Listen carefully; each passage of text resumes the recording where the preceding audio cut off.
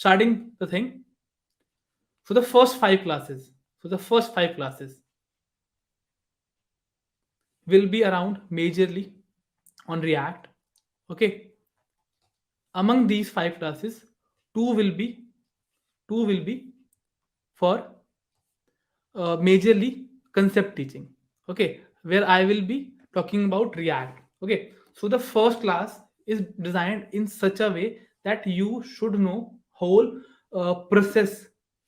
You should know how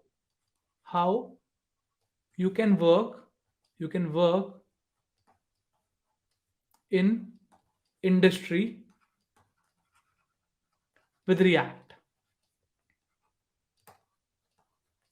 like basic setup. Okay, basic setup or basic terminologies that you all should know when you are working on React in your industry, wherever you are working. Okay, so for that, what I will be doing is, so I just call it prod React. Okay, so of course it will not go in that depth, but you will get the basic idea how you work in your production when you are working with React. Okay, so I am very very bad with colors. Okay, so the first lecture will revolve around how you can work on production. So first of all, I will be explaining you how you can work with Create React app, how to use Create React app. Okay, we will first be installing Create React app, and then seeing all the things.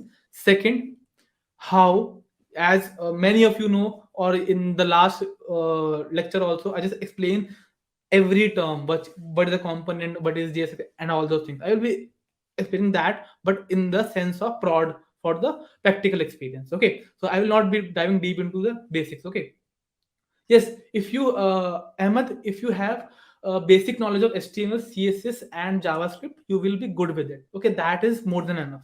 I will need not anything. Even if you know HTML and JavaScript and you hate CSS, still you will be able to learn this thing. Okay, yes, yes, I will be taking it to advanced level also. Yeah, let me just explain the whole thing. Okay, so in the prod React, I will be talking about how to work with Create React app. Second, how to uh, how to think in React. Think in React would include certain things like uh, inter component communication. Like how, I mean, how to create effective components. Okay, so it can sound daunting, but it is very easy. So, sometimes we just see UI, and we need to convert that into React. So for that we have to convert that into components. So what is this uh, process that you should be following? So that I will be teaching you. Okay. Second is uh, second will be the data flow. How data flows in React among components.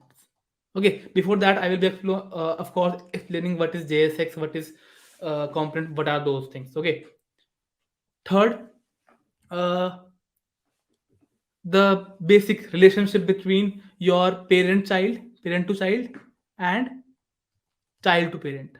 Okay, so these two are the same thing. That is not much. Okay, so the point is how we can effectively create components, how data flows between them, all those things. And the next would be uh, how to test your application. Test your application. Okay. Before that, we should learn how to debug. Basically, I will be explaining basic debugging skills that you need to know when you are working with React. Okay. And next would be how to test in React, because these few things, how to test in React. So I'm very bad at my handwriting, so I would be using.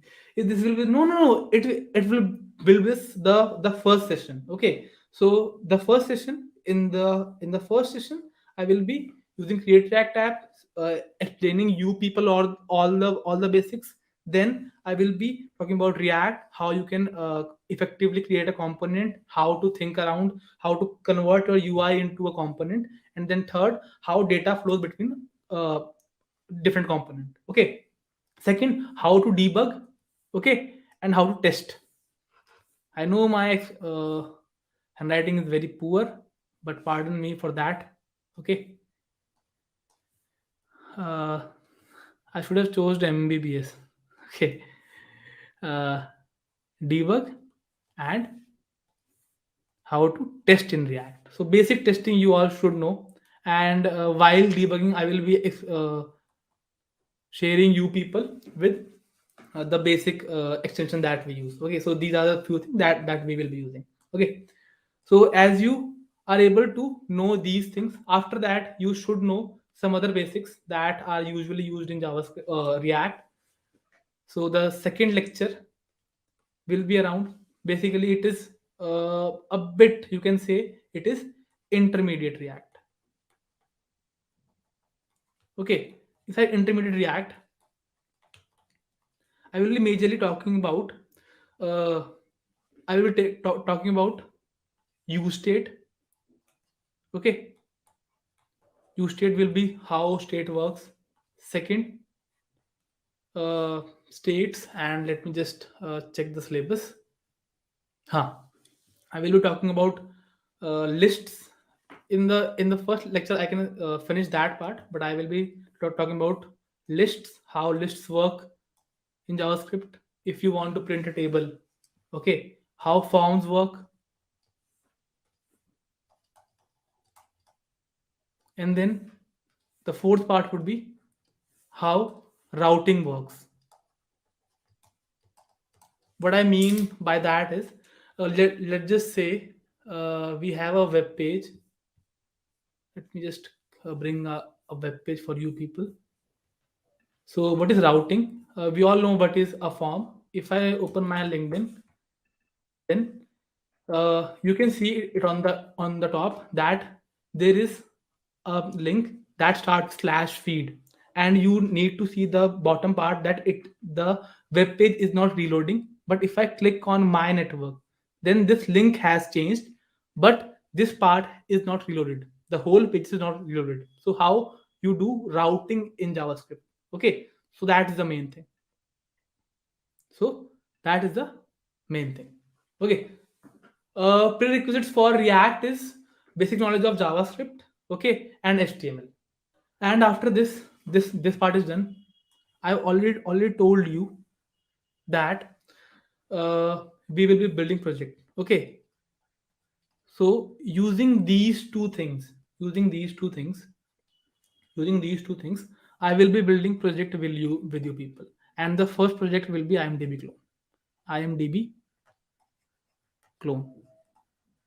Okay, and this project, why I have chosen this kind of project, because this project is similar to to assignment that are usually given by your interviewers. Okay, because how does a React interview goes, that the first round will be always a take home assignment, and the second round will be the question are on the question that will be asked on those finished assignment. Okay, so the IMDb clone project is inspired by a, a project that is usually asked you to create, is creating dashboard. Okay, you will be given a piece of data or any API, and you have to create a dashboard.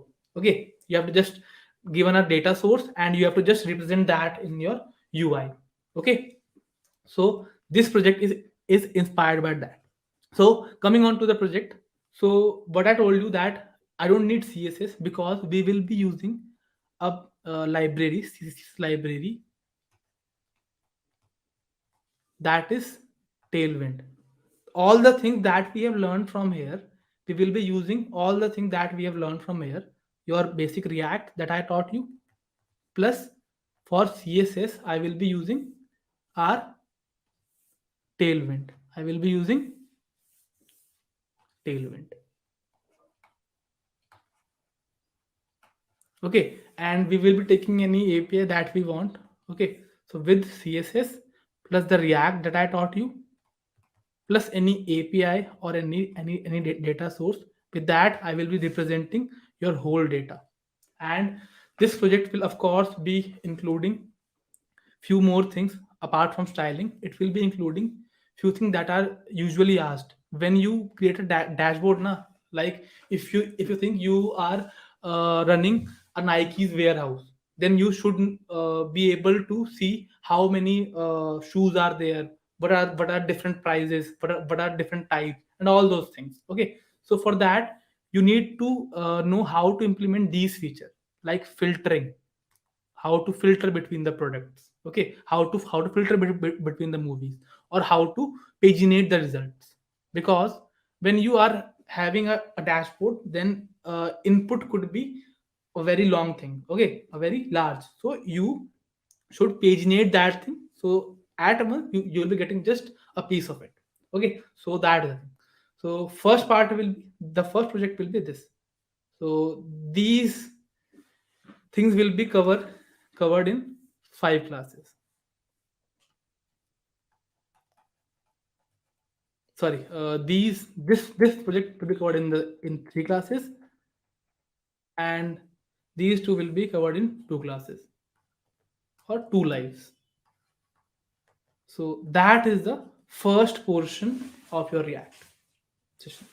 Okay, that is the first portion, and we will be having two more portions like that. Next 5 lives will be covering another project.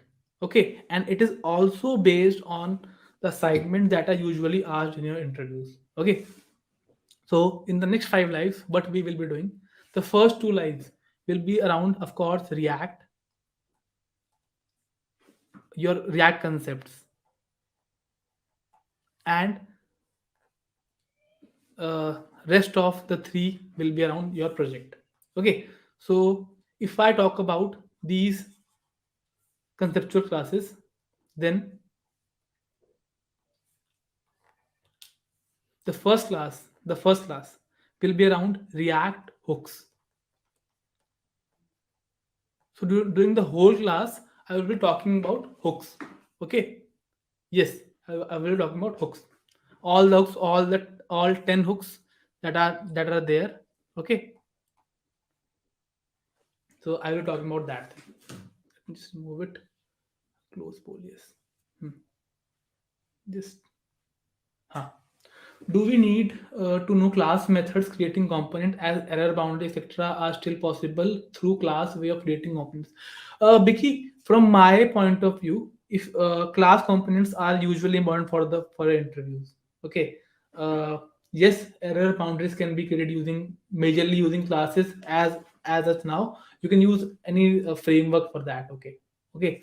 But for a beginner, class shouldn't be learned. It should be learned for the interview purpose. Okay, not for your practical skills. Okay, so you should be uh, gearing towards your functional components only majorly. Okay, so the first lecture will be around React hooks majorly. I will be going deep into React, why React worked, where hooks were introduced, and what was the thought process, and what are the major hooks that you will be using in your lifetime. Okay, and the second live will will move around the next major functionality that is introduced and is majorly used is context API. So context API is an alternative, not a very good alternative, but an alternative for Redux. Okay, so we will be seeing how context API is used and how you can prevent prompt drilling using it. Okay, so I will be implementing a simple with that a simple authentication server. Okay, or we can I will be implementing a dark to white theme. Okay, theme switcher with this theme. So with that, you can switch from dark to white across the application, and we can also work with some authentication thing also. Okay, we can implement auth also, so that you can protect all your application, whole React application using context API. So this will be the second lecture, and I will be also be using Firebase in this project. So I will be introducing you people, because of course React is only a UI framework, but sometimes you need a bit of backend for let's just say for authentication. So the major use case for the Firebase is for creating MVPs. Okay, the minimal viable product. So whenever you are doing a startup and you just know your front end, and you just need not to work around your backend creating server and all those things, you can just create a prototype using Firebase. Okay, so one class will be around Firebase also, so that you people are comfortable with these three things: context API, Firebase, and Reactors. Okay, with these three things I will be creating Instagram reels with you people. Okay, Instagram reels with you people, and for that I will be using a CSS library, that is Material UI. So this project will be completed in three classes. So you may be thinking, of course, it is of six lives. Okay, just have to teach you people Firebase also, so that would sum up to six lives. So these three classes for a simple project, for a given project, are there because I want to teach these frameworks and some uh, real-time skills or the industry level skills when we are building our project. So these things should look very intuitive for you people. So that's why I'm doing it this way. Understood? So the next section will move around React hooks, your context API. I will be explaining Firebase. If you are a React developer, then you should at least know one of these things. Okay, I'm also giving some options also. So if you don't want to use Firebase, you can also use AWS also. AWS has a service named Lambda. Let me just Google it out, because AWS has many services. Okay, yes, I will be teaching. I will be starting with React, a bit of React today also. Okay, so don't worry, yaar. Okay, so the second would be your AWS Lambda. You can also learn, if you don't want to learn Firebase, you can just learn AWS Lambda. These two are similar services. They basically replaces backend for you. The simple services that they can provide, like for the layman people, they can provide Google login. Okay, authentication services. They can provide databases to us. Okay, they can provide storage for us. They can provide simple hosting for us. So these are few things that you can uh, get from Firebase. And after that, we will be using Material UI. This is another CSS library, that is,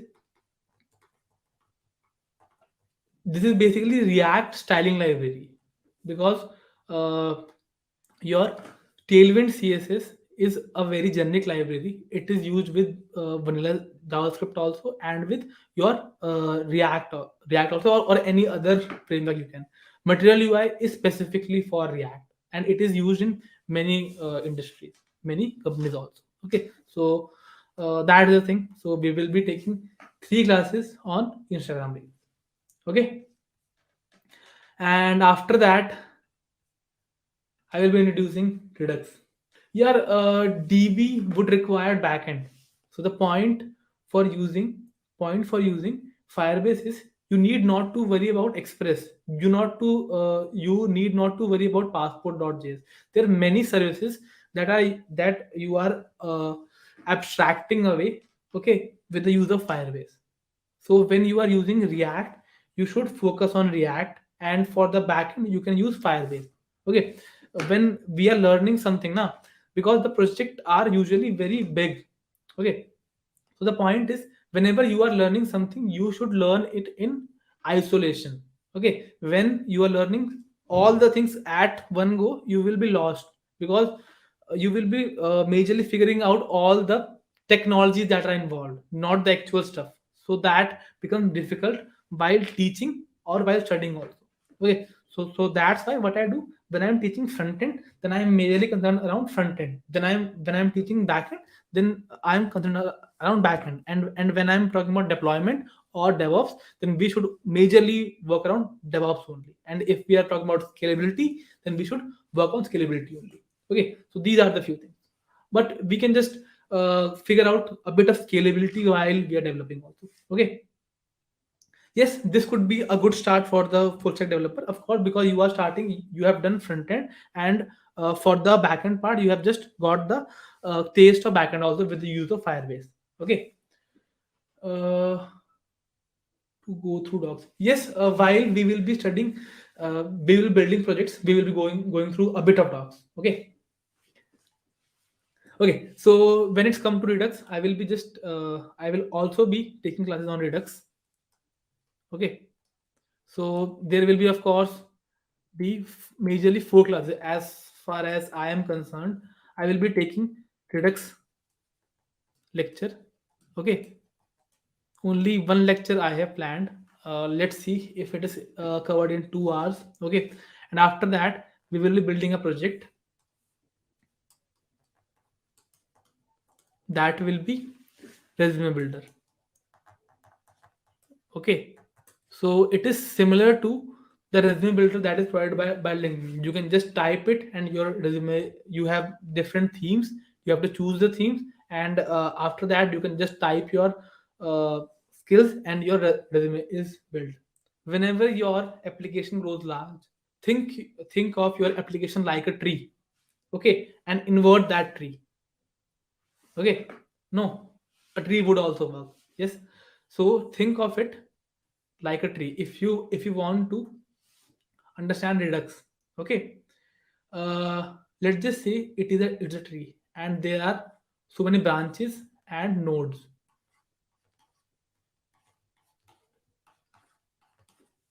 So as soon as your tree becomes larger or older, or your application become bigger, then when you want to change something between uh, some individual nodes only, or some individual components only, like if you want to change only these three things, okay, then what we need to do is, if you want to reach here, then you have to travel from here to here, and from here to here. Okay, so you will have to travel all the way, when unless you have reached the component. Okay, so what does uh, your Redux do? It's like sunlight. Okay, it just covers you from every direction. Okay, it just covers you. Let me just snip it out.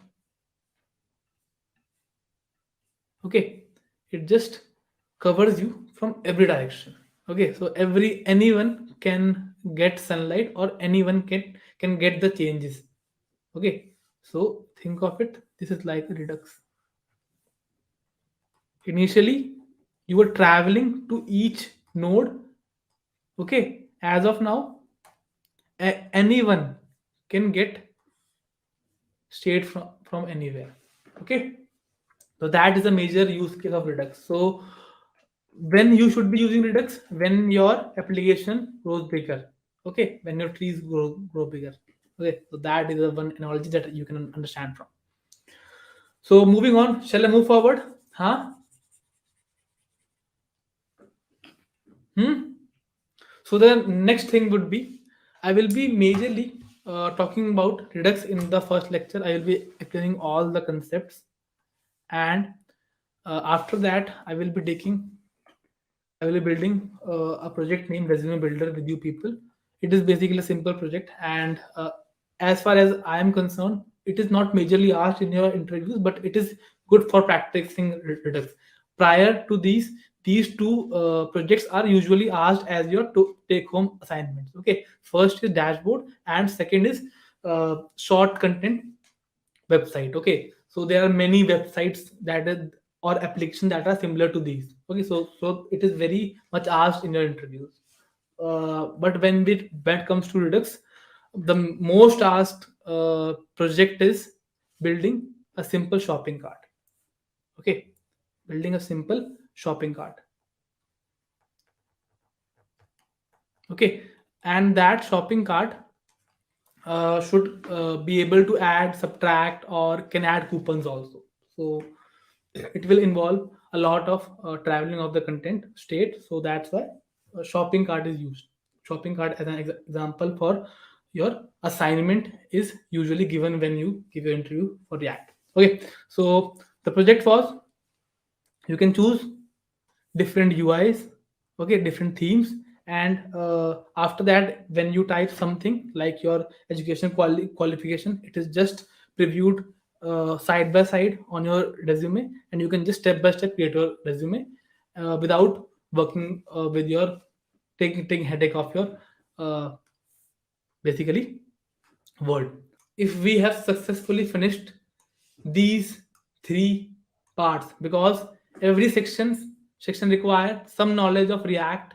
Okay, only after that you can build the application. So this course is built like this. Okay, so the initial knowledge of React, basic working of list forms and routing, that is required. After that you can work with a simple dashboard like application. And when we are talking about application like Reels, you need authentication, you need backend, you need to upload the videos. So for that you will be needing Firebase, and you need to get data from a backend. So that will require a more knowledge of a basic context API for a basic theme switching or basic authentication, and React hooks for some of the features that weren't covered in the previous application. And after that, when it's come to application like resume builder, where a state is traveling between lot of components, then this is a perfect example for this kind of application.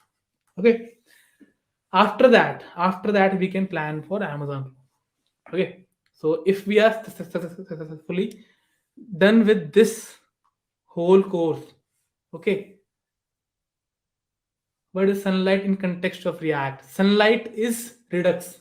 Sahil, sunlight is Redux. Okay. So after that, we can have your Amazon clone. Okay. This could be an additional thing. Of course, I just share that in the Luma link. When the first these three modules are done, after that we can do Amazon clone using all the knowledge that we have learned. Okay, and we will be using, from my side, I will be using Tailwind CSS plus Firebase as backend, or some other if there is any other fake API, then we can use that also. Okay, so that could be our final capstone project if we are done with all three projects. Okay, no, it will be covered in 5 sessions. Yeah, it will be covered in 5 sessions. This will be covered in 5 sessions. It would require 5 sessions, 5 to 4 at least. Okay, this resume builder and Redux will be covered in 4 sessions. Resume builder will require its own 3 sessions, and the that lecture. And if we talk about resume builder also, then I will be using SAS over here. SAS is basically an abstraction over CSS. Basically, it is a precompiler for CSS. So the point is, it just gives you different functionalities that are not part of CSS. So you can just have a for loop. You can just divide your code into modules and all those things. Okay, we have inheritance in SAS also. So SAS is basically a superset of CSS. So we will be doing styling using SAS. So these are the things So it will be covered in four classes majorly. Okay, just a sec. Just a sec. Just a sec. Hmm.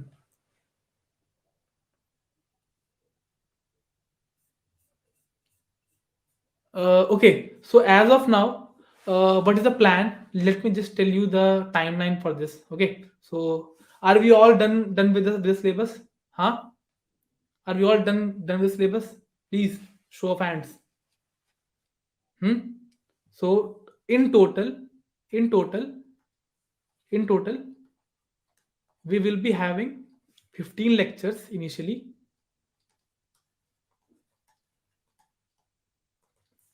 If we talk about project wise, then five for five for IMDb clone, six for Reels clone, and four for four to five. I can say four to five. Okay, that is asterisk because I don't think I can finish Redux in one go. So I just tried four as of now. Okay, for resume builder. JavaScript. Okay, let's just talk about JavaScript. Let's just uh, take all your fears away. Okay, if I am talking about HTML, you just need to know basic HTML. Okay, what is head, what is body, what is div, what is, but the basic stuff. Okay, that you can learn in any 20 minutes crash course. Just that part of knowledge is required. So I'm not talking about HTML. Okay, if we talk about JavaScript, if we talk about JavaScript, just need to know how to declare the variable. Okay, and JavaScript is the simplest language. You can declare using var or let anything you want. Okay, just declare with let, of course. Declare your variables, your simple method higher order functions like map, filter, reduce, basic objects, your objects, how objects are created in JavaScript, your arrays. Okay, and let me just go through some more things. What could be required? Exact. Okay, mm, destructuring, destructuring, or spread. You can say these are some of the important things that, of course, functions and all are also required. The basic functions, the basic declaring variable, functions, arrays, objects, and destructuring, spread, your map filter reduce. That's it. Okay, that is the thing. That is the only thing that is required. And next is I will just explain what is destructuring. It is just a matter of minutes. Okay, so it will not be an issue. Okay, so these are the basic concepts that you need to know, or you can just you can just Google something like JavaScript for React, and you can watch any YouTube video you want. Okay, so it is very simple. You just need not to worry, and it will hardly cost you 30 minutes. Okay, if you already know JavaScript, then that's fine. Just need to create a folder for you people. Apple documents and a new, yes, YouTube would work. React would work. No, just need to go to lives. Yes, React, inside React, just need. Yes, let's create a new folder. React course 2023. Okay, so intro.js, intro.js. So I just like to teach.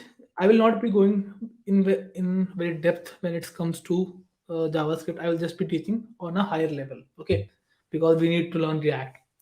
So the first thing is for printing, you have console.log. Hello, YouTube. Okay, simple thing.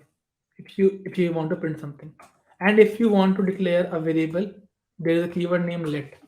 That is a very easiest analogy for a JavaScript variable. So if you can see, this cell name is D16, D16. If you haven't put anything, it's empty. If you put 10, it's 10. If you put uh, abracadabra, it's abracadabra. If you put false, if you put anything, it can contain any type of value, and the last and the type of that variable is the last value that is present inside that. So the point over here is, if I just remove it, if I just remove this tab and if I put it where it belongs, then initially we have undefined for a variable. We have undefined for a variable, and after that, if I want to put something, a equals to 10, a equals to 10.1, I can put anything, or a equals to a simple string. And double quotes and single quotes have no difference. If I print this hello again, a again, then what do you think should be the output? Is it off for you people? Huh? For the purpose of usability, it's very easy how to declare a variable. So yes, true. That's very simple. So we are getting true over here. And initially we will be getting undefined. So that's how you declare a variable. Of course, I also teach language module. It let's just go on here until I can just carry on. Okay, so around 30 to 40 minutes or whenever just we want to stop. Okay, so after this, we need to know about functions. Okay, I want you to understand how a function works. So function starts from a keyword function and will have some name. Let's just call it fn, and just console.log it. Hello, I ran, and from that I can return it all, return something from it also. Okay, like I in JavaScript I return HTML. Okay, so when you see a function, okay, it has some name and you can just simply invoke it. Okay, if I just here invoke it, this line will be printed and you will be returning this output from a function. Okay, and you can receive it in a variable and that variable can receive your value. Okay, so container and console.log the container. And if I remove everything from here,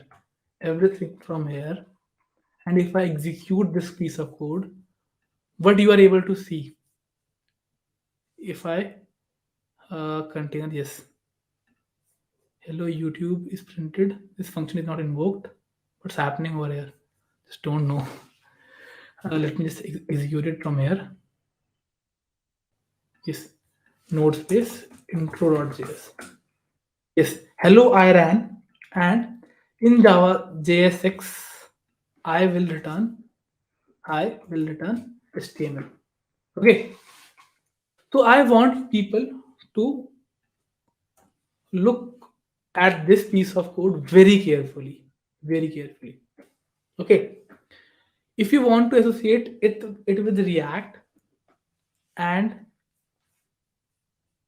you can easily do that thing. Okay, so let me just execute it again. It is printing in JSX. I will return HTML.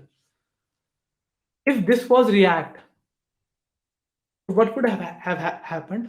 We associate this function to as a component if it starts with fn, and here you are calling the function, but when it's come to React, just do something like this, fn.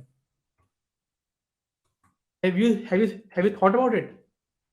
And whatever I am printing goes to your HTML page. Huh? So React is on a higher level It is nothing but modified JavaScript. So the JSX is nothing but modified JavaScript, where a function call is replaced by this kind of syntax. And when you create a function, you start with uppercase, and from here you only return HTML or simple arrays. Okay. So before arrays, I want to start with objects. Okay. So object is nothing but, if you want to understand object is collection of key colon value pair. Basically, it is a group of key value pair. So if I'm creating an object, you can just directly create an object. Okay. And it have key and value pair, where key can only be string or number, simple maths number, and of your value could be anything, any valid JS type, anything you can think of is value. So I can just start with my favorite object, that is my name, that is Cap. So his name would be Steve. Okay. The last name is Rogers, and I sometimes do something like his age, that is 40. Everyone allows. After that, after this age, we can have is Avenger, because there was a civil war. So I can just call it true as of now after the end game. And his movies, first Avenger, I think, was the first movie. Avenger, then was Winter Soldier. Not fan of him, but I've just used this object a lot many times. And Civil War. I think these were three movies that gave him a lot of money. Okay, cool. So after that, say hi could be a function. So an object can contain anything. So you will be encountering objects in React also. Console.log LOI hi from cap. Hi from cap. So if you want to access it, it's very simple. It's very simple. Log name comes to cap.name. That's how you access it. Okay. Command C, name, your last name. Okay. Your first movie. Just don't want to go in depth. That sums up most of the things. Okay. So that's how object works. First movie is wrong because I just did cap of 0. It should be cap dot movies of 0. Understood? Everyone? Name Steve, last name is also Steve, because I just did not change the key. Yes. If I clear it, Steve Rogers, first Avenger. Okay, so these were the objects. This is the basic use case of object. You can of course call it also.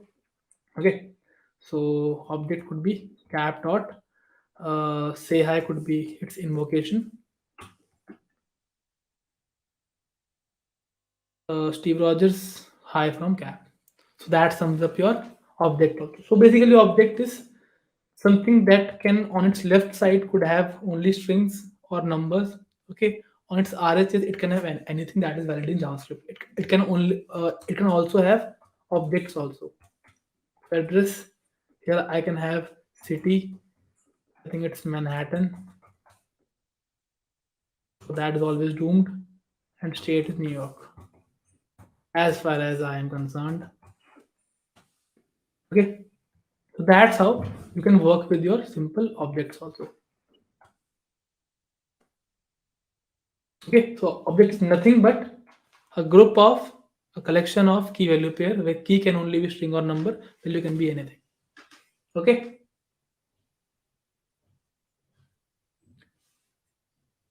And we have arrays also. So arrays are very simple. I don't need to introduce arrays. Okay, so you can just simply create arrays. Get arr, and an empty array could be created. Okay, array could also be here, and you can just create and just put some entries also. It can be of 2D array, 3D array, any kind of array. Okay, array is something that thing. So these were the few things, and apart from that, you have to learn higher order functions. I would recommend for starters higher order functions, modules, how import and export works, and ES6, a bit of ES6. So for that, why should I reuse the time? Okay, I just told you all the concepts that are required. So what we can do is, uh, I already, yes, I'm just missing a major thing that we have created for free for you people. We have scalar topics with us. That is absolutely free. You don't need to do anything. Okay,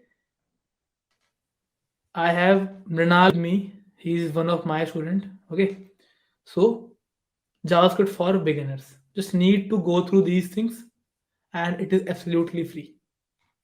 Okay, and just go through this ES6 module. This is the only thing that is pending, and functional programming. Do these two modules, and you are done with your uh, prerequisites for React. Okay, we are having our React course. Okay, React course, and I thought of it like making it live.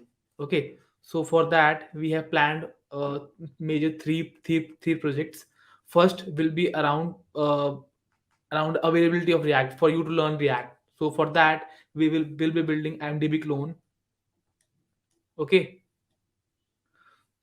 and the second project will be your uh, Reels clone, and the third project will be of your resume builder. So these are some of the projects that we are going to build in this course, and each one will start from the scratch. And this is the first class for this React course. Okay, so the first project that we will be building is IMDb clone. Okay, it's IMDb clone. Okay, so first is IMDb clone, and for IMDb clone, what we need to start with is we need to start with basics of React. Okay, so I will be starting how the name of the lecture you can say is prod React. Okay, so I want to explain how you all are going to work in React environment when you are going into your industries. Okay, so for that we will be using create React for app for it.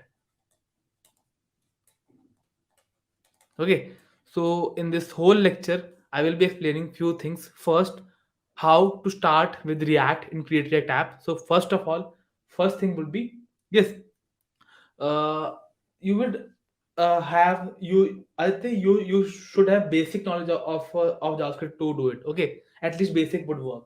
Okay, and in the last lecture, I already explained you how you can do that also. Okay, there are certain number of concepts that you need to go through for uh, using React. Okay, so the point is, if I am talking about prod React, we will be using Create React app for it. Firstly, we will be learning basics of React.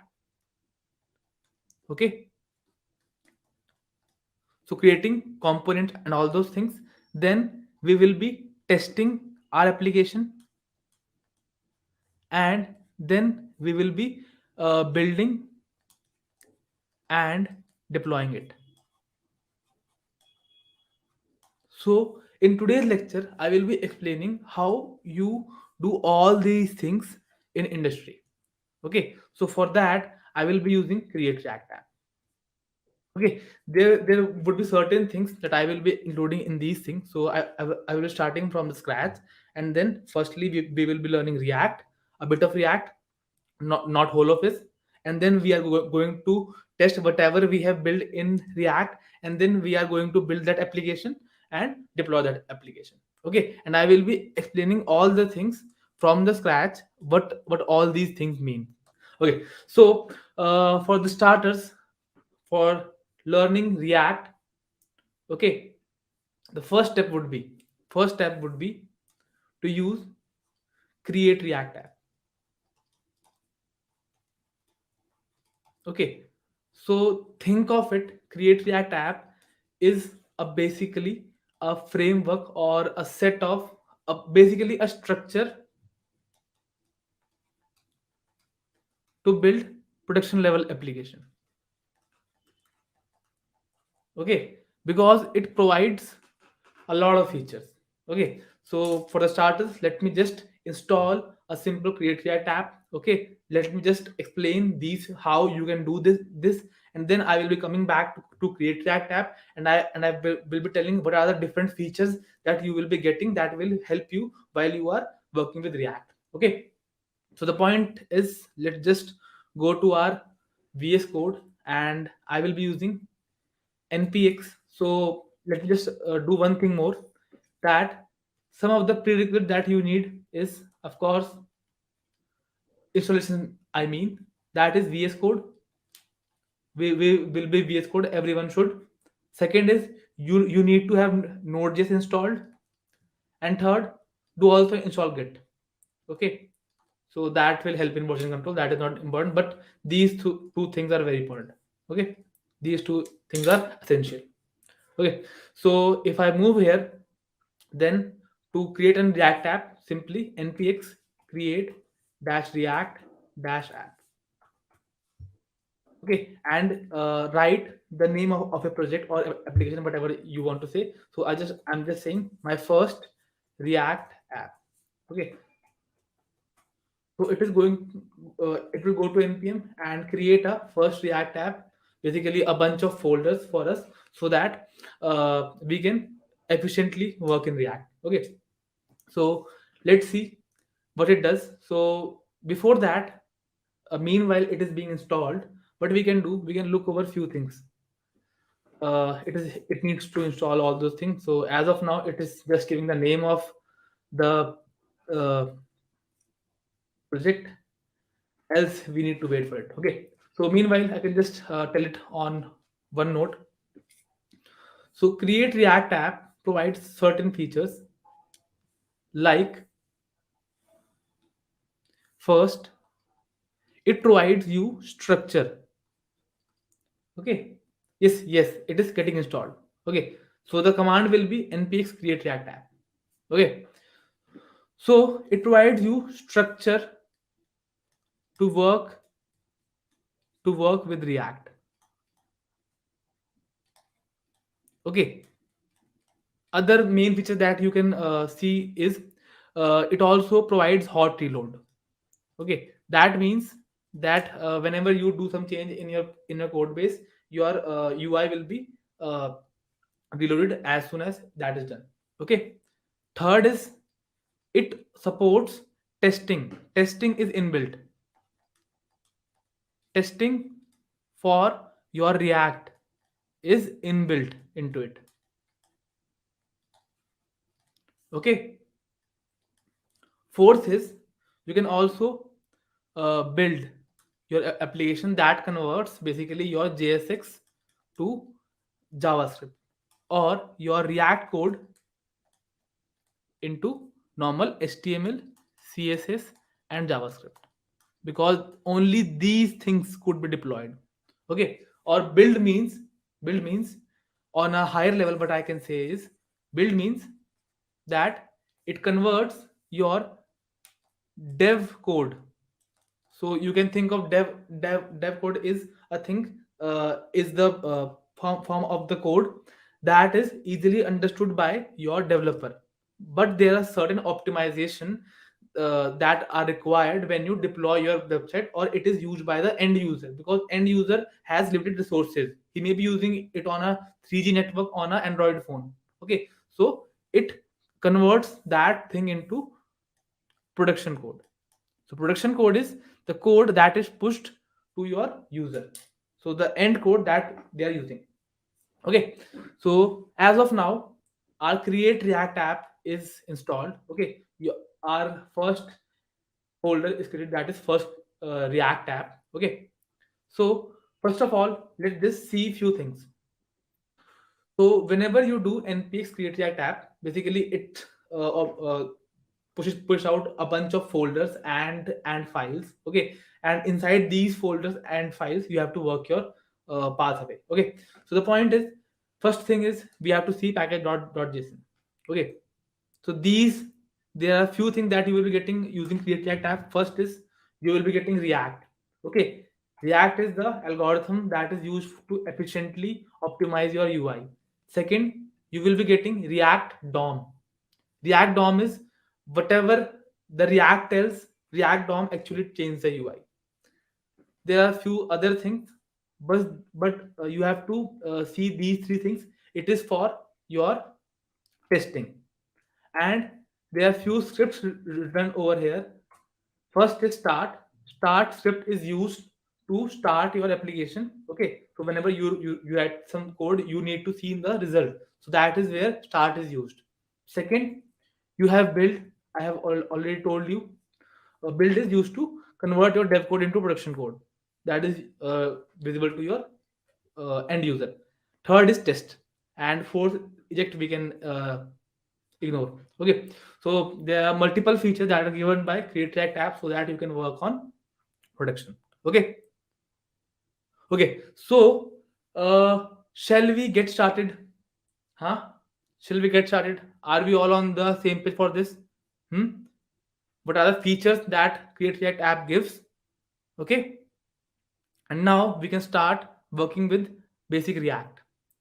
So now I will be introducing what is the use case of react. Second, let's just move it close poll. Hmm.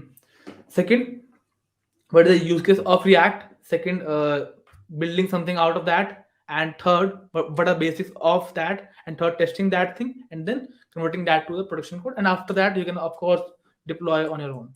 Okay, so deployment is not the feature that is given by react app, that you have to figure it out on your own. Okay, I will be explaining. Okay, what is the use case of react and what is the react dom. Okay, so coming over here, let's just talk about react. Okay, so react is basically a ui manipulation library. Okay, so it is majorly used when you have to change your ui. So whenever there is a web application or a web page or anything that is visible to end user that needs to be changed efficiently, that is where react comes into play. So the major examples are your all e-commerce website, your all social media website. These websites needs a lot of changes because somewhere your followers are increasing, somewhere you are liking, commenting, putting something, you are getting feeds and all those things. A video is playing, so there is a lot going on that web page. And if we talk about e-commerce website like Amazon, Flipkart, Walmart also, so there are a lot of ui components over there. So whenever you have some ui to change, react is used.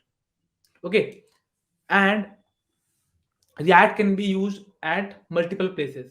So react can manipulate any kind of ui. It can manipulate your web.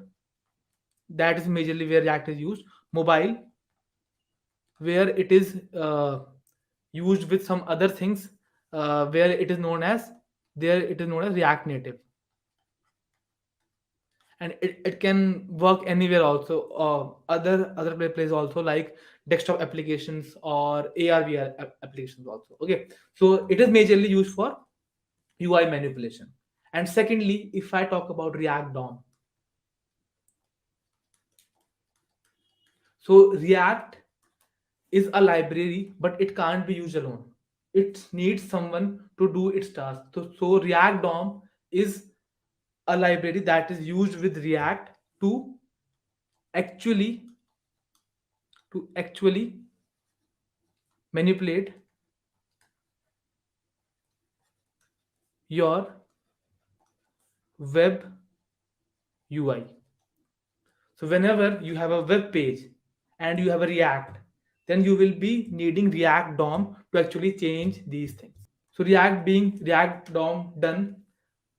Next is components. Next is, when we are talking about React, there is a term known as component. Okay, so component is, you have heard in lot many places. What is a component? Component on a higher level, it is an abstraction. Okay, first of all, it is an abstraction where you visualize your UI into different components. Okay, different parts, and that is known as a component.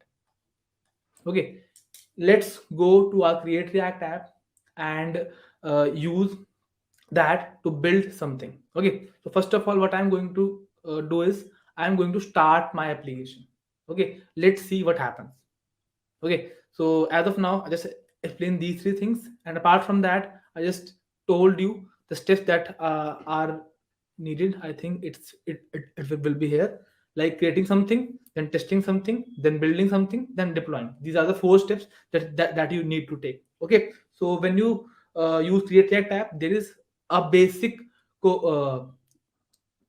structure that you get. Let's just see that, and for testing that, for you using that, you just need to do, I'm using npm as of now, npm start.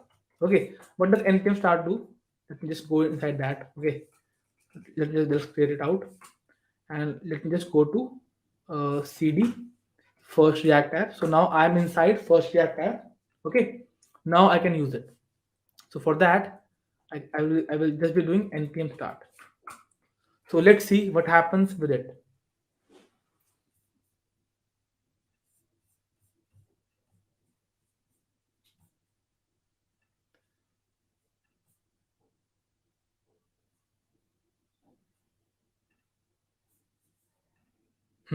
So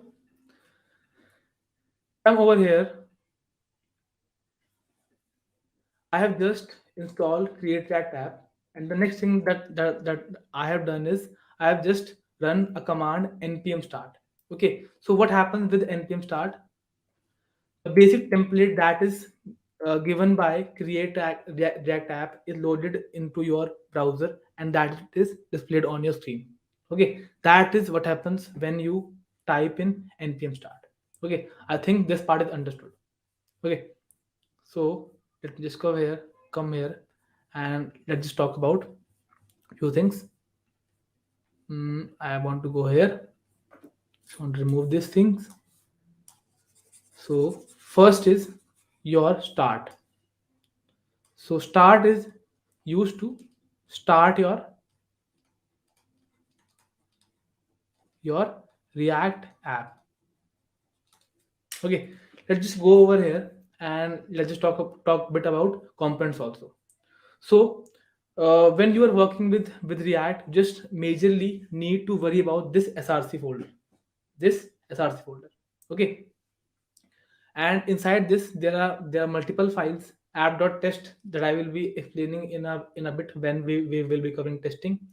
uh, index.js is a part where your application start working. Okay, so let's see the code base, what's happening over here. So the first thing is, there are few things that we need to ignore. Okay, so first of all, report vitals. This is for analytics purpose, so you can remove it. Okay, and apart from that, there are a few things over here. So your application starts, your application start from your src folder, and it will start from index.js. Okay, and it requires two things. First is react, of course, for manipulating your ui, that we will be seeing how it does. Next is React DOM. Okay, so React tells what to change, and React DOM will change those things. Okay, this import is just to import basic CSS that is with this component, with this thing that you are seeing. And beyond that, we don't have, we have just an app component with us. This that app component. We just need to ignore this part. Just anything that you can think of. As of now, if I want to do something like this, I can just remove it, and I can just say hi, uh, h1 React tutorial. Okay. So what is happening over here is that React DOM chooses uh, an element that's name is root, and inside that it renders. You can also remove this strict mode also. This is not used. Okay.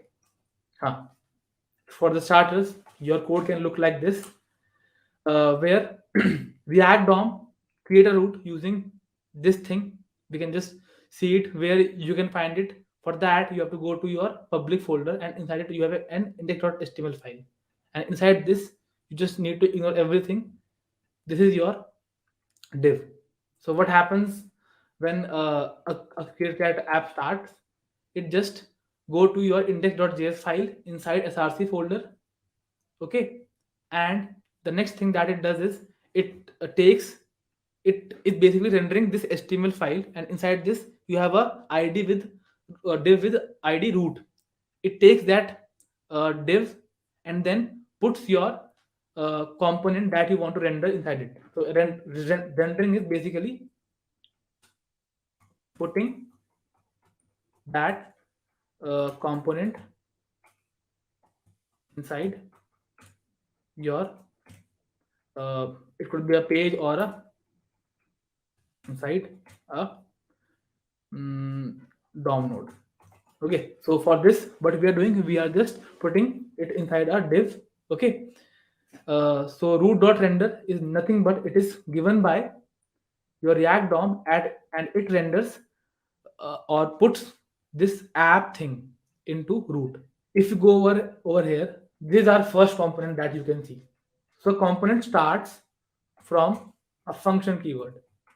Okay, function keyword, and it is always of uppercase. Okay, so if I just go through this piece of code, if you want to know how the whole code is executing, then you can just view few files that will help you understand everything. mm, this.js, and here I want to have an app.js file. Okay.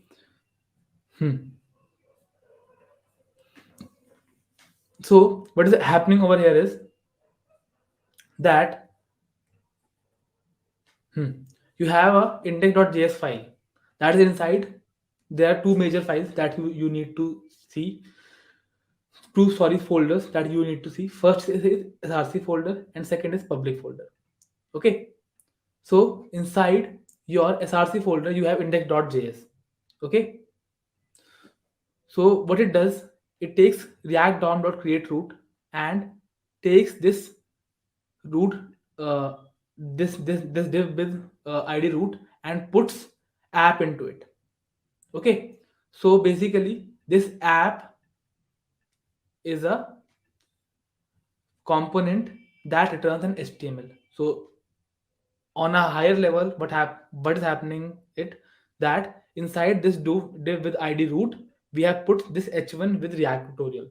Okay, that is what is happening. Okay, understood everyone? So if I come here and if I debug this whole thing, if I come in inside body, so inside div root you will be getting h1 react tutorial. Okay, that is what is happening.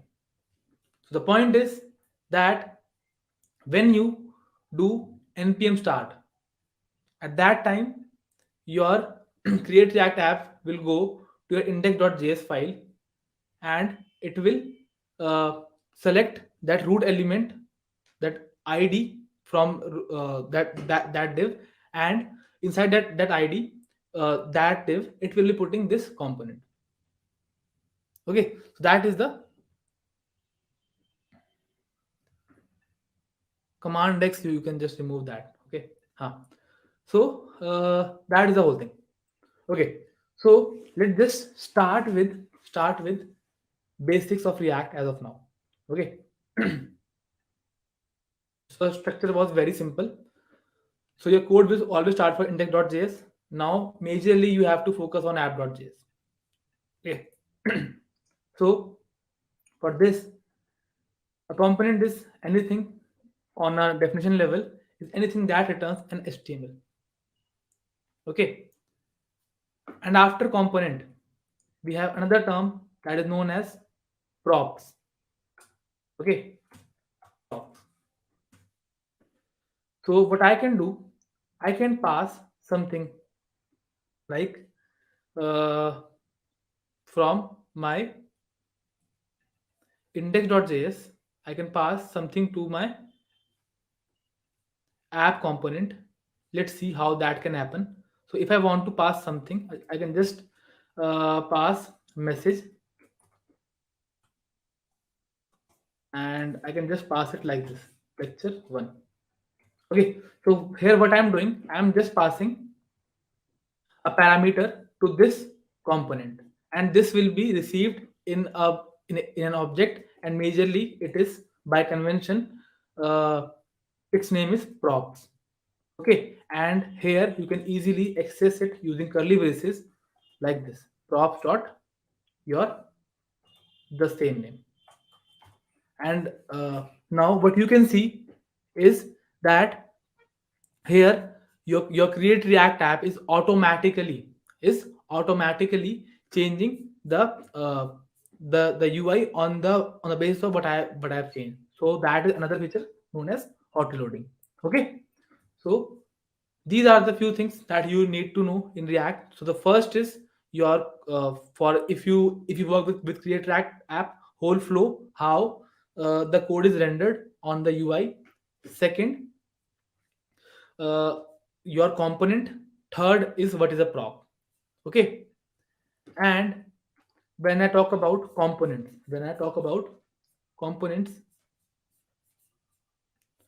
so component is a piece of a bigger UI.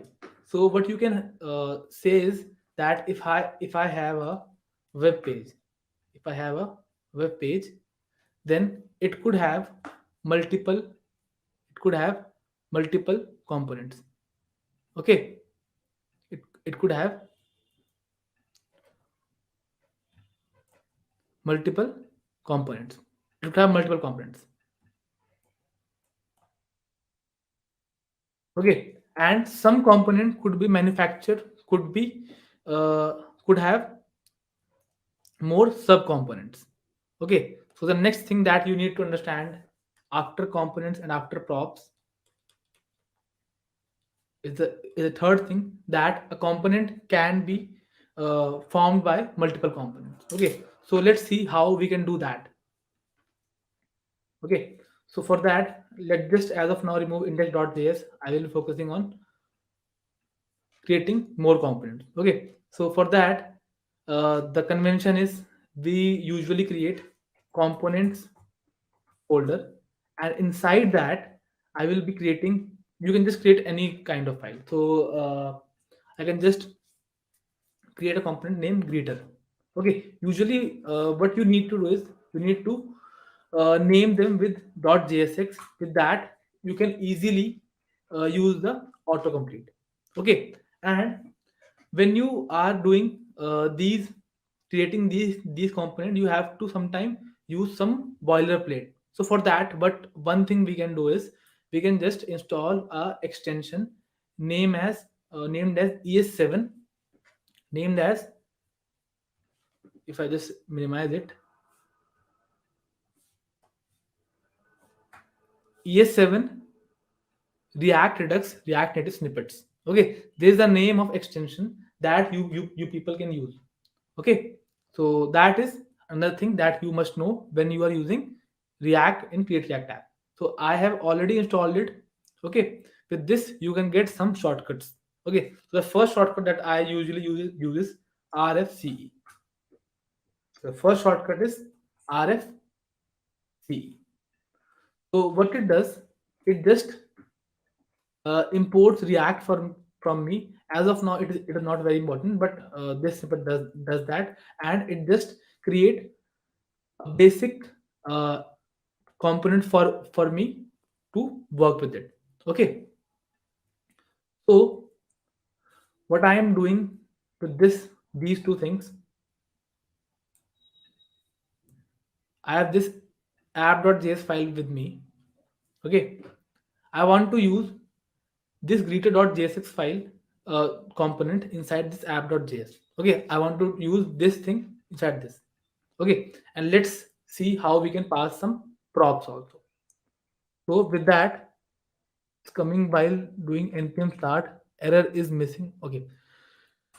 Okay, so uh, for that, quite what you are missing is that when you usually do create React app, then you have to just cd into that folder, cd into first React app. So the thing that you are missing is that you will be outside one level above the required folder. Okay, so you need to cd into that folder that is created by your create React app. Okay, cool.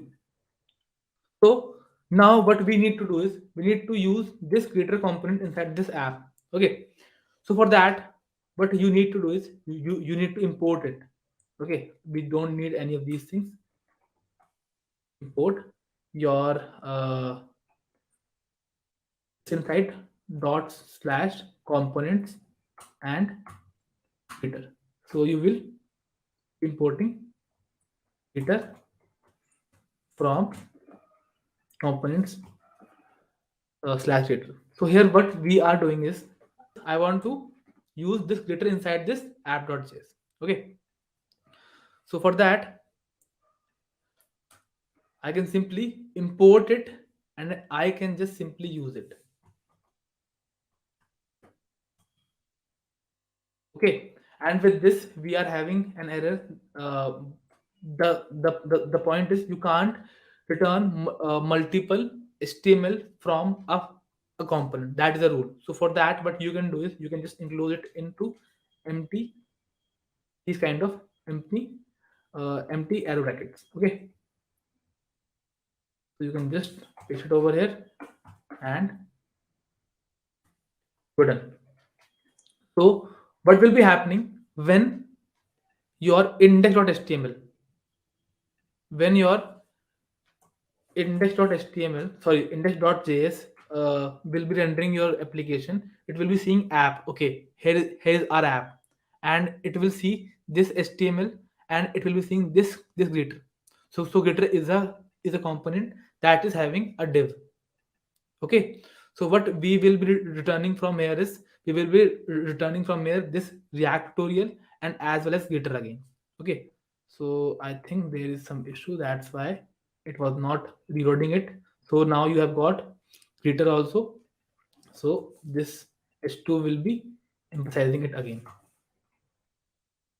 Okay, with this you can see that a component can also contain other components. Okay, and a component is nothing but a function that returns finally an HTML. And how you are going to read the code from index.js. Okay, or you can just omit this part. You can just start it from app.js, and you will be always be putting all the components that you will be creating in your UI inside components folder. That is a rule.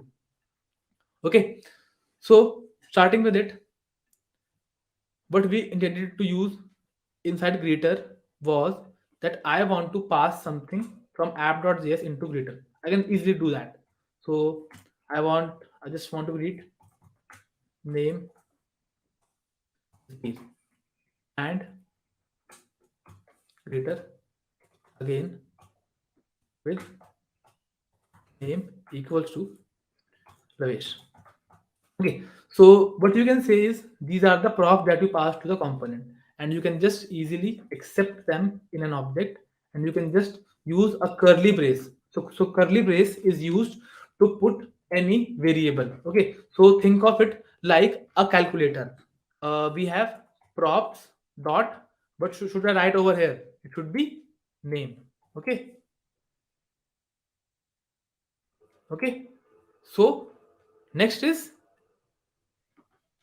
this thing. So how this code is being executed? You have an app component that has few things. It is, of course, it can also receive some props, and it can also send some props. Okay, so it has these three lines.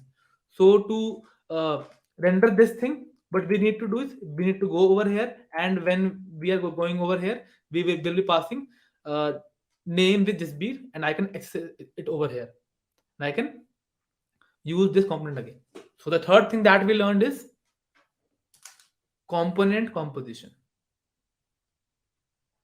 Component composition. Okay, so or okay, let me just reiterate it again. So the third thing is component composition. Okay, ha. Okay. So the point over here is, let's just reiterate it in a minute. So you have to see from here, just start from index.js. So if you need to read your code in React, okay, so start from index.js, then go to your app.js, and then it will take you uh, on and on. Okay, and first while reading, you have to go over here, and whenever inside a component you see another component, then you have to go there, and you have to bring back HTML to here. Okay, so what we can do is we can just uh, read the code from here. So if I'm talking about this, so the first step would be this app. I have to put inside this div this app component. Okay, and I am passing message lecture 1 to it. Okay, so I need to get HTML back from here, because only HTML could be uh, rendered. Okay, so when I go inside app, and I just from index.js, I just passed message equals to lecture 1. Okay, so now so when this function is executed, then this h1 line will be executed. You will be getting this h1 tag or HTML, and you will be replacing your prop.message with lecture 1. Understood? And then these two are components. These two are components. You can't render component. You have to render HTML. So for that, you will be going to your greeter. You will be going to your greeter. Okay, so you have to go to greater two times for this line, okay, and for this line. Understood? So if I go to greater, then at this point of time, then I will be sending name equals to Jasbir. So that will be printing greater Jasbir. Second, sorry, greater Lavesh. So if you finally evaluate these three things, this line will be giving you people this line. This line will be giving me React tutorial lecture 1.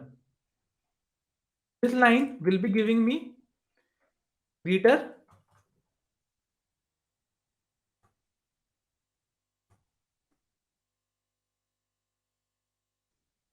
reader with Jasveer, and the third will be Lavesh. Understood? Quite time? Huh? And these three things will be returned to your app, and then this will be put inside your root. So you will be getting three HTML lines inside which thing? Your div with ID root. Understood? Huh?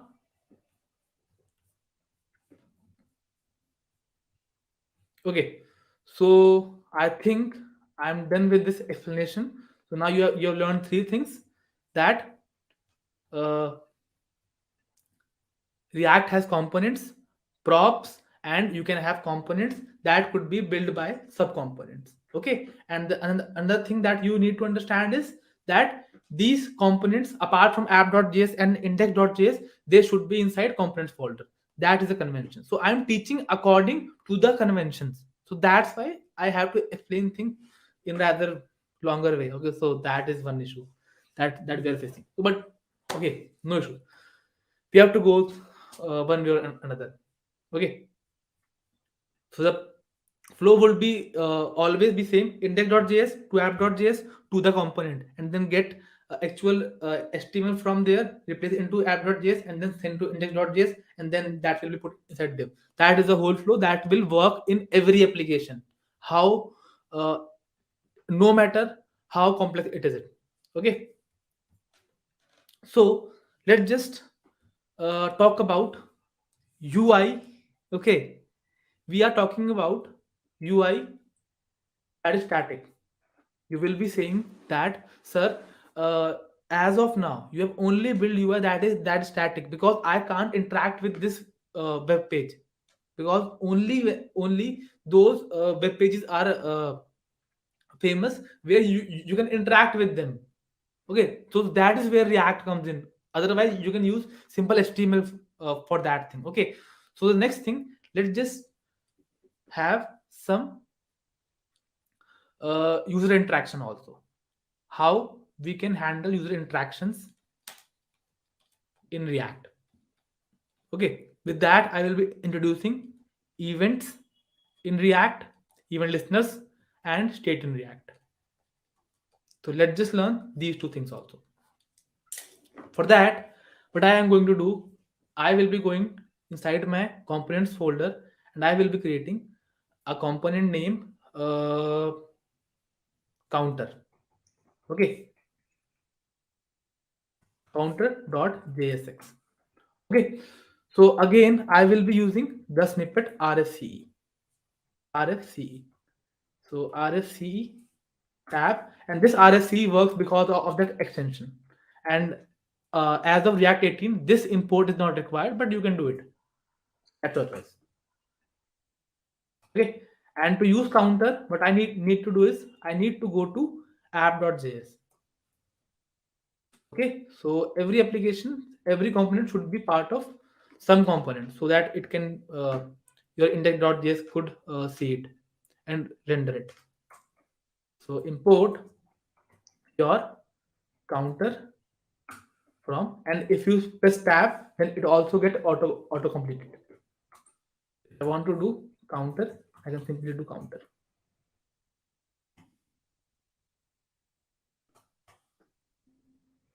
Let's just see how I can implement a counter.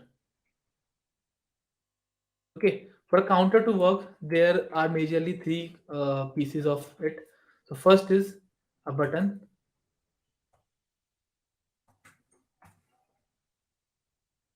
and for that I need to just enclose it.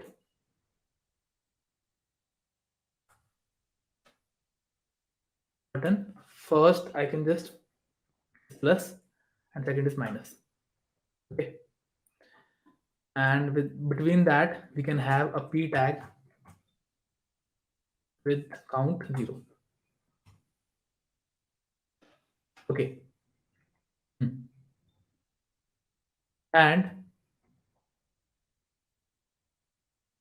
let's have an event listener. So now I'm just teaching how you can add event listener to any component. So on click, on scroll, all those events that are available in browser are also available here.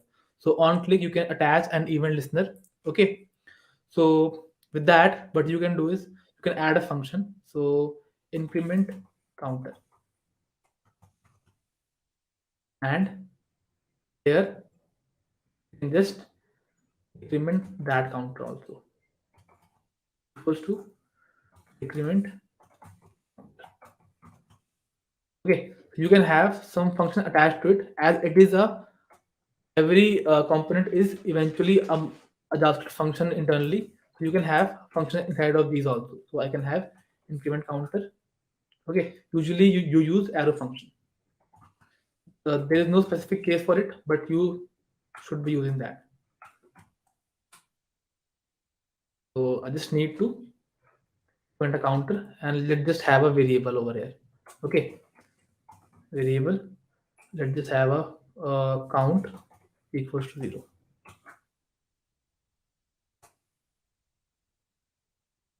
I can use it over here. Print counter is not defined. Let me define it. Then decrement. So what I was talking that if you have something for interaction, then you have to add event listener, because let's just assume that we have a counter with us, and we have a plus button with it and minus button with it. Okay, and then what I did, that I attached event listeners, and I attached the thing that I need to change when either increment is done or decrement is done. Either increment is done or decrement is done. Let's just simply test it from here, that whether these are working or not. Okay, so increment counter ran, and I just want to do count plus plus. Okay, and console.log increment counter. I know it is not a right code, but I'm just doing as of now like this. Count minus minus. Okay, let's just open console from here. In fact, if I open console from here, there could be some. Okay, so there is some refresh. There is some issue with refresh also, I think. Yes, all as a gone. So that those were maybe older. Okay, so as of now we have buttons. Okay, and I have created a variable count. So when I want to click on plus, then associating increment counter will be called. Okay, let's see what happens when I click on plus. The increment counter ran.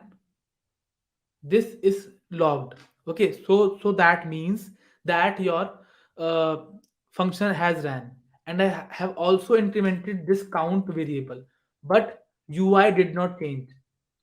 Can you think? Can you think why the UI hasn't changed? Because when I was rendering counter component, then what would happen? There is a function. You have a count variable, and there is an HTML. So inside it, I just replace this count.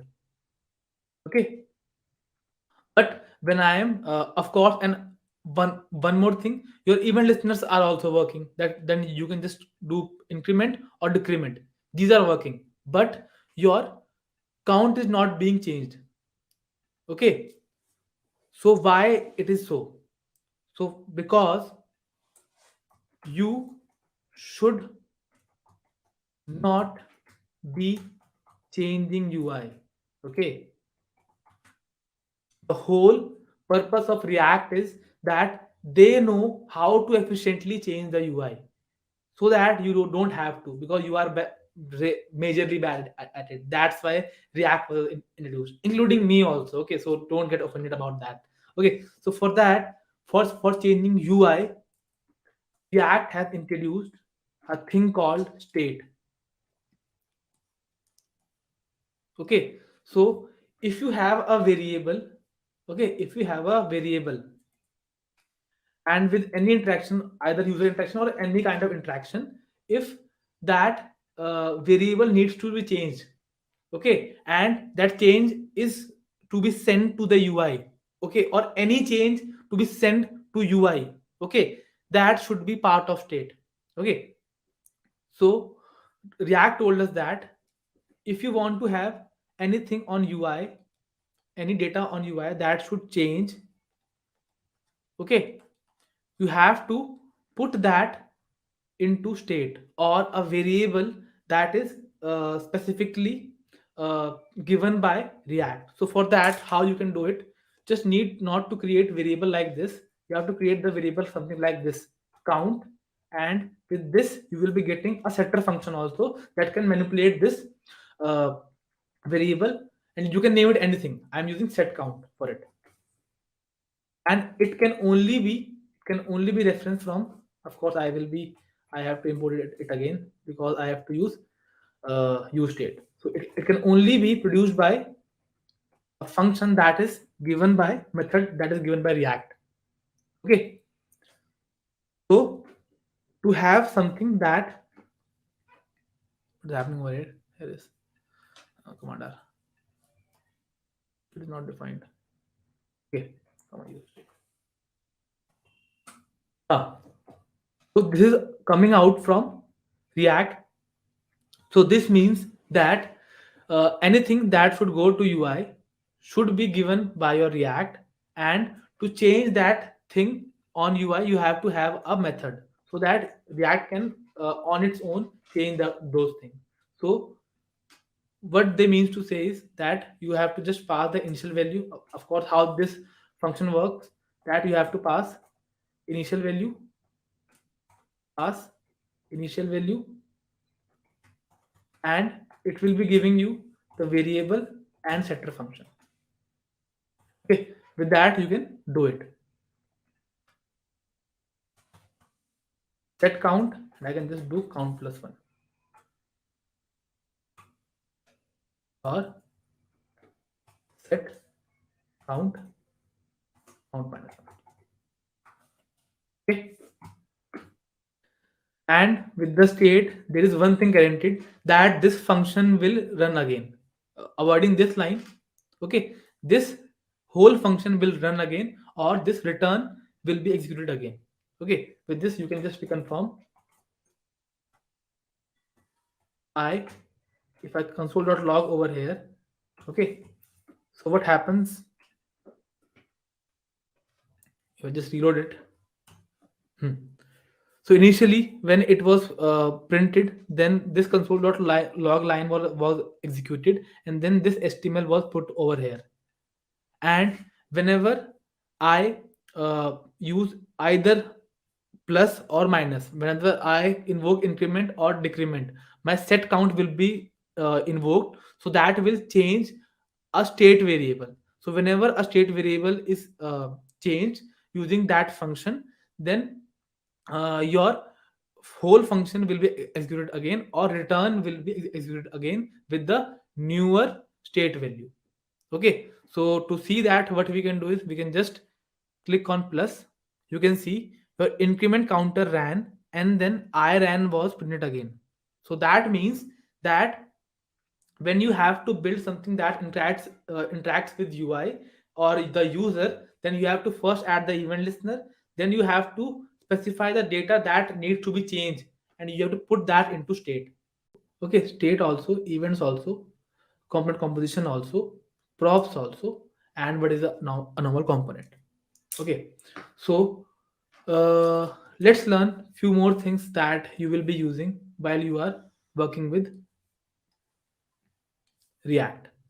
Okay, let's just build a simple to do application. Okay, after that we will be doing few things, like we will be doing testing. Of course, testing will be done.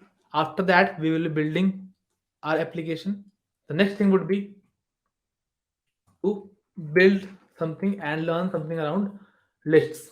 Okay, so next would be how you can have a list of data.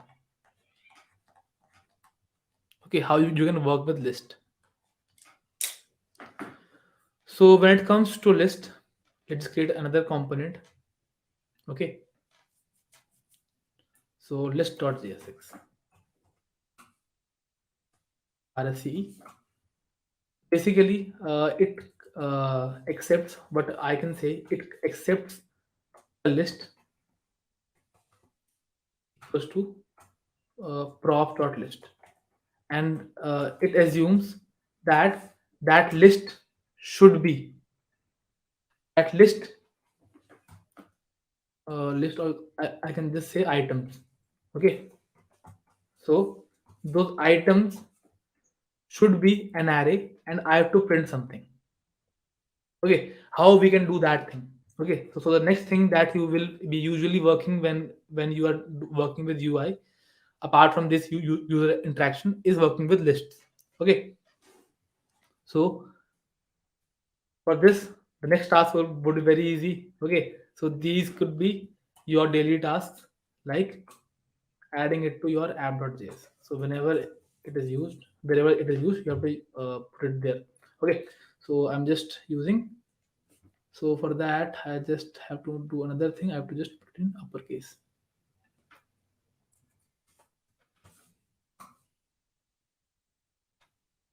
because these two are components. Import list from components slash list, and I can just start with L uppercase. Okay, so now our list is imported. Okay, let's see how we can work with list. And for the starters, what I'm doing, I'm just using my own array. Okay, from here only. So for this, I can just do pencil, eraser. I have to print it. Okay, so I can easily do it using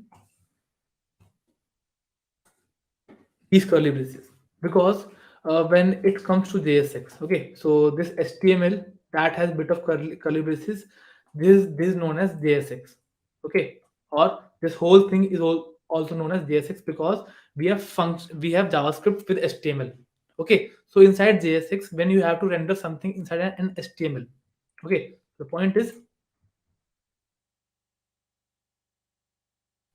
hmm, in JSX,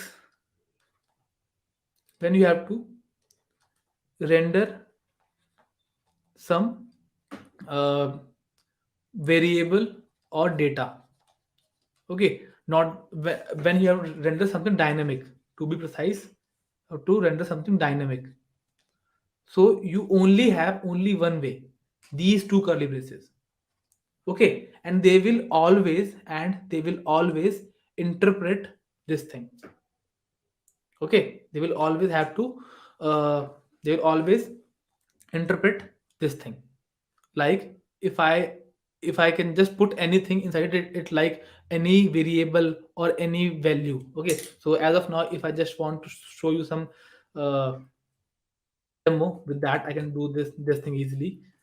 H3, and inside this h3,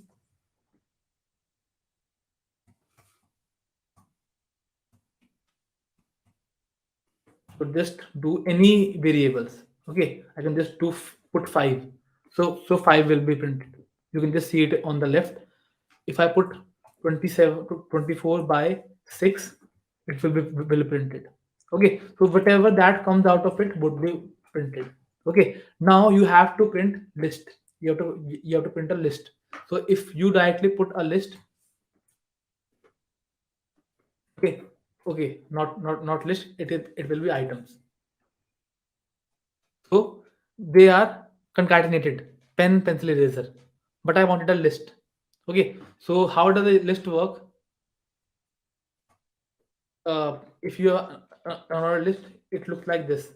Inside a UL, you can have three LIs, and inside those, you will be having pencil,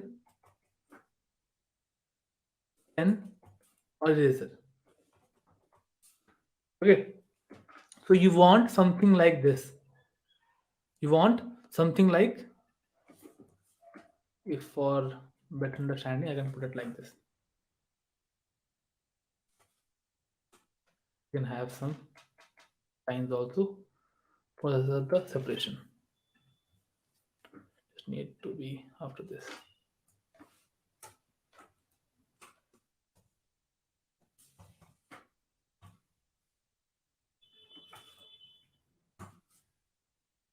Ah,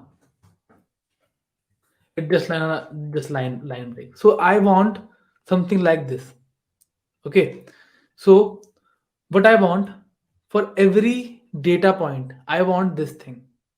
So what you usually do is you can't use anything. You have to use a thing known as map. Okay. So you must have used in JavaScript also. So for that, what you can do is what I'm doing. Uh, I, I have to convert basically what in a layman term. What you have to do is convert array of elements, array of data into an array of HTML. Okay, so that is what you have to do. For that, you can just easily do it. Items dot map. Okay, and with map, you will be getting each item, and you have to return for every data point. You have to return HTML for it. Li, and inside that you can use that item. That is how you can dynamically render lists. Everyone. The point is you have only these curly braces to print anything that is dynamic. So when you have to have a list to print, you have to convert this array into something that has an array of HTML. So that will be replaced with these things. This thing from here, just take it and just get array of HTML. You can just directly put it over here. So that this is the simplest thing that we are doing. And if you want to see what this is producing, just directly see this thing.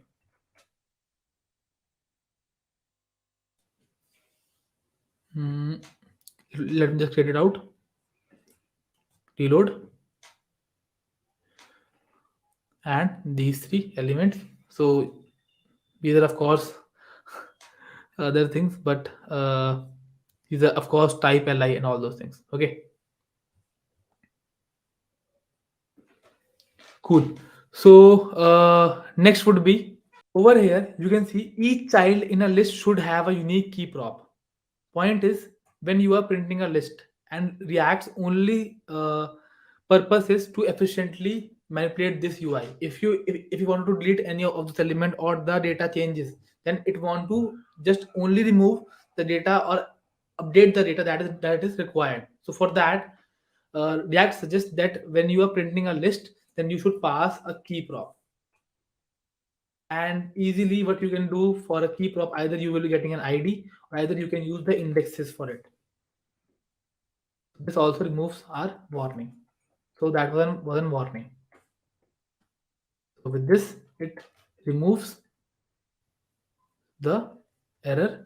And if I remove it, if I just reload it, then I, as of now, am not having any error. And if I go inside elements, then inside it, we can have this S2 with UL with every li, and it is not visible over here, but it is having a prop key.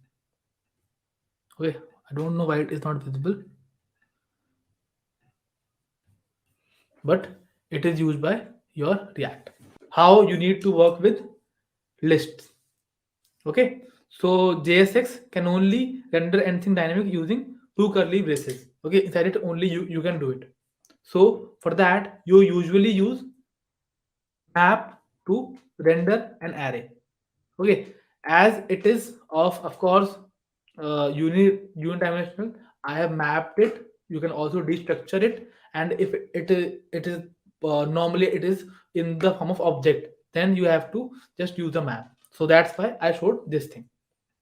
So for this, what we can do is I can just cut it from here, and ideally you have to use it like this, and you will be getting these items from your parent majorly.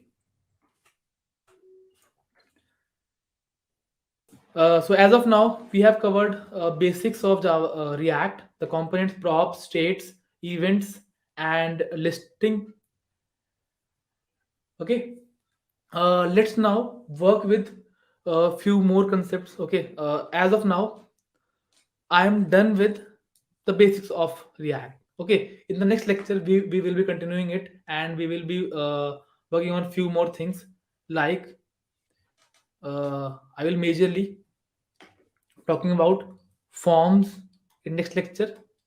Okay, your data fetching, how data fetching is done, and how routing is done. So that will be taught in the next lecture. Okay. So now, if you people are willing to study, then I can cover next three concepts that are, of course, I will be covering testing in any way. Okay, testing in any way. uh, but if you want me to do, then we can also learn build and deploy, because as of now you have learned the basics feature, basic feature like hot reload that you know, npm start.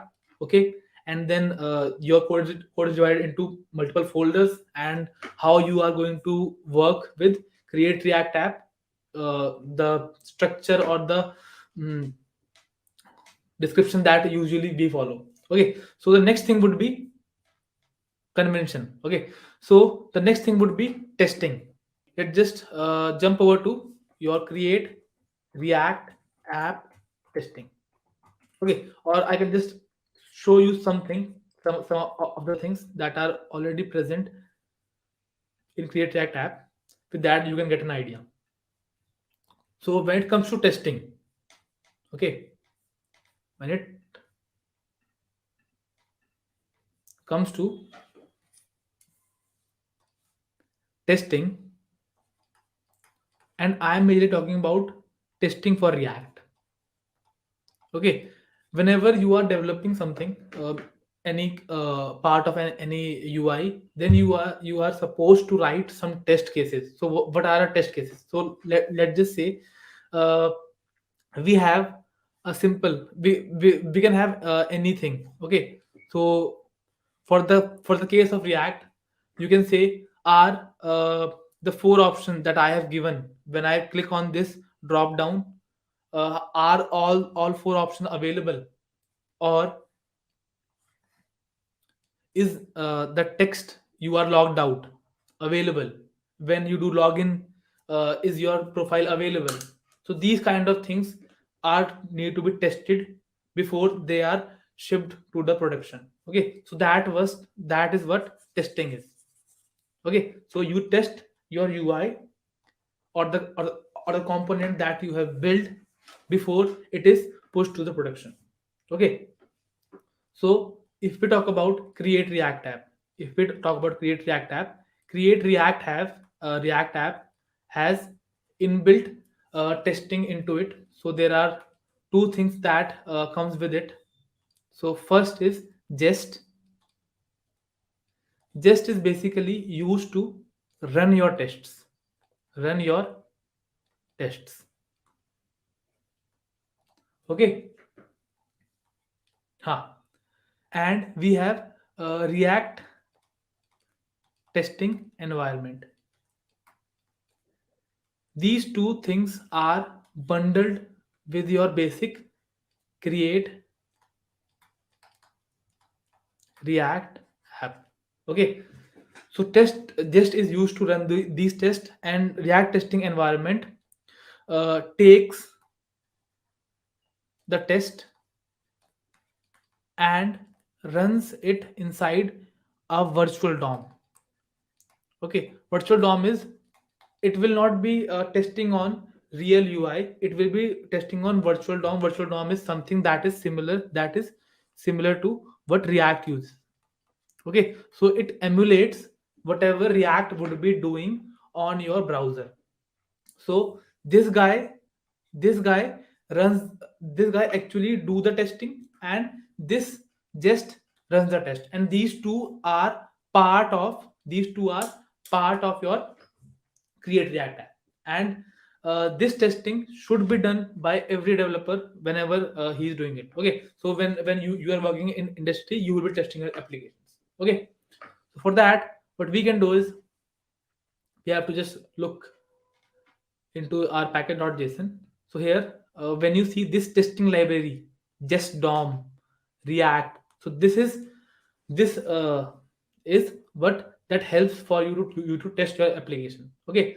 So when you open your Create React app, when you install through your Create React app, and when you open your SRC, besides index.js, index.css, app.css, and app.js, you have few more files. This logo.svg that is used for showing the logo. I can remove it. Okay, let me just remove it. It has of no use case. Okay. Next is report vitals. It's just for your analytics. You can just remove it. There are few files still left. App.test.js. Okay, so this app.test.js is used as a testing as a test case for this app.js file.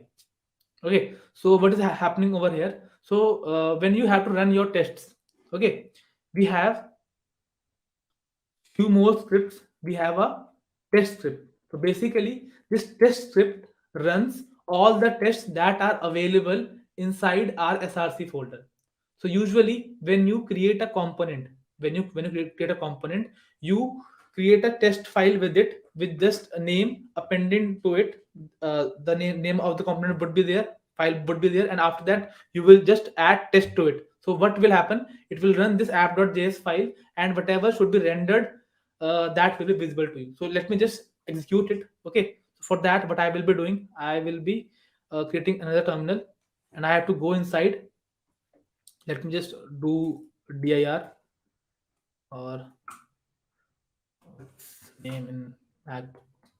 ls. Yes, I am in the right folder. So for that you have to do npm run test, because it is inbuilt in create react app. So this executes our test case, and as of now this is showing that your renders learn react link, because this is should be that should be rendered, but there is some error in it, because what we have done, we have changed whatever it is there. So let's just go over to our app.test.js file and see what is here. Okay, the first thing you can see is a test. Okay, so what is happening over here is that to create a test you have few things. To run all the tests, you just had npm run test to run the tests, and to create a test you have a test function, and this test function takes three arguments. First is your the first argument is the name of the test. Second argument is the function that execute that test.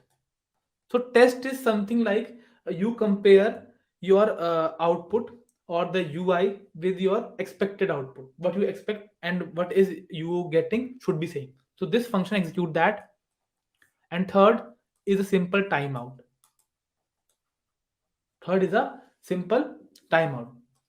So this timeout is majorly of 5 seconds. Let's see, when you are testing something and that does not appear on the screen or in the UI, so you will just do the timeout, and it will just say that your test has failed. So as of now what is happening inside this file is, if you want to see this, there is a test created. Okay, so this test is available because of Create React app, and its name is renders learn React app. So you are doing certain thing, you are rendering this app. Okay, so this coming from React testing library. Okay, it is giving you a function that is render. So what it is doing, it is just rendering its app inside its virtual DOM. Okay, so it has just imagine that it has printed it. Okay, and in that where it has printed, it also give you a object name as screen. So in that screen I want to find get my text learn react. So as of now in this screen you can see that there is no text as learn react. Okay, so if it is it just find it, and if it's not present, if you are getting false, okay, So if you are getting false, then it will be giving you an error. Okay, you expect that this link to be there, to be in the document. So if it is that, then it will be giving me an error. Okay, so for that, either I have to change the test, or either I have to change the component. So usually your component will be changed. So as of now, I don't intend to have learn React anywhere in this page. So I can just have anything else like React tutorial, React tutorial, tutorial. Okay, let's see if this works or not. And you can now see that this automatically, as you do the start thing, that will show everything that is on the UI that you have coded on the UI. And with npm run test, it automatically runs that test. So I just changed learn React with tutorial. So initially it was false because there is nothing on this page that is equivalent to learn React. Okay, and if I change something that is equivalent to it, so if I just do something like greeter, so that's present in my page. So it again runs the code. Greeter, I think it is not having anything like greeter, or just do it lowercase. It's having an issue. Enter learn React link. Just need to watch. A. Hmm. So I just need to, I think, React. Yes, there may be some issue with it. Okay, so this should be here. So that is what I did. So as soon as it searches for the element, it is available, then it will be giving me true. Or you can just do anything, whatever you expect. If it is equivalent to that, then it will be passing all the tests. And whenever you do work in industry, then they have their all the tests inbuilt, all the tests that are returned by you. Whenever you post anything to deployment or in the production, they will first test all the components, and after that they will deploy it. Okay, so this thing you have to do it always. That comes with your create react app. And this is nothing but, there's nothing but a regular expression. You can just also use this thing also. Here's something like React, or smaller case React tutorial.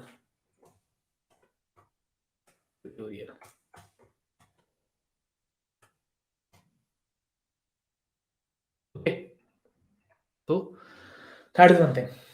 So you just need to understand how these things work. So if you want to create test for anything else, you can just for, let's just say I want to create a test for this greeter. Okay, and I expect that it should print my greeter this beer. Okay, so it should always print greeter this beer. So let's just do it. So for this, what I have to do is I have to just create greeter dot test dot js. It automatically knows that I want to test this component. For this, what I can do is, and just get text. It should be equivalent to uh, your greater Lavesh. Okay, it automatically runs, and it says one failed, one pass. It said one failed, one pass, because at one place I'm getting Lavesh, and at one place I'm getting Chispy. So that's how your testing works. So with this thing, what you intend to do is you want to test everything that is on the UI. Okay, and it is inbuilt. Okay, so let's just sum up this build. For building, you can also go to your package.json. We have a build script also here that builds your code and converts your development code into the production code. So for this, what I can do is I can just as of now I can just stop it, just kill it. Okay, I can just open another one. I can just do run build. So it create an offline production build. So that is you have to always do. Okay, so it creates a build folder that only have JS and HTML and this CSS and JS. So here is the compiled code for everything that you have written. So whenever you have to deploy something, you have to just use this thing. Okay. So these are few things that you will be doing while you are working on production. So first of all, you have to work on create React app. You have to build something. Okay, create component, create your UI. Then you have to test those, and then you have to convert them into your build, and then you have to deploy that part. Blue eyes. What was the run test command? Okay, npm. Apart from start, everything is npm run. Okay, everything is npm run. Okay, so next from the next class, I will not be emphasizing more on create React app. Okay, I will majorly talking about the features of React, and after that lecture, we will be starting our project that will be MDB Chrome. Okay, so to work with your testing and building commands, these are npm run test and npm for building. We have npm run build. Apart from start, we will always run these things. Okay, so it is a small introduction keeping in create React app mind. Okay, so there are these were the few features that you have to look after. These are the few processes that you have to look after. Usually when you are in your industry, then you have to create your UI, write these kind of tests, and they will go into your CI/CD pipeline. And when before deployment, all the tests will be run. The building will be done on its own, and then it will be deployed. And that is part of DevOps. Okay. So after this thing, it will be given to either manual testing team and to DevOps team. Okay. What we have next lecture? Okay. When we have next lecture, I think it's on 25th year. And also, you what you should be doing is, so as it is a third lecture. Before this, what we all have covered till now, in the last lecture I covered what is React and what is React DOM.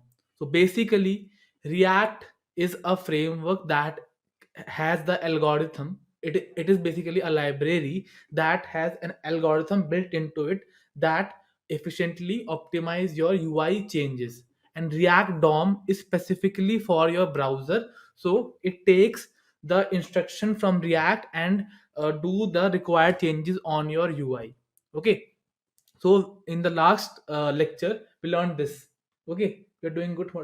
In the previous lecture I explained these two concepts. After that, we installed create React app, and we just saw the structure of it. So if I may open it again, we had this structure over here where we have package.json that have so many dependencies like React DOM, and these three are for testing. And apart from that, you have public folder, you have src, and you have to work in only src folder. Okay, so that was the thing.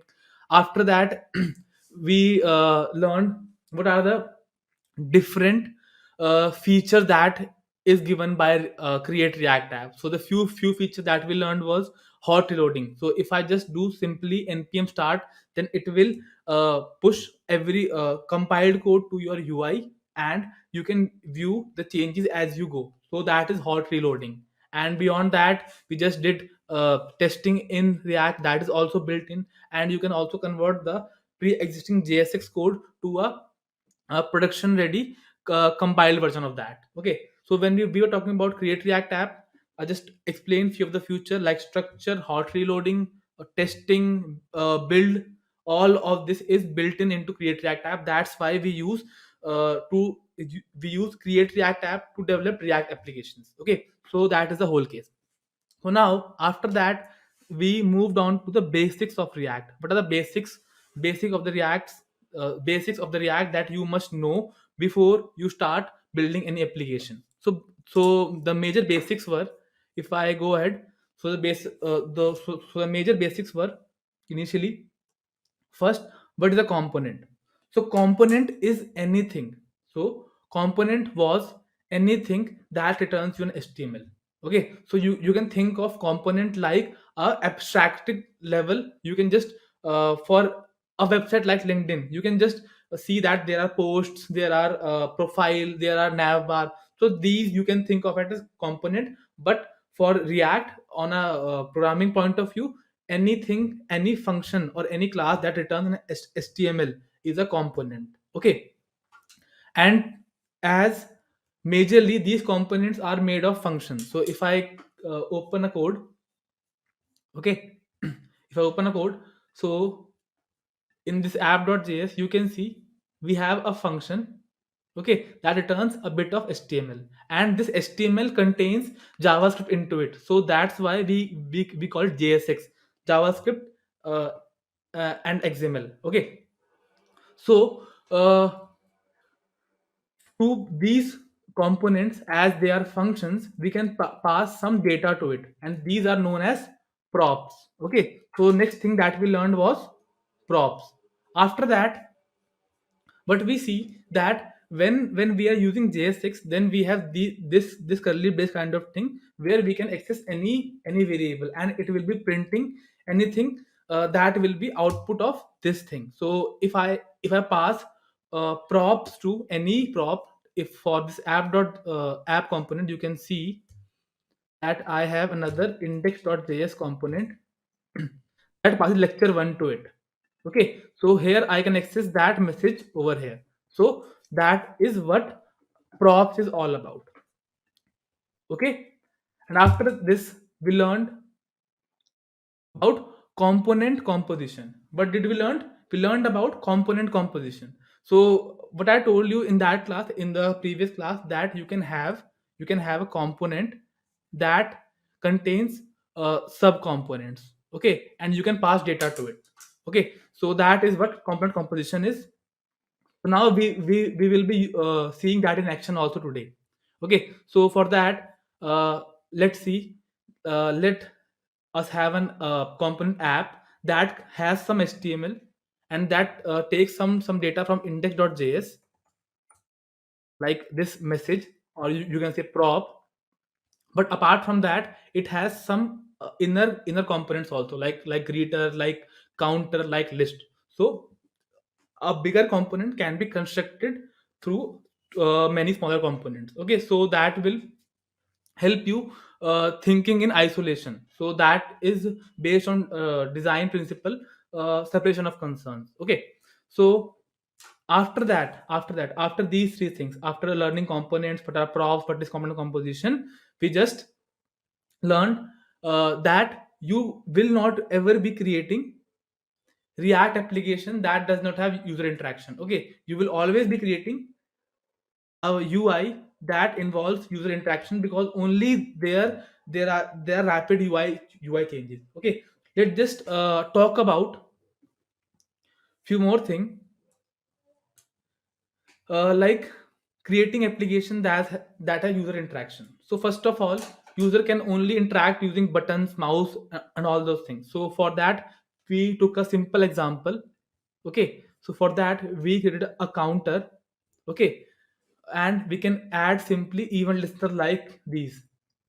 Okay, event handling, Bhupesh, event handling is basically when you attach a event listener. Even as the name suggests, it listens to an event.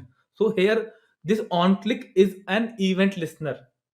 Okay, because it is listening to any click event on this button. So on UI, whenever this button is click, this event listener will invoke this event handler. So this function that is in front of the event listener is known as event handler. So with the event listeners and the function in front of it that will be invoked on the occurrence of that event, we create interactivity in our UI. Okay, understood everyone? uh, yes, exactly.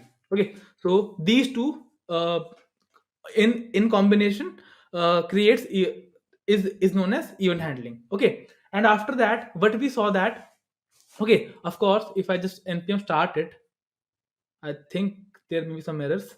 Okay, but let's just start it. Npm start. Maybe I haven't run it. I changed some piece of code. Yes, it's working fine. This.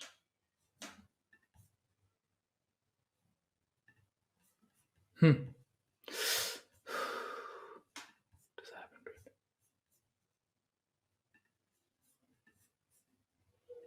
Hmm.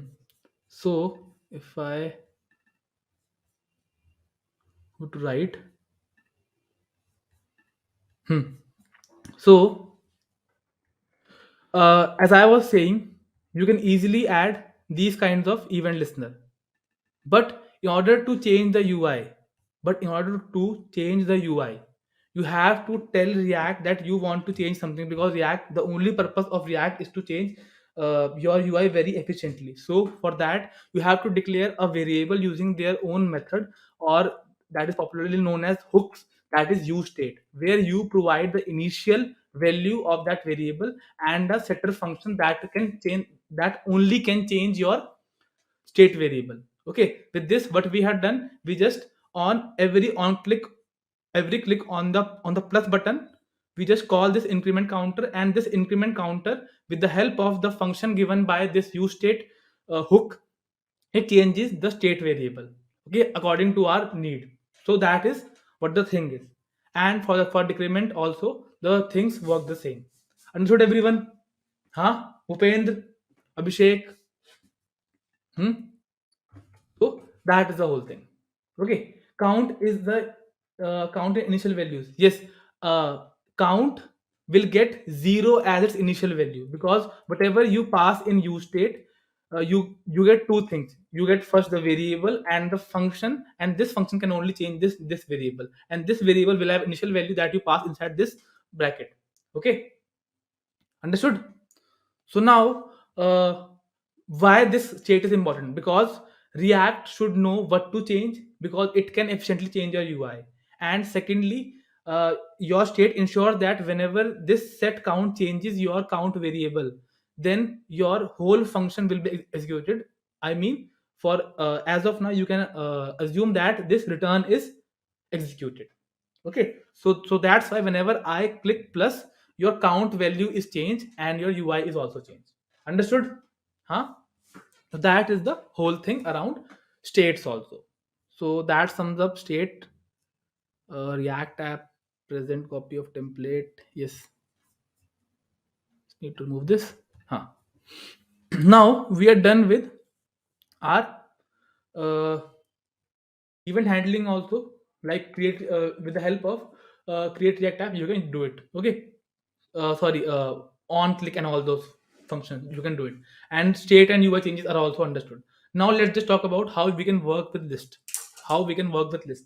Of course, as we know that with JSX, anything that you put inside curly braces in HTML, okay, in the return part where HTML is written, whatever you put inside this curly braces, what happens is that this evaluation will be replaced with this curly brace. So what do I mean by it is that when you open something like list.jsx, something like list.jsx, here what we were having, we had an array and we have to print all the items of this array into a list.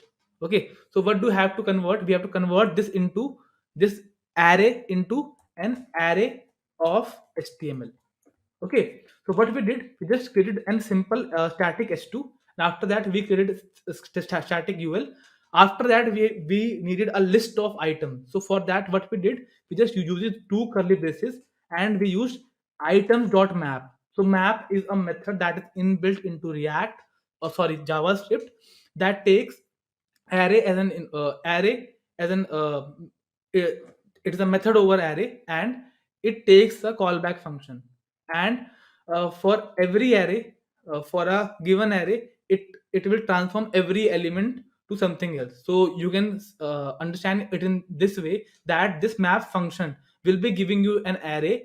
For this array it will be giving you an array of li with key equals to the index, okay, and with item equals to pen. So for pen you will be getting an li like this, where item is replaced by pen and index is replaced by its index value. And similarly for pencil, similarly for eraser. So instead of array of elements, array of, sorry, values, you are getting array of element, HTML element.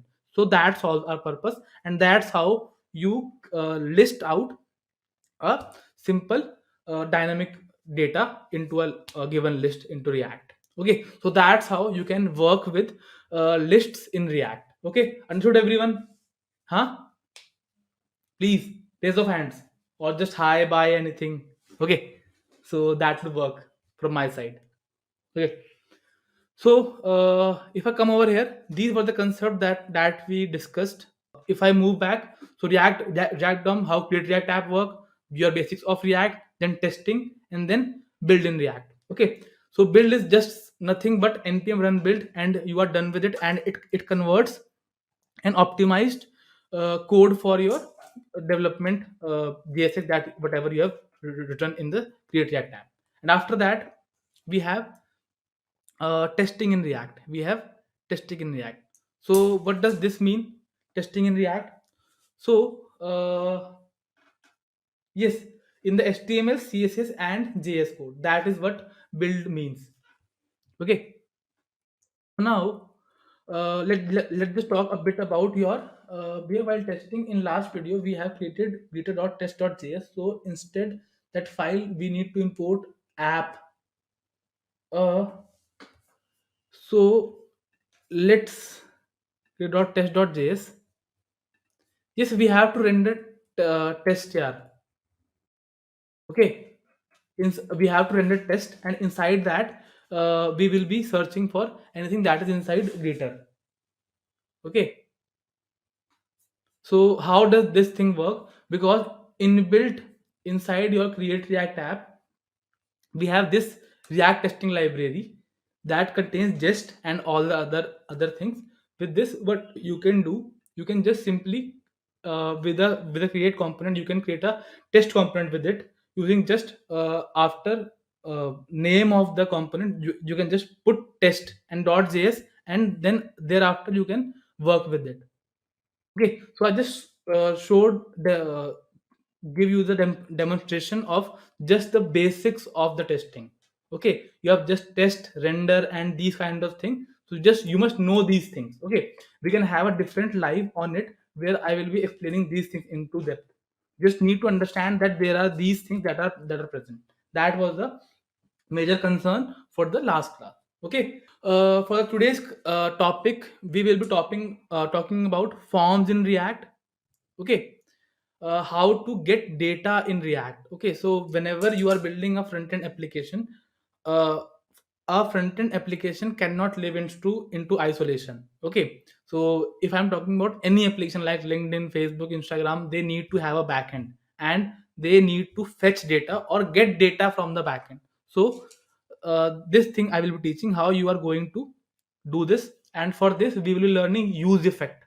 Okay, I will be explaining use effect to you people, and after this we will be learning how routing is done.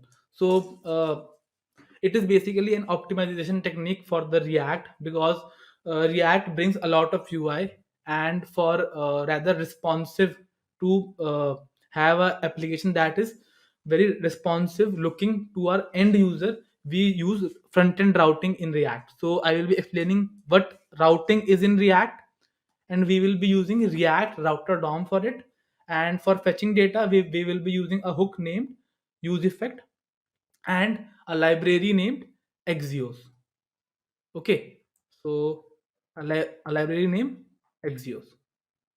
And to teach you people form, before that, I want to add one thing. I want to add a simple, very simple code example, or you can just call it an assignment, a simple to do app. Okay, to do app.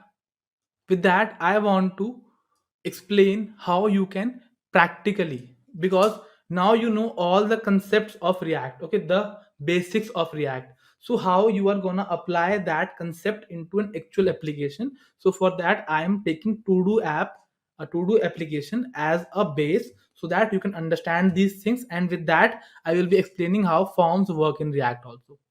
Beyond this, I will be having a to do app that will explain forms in React. And for fetching data, I will be using Axios as a library.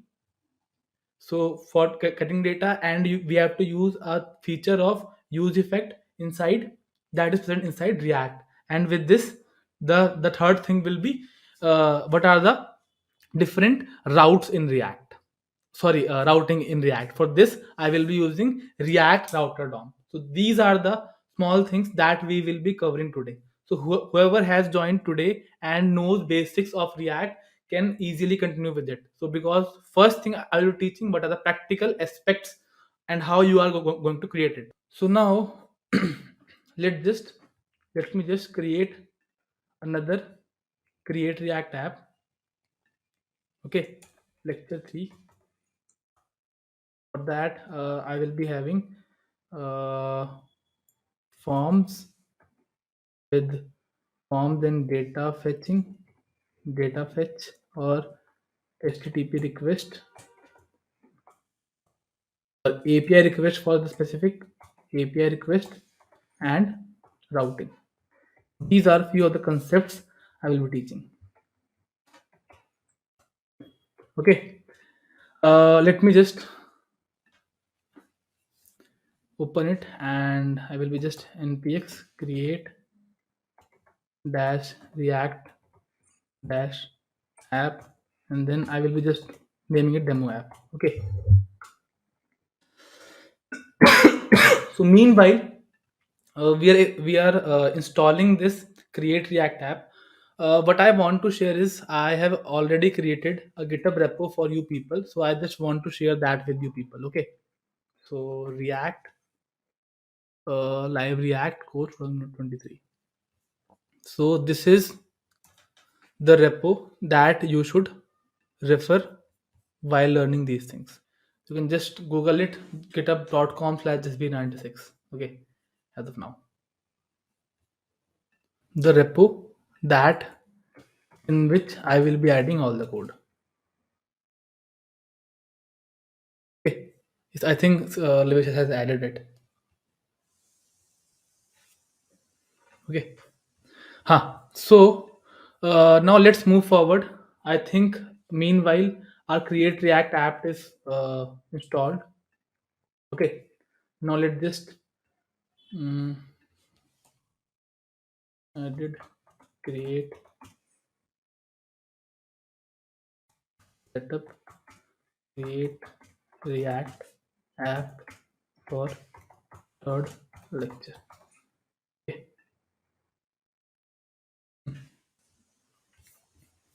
So let's just open our index.js file.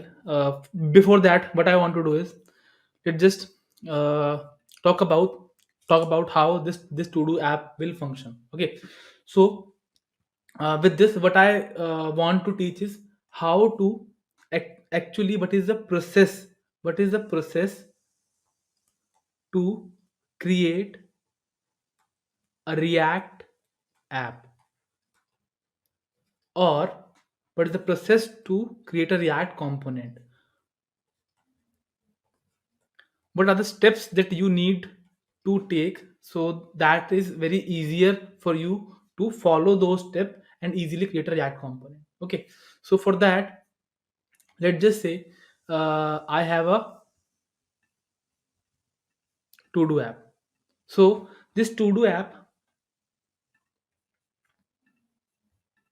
contains, because I want to be very specific and I don't want clutter, so that's why I am keeping it very simple. You can make it very complex also. Okay, so here we have input, and with this we have a button with us. Okay, so it has just a plus marker to it has a plus marker to it, and you can just add your task into it. And below it we are having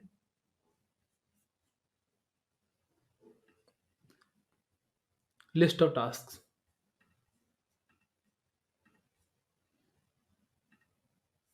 Okay, below it we will be having list of tasks. So let's say we have this task number one, then this task number two, then this task number four. Okay,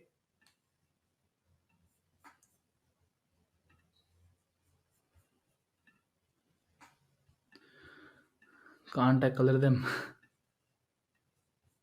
Change the color of these. Okay, just to go back, just put it over here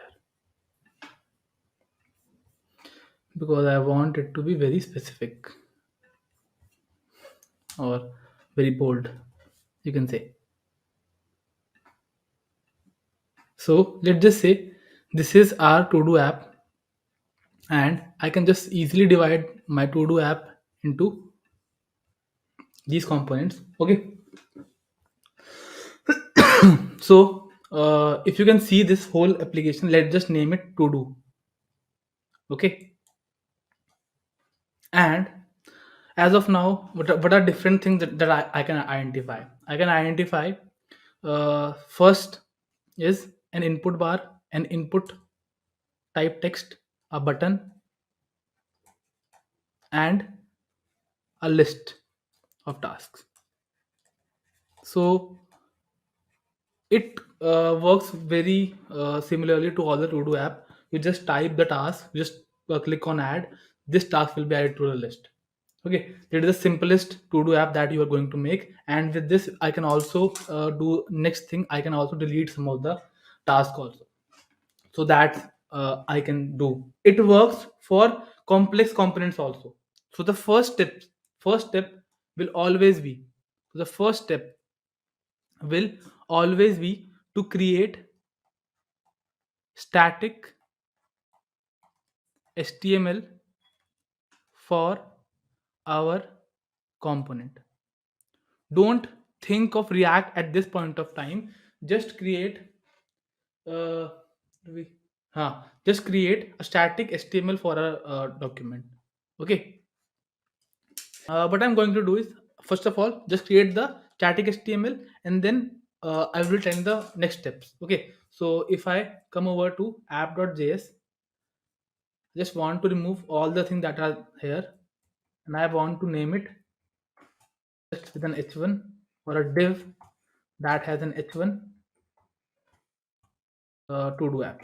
Okay, we can style it also. Okay, there is no issue with that, but as of now I don't want to style it. I want to focus on this thing. So if I want to npm start it, I can do it very easily. Open terminal and just do npm start, and you are done with it. Clear cd lecture 3 ls cd demo app, clear, and then the npm start. I usually forget about clearing things. Okay, so that sometimes causes mess ups.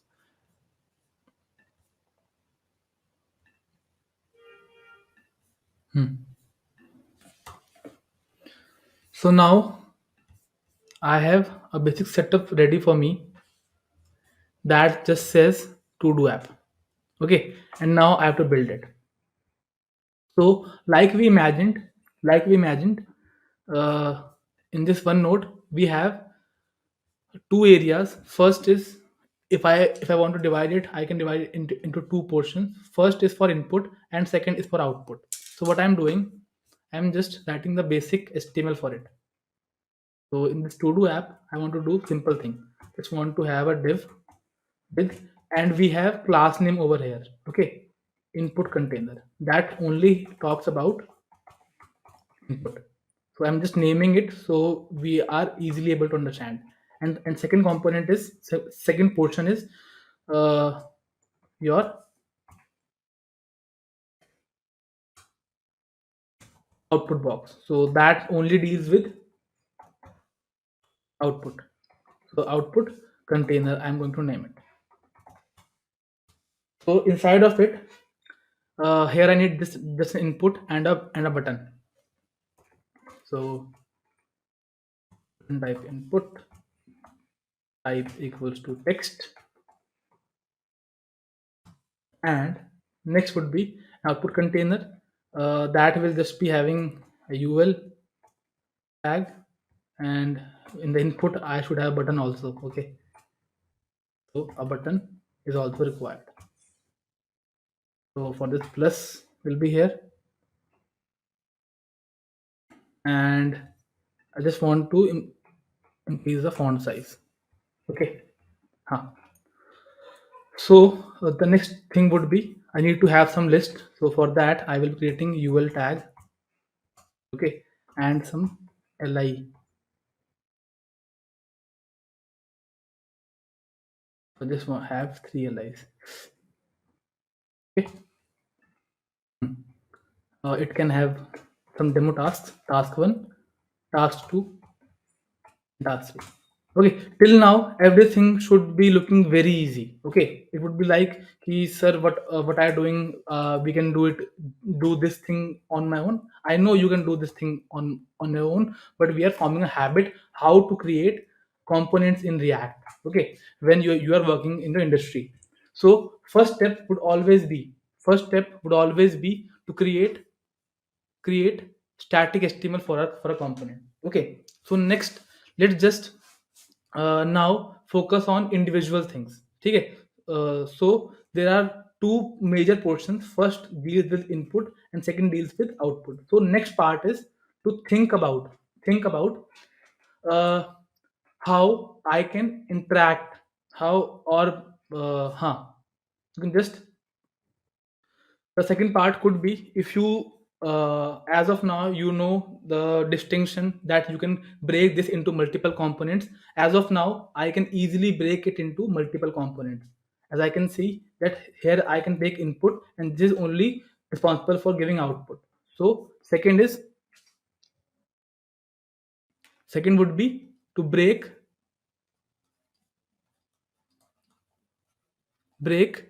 your HTML into multiple components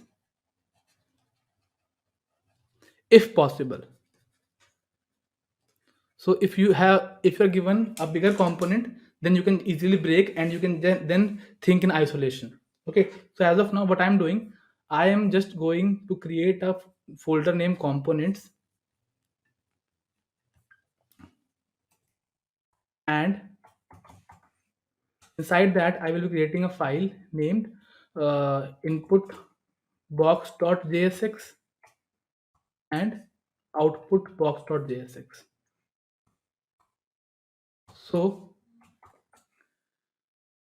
inside input box, of course I will be using the shortcut rsce. And what should I put inside input box? Huh? What should I put inside? I think I should put this piece of code inside the input box. Huh? Is this looking fine? Hmm? Everyone, please, can I do it? Please? Hmm? So as of now I am putting this piece of code over here. And for the output part, just want to use JSX, not JS. Okay, for the output part, you can just cut this portion. I can paste it over here, RSCE, and then the output box. So now the second step is over.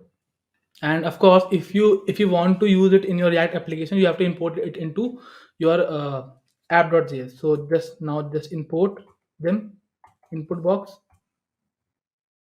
and then your just need to import them. So control shift and easily import them. Here it is imported, and you have a shortcut name control space. With that you can just auto complete the import statement also, input box and the output box. Second is to break them into multiple components. And the third step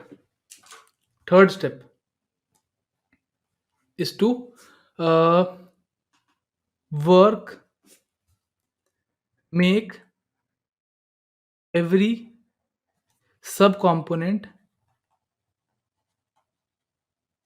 component working.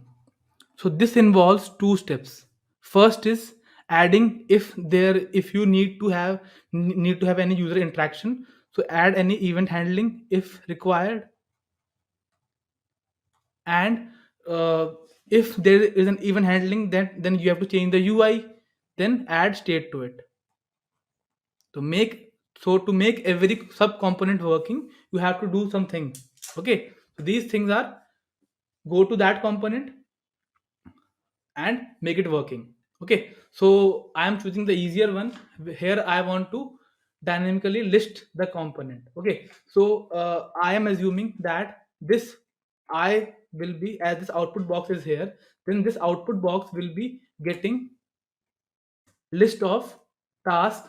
Okay, it will be getting list of tasks from here. So as of now, if I want to make it dynamic, I just need to uh, have the ability to dynamically render a list. Okay, so for that we already had the code for it in the last lecture. We can use that thing that was available in our list component.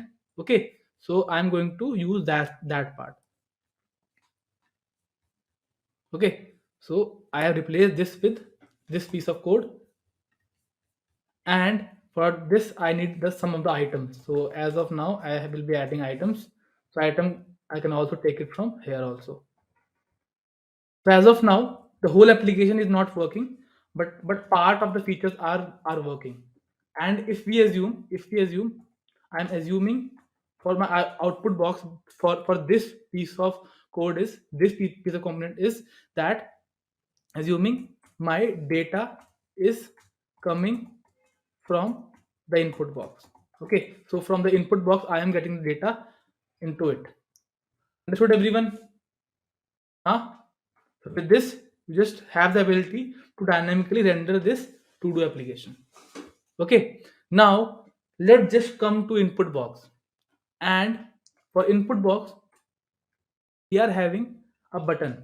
Okay, so what do we need is that when a button is clicked, okay, we want to add a task. Okay, we want to add a task. So for that, what we should be doing, const equals to add task should be created. This is a method that should be there, and it will of course be getting our task. Okay, so let's see how it is going to get it. So first of all, let's just execute this piece of code. Add task executed. Okay, if I inspect it and if I go to my console, then I can easily see. mm, and if I click on it, my add task is executed. So I added event listener. And when it comes to forms, okay, or input uh, in React, there is a bit of difference when it comes to React. So what does React say? React says that your form, your UI can only be changed by React. But when you see an input component, then you can easily change your uh, input. You can put anything inside this input box.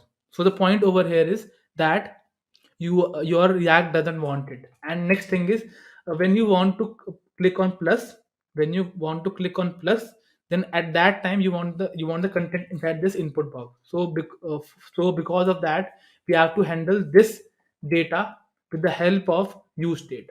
Okay, understood the explanation? The point is that React does not allow anything to change without uh, its appearance or its logic. Okay, okay, without its judgment.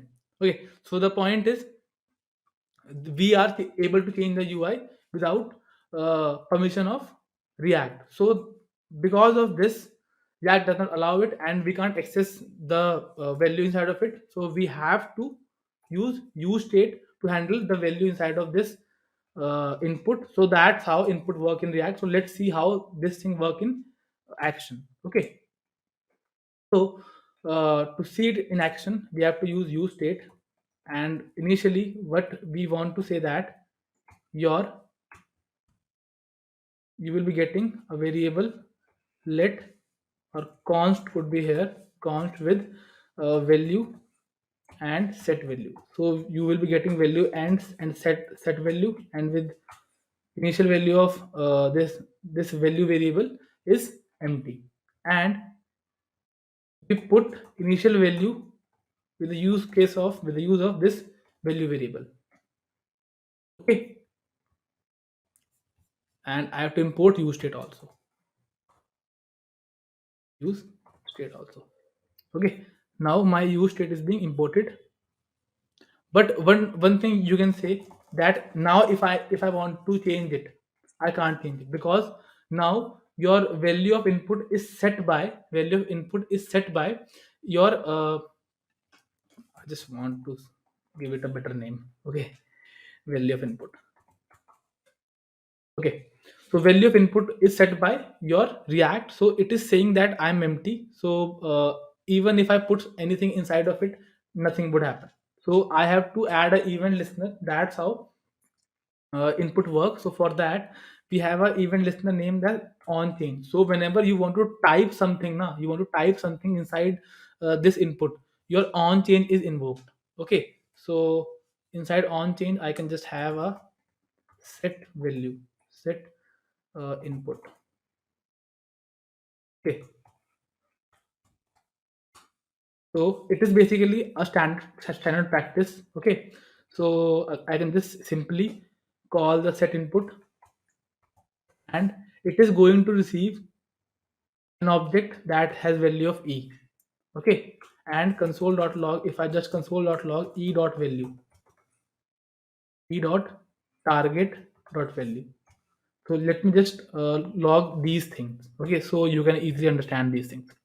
So if I just go over here, if I go to console, if I remove all of these things, and but just simply reload this piece of code, and if I try to type something, you can see your target is, so whenever when an event listener is invoked, in that function you will get a variable that describes that event, and event.target is the element on which event has occurred. So what I want to get is, whenever a change, or whenever I want to type something inside this input, I want to get the value that is typed. So how can I get that? First, I have to get the element that can be easily accessed through event.target, and value will give me the value that is being written over at that point of time. So I can just like type it. So if you can see that I'm getting the value of it. Okay, so you just don't need to do anything. Just do set value, and e dot target dot value would work. Okay. Hmm. So let me just reload it, and if I type it over here, it is working. So let me just explain it again. Okay, so if that path felt little fast, so let me just go over here. Okay, till now I think everything is understood, because what I have done at this point of time is that I have just set the value inside this input as empty, and whenever I want to type, I can't type anything, because no UI could be changed, because state is not changed. So for that, there is an event listener name on change. With that, you can add any function to it, or you can just say set input value. Okay, this could be a function. So set input value is equals to e. So what happens is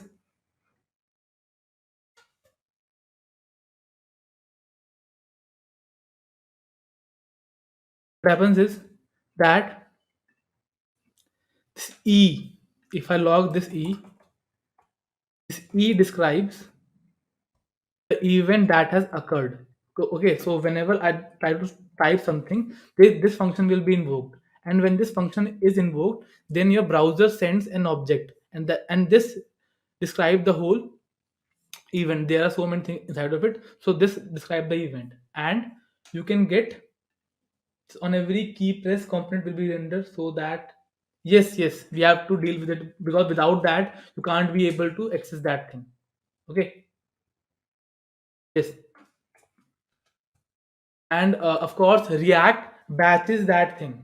Okay, so you need not to worry, because it will not just on that instant it will change it. It just batches the UI update, so it takes care of that. And because without of it you won't be able to access the value inside of input, so input is will of no use. Okay, so if I want to access my uh, value, I can just the element that has getting the event done, I can just easily get it using event.target.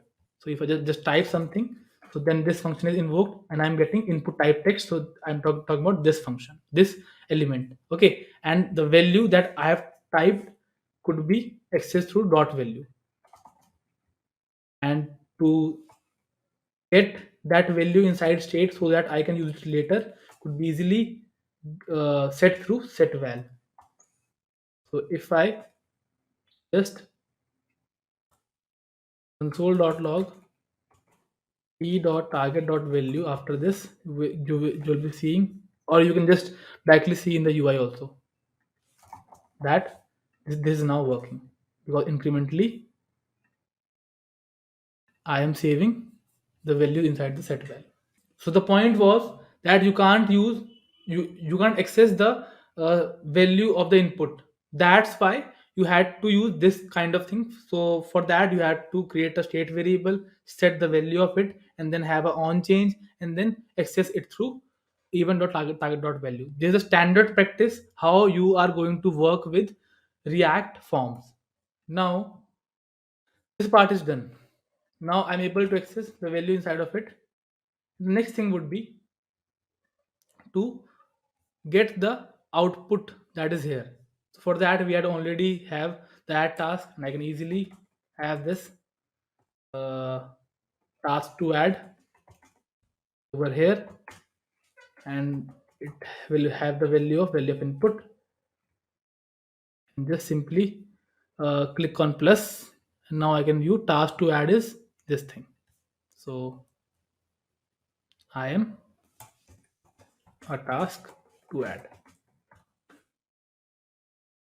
easily see the output of it. Okay, so that's how you work with inputs. So for input it is very easy, very easy. Just set a state variable, put value to it, set on change, and do this thing. And usually it is done over here, because it is a standard practice, but you need to know. So that's why all these form elements or the input or any type of these elements are majorly known as controlled component, because these are controlled by React. Okay. uh, with the form they have managed it. Okay, but if they're large component, that causes an issue. Okay, if you are so many changes doing changes at a time, that will cause an issue, and that's why React is used. Okay, because React will be on its own optimizing all the changes. Okay, so that is the whole case. So that's why you are using React, because you want to do these number of changes, and uh, these number of changes, and they should work efficiently. And one more thing you should know, that these things will not go directly to your DOM. React will send it accordingly. Okay, so the cost of UI rendering or printing anything on UI is way higher than your processing cost. That's why, or manipulation is cost of DOM manipulation is very higher than your normal React thing. Okay, so that's why you are using these kind of thing. Okay, understood? But let's just finish the basics first, so that I don't need to explain those. Okay. Amazon clone will be started after Instagram Reels. Okay. Shall I move forward with it? Huh? Hmm? Okay. So now this part being said done, and one thing more is missing, that I should be emptying this to do this task after my work is done. So if I just click plus, then this should, I should be accessing it, and for the next task to be input, this should be empty. So now what you can see is that your app has individually two things working. Like this input can have this input written inside of it, and with plus you can access the task. Okay, and this output can easily uh, print any number of tasks you will throw it to it. Okay. uh, let's finish this thing first. Okay, Ranjan, after that I can just show the form validation. Okay. Huh. Or you can just ask it in the end of the session. Okay. So now the next thing would be to go to the to see how you can interact these two things, because individually your input can take the input and can easily log the task. Okay. And your output can of course print these things. So if I think of these two components, you need to now think them in as a form of a tree. So the fourth part will be connecting these four these subcomponent. Now at the top of it we have app, and below it we have input,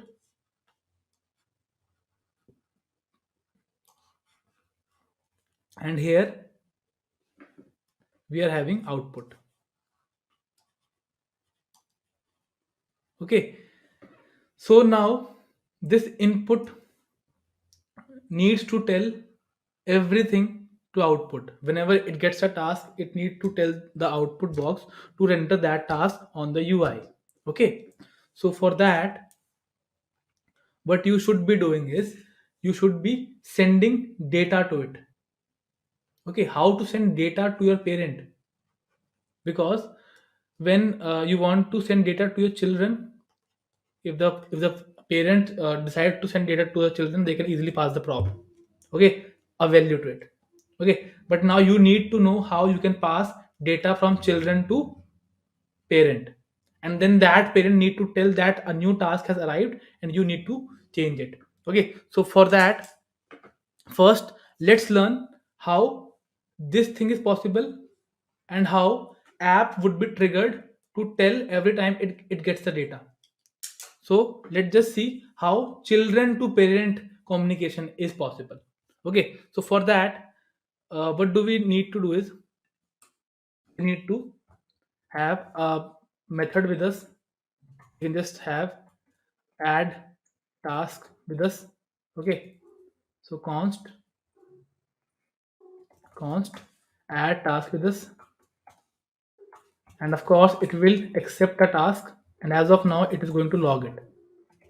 Console.log add task, comma task. And this is basically to accept the task. Okay, accept new task. So if I want to get some data from input box, okay, it is very simple. You have to just use the tricks, the good old tricks. Okay, so what I can do is I can just,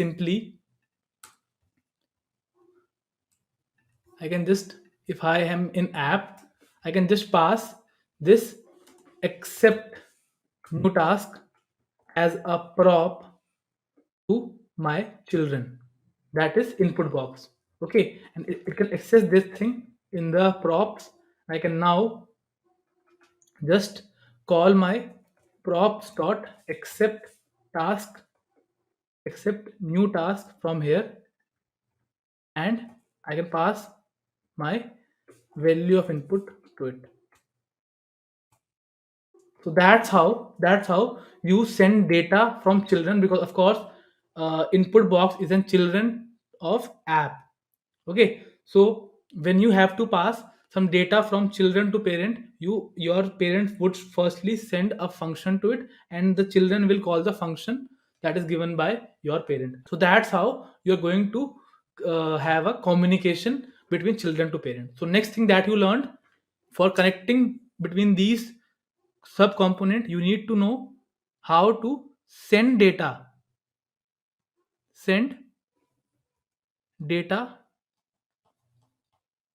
from children to parent. Okay, it is very easy. It is very easy, yaar. Input box, I just said send the function to it. So it has the address of accept new task, and now I can access this function in my props. And when this button is clicked, what I'm doing, I'm just getting the value of input or the task that is entered inside of it, and I'm just calling the function that is given to me by my parent. So now your parent is getting the task. I want to say, I want to send data from children to parent. Okay, if you are seeing, this guy is providing you value of input is present inside the children, and it is sending it to parent. Understood? Hmm? That is the whole case. So now we are done with it, and after this, let's see how I can just send data from parent to children. It is just easy, where you can pass a prop as a data. Okay, so now one thing is that, if I talk about output box, the output box should be getting this data. Okay, it can have its own state, but the point is, the next thing is how your parent is going to be triggered. Okay, how your parent is going to be triggered. So to do that, if there is something, if there is a state uh, that needs to be changed in this guy, and your parent needs to tell you that you need to change your state, at that point of time you have to put that state into here. So in other words, I have to put list of the task over here, so that whenever get the task from here, I can update the state, and this will re-render my output as well as my input. Okay, for because of that my output will be re-rendered, or if there is no task is there, so that will be added. Okay, so because of that I will be having this items thing inside my parent. Okay, so now the second task should be to send data, send update from parent to children, because this is very important, yeah. Okay, so because of this, what we are doing, we are doing a simple task of putting my list state into here, and I just easily get it items, and then your comma set items, and you can just get it using use state. So if you have to update your children, in that case you have to have state in your parent. Okay, so just import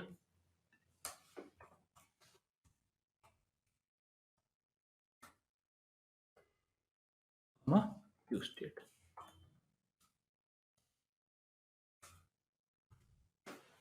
So I have this empty array, and whenever I get the task from the parent, I just what is happening to it? ESLint item is not defined. Just do it.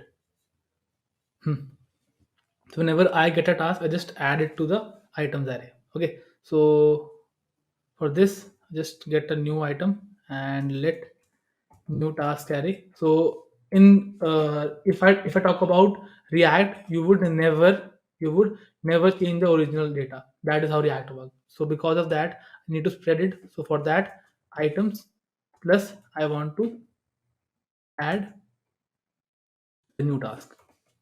So that is the rule. You can't change the original state data because state data could only be changed by your handler function. Okay, setter function. Your items will new task array. Get this as, and of course as this is a state variable, and as soon as I get new task from here, I update the state, and if the state is update, this thing will run again. And because of this, if I pass a list to it, this will be updated also, and now I can easily access it in my props. So just use props dot lists dot map.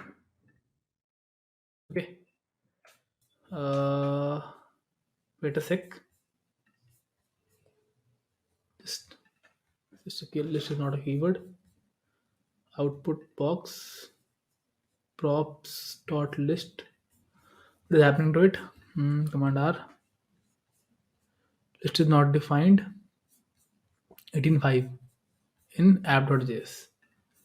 Okay, it's items. I can just do list. Okay. So now you can easily see that how the code will work. First of all, you will type something inside the input. Every time your on chain will execute, and your input will be here. So if I'm just doing I I am doing some task. Okay. Then if I click on plus, then if I click on plus, then this add task function is invoked, and it is calling the prop passed by your parent. So it is, in other words, sending I am doing some task to this app.js, or task should be done. Okay. So if I click on this plus, so what should happen? This accept new task should be called, and it updates a state variable. Okay, and this state variable belongs to your app. So this app will re-render this whole piece of code with this new state variable, or in other words, your output box will get another element into it. So if I click on plus, then your task is added. So how does this work? This work very easily. It is not rocket science. What happens that initially, if I talk about our app, our app talks to our input box in a manner that it first sends a function in which your input box can send you data, and as soon as plus is clicked, your function is invoked and your data is sent. Inside that function, your data is sent, and this data, the data that you received, is added to a state variable. Okay, added to that array. So this app has also another component, that is your output box. So what this output box does, it is accepting the list as a prop, as the data given by it is added to the state variable, that is none other than list. Okay, that list is updated, so this app's state is updated, so app will re-render input box and output box. So because of that, a new list will be sent that has another element added to it. So it will be getting the data. Understood, everyone? So that's how the things work. First of all, you pass a prop uh, to a children as a function, okay, and next is your children will tell you send you the data, and that data is added to a state variable of the parent, and then parent will send it to the children. Okay, I would recommend everyone to follow this methodology, because this is how you are going to work on complex application when you are working with React. Okay, so that's all. So working with forms, okay, in React. So done. Okay, all the process of creating a React component. That is the simplest thing that you can create. Understood, everyone? Huh? So, shall I move forward?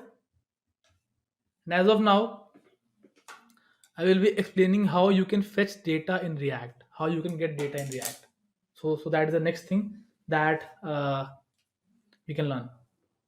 Okay. So next will be fetching data. So let's just, so this is the process that you should be following. Okay, this may look daunting at first. Okay, this may look daunting, but if you practice it 2 to 3 times, then it will become very easy. And for this you can read 2 articles, uh, up lifting the state up, lifting the state up. Okay, this one article that you can read, and thinking in React. Majorly, whatever I taught you is inspired by these 2 articles, because that is how you should be working in React. Because before this, you knew everything. You knew props, you knew composition, you knew state, you knew event handling. But even after that, you need to know about these things. Okay, so let me just move forward and let me just explain then how data fetching is done in React. Okay, so just let me just go ahead and let me just introduce some data fetching. Okay, and I want to create folder for to do also, because that should be easy for you to navigate. Components slash to do slash, and with this slash to do slash output box. Okay, huh. So now, yes, this session is being recorded, yeah. But it would be nice if you people should attend it, because that way you can ask the doubts also. Okay, because that would help. So let me just move forward without wasting time. Okay, so inside app.js, I will be commenting. I have these piece of code, and I, as of now, what I want to do is let's just comment this piece of code and just talk about turn h1 and h1 you're fetching data. Okay, so how you can fetch data in React. Before that, I want to introduce to a feature that is available in your React. Okay, so with this, what I just want to do something like this: console.log I will execute. Okay, and you have a hook that is present inside React, and that is known as use effect. I will just be giving a brief intro about use effect. Okay, so use effect is basically a hook that takes two things. Okay, a function and an array, and this array works behaves in different manner, and this is known as dependency array. Okay, so let's see how this use effect works. Okay, so as of now, I am keeping this array empty, and in the no, it is not the lifecycle method. I will be explaining it into the hooks class, that you should not be calling it a lifecycle method. Okay, that is a misnomer, because that is not how it was designed. Okay, so if you look to the newer documentation for use effect, they have refrained from using life cycle. Okay, we just map it to our old things. Okay, so don't do that. Okay, so say let's just see how this works. I will run later. So we have this use effect, and this is an inbuilt hook or inbuilt functionality given by React that takes a function and second a dependency array. And with this configuration, with an empty array and a function, it will invoke your function after your whole code is executed. Your whole function is executed. Okay. So what I can say is just simply do console.log hi. Okay. So rendering. Let's see. Happens. And if I just go to my console, if I reload it, you can see uh, I will execute, and then rendering, then I will execute, rendering, I will run later, I will run later. Okay, so there is some issue with React.strict mode. Let me just remove it. Because of this thing, I was saying that it is not uh, a React, a basic lifecycle look. Okay, this is basically if you add React dot strict mode, your whole code executes two time, and there is a perfect reasoning to it. Okay, I will be explaining that when I will be teaching you people React hooks. Okay, so just commented this piece of code, and let's come here and let's see how the whole code is being executed. So first of all, if I just do console.log before, so what is happening over here, that if I reload it, your before is executed. Okay, then after that your I will execute is printed, and after that I will run later is printed. Sorry, rendering is printed, and after that I will run later is printed. So what it does, after your function execution is finished, only after that this function will be executed only once in your lifetime. Okay, so because of this, it is very useful. So what happens is, when you open your apps like Swiggy, Zomato, Uber, what you usually see is like if I do something like this, if I have LinkedIn with me and I do something like this, if I just go over here, if I inspect it, if I go to its tab, and if I just slow it a bit, okay, so I just throttle it to slow 3G, and if I reload it, but you can see I'm reloading it. Please get reloaded, yaar. Huh. So initially it is just need to do it on fast 3G. Okay. Huh. So if I'm reloading this piece of thing, initially what you can see LinkedIn and this loader is here. Okay. And after some time, your content will be appearing. And why it is doing this way? Because of this, the user may now know that your site is being loaded and it is not stuck. So that's why initially UI is first brought, and then with the use of use effect, you will be making an API request to get data from it. Okay, you will be making a API request to get data from your LinkedIn backend server, so that user would wait for that to load. He is not very patient.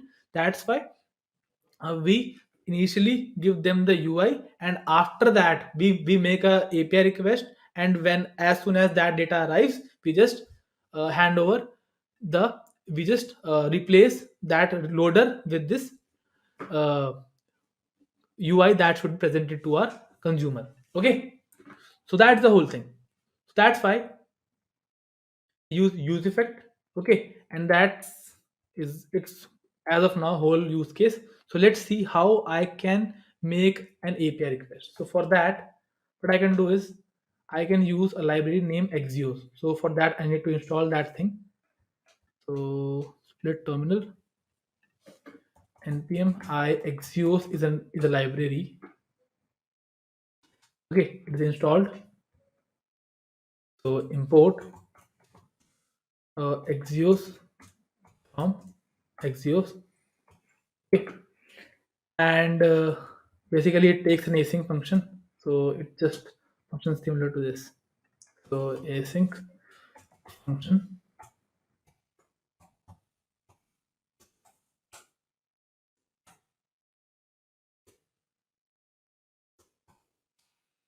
and inside of it just do a Axios dot get, and I just want to get any piece of data. So for that I am using JSON placeholder. Okay, so this is basically a website that acts as an API and can give you some data. So I'm just getting data of users. Okay, just need to pass this thing, and it is going to hand me over response, and this response object is very big. So because of that I have to get console.log data inside of response.data. So that's how you can get data from your backend. So inside use effect you just need to use this Axios and can get, and you can also post something. So if I want to reload it, you can see I have this list of data. Okay, so now if I want to use it, I can easily use it. Of course, I can have a state variable, let users and comma. Do you people need to me to do that? I can easily do it. Of course, set users. Initially, it is use state that is empty. Okay.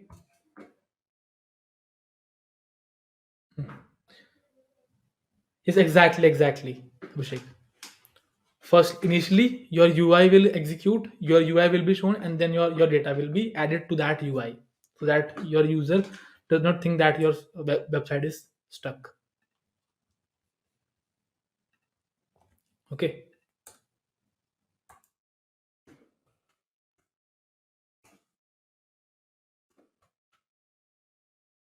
Okay. Now, let's have this data and let's uh, use this component to re-render it. Okay. So for it, we can usually do it initially. Just put it over here, and now what I can do is initially I would say if users, you can do it in this way, users dot, and this is known as conditional rendering. This is known as conditional rendering. That means if you don't have data, you just print loading. If you have some data, you just print the data.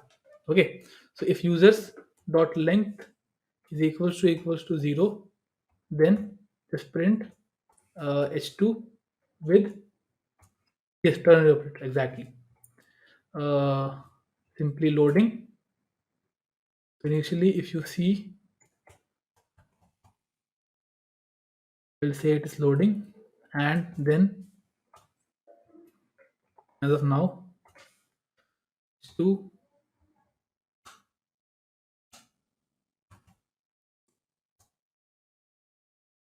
will contain this.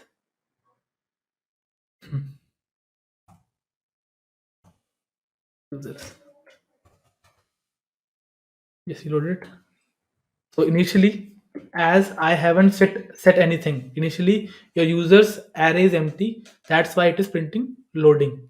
Okay. Now I wish to replace all the users with some data.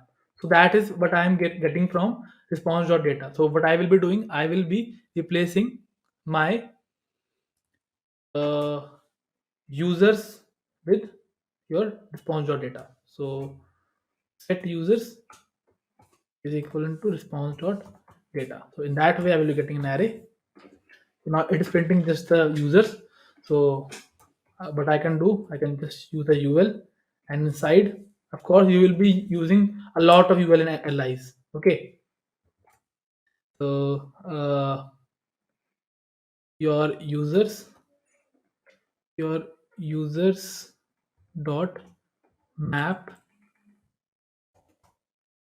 and inside that I will be getting a single user, and I will be returning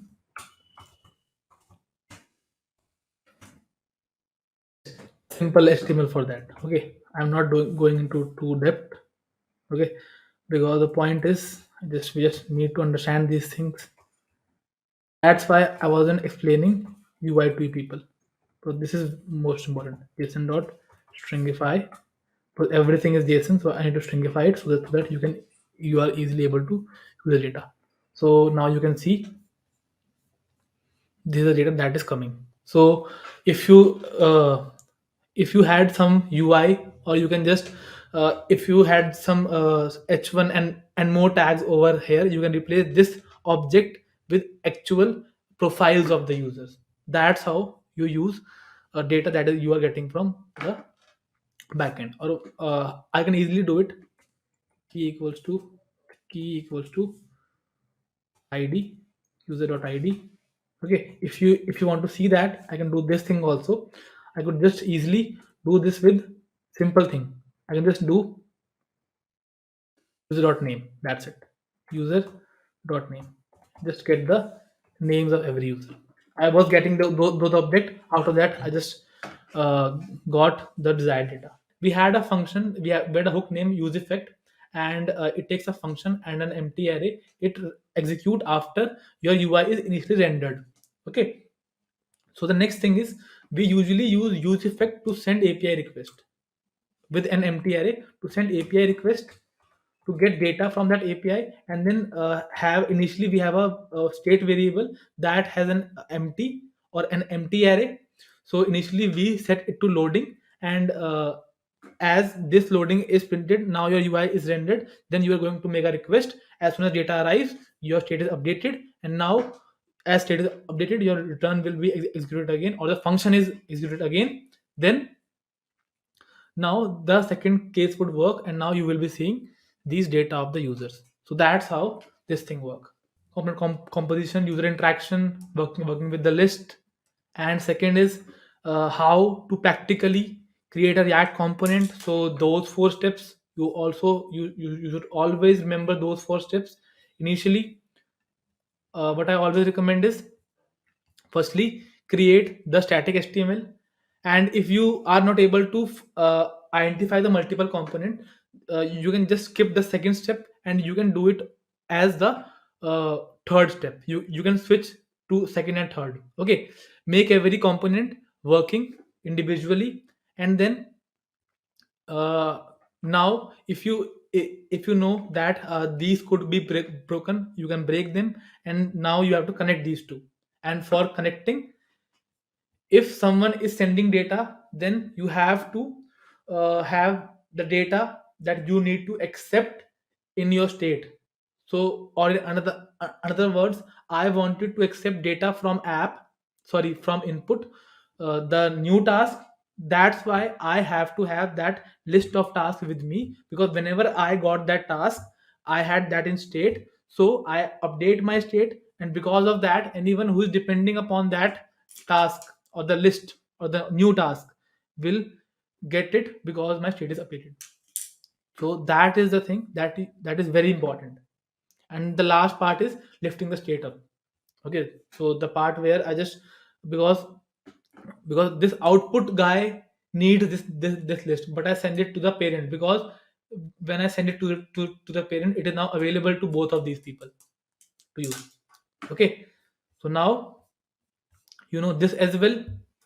And with this you have a basic idea of use effect, and how to send request, and how to use conditional rendering. Okay, and now on to our routing in React. Shall I explain routing in React, or are we done? Huh? Because uh, I can easily explain this in the IMDb clone lecture. Okay. Huh. So let me just explain then those things. Okay. As of now, from my side, this class is over. I will be explaining the routing part in the next lecture. Okay. When I will be starting the IMDb clone project. Okay. That will be totally based on React and everything you have learned till now, with the addition of CSS. Okay, with the addition of CSS, and I will be deploying that to GitHub pages. Okay, or a Netlify or anything you want.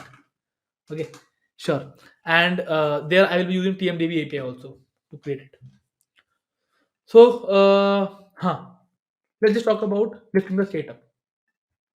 Okay, so you need to have some basic strong to understand this thing.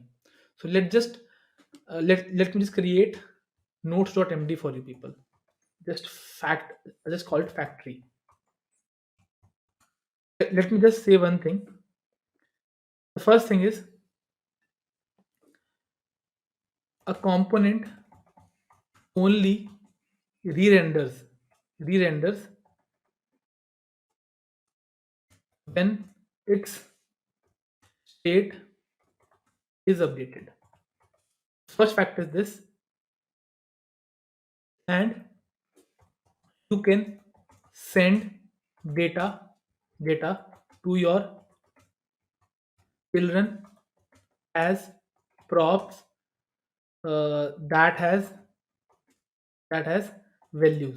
Okay, that has definite data, and you can get data from your children using props send as functions. Okay, uh, using props send as using props send as. Just want to remove this piece of thing, so it is not required as of now. So these are the three facts. Okay, the first is you can send the data to a children using props uh, as values, and you can send data from a children to parent. Okay, using function. So if I open this thing, and if I have this app.js, and if I want to uh, comment this thing down, the whole thing,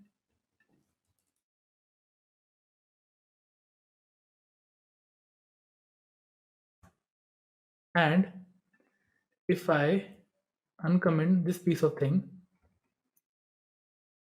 here what I'm doing, I'm just sending normal data to my children. Okay, and I am getting data from my children using a prop that is a function. Understood? So these are two facts. And the third fact is, that a component only re-renders when its state is updated. Okay. And now if I come over here, if I talk about app input and output, if I talk about app input and output, you have a app. Yes, exactly. You can talk it like a think of it like a callback. Yes, app, input box, and output box. So the point is, what you want to do is this guy initially what we can think of at a as a naive person, that this guy needs list of tasks.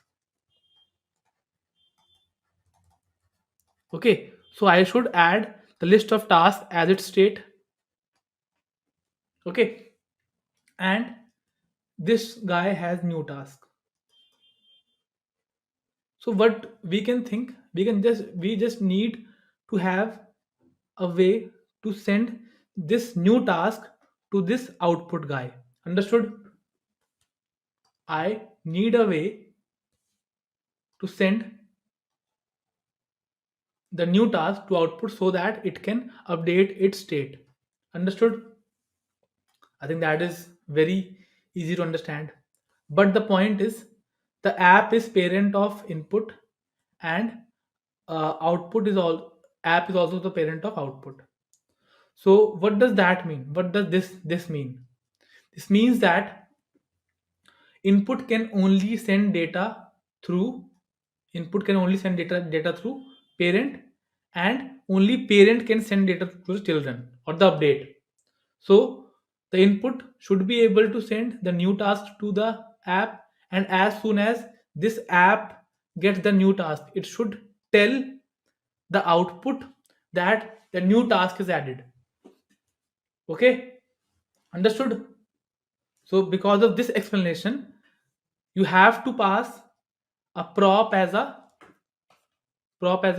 function, huh? And the next thing is, you can have this new task as a state. Let's just assume, if you want this new task as a state. Okay, whenever you get a new task, you just send that new task to your uh, children component, and it updates is its array, and it's now renders it. So the point is at because of this case, you are having three states. New task is here, you are having new task over here also, and you have list of tasks of here also. And react says you should only have single source of truth. This is the convention, because if you don't do it, there may be issues in a bigger application. So the point is, there are two states of the same name, new task at input also, at app also, so there is a duplicacy. So if I'm adamant to it, I have to do it, because but it is very wrong according to react. So that's why what I need to do is, I need to uh, give this state to my parent. So as soon as it get the new task, it updates this array, and as soon as the array is updated, your state will be updated, and it will send the new props. So that is what lifting your state is called. Understood? So if we didn't wanted to do that, in that case we had new task at two positions. So that is not what React likes. Okay. So there are some conventions that you need to follow. That's why these things are in their way. And just want to do a bit from my side also. Just I want to, yes, this is thing this. Hmm. ठीक है, हाँ ठीक है. Added a request with. Yeah. I will be using basic everything that I taught you till today, the whole React that I taught you, nothing else. I will be using a TMDB API. Of course, I will be teaching routing at that point of time, its importance and why it is used. I will be using Tailwind as my CSS library. So in these two classes, I am majorly focused on teaching React. That's why I didn't introduced any CSS or any kind of thing. So we will be using Tailwind for it, and we will be using Firebase to deploy it. Understood, everyone? Hmm? So that's all from my side. Bye bye. Take care. Good night, everyone. Hi. So we already know all the basic concepts of React. So what are components, what is state, what is prop, and what are different methods that are used to create a state. So after that, after studying React in depth, the next thing that we need to do is to understand how you can create a React application, because React gives us a way in which you should be creating your front-end application so that they are very fast. So in this video, I will be teaching you people how to think in React. So first step should always be to create a basic HTML for the given application. So here we have is a simple to-do app. I have taken a simple application so that you can understand it easily. So first of all, what I will be doing is I will be taking a simple create React app and I will be going to its app.js. First of all, what I will be doing is I will be renaming it to JS6 so that I can get all those suggestions from Emmet, and just remove everything from here, and I will leave all those things as it is. Just put an h1, so marking that we are building this to do app. Okay, so let's just start the application using npm start. So npm start. So now we have just a to do app. Okay, so for the styling stuff I am using your bootstrap. So I will be copying its cdn link, okay, to my public folder, to index.html file. Yes, it's now copied. Let's just move forward, and now let's just first of all see what is the UI of it. Okay, so if I talk about UI, so you can see that there's an input, there's a button, and there's a list item. So first of all, we'll be building it. So what I will be doing is just closing it inside, and let's have the magic of Emmet. So just dot input box for the upper area that contains button and a input, and for the another guy what we can have is we can have the output box. So just dot output box. So now you know why I did that in G6 thing, so that I can use this suggestions. Okay, so for ul and then align to 4. So from this I have made a basic static version of the application. So let's just do a bit of styling also. Okay, so first step would be to simply create a static version of your application. Don't worry about anything else, just create a static version of it. Okay, as dumb as it sounds, but it is important for your visualization. So for this I've already added the link. So the next thing would be to just style it a bit. So for the styling I will be using classes of bootstrap. So button primary, that will give it a blue color. So here we have, and apart from that there are minor changes, so just let me just paste it out, these classes. So what did I do? I just moved it to here. Okay, so this is the original one, and to remove this class, these dots, I have just a simple class that is used in ul, that is I think list group. I think list group. So let's see. So because of this our dots are removed. So I don't think so there is much to do. One we can do two more things, like adding some padding and some margin, so that think I also that add it, and now it looks better. Now you can just type it. So now you have the static UI for it. The next step, the second step, is to divide on the basis of their task, what they are doing. So if I talk about our application, so straight away we can say that this is our whole to-do app. This is our whole to-do app.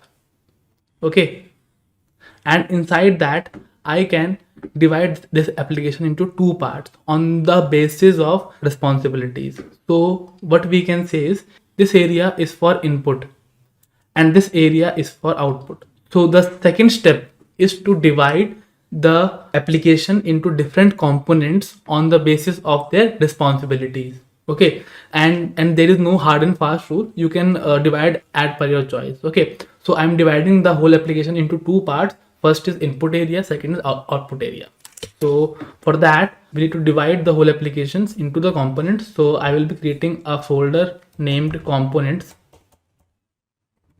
and I will be creating first that is input box .jsx, and second will be output box .jsx, output box .jsx, and this jsx. Cool. So let's just paste individual codes of these. So it is the input box.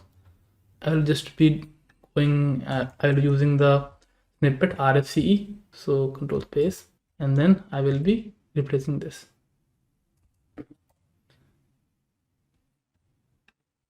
Okay, and then the last part, the output box part, cutting it out, then pasting it over there. Command X, rfce, and then over here. So, and now next thing will be importing this into your main app.js. So import your input box from components folder and your output box from the, and one thing more you should be doing is to name it with the uppercase. Okay, that is a common convention, so don't ever name it with the lowercase. Okay, so that differentiates between your normal HTML elements and React components. Okay, so input box and your output box. So the second step would be dividing your whole application into the different components on the basis of their actions. So this whole thing I think worked perfectly. Okay, exactly. So the next step, the third step would be to make them work individually. So the task of input box is to take input and the task of output box is to take output. Let's see how the third thing, that is making them work individually, is done. So first of all, let's make input box working. For that I need to make sure that I should be able to take the input from here. Okay, so for this what I will be doing is I will be importing use state. Okay, use state from here, and what I will, you already know that these are the control components. So what we need to do is we need to track its value, comma set value at every instance. Okay, so use state initially it should be empty and value should be equivalent to our value variable, and so let's just put it hello over here so that we can check it. Hello is printed, that's why by default it is taking the basic value of it. So for on change, what I need to do is change. What I will be doing is I will be using e and I will be setting this to set value e dot target dot value. So I will be updating the value of the value variable whenever user enters anything into that input. So in that way we can make it working, and as well as we can make sure that we are getting the value. So let me just it is working. So now the next task would be to taking the input from here. This was not the exact task. what we had to do is, when I click on this, when I click on this button, then I should be able to get the task, get current task, get current task. Okay, so let me create a method for the same. So const get current task equals to simple arrow function, and first of all I will be doing just alerting the value. Okay, whatever that's inside our input, and just clearing it out. Just set value, just clearing it out, so that we are able to get the values. We are sure that we are getting the values. Okay, so for this, if I do add task, this is being alerted and then it is removed from here. So now what we have done is, we have at least made this part working, Okay, of course, what we should be doing when we click add task over here, it should go to this area. We will be doing that part, but as of now, what we are doing is, we are making these individual components working on their own. Okay, the fourth step would be to creating a communication between them. Okay, so let's just start with it.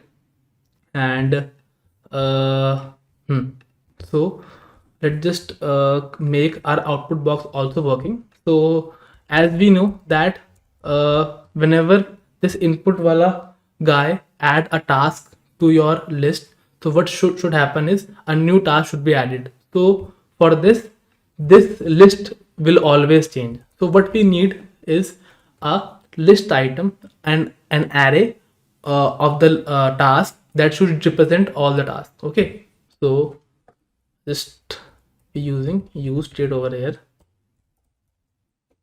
use state over here, and use state comes here, just a simple empty array. So just const tasks and comma set task. Okay, so for now what we can do is, first task, second task, just adding these tasks. Okay, third task, like this. So now let's just put all these tasks into our UI. Okay, so for this, you already know how React works. It just act like a string, template string, where anything that you put inside a curly brace will be evaluated. So what would happen is, I will be mapping that whole tasks array. Okay, task.map, and for every iteration I will be getting a task, first task, second task, and all those things, and our index also. And what I should be turning is, I should be giving them back an li element for every task, and for I should be using a key thing for uniquely identify my elements. Just index would come here, and then your task would come here. So this is how all those tasks will be mapped. So individually, if we see that this guy is able to take the input from the input box, this input, and this guy is able to print the task that is given to it. The next task would be to establish a communication channel between these two. So what should happen is, so if we see these components, but we have seen that your app is the parent, or the to-do was the parent, and it has two things. First is input box, and second will be the output box. Okay, so what should happen is, if I want to add some tasks, what should happen is, whenever I over here click on this button, so first of all I should be able to get the task, and second of all I should be able to send this task to here. I should be able to send this task to here, and then this app will tell my output box a new task is added. Okay, so for that it should re-render it. So how you will be able to send data to your parent? So let's see how can we make it happen. For that, what we need to do, create a method, a simple method inside your app.js that will be used to get new task from input. Okay, just a simple method over here, const and equals to a simple arrow function, and you will be getting a simple task from here. And as of now, I'm just logging it out, alerting it out. So get just a task, the new task that you will be getting. Okay. And for communication, we have, of course, we have simple thing. We have a prop to pass. So just pass it as it is. And you can just go to your input box and receive it there in the form of your prop. So just but I should be before clearing it out. I am not alerting as of now. I'm just sending it using props dot get current task. I think the name of the method would be get new task from input. Where is it? Props dot, and just send the value of that thing. Okay, so let's see how that is transferred to our parent. Just using this app wala thing, and then just adding this, appending this. Okay, let me type something, just add it. So inside app you have send the message. Now what we need to do is to send the same message to the output box, so he can print it out, print the new task with the remaining number of tasks. So one more thing is, like, this input box needs to communicate with this output box, so it needs to go through your parent. It needs to go through your parent, and for this communication to happen, it needs to go through here. And because of this communication, the tasks array need to be changed. So this tasks array access should be provided to both of these things. So for that, what we usually do is put the state of anything that is common for those, for the both the children, to the parent. So in that case, whenever I pass something to it, and then I can directly change the state from here. And then if the state of a component changes, what does React do? It re-render the whole component, including its children.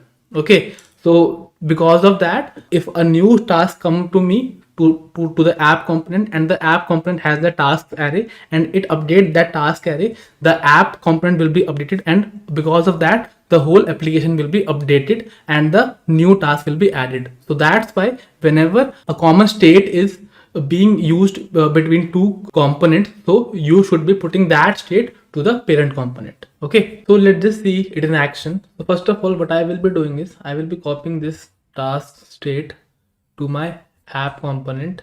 Okay, and for this I have to import my use state also from React, and that guy React also. Okay, if you want to. And as soon as I have this task that I am getting from the input box from here, of course. Okay, what I will be doing is I will be taking this task and adding to my tasks array. Okay, so for that you can usually do your destructuring. Okay, or the split operator for new task, and you will be getting a new task, all the tasks array. So what happens in React is you don't change the state variable. Okay, the only way to change your state variable is the method that you get using useState. Okay, that's why I just copied its value and added a new task, and then I just replaced that new array with my existing tasks array. Okay, so in this way things will work. And of course, what I will be doing is I will be passing this tasks array as a prop, and I can easily use this task array in my output box. I should remove it because now I'm getting it in the form of props, and then your props.task.map. So now let's just see, does it work? Add task. Yes, it works fine. So now we know how to build a React application using these simple steps that you should always keep in mind. So let's just revise these all. First of all, just see the UI, create a static version of it using HTML and CSS. Second, see that UI and see different components that can be divided using responsibilities. So like what I did was, like, I divided this application into two parts. First was responsible for taking input, second was responsible for printing the output. So first part will be having a state variable that will be used for the input part, and second will be for the output part. So what I did initially was I just created an input box that had a variable value that is used to take input, and the output box that initially had tasks array to represent all the tasks that it will be receiving. And after that, after this, what you need to do is you need to establish a communication channel between your children component.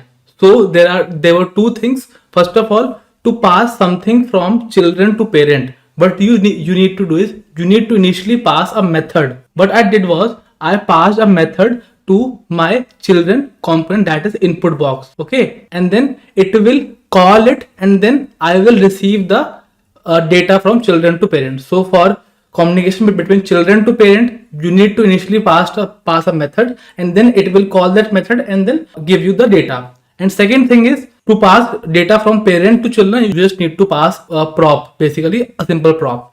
And the third thing was that if a certain state is used by multiple children's, then it is better to keep that state in the common parent. So these were the four steps that you should always keep in mind while creating a React application.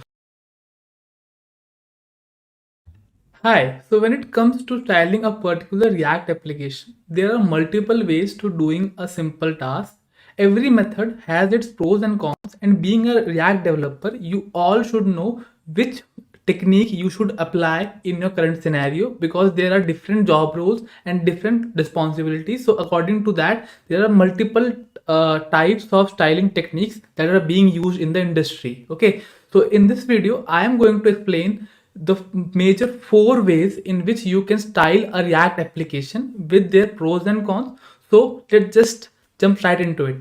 So majorly there are four ways in which you can style a component or a React application. First is inline styling, where you style right into the component. Second, by using a CSS in JS library, maybe your style components, that adds up to that inline styling. And there is another way, the old school, that is using CSS style sheets, and on that improvement there is another thing, CSS modules. So there are majorly four ways, and according to your need you can choose any of those. So first up here is inline styling. First of all, we are going to create a simple folder named components as usual.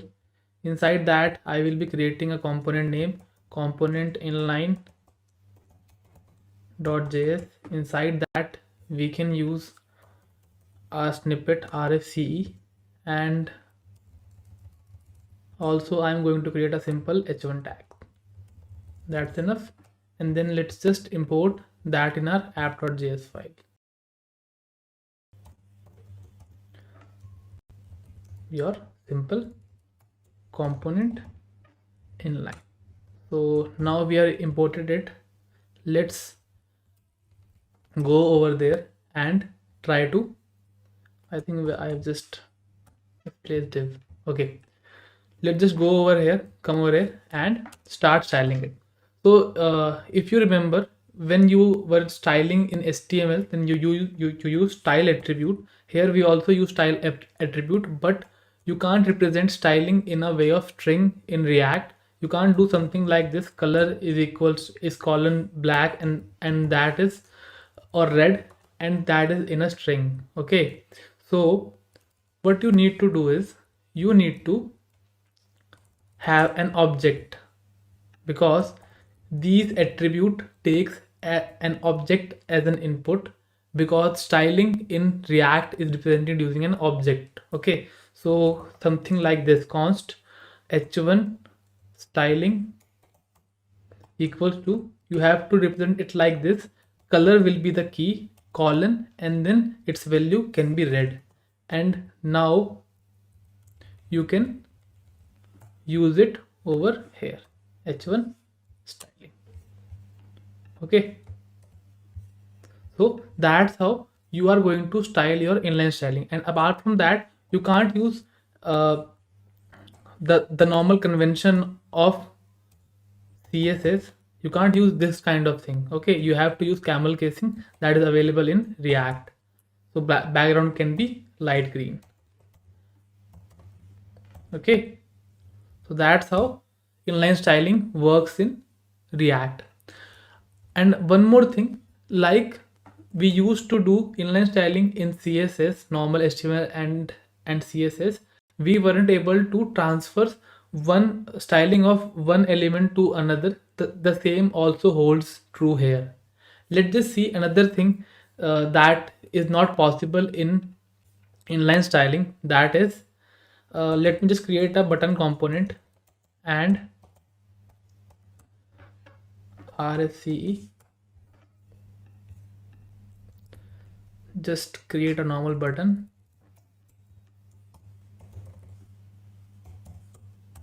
Okay, let's just style it. Okay, I just want to style it right away. You can just put two objects and you can style it over here also. So let's just say I have given some border and some padding, and I'm saying I am a button, and also don't forget to import it. So component is not, it's your button. Okay, I am a button and I want to give it background color light blue. Okay, so there were two things. One, you can't use the power of cascading in these inline styling, and if you have styled one component using an object, then then if you want the similar styling, then you have to export all those objects in a different file or in a same file, and you have to use it in different ways. Okay, and second thing is you can style your elements as usually you are doing in CSS, but you can't work with pseudo classes or pseudo element like hover. Okay, so that is the second disadvantage with the inline styling. So let's see another way of doing inline styling using style component. So style component is basically a React library. Let's just Google it. Styled component. As the name suggests, it gives you React component that has some inbuilt styling. So for that, let's go through its homepage. As you can see, const, it is giving me a button that is styled using an anchor, and there is some CSS written over here, and you can see there is a strange syntax. It is known as template tags.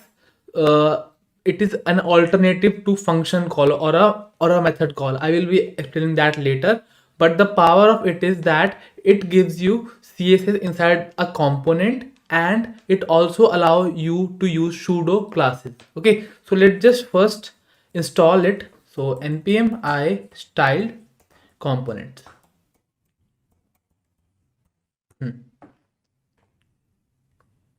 So now it's installed. Let's just first of all create a file name styled component. Styled component.js, and I am using RSC, and inside that I would like to use a simple h1 inside it. Okay, h1,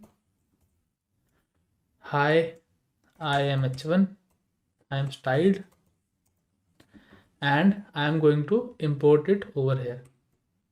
So styled component. Okay, now let's just include this library over here. So we have already installed it. Let's just import it. So what you need to do is you need to import this styled. Okay, from styled component. And now, as of now, if you want to create if you want to give styling with a h1, okay, so their philosophy is like they are going to give you a component that is already styled. Let's see. So const, I am giving you small red h1. So for that, just need to do styled and just do dot. After that, you can see there are n number of all the HTML elements that could be possible.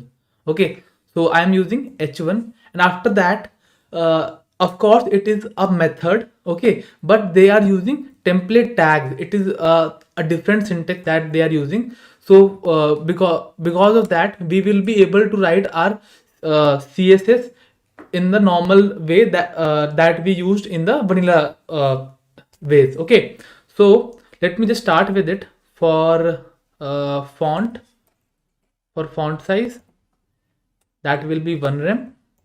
And as you can already see, I am using dash and CSS syntax for this also. Color is red. Okay, let's just, now what we can do is we can now replace, and also this should be in uppercase. So now you can just directly use small red h1, small red h1.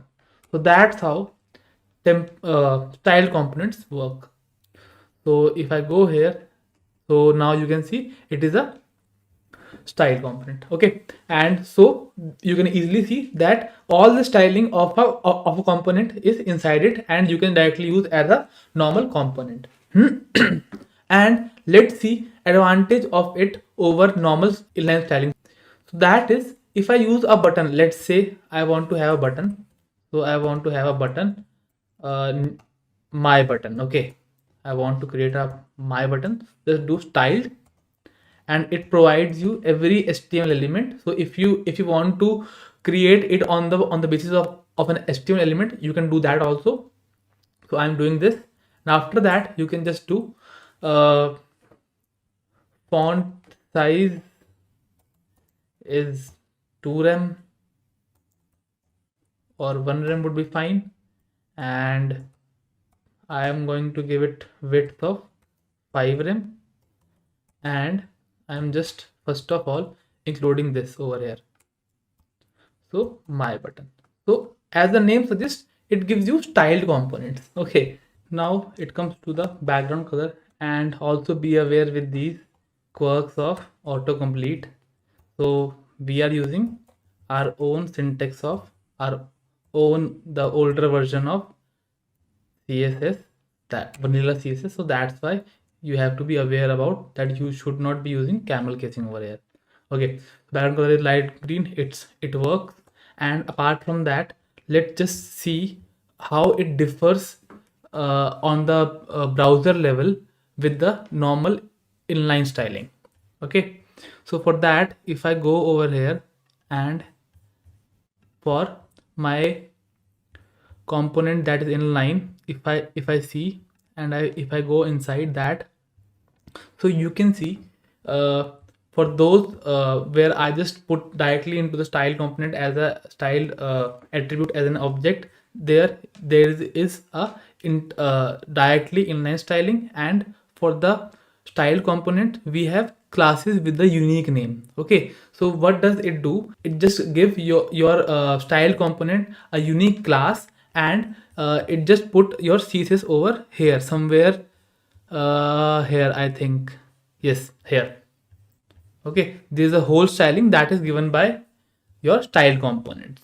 Okay, so next question is, when do you have to use this style component? So if your company size is small and you are wholly responsible for the front end that involves the styling and both the React part, then JS in CSS is better, or the style components is a better choice. Okay, so now let's just move to the third part and the third method of doing styling in React, where we will be seeing how we do styling when we are in a bigger organization, where the styling part is handled by different department or different developer, and you just majorly are responsible for the React part. So separation of the concern is also sometime important. So let's just see the third part, that is using the style sheet.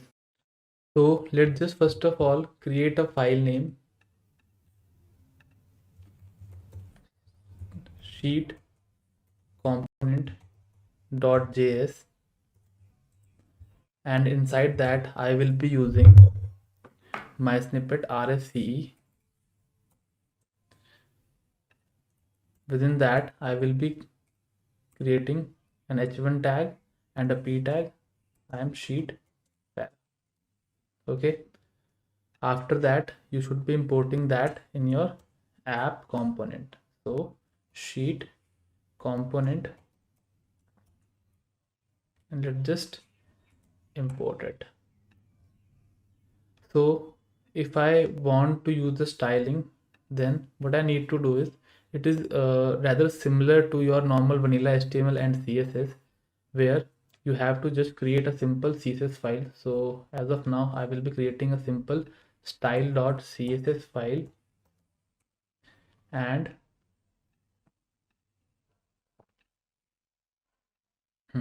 style.css file, and I will be creating classes inside it for the styling purpose. So a simple like heading 1, and I am going to color it with color orange, and the para class with the color with the font size 2rem.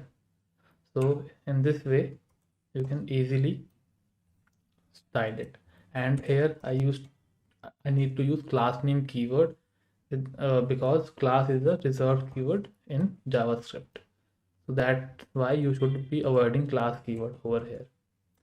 Class name para. And to use this styling, to see the effect, you need to import the file like a normal file. You just need not to import any object kind of thing, just /style.css. I think that's enough. So if we see over here, then it is of 2rem, and if I change the color to color is red, so that is also visible, I think. Yes. So that's how you can do the styling when it's come to normal using style sheets. But there are some advantages to it. Let's just see those also. So the point over here is, like, if I use an h1 over here, and it's inside button, and I'm not importing the CSS file. Let's see what happens over here. And I am using heading1 class. Let's see if that is applied to our component or not. Yes, it is also applied.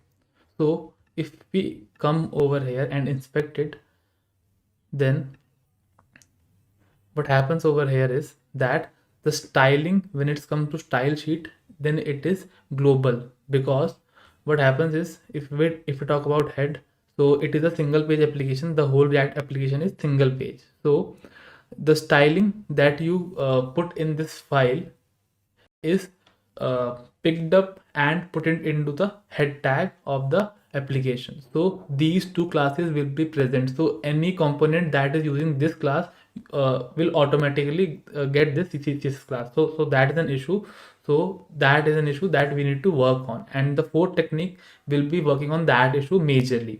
Apart from that, there are other features that you can also use in style sheet. Let's see first that, and then we are going to overcome the disadvantages of the global scope of this CSS when you are using style sheets. So let's just come here, and next thing is, you can also do something conditional styling also. Let's just say if I come here and I can also pass a prop like style is styled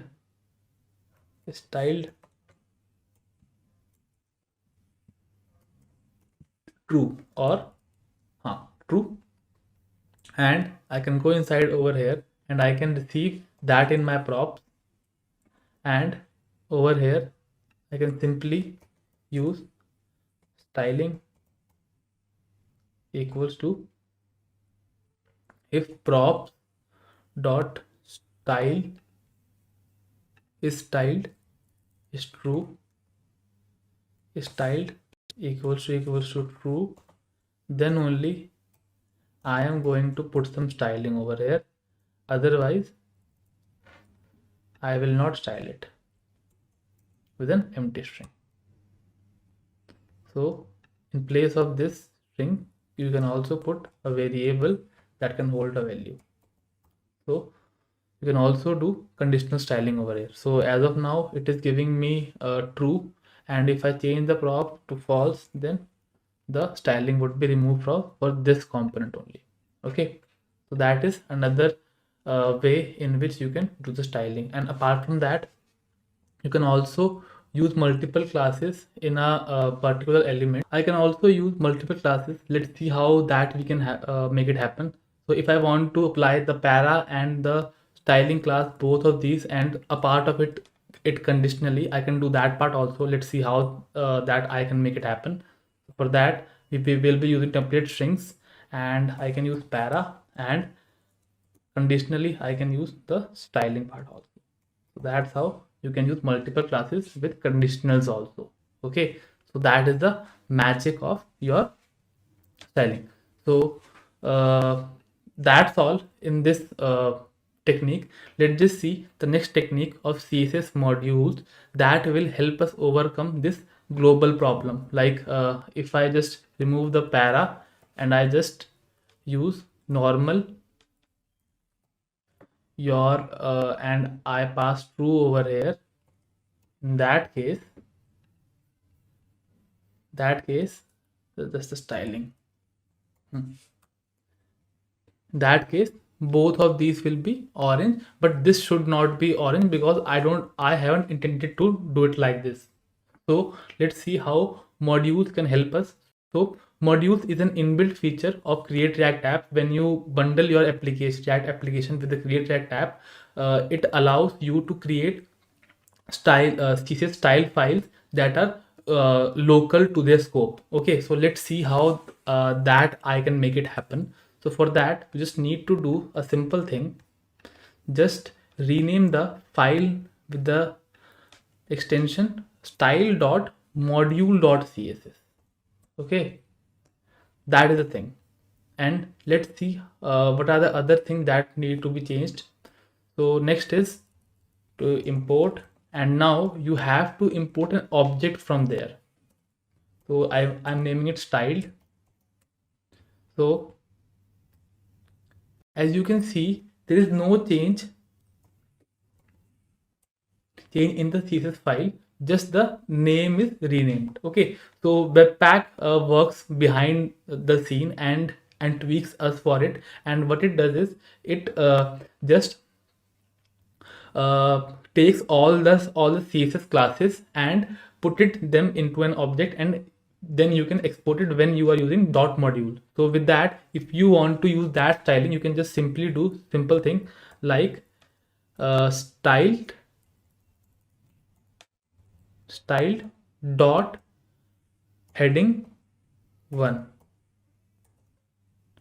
and I should be naming it with the help of camel casing. Then that is one thing that I need to take care of. Okay, so with this, what has happened that now this styling is only applied to this current component because the styling is local to it, and I have to import into this file after that, this component after that I will be able to use. Okay, so that is the last part, and let's see how it works behind the scene. So if I inspect it, and if I go over here, you can also see there is a difference between normal styling and this, that you have a style and a simple identifier that is attached to it, so that every component that uses a module CSS will be getting a new set of classes. That's all in this video. If you have any doubts, you can ask in the comments.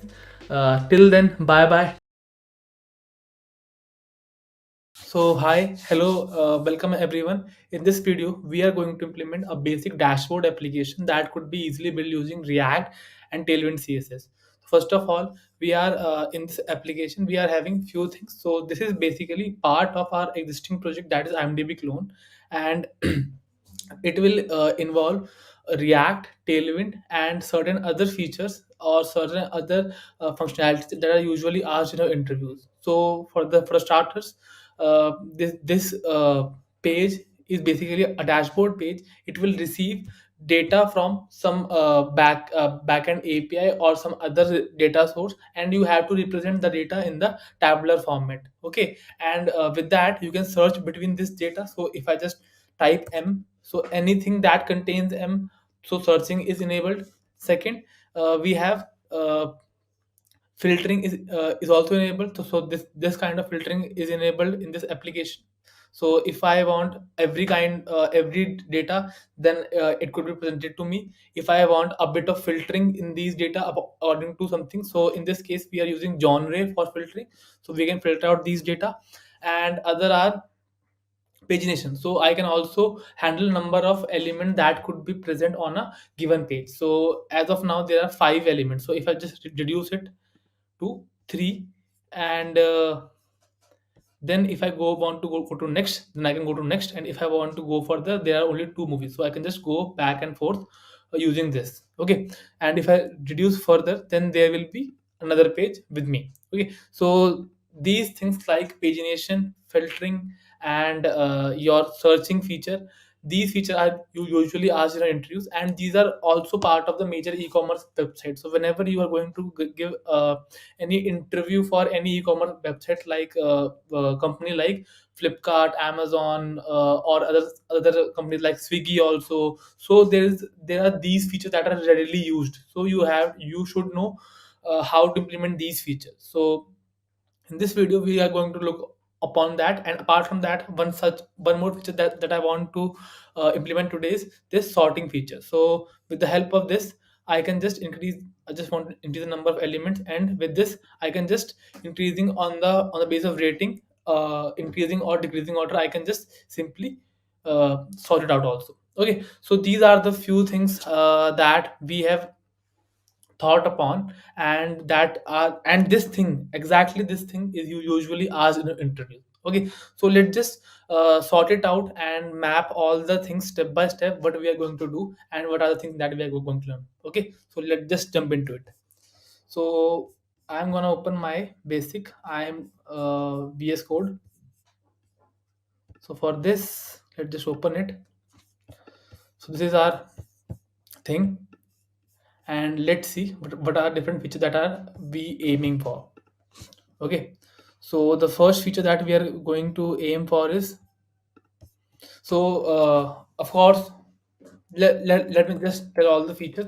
After that we can talk how to get started with this project. Okay, so today's to do are, so to implement all these features and this kind of dashboard, you need following things. First of all, I will be helping you set up the project. Second, that is optional because in a way we are majorly working in a single file. Okay, so you just need to follow a few set of steps and you are done for the day. Okay, you don't have to worry about anything else. Okay, so next would be, first of all, set up your project. Second would be, we will be firstly creating the UI, static UI, with the help of React.js and Tailwind.js, Tailwind CSS. Okay, Tailwind CSS will be used to style this web page, so that you don't need to delve deep into CSS. And along the way, I will be explaining few extension, so that will help in writing the Tailwind CSS easily. Okay, so after this, or after writing static UI, we are going to implement our features like searching. Okay, so that you can search according to yourself. You can paginate the data. So pagination means that you could, if you have n number of results, you can just define, like if you are getting 15 result and you want to just display 5 results on a given page. So the user should have option to visit 3 pages. So that is the thing around pagination. So we are going to implement searching, pagination, filtering, sorting, and all those features. Okay, and while we are at it, then I also want to emphasize one more thing, that in this, while we will be using Tailwind CSS, I will be explaining how you can just get started with the Tailwind CSS and you can code your React components very easily. Apart from that, I will be explaining how to use how to create basically tables with Tailwind CSS. And I'm just majorly talking about this table. Okay, this table that we have. Okay, so it is of course responsive, and this is how usually your dashboard looks like. So majorly how you can create tables using Tailwind CSS, and more the most important thing that you are going to learn is how to use someone else's code. Okay, because what usually happen is that in your bigger companies also there will be some project that is being run, and you will be hired to contribute into that project. So you need to know how you can use someone else's code to work upon it. Okay, so that is very important skill that will be help, that will help you in your day-to-day life. Okay, so now moving forward, searching, ignition, filtering, and this. And if I get time in today's session, then I'm going to implement also my local storage. Okay, so let's just start with it. Let's just do the first step. So what you all people need to do is just need to go to the GitHub link. Okay, I'm just going to give you the GitHub link. So live React course, and you all just need to go to view code, and you can just before doing view code also you can just directly uh, if I maximize it, you can just directly go here and just git clone this repo, and the whole code is inside this imdb folder. Okay, so when you clone this repo, all these things would be available. Just need to go inside this imdb repo and just need to type npm install. Okay, so I'm just going to write the steps. Okay, so first of all, clone this link. So I'm also pasting this link in the chat, so it would be embedded, and we will also be adding it to description. So first of all, clone this link. Okay, just simply git clone it. First step is this, and second step would be to simply go inside imdb folder or directory and just type npm install. Okay, and you can just get started with your project. Okay, that's all. If you want to start from the scratch, you can also do that. Okay, and if you do this npm install, and you can just directly do with it. You need not to install like Tailwind separately. Okay, all things would be set up. Okay, and if you want to start from the scratch, then you can just simply create React app, simply create a React app using CRA, and just directly install Tailwind. Okay, so I've also created a video around that where I just explain step by step process how you can install Tailwind CSS for a React application. Okay, so the first step will be to create a simple create React app. So for that, I have opened VS Code over here, and inside that I will be doing npx create dash react dash app, and inside that Tailwind will be the name of project. And you should also know that Tailwind is a utility library, so it has classes that work similar to your CSS.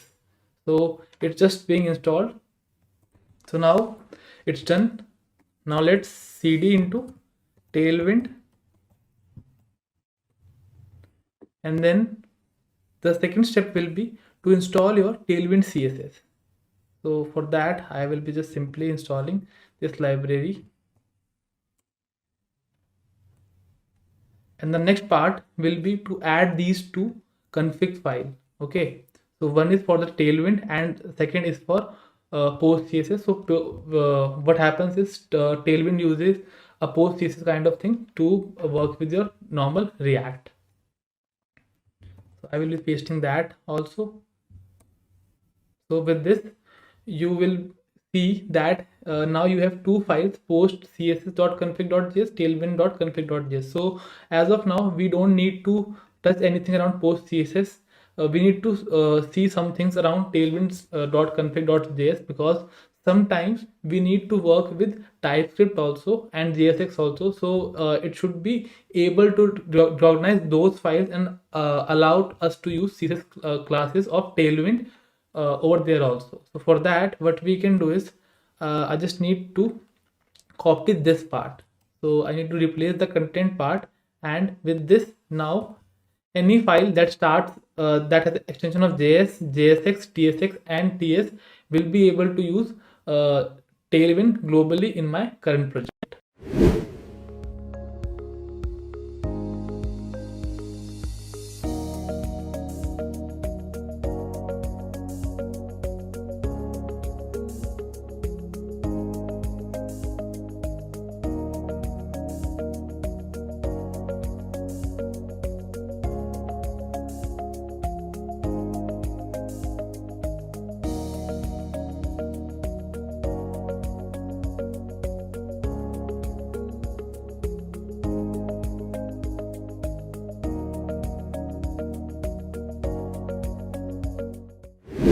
So after that, what you need to do is you have an index.js file that's in src, and you have to put these three directives over here so that css is available all the way. Okay, after this you just don't need to import it anywhere else, just need to put it here. And also ignore those warning that comes along. Okay, so that is not a concern. Next is just start the project and you are good to go. So these were the minimum set of steps that you need to take to start working with Tailwind. So I'm doing just npm start. So now this has started. Let's see whether our project is working or not. Okay, so for that I'm just going to replace this with our app.js, and inside this I'm just going to remove everything. Just I will just leave app over here and I will just paste it over here. So these are the classes that are built into Tailwind CSS. Okay, so if that was the case and if I open it, and this is the way through which, and if I remove all these things, then you can see by default React provides this kind of styling, and if you add these classes, then you can use the classes of Tailwind CSS also. So while we are here, let's do some changes and check how your TypeScript works. So for that, so if I come here and now let's see if I do it text Excel, then it should be bigger, and so with the color text blue 400, and it is now blue, and I can just also make font weight font bold, and with this I can also do it 4x. So moving on, so these will be the three steps that you need to follow. Now let's just talk about the static UI that we are going to build. Okay, so if I talk about code structure, then it's not much. Just need to, let's just come here and let me just maximize it. So you just no don't need to go anywhere else. You have just only this favorite.jsx, and if I open my Chrome, then this is the link that is as of now displaying the content of favorites page. Okay, so favorites page.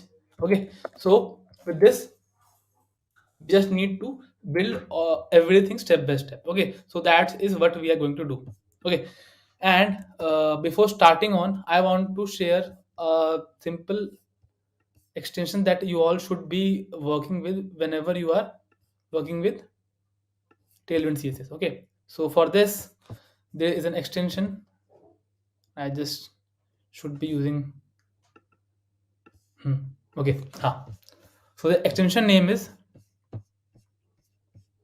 Tailwind CSS Intelligence, because that will give you autocomplete, will help you learn Tailwind CSS better. And the next is inline fold. So what happens is whenever you just write your Tailwind CSS classes, it becomes long. Okay, so if you want to manage these things, so it makes reading your code very difficult. So to avoid that, they have introduced an extension inline fold. So with this, I'm going to show it to you people. If I just put everything one after another, then it will be omitted from the screen. Okay, so that helps a lot while reading your code. Okay, if I just do this, and if I just over here and just over here, so this whole CSS will be hidden to for the reader, and once you have done, it will be hidden. So that improves the readability of your code. So the first extension is inline fold, and second was Tailwind Intelligence. Okay, so Tailwind Intelligence is going to give you a bit of autocomplete, so that will help you out when you are writing something in Tailwind CSS. Okay, so let's just go and let's just check out the different things that are available to us inside our inside this dashboard. So the few things that we can directly see upon that, I already have this navigation bar. Let's just leave it out. We have to majorly focus on this internal part, this filter, searching, pagination, and all those, the area below your basic nav bar. Okay, so next is I just want to code everything step by step. So first of all, I will be talking about genres. Okay, so genre means I want to talk about these three things. I want to talk about these three things. So let's just talk about these things one after another. So basically, what do I want? I want n number of elements that are below my nav bar, and that are one after another and are at center. Let me just explain you how we can do it. First of all, I'm going to create a div, and I'm using class name, of course, to give class to it. So first is I will be giving it margin top, and initially let's put genres over here. Okay, so first will be our basic margin top 4. Okay, so what it is going to give you, it is going to give you margin from top, so it will move below. Okay, next would be to give uh, a slight left push, or we can do it that thing later also. And inside this, I am going to put some buttons. Okay, so I'm just going to put some buttons. So this is a way when you use JS6, then your autocomplete or emit abbreviation works. So with this, you can just directly create your buttons. So with this autocomplete, I create 3 buttons. I'm just creating only one as of now. Okay. Ah. So let's just put some content inside of it. So I will be calling it all genre. So let's see how it is printed. So it is printed like a normal text. Now what I'm going to do is I'm just going to give it some properties. First is class name, padding 1. So throughout I'm going to give it a padding of 1. So if you hover over it, it is basically like giving it an area of uh, around the element of 0.25 rem. That is a unit basically. So 1 rem is 16 pixels. Okay. So moving on, let's just give it a color also. So I will be giving it background blue. So it on its own is going to give me some autocomplete. Okay, that is very helpful. Okay, so next will be after background blue, I will be giving it a round did small. Let's see how this looks. Rounded, large. Okay, this is visible. Let's just compare these things, and I want a bit of more lateral horizontal uh, padding so that it increases its size. Okay, that's all. Now I have want to have a text that is large, so font or text large. Okay, or font or text just font bold. I think font bold would work. Font bold will be used to make it bold, and next would be to give it text white I have to give it text white. Okay, so let's just see what are the things that we did. So from the starters, you can just directly see these things.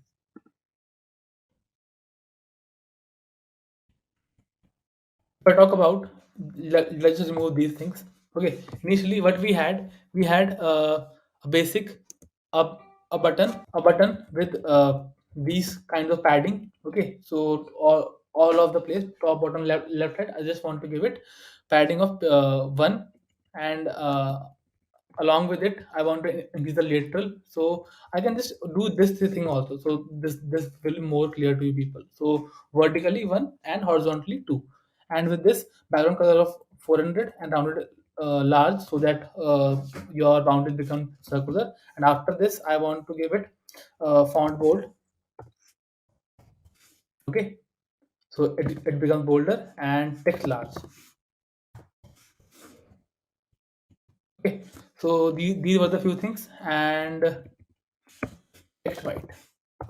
So these gives you few colors that will be used in all the places. Okay, so this as of now looks great. So let's add few more also, few more buttons also. Let's see how we are going to work with it. So this button, another button will be here also, and these are aligned one after another. So we can just add a we can manage it using simple flex also. So I'm just going to implement flex, and you can just have a space between them of x of 2, so that they have a bit of space in between them, and with it you can just justify center them. Justify center. So what justify center does, it brings everything to the center. And I think I need a bit of more uh, margin, so I will putting it to 6. This thing I feel. Okay. Hmm. Now it is very understood. Okay, so what I did, I just pushed it bottom, pushed it from top by 6 units, and then I just gave it flex. So inside of it there are two buttons, they will be aligned one after another, and I just gave them colors and all those things. Okay, let's just test other things also. So what is happening, like if I hover over any of these, okay, if they are not in uh, your color, by default some of them are of gray color and of text white, and if I hover over them they become light blue. Okay, so let's just do, and let's just try to implement that also. So for that, what I need to do is I need to simply go and say I have to do a gray.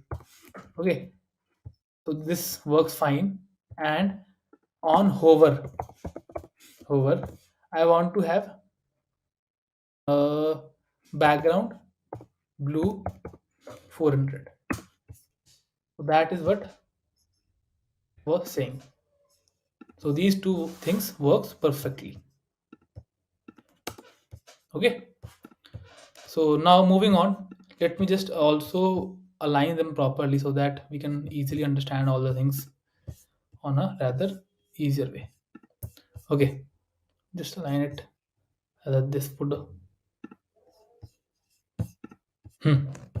Now moving on, uh,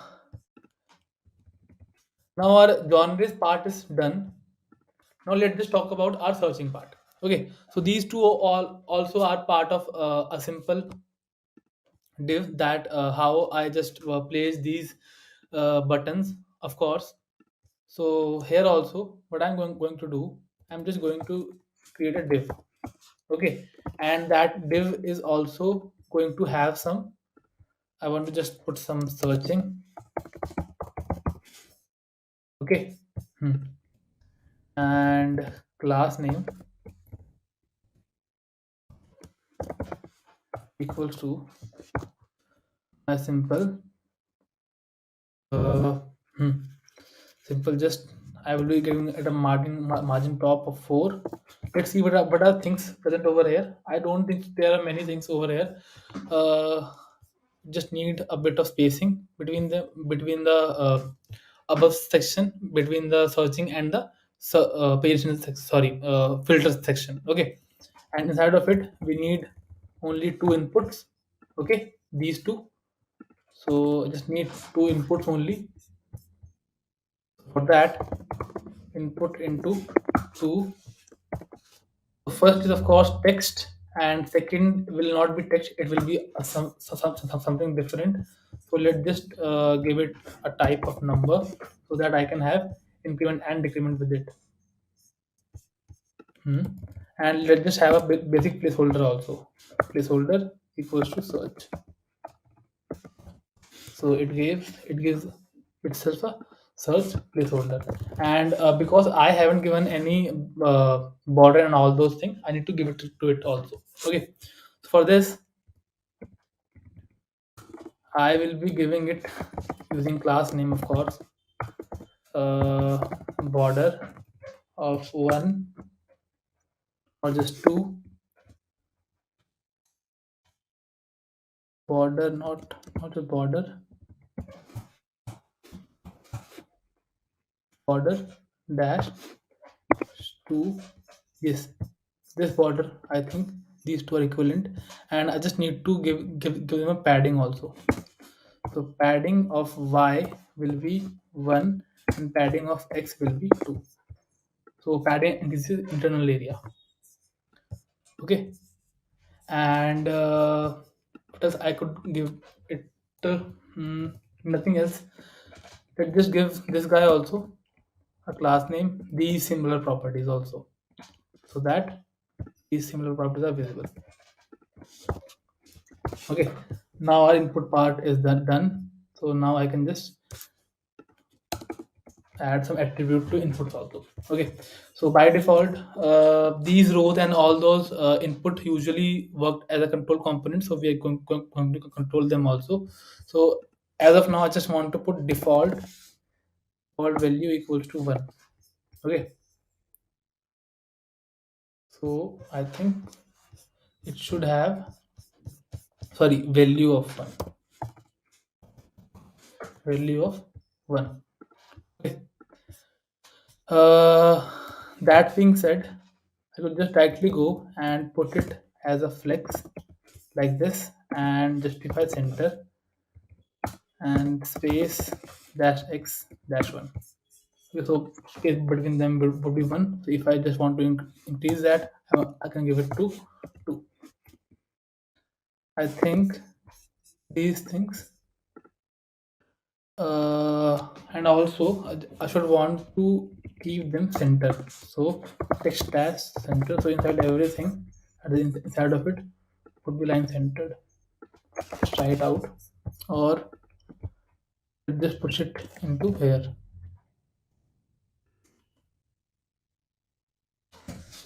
Okay, so it is now center. I think these two things look similar. Okay, so in this way you have to do things by trial and error, and whatever works. Okay, so these things works. And do I need to mm, add something? I don't think so.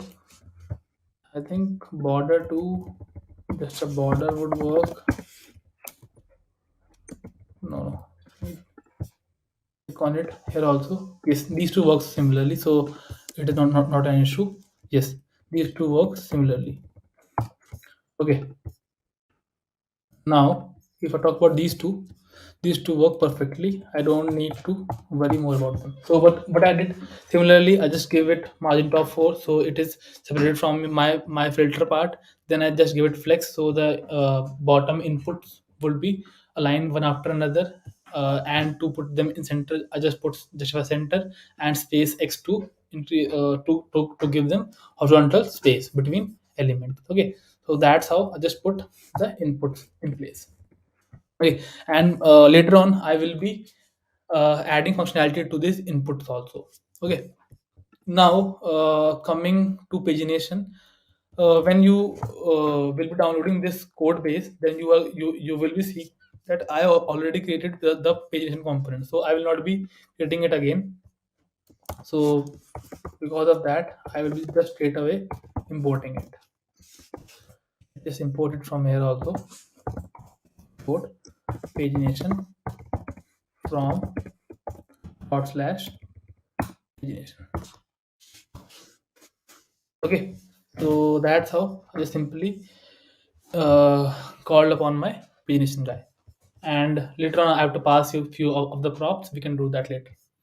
Okay. So now my top this filtering part UI is done. My searching part UI is done, and I don't think so. Nothing is left. So now coming on to the most mod part. Okay. Now if I just increase the size of it. Okay. Increase the size of it. I didn't get that. Could you Okay. try again? Just close it. Okay. If I increase the size of it, then this table contains so many features, like it contains several columns and rows, and I want to have a table like this. So when you will try to create something that is very complex, it is better to take someone else's code and modify that code as per your usage. So for that, we need to understand how a table works, and after that we can easily use someone else's tables code into our piece of code. Okay, so that's how we are going to create this data table for us. Okay, so for that, let's just go to our OneNote, and let me explain how a table is formatted. Okay, so when I talk about a table, so a table is formed using few things. Okay, so a table is composed of several columns. Okay, it's composed of several columns. So if I just add some columns,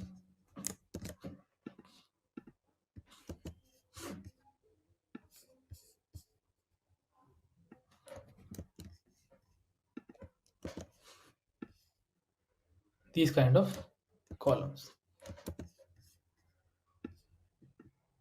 sorry, rows, and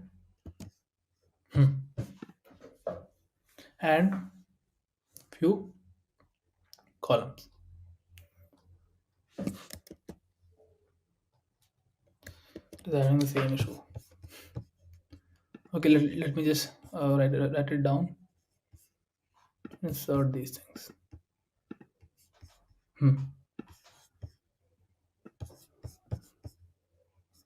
These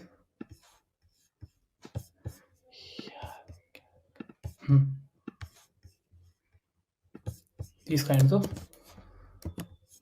columns. Let's just one after another see how this table works when we talk about our simple HTML. Okay, so if we talk about a simple table, just take a marker because that would help me write these things better. Okay, just reopen it again.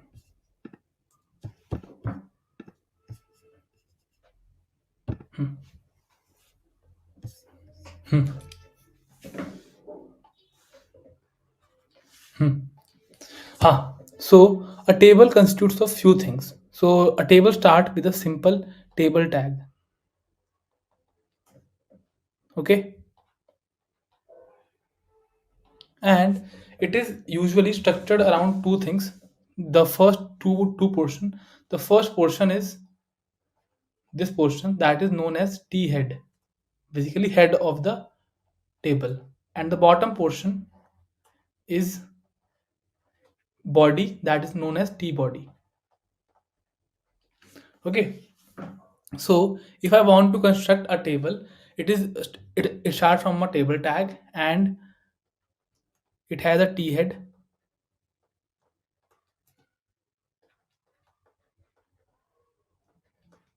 and a T body.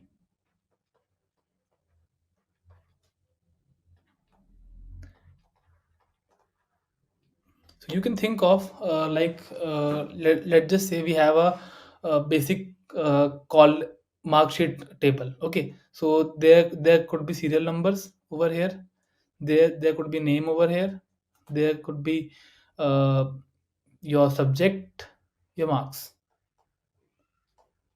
So this first row is part of heading. Okay, and subsequent rows will be part of the body, and every row starts with a tr. Every row will start with a tr. So there are basically four rows. So if we talk about inside t body, so there will be four trs. Okay, and inside of every tr there will be, if I just uh, zoom in a bit.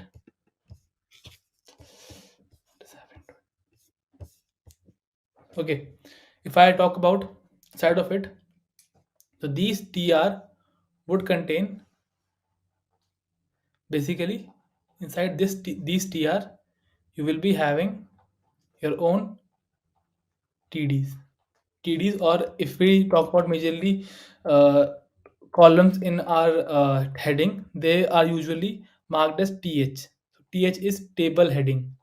Okay, so that means that we want these headings to be a bit bolder. So by default th is a bit bolder, and these columns could be easily represented using td. So in short, your table is constitute of table tag. Inside of that there are two sub portions.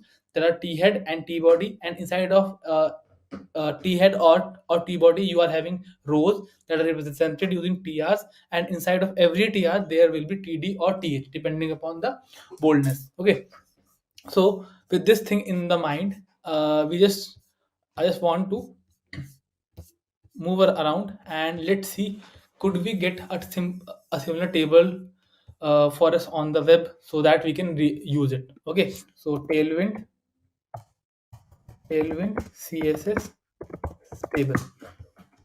So this is Tailwind CSS table layout. Let's see what it gives. Flow byte, elements, components. Okay. So let's see. They are just giving us simple tables. Okay. Here we can get a bit tables also, but they are not of that much of use case because they are very very simple. So I'm not going to use it. So I'm just showing the process how we can use them. Okay, these also look a bit simple and they have other features, but they are not that of use. Okay, let's come here. I don't think this is of much use case. Let's go over here. So we can have these kinds of table. Let's open one of these because this contains colors and all those things also. I just want to go to this thing. So this thing look a bit similar to what we have over in the final one. Like we have the image and we have a text side by side of it. Okay, the status could be used for the genres, and I have option of these icons. I either use them, or I can use this kind of feature. Okay, so that is per my choice. Okay, and this looks very similar. So if I want to copy the code of it, I can just directly go over here.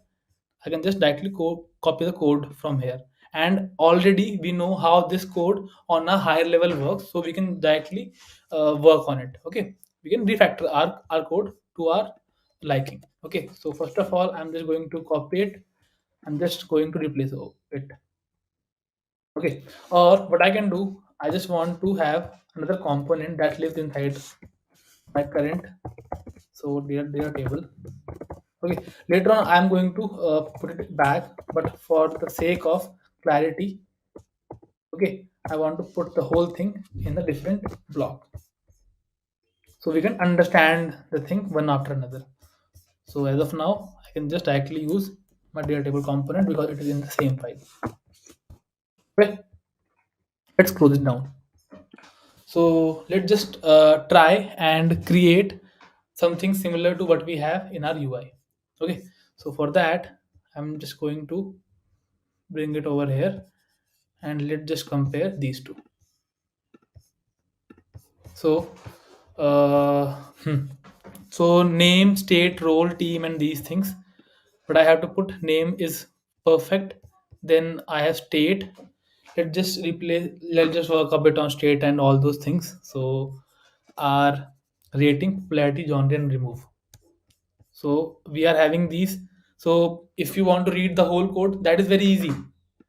It is basically a table that's listed inside a div. Okay, we I'm not concerned about any piece of code. We are just only be changing the code that is required for us to work on it. Okay, so if I talk about a table, of course it has a t head and a t body, and the t head contains a tr, and inside of it we are having th. Okay, so if I want to now convert this thing this thing into this, it could be done easily. Okay, let's just try to map them one after another. Okay, so that it is easier for me to understand. So huh. So I need name, rating, popularity, and genre remove. Name, where is my VS code? Hmm. Huh. So first is name, popularity, clarity, and next will be rating, rating, popularity, and the last would be our genre and remove. So genre and remove. So that's how you can just skim through on the web, and you can just get your thing and remove. I think this thing works, and we have my genre and my remove with me. Now let's just talk about few more things.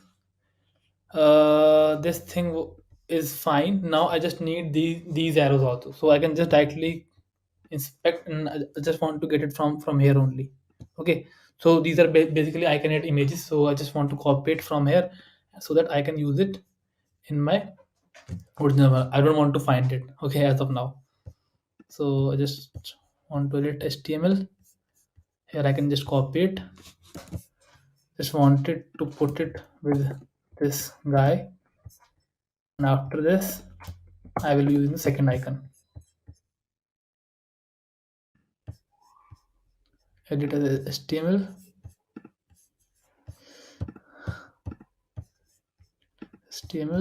and just directly copy it from here and paste it below rating. Okay, now I can do the same with these two people also, but first of all let's just work on ratings first. Okay, so as you already seen that they are coming stacked. Okay, so I want to place them one after another horizontally. So let's see how we can do it. So for this we have to of course use again our beloved flexbox. So for this, let's just create a div inside of it, and let's just put all three things inside of it. Command X, Command V. Let's just give them. You can give this guy also a div. That way we can. It's not very required, but for simplicity, I want to give it, and just give the parent flex so that they could be line one after another. Okay, so now it is easily aligned one after another. So that's the magic of flex. Okay, now this part is partially done. We are, as of now we are focusing majorly on our headings. Okay, so next is the term for our simple rating. So let's just copy the whole thing, and and then we are going to replace it with basic popularity.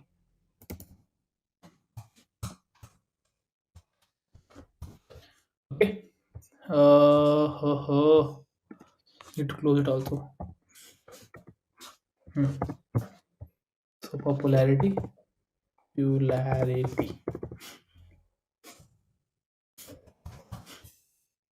Okay, so this thing works like a charm. Okay, this thing works like a charm, and we have all those things that are required by us. Now,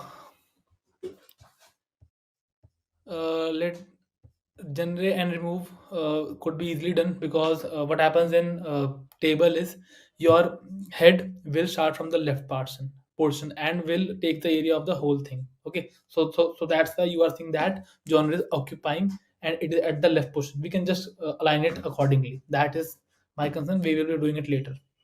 By the way, remove is working fine. Okay, now coming back, let's just close our t head. Let's just talk about our t body. I'm going to remove most of the things. So T body have tr, it has th, and they may have used th for any reason, but I don't think so. It is very much required. But as of now, I will be closing most of the columns of the first row. Rest I want to remove. Okay, because I want to work on the single one, because later on I have to use the dynamic data, and I will be using the single row to render the whole table using map. Okay, so as of now I'm just having this only single row, because I have to map it according to that thing. Okay, let's just work one after another. Okay, so the first thing that I could work on is basically replacing uh, this thing and putting a number to it. Okay, so let's just go to the easiest things. Okay, so let's just replace the whole span thing. I just put a number to it. So let me just put a number to it, 10. And for the next guy also, 10. Okay, we need to work a bit on alignment also, and let just only have the a single block only. So for that we will be going to give it a blue color, or such or green color, sorry. So let's just remove three of them. So it was after the popularity guy. Let's just move these three, and let's just add basically all genre to it. And here I just need beam only instead of two. So all genre or just the action would also work. So I think this part is sorted. Okay. And at the last, this genre part is, I think, sorted. Okay. These two icons I want to remove, and I want to put a simple delete, because over here we are having a simple delete without any background color. So I can just use this given span. Okay, and I could just directly remove all these things, because this div only serves the purpose of putting them one after another. So this span, I just need the closing tag for the span. Okay, and do I need some text? Yes, I need some text. Delete, and I need to put it no background color, just the basic text red. So these things help you create a UI from an existing code. Okay, so what I have done till now, I can just easily explain it to you. So first of all, I just focused on, you just need to break your problem into smaller chunks, so that you can easily work on each of the things uh, one after another. Okay, so for that, what I did, firstly I focused on only headings. So I just simply put the headings. Okay, then I saw that I need to put these icons also. So I just copied these icons, I just put it inside of it, and uh, the first guy, that is rating, I just created a div. I know that if I need to place three things one after another, I just need to have a bigger div. Okay, that I can give it a flex, and inside of it I can just put both the icons and the rating thing. And the same thing I did for my popularity guy also. So that sums up the heading part. And after that, what I did, I just removed most of the things. Okay, inside the t body, inside the tds, I removed most of the things. Okay, so now coming back here, let's just work a bit on alignment also, so that it looks neater than usual. Okay, so for that, what I'm going to do is I just want to put these things, just text. If I put text center, let's see what happens. It is not going to go to center. We are going to just do rest of the things, and we can manage these genres and all those. Okay, I just need to put it here. That's why it didn't work. Text center. Text center. I think there is some change. I wasn't able to view it. Okay, it may be quick.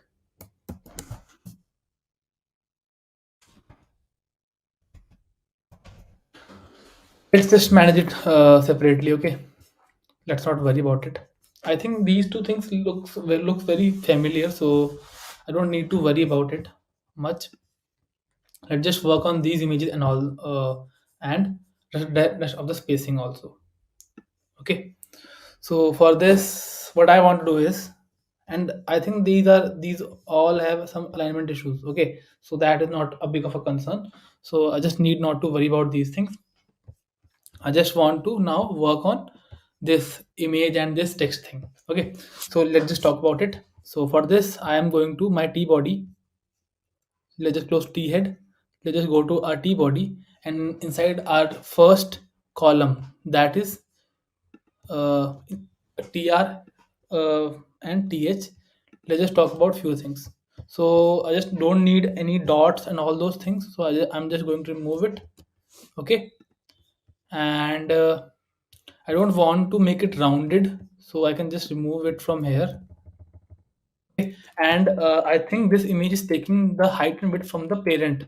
Okay, so as of now I don't want any parent, so I'm removing the parent also, because I want to give it its own height. Okay, so let's work on this also. Height and width, don't want it to be rounded. Okay, so by default it is taking the whole height and width that is available. It's intrinsic height and width. Okay, so I can just give it easily a height of 20 rem and width of 30 rem.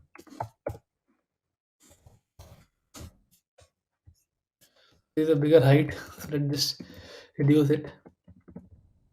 So 10 rem and 20 rem. So it also looks rather bigger. If I can do just 25 and 8 rem, I think this would be a good size. Okay, I just check what I've given into these images, because these images would be working according to the aspect ratio. Okay, so I just need these kind of images. So let's just go over here and let's see how I can just do it. Images. Okay, so just need to reduce the width if it is applicable.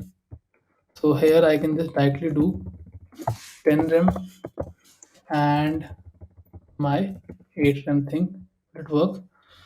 Just give the size of it, just give it according to it.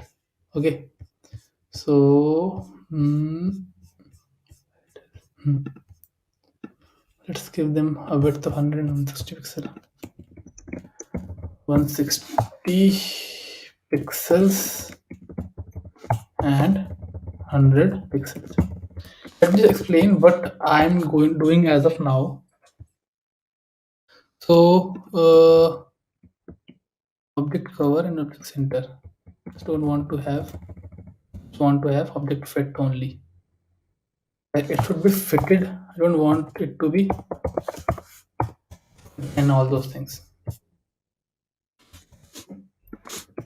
Okay, I think this could be the width of it. Okay, so that's why it is behaving this way. We are going to work on it, or when it gets some width, because as of now it is having some issues. So I am planning to give it when it becomes medium. Okay, if I now increase the width, yes, Now actually this is as of now it is working. So by default I want to keep it hidden. So because of the smaller width of it, it is causing some issues. So by default I want to keep it hidden. Let me just explain it a bit. Okay. So when I increase the width of the screen, then only why it's not working. MD or MD is the unit, I think. Yes. So when I increase the width of it, it's not working here. Okay. Then mm, okay.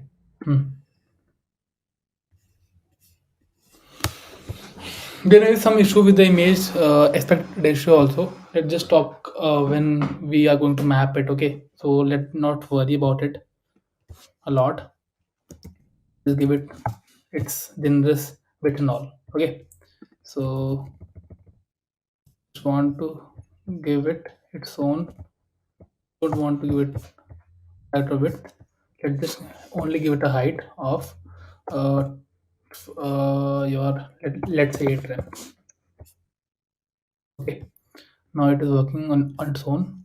So let's just give it 5 rem of height. Just want to manage the height, which could be easily managed. Okay. Your 8 rem, I think, was good enough. 7 rem. Yes. Okay. Yes. And if I want a width, then this could be 10 rem. Okay. It has no effect as of now because it is square image. That is not much of a concern. We will be working on it when we have the actual images. Okay, because that will respond better. As of now we have these two things with us. Okay, as now we have these two things with us, so let's just remove these two things, your basic email thing, and I just want to put it in the center. Okay, so how can I do it? Simply vertical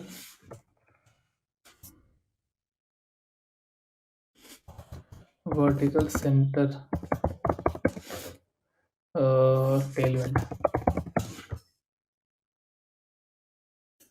vertical align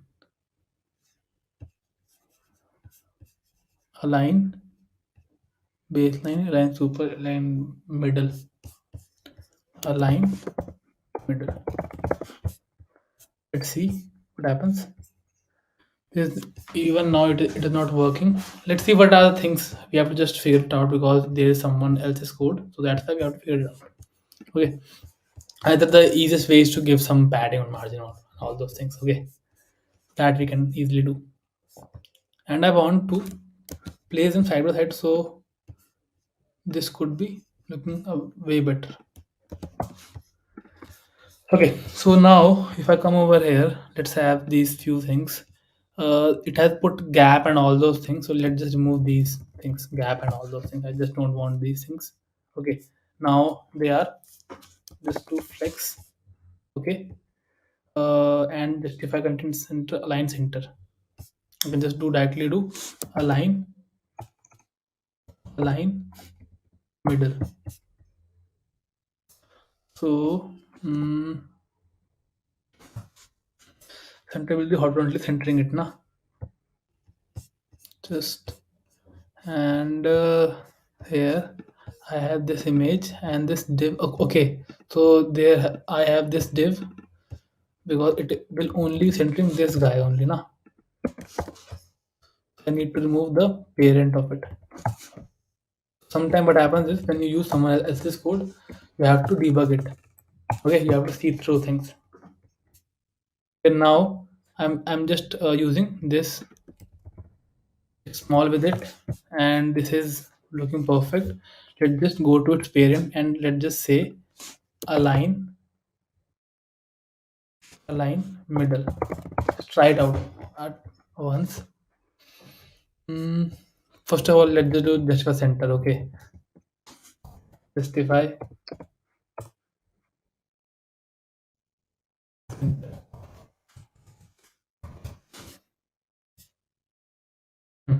This works. Okay. And if I want to put this text, okay, items center C. Okay, item centers was the property that I was missing, and I can just give them a bit of space dash x of 1 or 2 work. Okay, so what are the things that I was missing? That before this we had multiple stack of the text over here. So it was inside another div. So I had to remove that div, and here also I had to remove few things so that it could be aligned like a normal div where th is your parent and it has an image and it has a div, and I have to give this image some height. Okay, and we will later on working on this image when we will be using actual uh, movie posters. Okay, so as of now, as you can see, I've perfectly created this thing. Okay, I think these two things looks fine. And now what I want to do is I want to first of all just reduce a bit of height. Okay, 6 rem. Okay, yes, and let's just give each one of them a bit of font text lg and font bold. I don't know, but I think that this looks better, or just bold is either bad idea. Yes, this is also a bad idea. Okay, let's just leave it here, and we can just have a px6 or pl, well, for that matters, with a bit left alignment.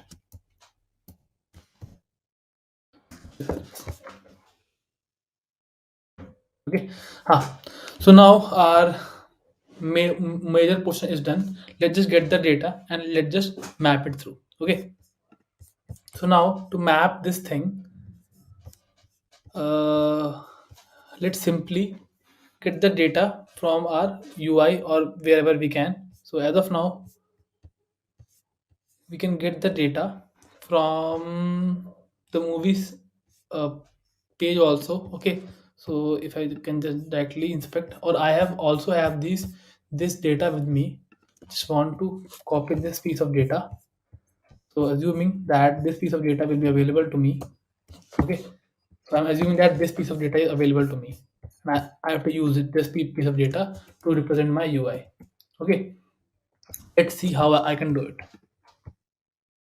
So now I have this movies array to represent whole of the thing. So one more thing I want to do is I want to just go back and put the whole thing inside my actual application so that I don't need to make it cumbersome. So everything is at the same place. Okay, let's just minimize it so that we can easily see our code base. Okay, so let's say we have this movies array with us. Let's make our things dynamic. So if I talk about my to-do list, this thing is done. My static UI is basically done.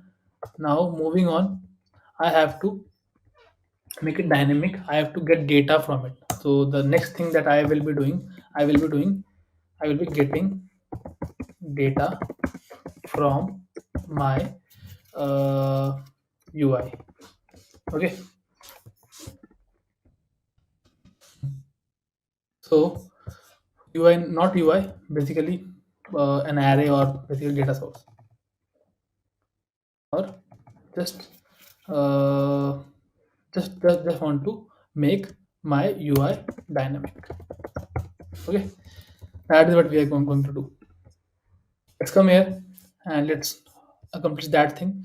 So I am having this movies array, and I have to map this whole table according to that. Okay, there's nothing to worry about your T head. You have to majorly work around your T body. So let's come here. Let's just use our basic array movies movies dot map, and you are going to get a unique movie from here, and that will be having certain features with it. Okay, command V, and now movie.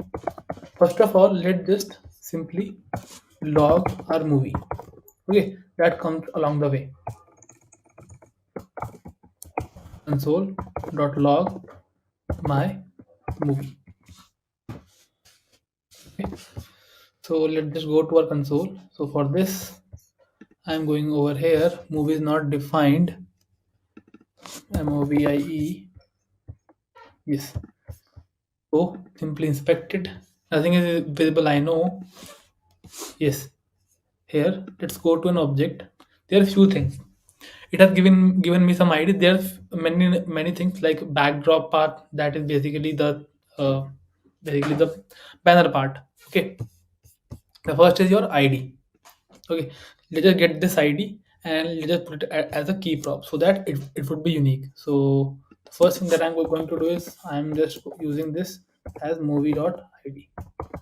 Okay, next let's just get that image and text and all those things. So for that we need to have that URL, and across that we have few more things like popularity that we need. I think voting average, so that is basically your rating. Okay, let's just get these things also. Okay, so these two things are very easy to get. So let me just put these two things first. So your movie dot voting average. Okay, reload it. I think class name. Okay, we need to do few things also. We need to replace every class with the class name. Okay, just delete the we haven't did it. Okay, we have to do it because that is not uh, recommendable when you are working on the production. Okay, that is certainly going to give you some error. So movie dot vote average. Uh, okay, on change handle and all those things. We can just ignore it. Hmm. So as of now, there is no, I'm not getting any movie and all those things. Yes, I'm getting this thing, but it is not rendered. Let's see what is happening over here. Uh, okay, vote underscore average movie. So this, let's just return this thing. We haven't returned anything. Okay, that was the case. That's when nothing was being printed. As of now, this rating is done. Let's just talk about popularity also. So what was happening that I haven't returned anything. So that's why for every entry I was giving it undefined. So it your React uh, engine could not uh, write it on the UI. That's why there was nothing to be presented. Okay, now let's go over to our next thing, that is basically our popularity. Okay, so for here I will be doing movie dot popularity. This is being done. Now we have these two things aligned with this, and we can also do one more thing. Then I can just uh, we keep it very precise using two fixed. So I can just force it to have at max two trailing zeros. Okay, two decimal points of result. So if I have multiple like 0.3567, so it will be fixed to 0.35. Okay, that is the thing. So with this, my rating and popularity part is done. We're going to implement a genre and all those things and remove also. But before that, I want to work on my basic this poster path so that I can work on my uh, image styling. Okay. And beyond this, I just need title. Okay. So let's just get the title out of the way. So for this, I will be going over here and let's just do movie dot title. And when you look here carefully, sometimes you get movie dot title, sometimes you get movie dot name. So I usually put both of these things. Okay, so now you have these movies with the names. So that's the magic of React. Okay, so you just need to build the UI, just put the data, map it, and pass to it. It will be dynamically creating the UI for you people. Okay, now moving on, let's just work around this images also. So for these images to work, I just need to remove the static image that I have with basically the link that will be used for getting my images. Okay, for this I will be replacing a normal src with this url. So let's see what is this. Basically it is a API URL where you can just directly get the path of the image. Okay, so here I am getting all the images. Now let's convert our UI according to us. Okay, so for this, let's just go over here, just see few things and convert our basic image according to our needs. So according to this factor, this form factor, I need to convert it to. Okay, so for this, I will have to give it a height and the width also, width of 10 rem. Let's see how it behaves. It works because that was the issue with the image only. Okay, so that's why it was not working. But these images are larger, so you can just adjust with it. Okay, so now I've just dynamically put all the data inside my UI using a basic array, and usually this array will come from either from another page or a backend API. Okay, so that's how your dynamic UI would work. Now let's see how we can implement searching, pagination, filtering, and sorting with it. Okay, so if I want to implement these features, let's see how we can do it. And before this, there are few features that are still pending, like getting the genre out of it. Okay, if I open my inspect and I will go to my console, then I will be getting different objects with me. And if I open genre, so there are these genre IDs. So with this mapping genre ID, you need to have some data with you. So for this, I am getting my data. Let me just get it for you people. So here I have basic some genres that are mapped to my API. So let's say it is given to you. Okay, these are numbers that are mapped. These numbers are mapped to some genre. Okay, so this 107752 will belong to war. Okay, so any movie that has a genre of war will have ID of 10752. Okay, so these are some of the ID that could be used usually.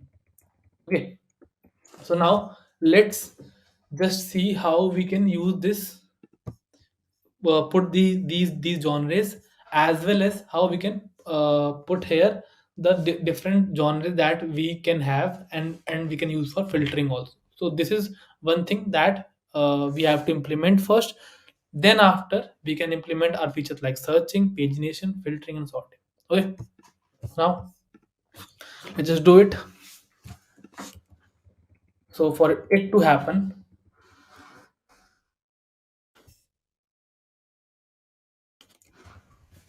we have to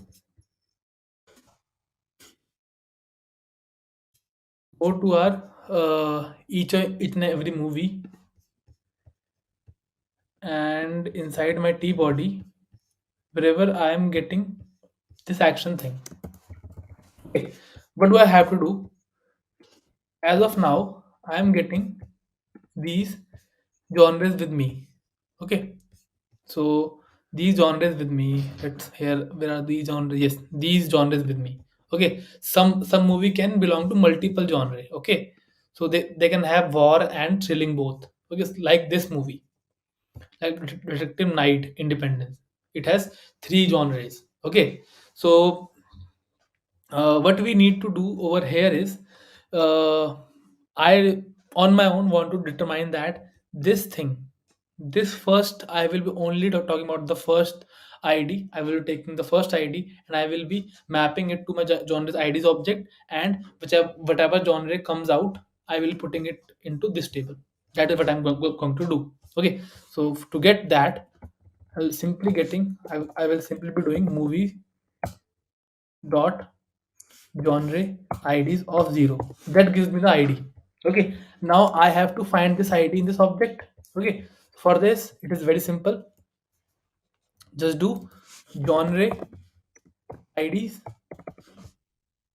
This is the variable name, and use the square bracket. This genre IDs, use the square bracket. So whatever ID comes out of this array will be replaced with the name. So now if I come over here, then you can directly see these are war, drama, action, and animation. Okay, so this is how you can map certain kind of data into another form on your UI also. Okay, let's talk about our basic option that will be literally used for filtering our data. Okay, so now we are going to do our filters. So let's just minimize the whole thing. For this, I need to, what do I need to have? Every movie. Okay, if I come over here, why it is always hidden? Why it is already removed? I don't know. Huh. So when I go to any of these object, okay, I can have basically there could be multiple movies with multiple genres. Okay, and multiple movies that can belong to same genre. So I don't want any repetition over here. For the option like here, there are only two options: sci-fi and actions. Okay, and there are multiple movies to one genre. So I want to only show the unique genre over here so that they can easily filter out from here. Okay, so for this, what I'm going to do is I'm just going to do a simple thing. I am uh, simply, let's say I have these movies with me, okay, and I want to use a simple use effect, okay, or a simple thing like every movie I have, okay, I want a simple, let's say, basic genres, comma, set genres, or yes, we can have these equals to use state, and that this guy is only as of now is only having an empty array. Okay, you can see that. And initially, what I want to do is I want to map on my movies array. I can do it in use effect, of course, so that it will be done after first rendering. Use effect. I can put this move to the state also, so that later on I can use the delete feature also. But we can do several things. Okay. Ah. So now I want to execute it on only once. Initially, just want to do a simple movies dot map, or I can just directly do one thing. I have all the movies. Okay, I have to just use set the genres only. Okay, so for genres to be set, I just need to get it from simple use effect, or how I can do it. I can do it in several ways. Let's just explore one of those ways. Okay, I'm not just talking about several ways. Let's explore all one of those ways. So I'm just using simple use effect for this. So it will be done after your first render. Okay, firstly your movies are here. So I want to map on movies dot map.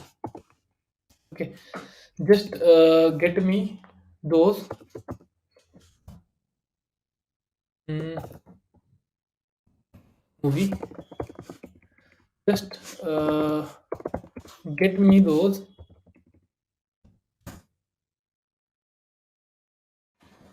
I want a I will be getting an array na. So movie, inside of it I just want its basic thing like genre ID on this thing only.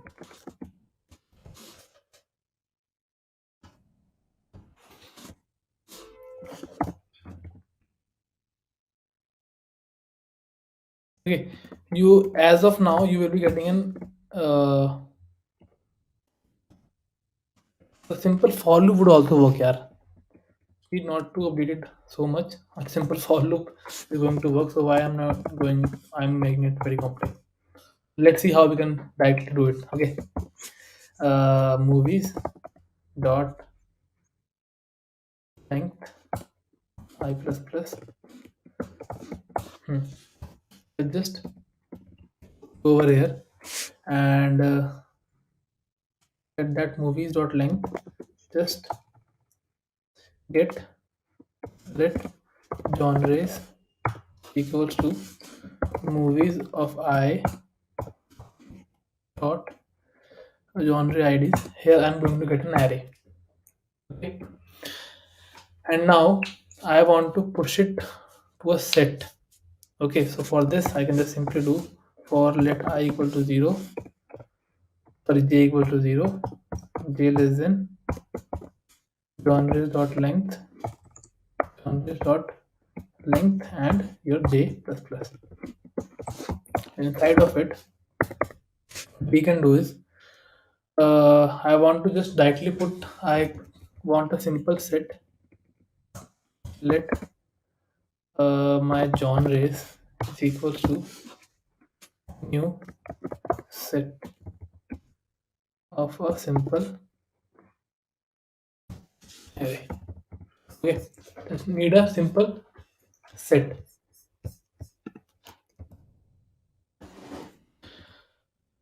This font, one more thing we could do, we could just only account for the first only. Okay, so that makes our things very easy. So just I want to do a simple thing, just want to do this thing. Let's just think of only the first genre, and with this I want to do it. Okay, so this helps me a lot, and I want to do it only once. Okay, and let's just go over here. Let's just put all those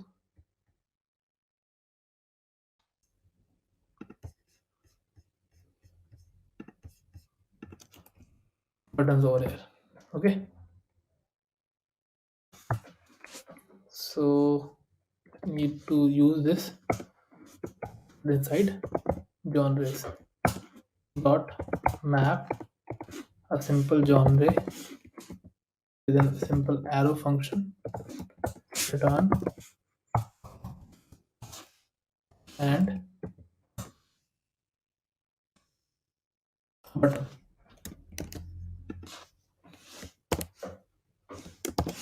Okay, so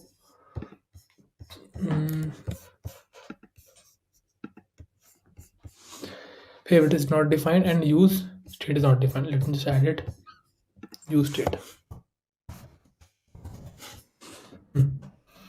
So favorites is not defined, 10616. Just need to have 106 106 106. Need to add movies over here. So now I am getting these things, and it is printing only all genres because I have just put all genres over here. Just need to put genre over here.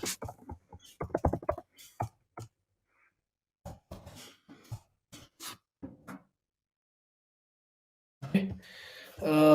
Interestingly, just don't need to put rest of these things over here. I'll just put it over here also. Okay. So now let's just summarize this feature, and as of now I want to end it right now because it's over an hour also, and I think I can cover the rest of the feature in the different videos, so you can just understand it better. Let me just sum up this thing. Okay, so how I did this thing. So first of all, we had a simple genres id object that maps our genre id with a particular genre. And what I did, I just chose the simple set. Set does not allow duplicacy. So what I would do, I would map on this movies array, and I will get the first genre of every movie, and skim it through this object and get the genre from here, and then I will put it to the set. Okay, so one after another I will be getting unique genres. Okay, then I will be putting it to this basic state variable, and it could be rendered using simple map. So that's how your genre thing would work. Okay, now the next thing would be here. After this, the next thing would be sorting. So we need to sort these things, uh, then filtering, searching, and pagination.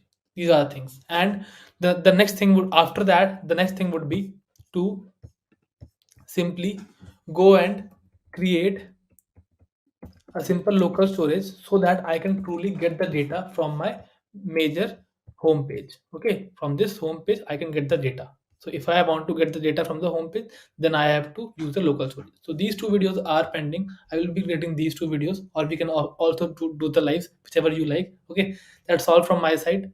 Thank you everyone. Bye bye. Take care. So today we are going to cover React hooks. Okay, so React hooks is, you can think it like you will be always be getting a question around React hooks. Okay, it is just the soul of React as we talk right now. Okay, so before explaining what all we will be covering, I want to go prior to 2018, or when React version 16 was launched. 16.8 was launched. Before that, there was two ways to create your component. Okay, so the first way was your using classes. Okay, and the second way was using functions. Okay, and when we talk about any UI application, okay, or any website that has to be interactive, okay, there are few things that uh, works in context of an application that we need to do, are they need to be interactive. Okay, interactive means that users should be able to interact with them. So first point is it should be interactive. Second point, like you can click on it and all those things. Second, you have to fetch data from, you have to get data from backend. Okay, so you have to get data from third party. Okay, and sometimes there are few application where you have to access the actual DOM element, because React is basically an abstraction over your normal vanilla JavaScript and DOM. So what it does, it just optimizes all those things. But there are few features where you have to access the actual element inside the DOM. So these three things were only possible, using a class component. Okay, so before React 16.8, I think, if I'm right. So yes, before 16.8, you had only one way of creating component using classes, using JavaScript classes. But there was problem, like if I just pull out a code from here, it's not copied. Just, okay, I can write it for you also. Let me just copy it from here.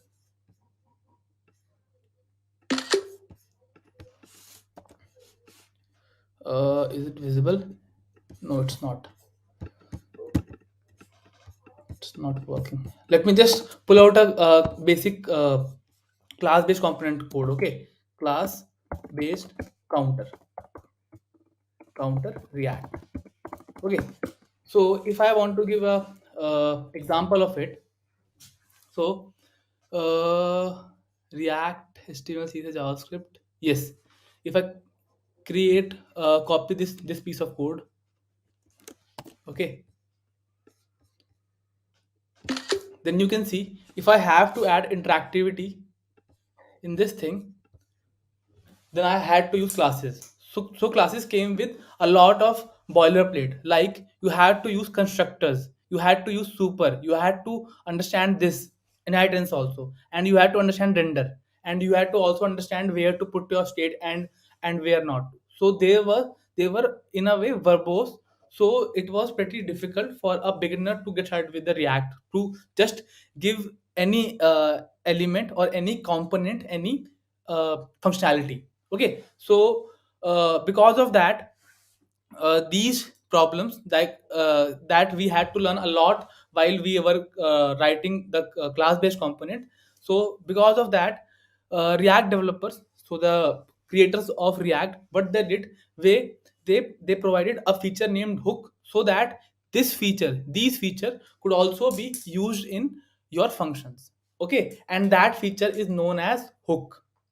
Okay, so now you all understand what is the story behind of it. So the point is, initially only class with the class based component you had the feature of states, interactivity, and any kind of functionality could only be achieved using class based component, and functions were there for just the static content. But the point with the classes is that you need to understand a lot of different concepts so that you can use it. So that was difficult for the context of learning. So that's why they introduced hooks in React in the version 16.8, so that you can use these states and these three features: interactivity, getting data from backend, and accessing any element. So for every each of these things, they have introduced different hooks for functional components, so that you can achieve the same thing uh, using functional component. So there are few hooks that you should always study and are usually asked in your interviews. So if I'm talking about a functional component, okay, so if I'm talking about a functional component,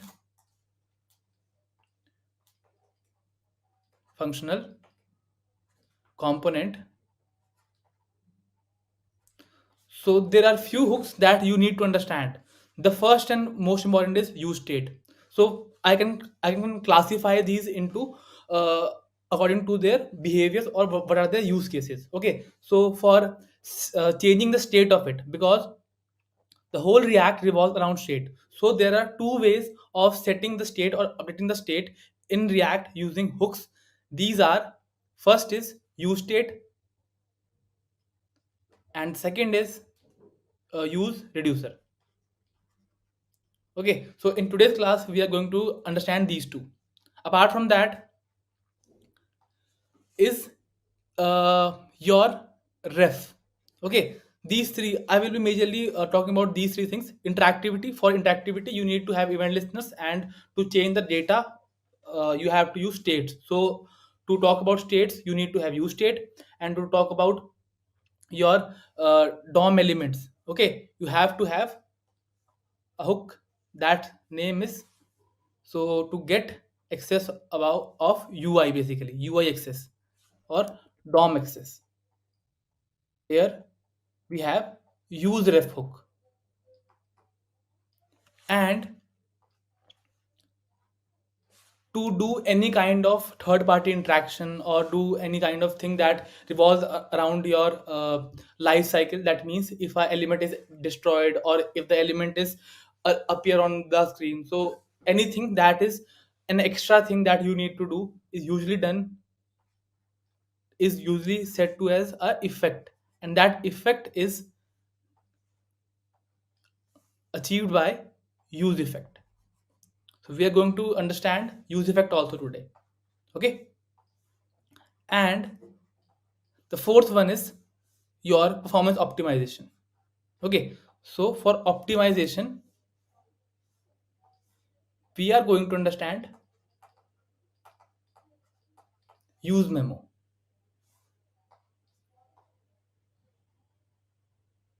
So these are few hooks. These are their functionalities. To update state, there are two: use state and use reducer, and both have their use cases. To access your DOM, there is use ref. A third for doing any kind of making an API request, handling uh, your component according to its life cycle. Like when it is created, you have to fetch some data after that. If it is removed, then you have to send some log. All those kind of third party synchronization could be achieved using this effect. Okay. And fourth one is optimization. When there is some uh, costly operation that is going on and you have to optimize that, you can use memo for that. So these are the four, these are the five hooks that were introduced, and there are more also, but these are the most important. And beyond these there are two more. One that was kind of trying to help us to manage our state in a better way. So it could be similar to your Redux, but it is not exactly. uh, for a better state management, it is use context. So I will be covering use context in a different lecture. And for optimization we have another one, use callback. So these are some of the hooks that were introduced. And apart from that, these are the most essential hooks that you all need to understand. Okay. So starting with it, let's just start and let's cover one after another. Okay. So first of all, we are covering our use, our state hook. Okay. So for that, we will be firstly covering use state. Okay. So let me just go over here and let me just introduce you people with the use state. Okay. So first of all, let me just create a simple create React app, and I will be creating a lecture 5 underscore hooks underscore course, and inside of that I will be doing npx create React app. Okay. So npx create dash react dash app. Okay, I just need hooks, the name of it. So let it install. Meanwhile, what I want to cover is there is one more fact that you need to understand. There are a few caveats with these hooks also. Like with this, you get all the benefits of a class based component without its bad syntax. Okay. So there are a few things that you need to keep in mind, that every hook, as you can see on your own, starts with use. Okay. Every hook starts with use. Second point, you can't use a hook inside a hook can't be used inside a loop or a nested function. So they can't be used in these two areas. So these are the two rules that you need to follow while using your hooks. Okay, because they will be giving you error on their own. Okay, understood everyone? So these are the two rules. Meanwhile, let's just wait for a minute, and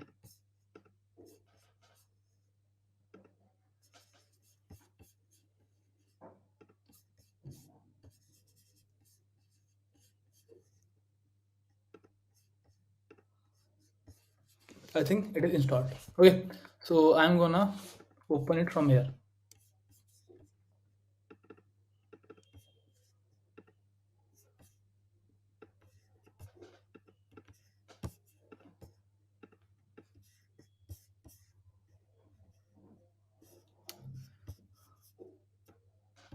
Yes.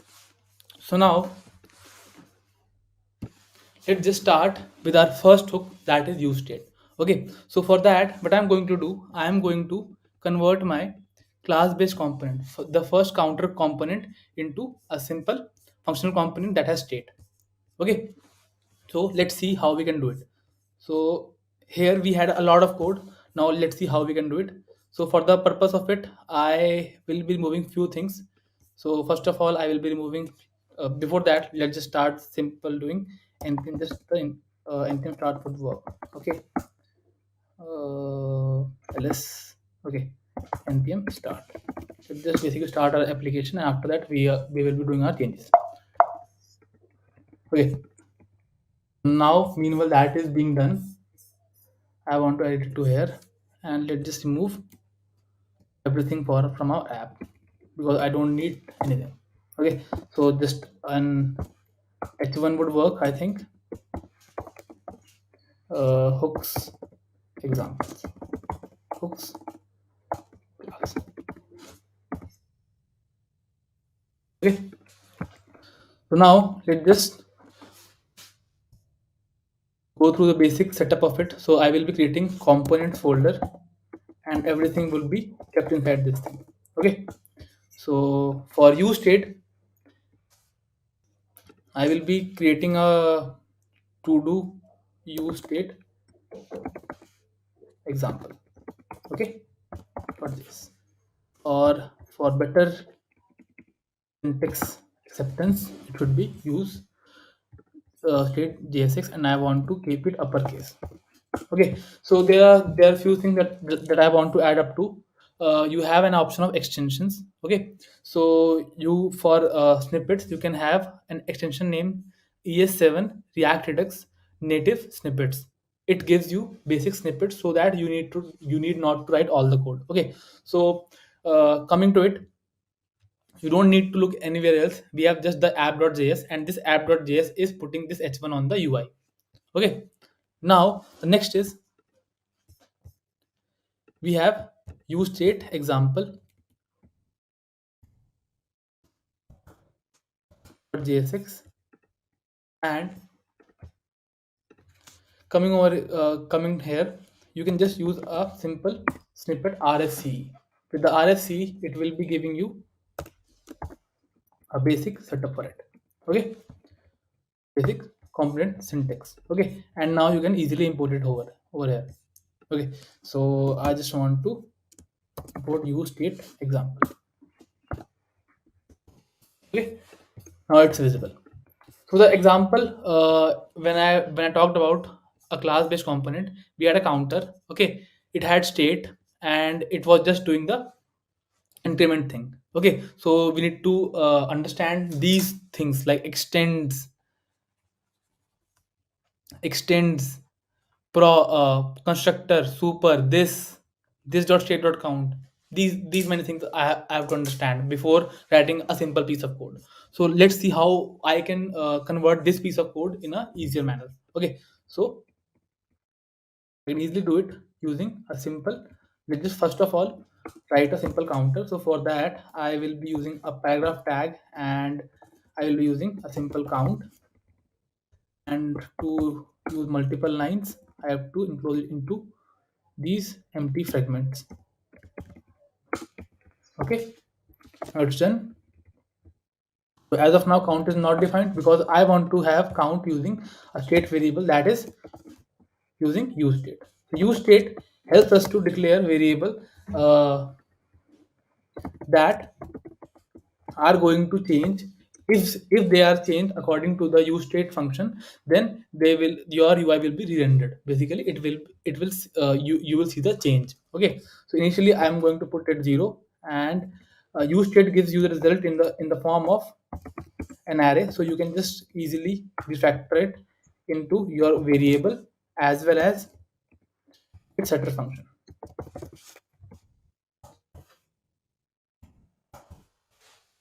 Okay, so what is happening over here is I can just do count. Let's see what I did.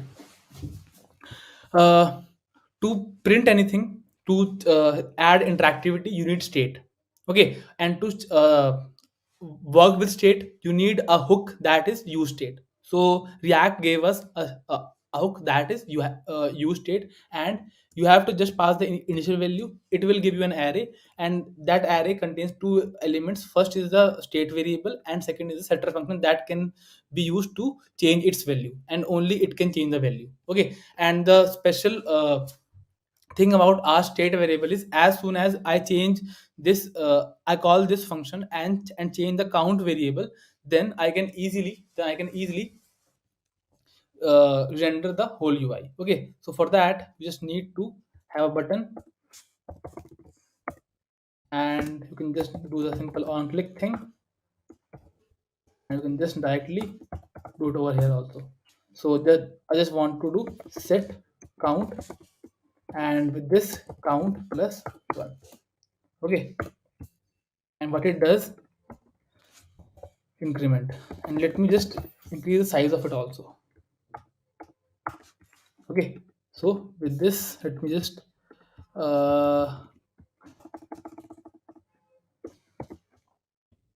happen to it. On click, on the on click, just want to call this thing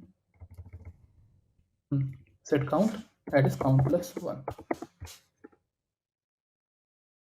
What happened to it? On click, there is L, that is uppercase.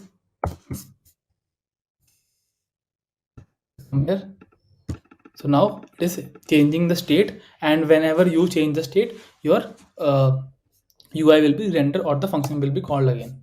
Okay, so with this, as we compare with the class-based component, you had to learn these many of concepts, so you can replace it completely, and you can directly use your use state hook in your functional component, and you need not to understand your render and all those things. Okay, so that's the beauty of use state. Okay, so I hope you understood the case of use state, and you can have multiple state variable like this, and you can have multiple things like this. Okay, so let's just do a thing. Let's just add have a to do basic to do application through which we can just enter a task, or I just want to filter. Let's just add a simple list, and let's just credit also, create, read, update, or delete. Okay, so let's just add a simple basic to do application. Okay, so for that I have basic user example. With that, I want to have another thing, that is use reducer. So let's just learn how we can handle complex states. So use state is used for handling a simple state, but as you saw over here we declared state using an object. Okay, and here we declared this state using an initial value, that is a normal value. Okay, so but whenever you have to work with complex state, like when you are getting data from a form, in those times working with a simple use state causes issues, like it will not cause any coding issues, but it will be causing you some writing issues. Okay, so that is the issue. So I come over here, and if I just rename it, so I'm doing RFCE. Let me just import this guy also. I'm going to uncomment this thing, and let me import I use reducer. That's not being imported. Use reducer. Use reducer example. What is imported? Okay. Now let's just build a simple to do application with it. Okay. So for this, I need an input and few more things. Okay. So for that, let's just make it a bit complex. Okay. Let me just make it a bit complex. I will be adding a counter. Okay. So for that, I will be adding the same piece of code over here. So I'm having counter. Okay, and let's just wrap it inside braces. So this was the old example. Okay, so let's just do the same thing with use state, and then we will be able to understand how use reducer helps us do certain things. Okay, so now here is that thing. Okay, so now this was the code for our counter application. Now what I want, it is a simple basic counter. Now I want a basic I have increment, decrement, and yes, this is one guy. Let's just have multiple buttons. Okay, so with that you will be able to understand the context. Button, and I want button that says decrement.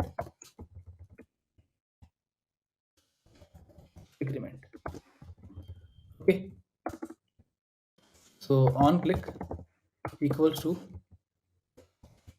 your uh, set count, that will be count minus 1. Okay, so with this you can easily see that I'm incrementing, here I'm decrementing, and I can also have different button like this button also that can increment by 5 and decrement by 5.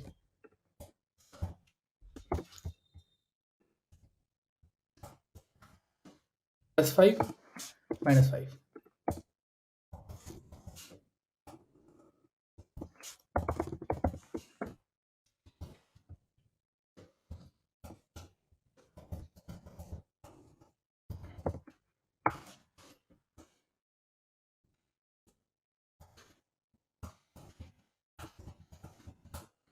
Third count on minus 5.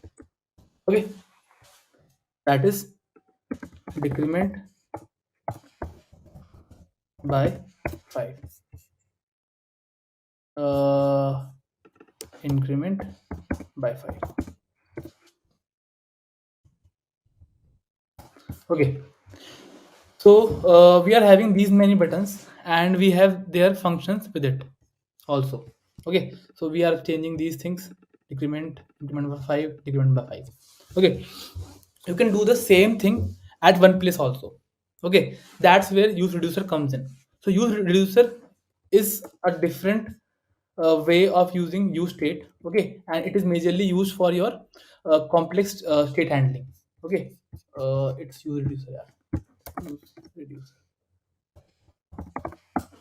Let's just see how we can use reducer also. So for that, you have to build a different function, and its name is reducer. Okay, reducer function, and it takes two things. It takes two things. First, an action and type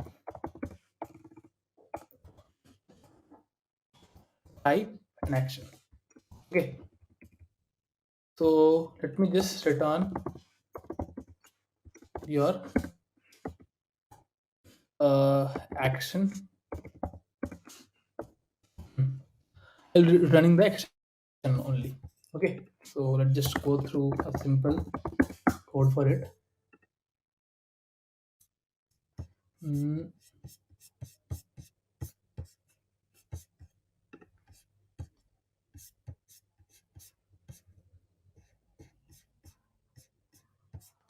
Sorry, your state and action. The first statement would be state, and second would be action. Okay, let me just turn the state initially. Okay, so now I want to use my use reducer hook with it, and if I add it over here, it takes two parameters. Okay, so the first is I think is a reducer function,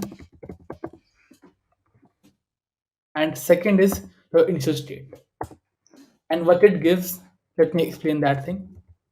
It gives you the state variable and it gives you dispatch. Okay, so this would sound like your redux. Okay, so when you will be reading understanding or studying redux, at that time you will be coming across these terms: dispatch, reducer, action, and all those things. So I will be explaining all the things along the way. Okay, and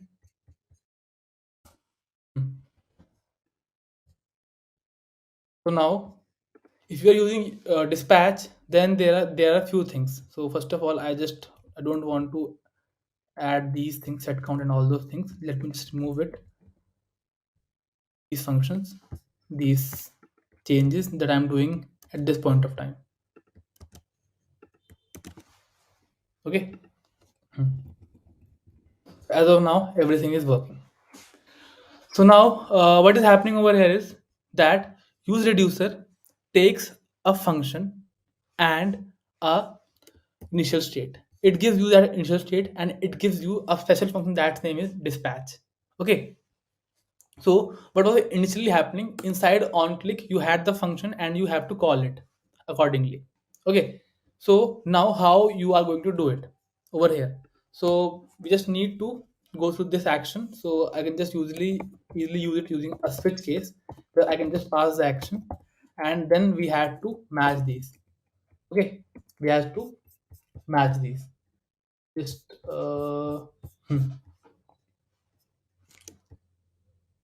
okay.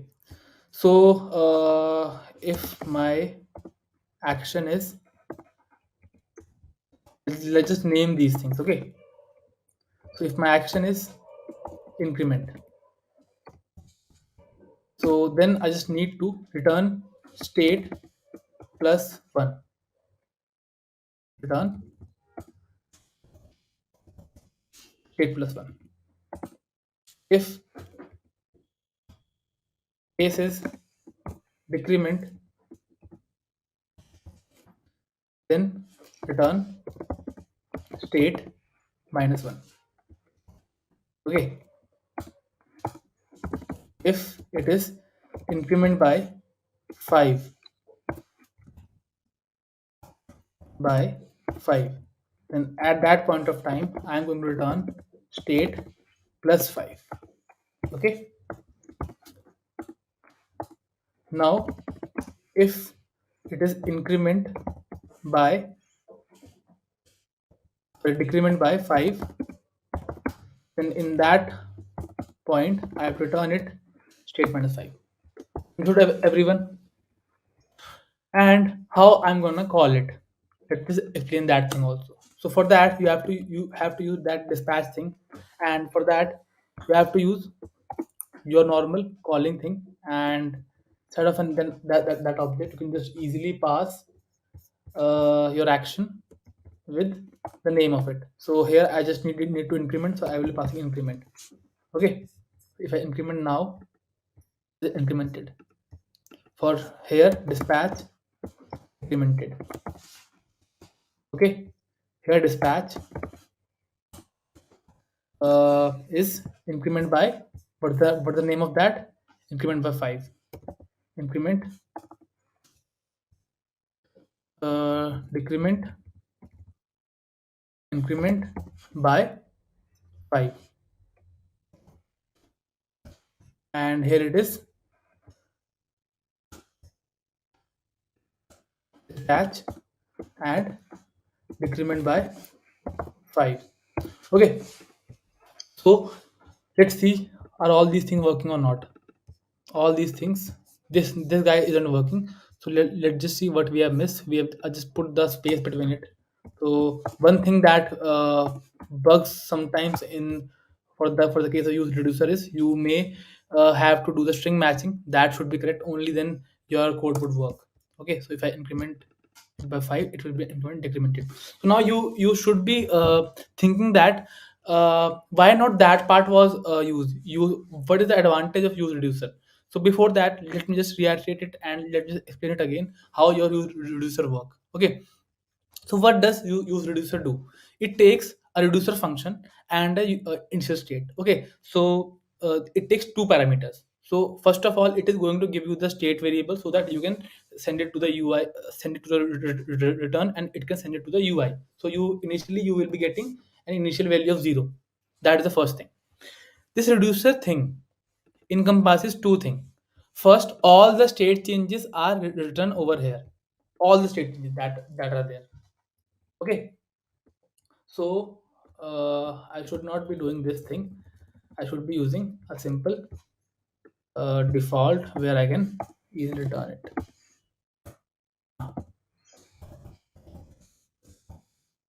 Return state. Okay. So my point was that with this, your all the state changes would be inside a same function. If you are doing any mistake, you can just directly see it. Okay. Let me just add a few more features that will help you understand that how it could have been useful. Okay. let's see. What if I want to just have to just tell the counter the value I want to increase it by. Okay, so let me just add that feature also. So if I have an input and I have a button also,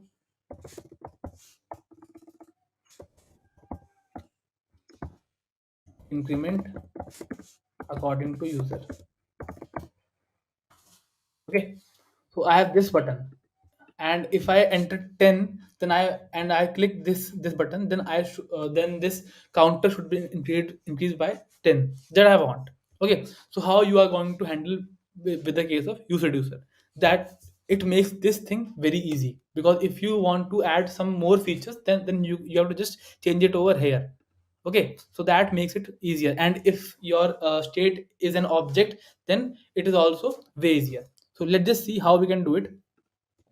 So I have a button, and here is the input, and let's just first of all control it. So when it comes to any input type of thing, then you have to control it using your state. Okay, so that you can work with it.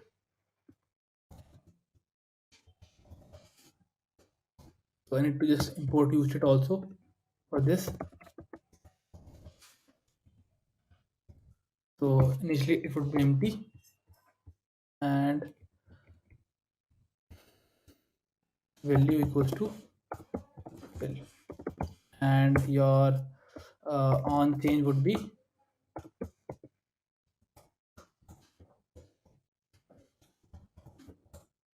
you will be getting e, and your set val would become e dot state dot value. These kinds of things here you should always be using e dot target dot value. So at these points you should always be using our use state. So if I just click on it, I can type on it. Okay, now with this button, what I want to do is I want to increment according to the user. Okay, so with that, if this button is clicked and whatever is inside your, so just want to call your dispatch. Okay, now let's see how we can do this. Okay, because there were two parameters, state and action. Okay, and now what I want to do is I want to dispatch it, and I want to pass two things, a value as well as the action. So I can easily add it over here. I can just add another case for it. Case increment user. Okay, return state plus here I would be doing action dot payload. And now you need to change things a bit, but that would make sense. Okay, so now in dispatch here you have to pass two things. First is the value. You can just easily pass the value equals to val. Okay, and the type is equals to sorry payload basically, because these two has to match. And your uh, your type should also be passed, so that is increment user.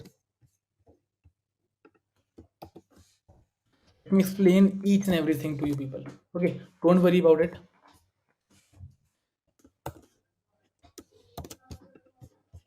Let me just close all of these buttons so that it is easier for me to navigate the code base. Okay, so let's just first of all see this piece of code. If you want to understand it, use reducer gives you the state variable. Okay, and it also takes a reducer function that we have to write, that will contain all the changes. Okay, so usually according to these things we just needed to pass just our uh, action. Okay, so in every switch case I'm just only checking the action. Okay, so what does dispatch do? Dispatch whatever string or whatever thing you will pass will go to this second parameter. Okay, here we are passing a string, so it will be getting a string. Okay, and here I am passing an object, so it will be getting an object. So now I can just easily do the same thing. So if there is an action, uh, dot payload, so you need to modify it so that you can use it. So if you have action dot type, okay, so if you have action dot type, then this type will be passed here, and now it could be added, and this payload will be added from here. Okay, and if we talk about other event listeners also, our other handler functions, initially we were passing string, so now we have to pass an object with the key type. Okay, so now just do it like this, type with increment. So now what would happen, this dispatch will be called, or in other way, this dispatch is called, and this object is sent to this object action. And now when the switch case run, it will be checking this action dot type, so that is nothing but your increment function. So now your increment will be called and your state will be incremented. So in the same way we have to do the same thing for all of these things, but the major advantage is that all the state changes are at one place. So this will be giving you a feel of Redux. Okay, so when we will be studying Redux, then you will be seeing that we will be writing reducers all the way along, and we will also be using dispatches also. So it is another way of handling your state when your state become very complex. Okay, let me just update all of these things, and after that I will be uh, explaining all the things via demo. Okay, just a second, let me just add the type over here, and here also just the type would work, because now you also need to have a user input.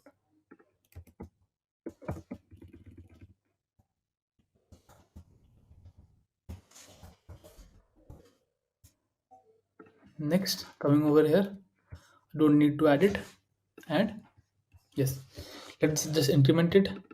It is working. Decrement isn't working. Let me just check it why. Decrement increment by 5 is also not working. So now we have to do something like, what has happened? Let's just check it out.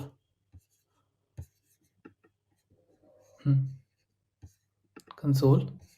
A component is changing an uncontrolled input to be controlled. This is likely caused by there is a reference error. Used is not defined. Okay, it is defined. Increment is working. Decrement is not working. Okay, so when I just pass the type decrement, when it is called, dev2 failed to load your source map, could not. Now let me just reload it. Okay, there may be some issue with it. Localhost 3000. What's happening to it, yeah? Huh. Now it is showing there may be some issue with the webpack.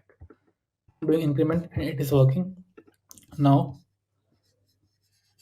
if I open over here, if I go to my console, now it is working fine. If I decrement it, decrement is also working. If I increment by 5, it is also working. If I decrement by 5, it is also working.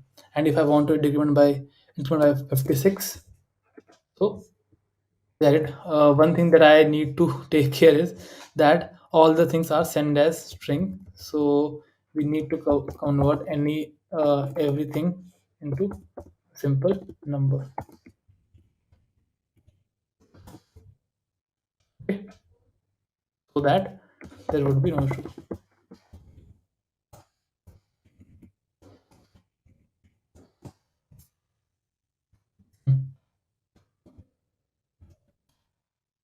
So increment is working, decrement is also working, increment by 5 is also decrement by 5 is also working, and increment by 20 is also working. You are getting 3. So the summary is, if you want to view all the things in one place, that use state and use reducers are used to handle your state of your application.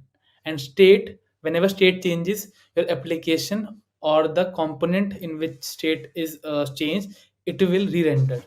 Okay, so for handling simple states, they introduced use state. Okay, because that use state only took just the initial value of the state and gave you a function. With that you can write uh, send this this state changing function every anywhere you want. Okay, but when it comes to your handling your complex states, okay, complex states like handling this kind of application where there are a lot of state changes, then it is better to put all the state changes logic at one place and calling according to your need. Okay, so for handling complex states, it is we usually use reducer. Okay, and reducer takes two things: the function that in where we have all the logic how to change your state, and second, the initial value of the state.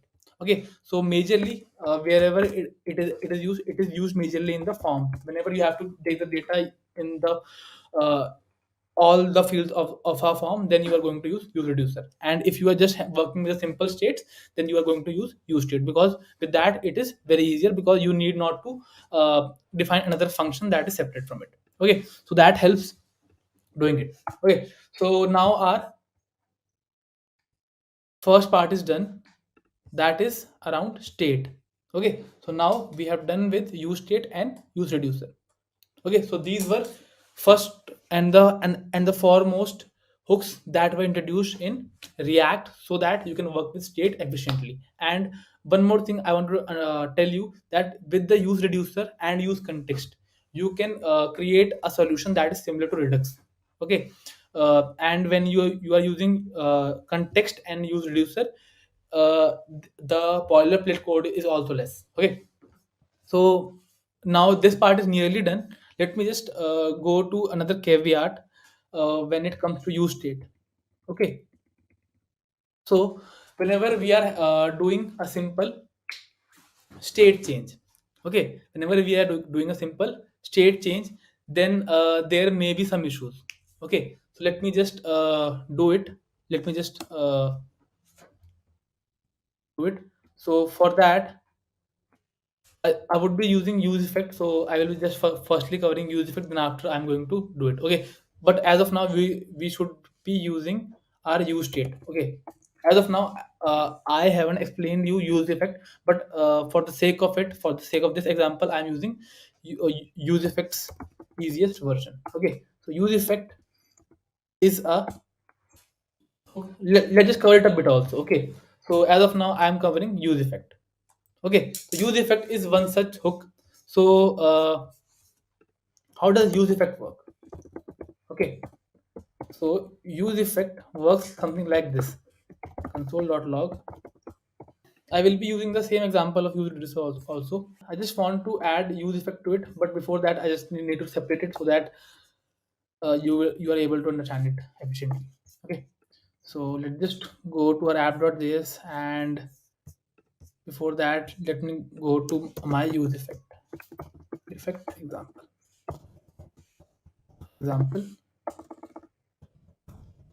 dot jsx. Okay, so now let's just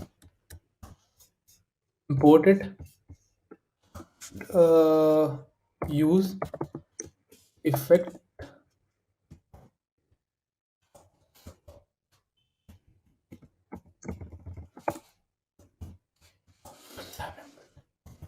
use effect use I did that thing RFCE, yes, the snippet, and a basic use effect example. Okay.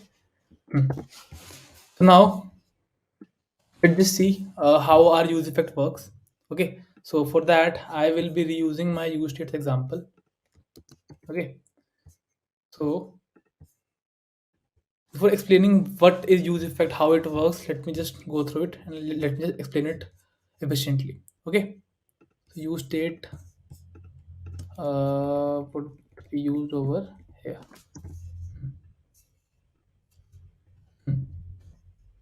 Now let me just paste it over here. I would be requiring this piece. Okay, let this import, of course, our use state. Now we are having this count variable, and as of now we can just also remove it also. Use the effect would also work. Let's just do some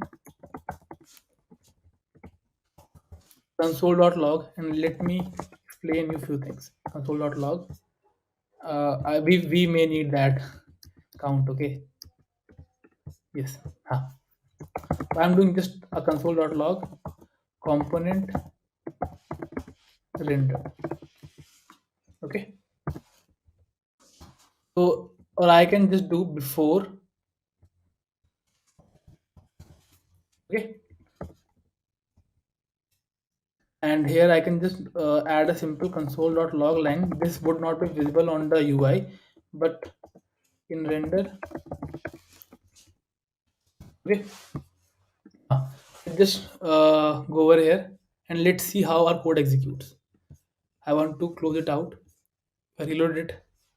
One thing you see is that here your before is printed, then your in render is printed, then before is again printed, and in render is again printed. Okay, this is a strange behavior that React DOM gives you. Okay, so in the development version of as the strict mode was introduced, after that, when you are in development version, usually your every component is rendered twice. Okay, so it is rendered always twice. There is no bug, there is no issue, but it is always done twice. Okay, so that is one issue that you all need to take care of. Okay, okay. So now the next thing would be, what is the use case of use effect? Let me just include it and just do a simple console.log with it. Use effect. Use effect is basically a hook, and for the starters, it just take a function that it can execute. Okay, so I can just do console.log your in render after render.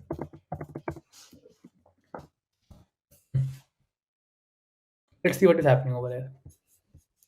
So now if I increment, if I just reload it, let's see what is happening. So initially before was printed and in render was printed, and after that there is let me just remove the use strict. Okay, or you all will be confused because this is an issue of use strict only. Okay, so let me just remove it so that this does not happen. Is an issue of use strict only. So now it clears your things. Okay, so that is the work of why I don't know why they are doing it, but it does not make sense. Okay, so now use effect takes a function and it runs it initially after first render. Okay, after your application is rendered, then only it is going to execute it, and by default at this point of time it is going to uh, again run it after every render. Okay, so I have multiple things like if I just import my use reducer thing. Okay, and if I add, just copy the whole of it, and if I come over here, I paste the whole thing, of course my reducer also, then I have to import it also. So use user. Ah, huh. So here's the whole code, and if I just add my use effect with that function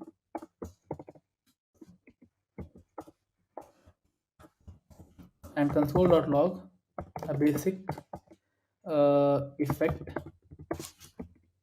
okay, and effect, and the next thing would be your between render, console.log between render.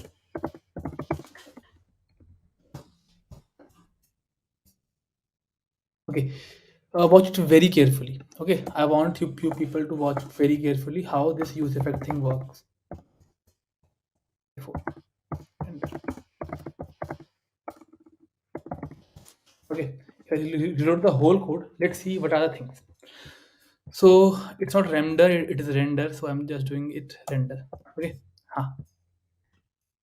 Now let's see, simply reload it. Let's see what are the things that are happening.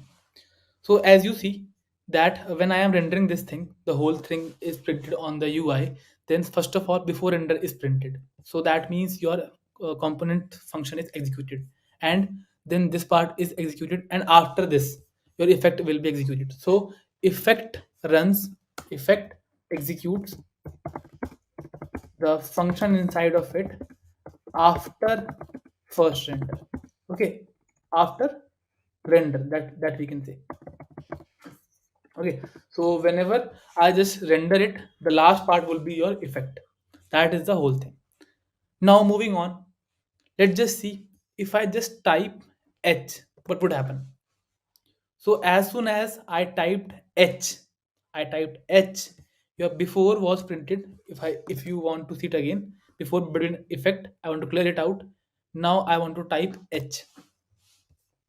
So with that, what has happened, that I was controlling the state of this input using my state variable. So as soon as my state changes, your whole component will execute again, or your UI is rendered again. So whenever there is a rendering, then with this case, your use effect will be run at the last point of time. Okay, so that is how your simplest explanation of use effect is. Okay, so it runs after every state change or after every render. Okay, this function type. Okay, the basic type. Okay, so what if I just want it? What if I just want to have it in a different way? Okay, so what if I just want it to only run only once in its lifetime? Okay, how can I do it? So of course I can do it only once also. How can I do it? The use effect, there are two options. There are two options. First is with function and without anything else. Second is adding an empty array. So it will be only executing the function after render only once. So it was after every render, and it will be rendering only once after first render. Okay, after first render only. Okay, it will not bother how many times you change the state. So let's see how we can do it. So as you can see, before, between, and end effect is done. And if I clear it, if I press on the increment, then also your use effect will not run. Decrement, increment by 5, decrement by 5, increment according to answer, will it will not again run. Okay, now can there be more use cases for it? Yes, there could be. I have covered the case for n number of execution. Here I have covered the case of only one execution. Now there can also be a case of conditional execution. But if I just want to call the function inside of it when only count is changed, like let's just say whenever a user comes online, then I want to send something to the server. Okay, so that piece of code I want to write. Okay, so for that I will be again be using use effect, and here let's just say whenever count changes, only then I want to execute it. So for that I can simply put count over here, and now if I just copy it, so it will render the first time. Okay, it will render the first time. Okay, plus whenever the dependency changes. The point here is whenever the count will change, the effect will execute. Let me just explain it again. So for the first render, before, between, effect ran. For the first render, effect ran. And if I just do anything around this, there is no effect executing. But what if I just press increment? At that point of time, your effect will run. At this point of time, your effect will run.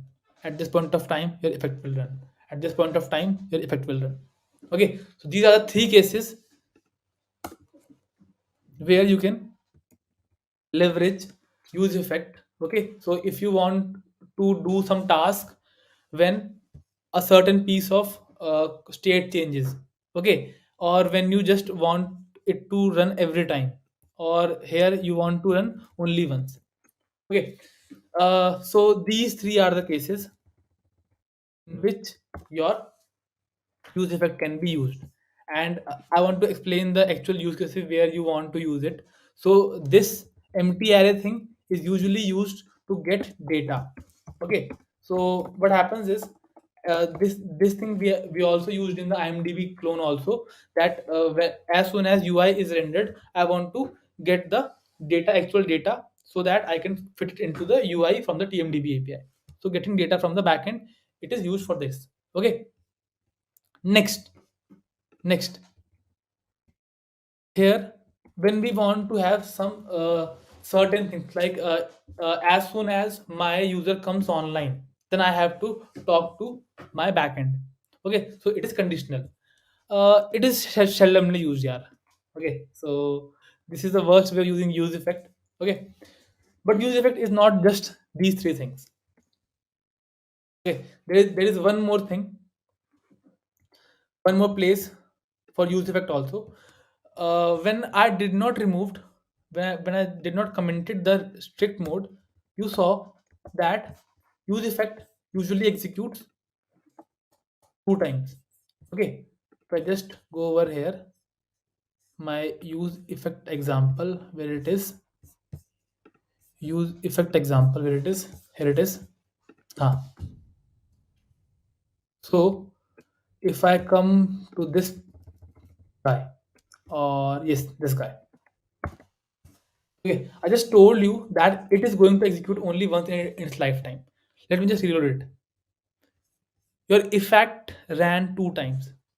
So it's not a bug, it is their way of telling that there is something more to use effect. Okay, so usually you use effect to talk to a third party thing. Okay, so let me just go to its documentation, so that will give you a real life examples also. Use effect, React docs.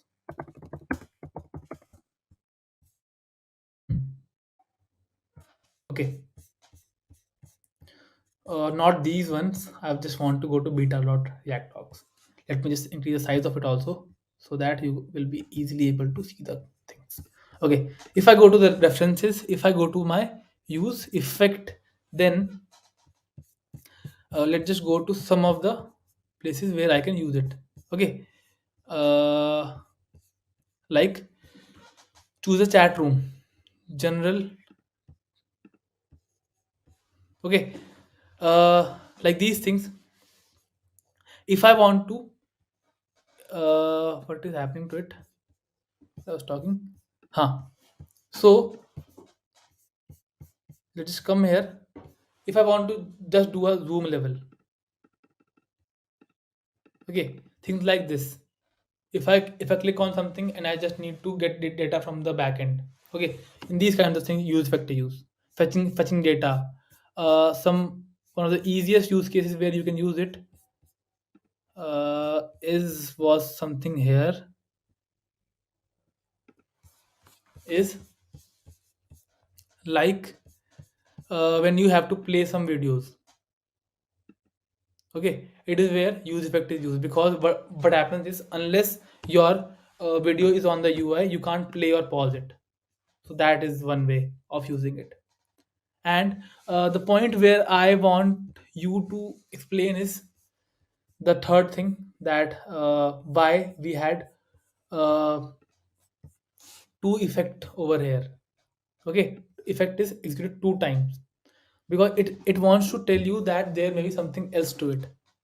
Okay, the thing is that you usually use effect when either you have to talk to a third party API, you want to do connecting to a database.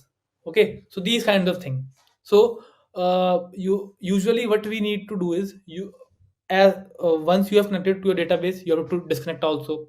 Once you have to make a request, you got the data, you don't need to do that again if the data remains the same. Okay, so these kind of things could be easily covered inside the use effect also, because before executing the next time. Okay, your use effect also have a cleanup function. So inside the use effect, inside that function that you are using, you can return a function, and it is known as cleanup. So majorly it is used when you either have to undo the thing that you have done using use effect. Okay, so inside the development thing, if I just reload it, you can see how it works. Your effect will run, after that your cleanup will run, and after that your effect will run. Okay, so let's just see in different context. If I let's just say this function connects with some backend database. Okay, so now what would happen is, just clear it out, that it is going to connect to my database, and it is going to after connecting, it will going to disconnect. Okay, and it is going to connect again, because there is some issue with the React. And to solve that, we can easily use our remove the strict mode, so that you can easily see it. So now you can only see connect is being executed, because is going to where it is use effect. Yes, because this return function will only run before the next execution of use effect. Okay, so you can see this in action over here easily also. So if I am going to comment this piece of thing, and if I'm going to uncomment this thing, I can do this over here also. So whenever account is going to take change, then before running the first effect, it is going to next effect, it is going to run the cleanup. Okay, the last thing was cleanup. Reload it. So your effect ran. Okay, let me just click on the increment, because it depends on the count. So render ran, and before running the effect, your cleanup ran. So if you have to do something around uh, you have to do something around uh, disconnected thing, at that point of time, you will be using cleanup. Okay, so use effect is done. Now moving on, now our use effect is done. Let's just move to the next thing that is also very important, that is our use ref. Okay, so let's see how we can use our use ref to accomplish this thing.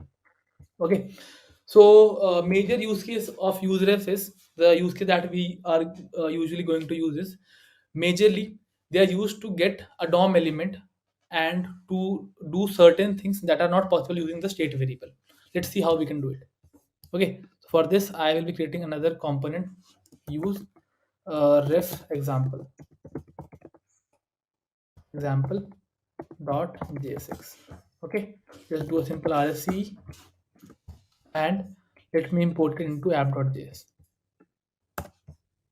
So use ref example, and I go inside of it. Let's just take a case of normal input. Okay, so input type text, and I want to enclose it into empty fragments. Okay. Huh. When it comes to handling its values, I can easily do it. Okay. How can I be doing it? Simple, a state variable would work. Use state. Uh, and I can just easily get my variable over here also using use state. Just an empty would also work. Okay. Now coming over to here, value equals to simple val. Okay. So here what I can do, I can easily just also have to have a setter function, and that e and e dot target dot value is required. Okay.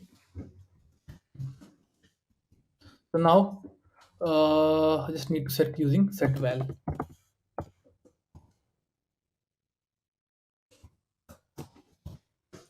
Okay. Huh. So now I can easily type it over here. I can easily type it over here. So there would be no issues. Okay. But what if I want to do something like this? I have a button that could bring focus to it. Okay. So what does focus mean? Like when you click on it, it become highlighted now. So that is focus.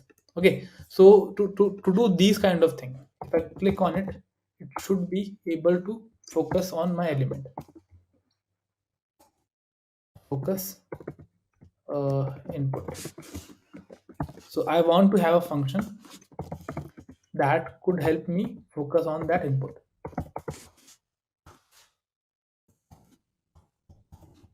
So how we are going to do it? That is the issue. Because if I want to display a text or alert the text, I can easily do it. How I am able to do it? I can just easily get it using my state variable. That's why we use state variable. Okay. So when I click on it, I just want to simply alert the content. Alert the content, and I want to empty it. Set val will be empty. So with this, I can easily alert content.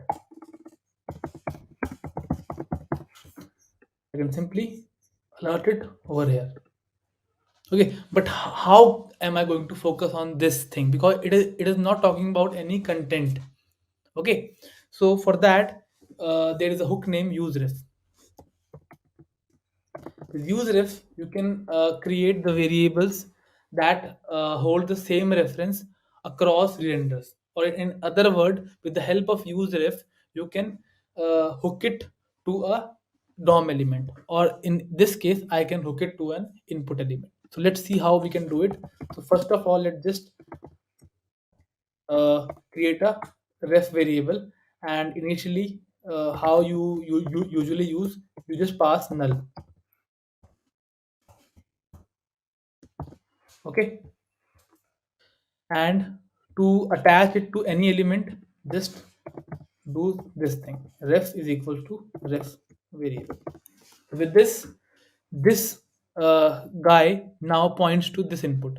So using this variable, now I can access this input, and I can change its properties, any property I want.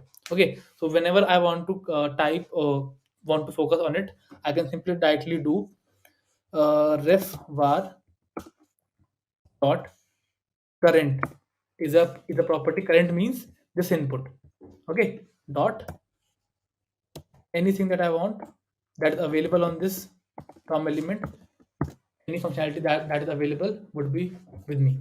If I want to alert it, I can do it using normal state, but that is not achievable. So sometimes I have to use the ref thing. So ref is majorly used when you have to access the DOM. So whenever you have to do something like animation and all those things, then at that point of time, you will be using your ref. Okay. So if you people have any issue, you can ask me, or we can go ahead. Okay. So now, moving on, let's just take some examples so that we can understand it in a better way. Okay, so with refs, there are very good examples that are given in the official documentation. So I'm just sharing those use cases with you people. Okay, so just saw it today only, and I love those examples. Are sincerely, yes, these are some of the examples. First is the focus one, that helps you focus. Second is if you want to scroll an image into view. So Tom is the cat, the first cat. Maru is the second. Jalobaram is the third one. Okay, and like playing and pausing video, you need to get that element, and then you can play or pause it. Okay, or you can just send it to other elements also. Okay, so this is a advanced use case, but as of now, if you want to have animations, you want to work with the dom element, and that does not have any context with the content. Okay, with the content you can easily work with state, but if you want to work with the element, okay, like input is one such example where you have to where you have to change some functionality of that input, or for the video, for the audio. So for these kinds of things like animation is not content. So for these kinds of use cases you will be using ref. Okay, so that is the whole use case. Okay, now our use ref is done. Now let's just move ahead, and let's just cover the edge case for use state. Okay, discover our edge case for use state. Let's just come over here, and just go over here, and this is usually asked in an interview. So as of now we have covered our use state for simple state management, use reducer for complex state management, majorly for the forms. Third, use effect for working with different things, like if you want to connect to the third party API, majorly there it is used. And if you want to do something when a state changes, okay, some extra thing that you want to do, like if a element is removed at that point of time, you want to send a log to your backend. So at that point of time, use effect is used. So there were three versions of use effect. First, without any dependency array, that will run on every render. Second, with an empty dependency array, that will run only once. And the third, that will render execute the first time, and uh, execute every time whenever your dependency state variable changes. Okay, and apart from that, we had there cleanup function. This function that you can return from the current function is known as cleanup function, and uh, this will run before the next use effect execution. Okay, so that is the whole thing. Now our use effect is done, and our use state is done, reducer is done, use ref is done. The four important things are done. Okay, let's just cover the rest of the things. What is happening to it? Why it is having an error? I think there's a bug with OneNote. Okay, no worries. Huh. So now our use effect is done, state is done, our ref is also done. Let's just talk a bit about our memoization. Okay, so okay, before memoization, I just forget that we had to cover these things also, like the edge case for use state. Okay, so let's just cover that part also. So edge case for use state would be, I should add it into a different thing, use state edge case dot jsx. And for every one of you, I would recommend to go to the newer documentation, that is beta dot reactjs.org. If you want to learn React in 2023, then I would recommend this documentation. It is far better, and it teaches you according to how a developer learns practically. Okay, so in that way, it helps a lot. Okay, and it also tells you tells you most of the corner cases ahead. Okay, so use reducer edge case, yes. Use edge case, yes. I just want to have a basic counter application that I had over here. Let me just hmm. So use state edge case. So this is usually asked in your interviews. Okay. So what I'm doing over here is whenever a button is clicked, at that point of time, I am using set count. Okay, and I'm also using use effect, and that use effect is doing nothing but it is calling a method that, and its name is set interval. Set interval is basically a DOM API function. It is not part of JavaScript, and with this, what you can do is you can just simply update your state. Okay, so if I just do something like uh, 5 500 milliseconds, okay, and I want to do something like set count plus 1. Let me just do it. Okay, let's just go over here, just check it out if this works or there. Okay, so use state edge case. So if I come over here, if I open the localhost file, which is not defined, just add it over here also. Use effect, use state, and I just don't want to do it because with this there would be a lot of issues.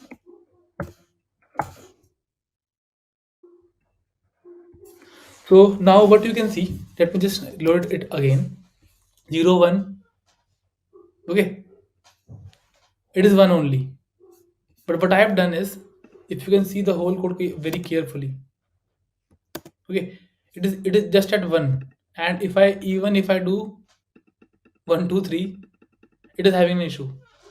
Okay, so every time whenever you have to increment your state using the previous state, always use a different way of setting your state. That is, by default you also get a simple callback function.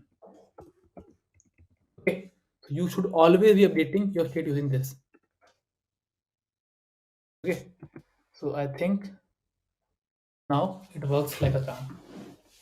And if I come back here and if I reload the code, now you will be easily able to see that it is at 1. And if I do something like 1000,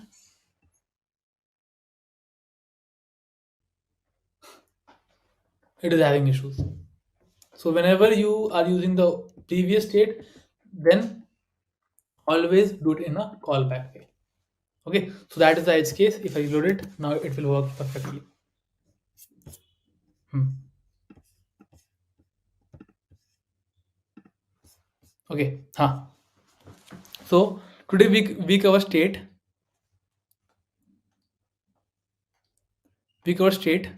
and in state we covered use state and use reducer. Okay, these were two ways to work with state. To work with DOM, you need to use ref. To work with different type of third party libraries, using while your React application is working, that is known as effect. So for that you have to use effect. So I think that's all in this session. So I will be talking about context API as of now. So in React 16.3, React 16.3, okay, there was a new API. There was a new feature launched, and its name is React Context. Okay, so what used to happen was that React was cool. React was pretty fast. React was very good for uh, manipulating your UI.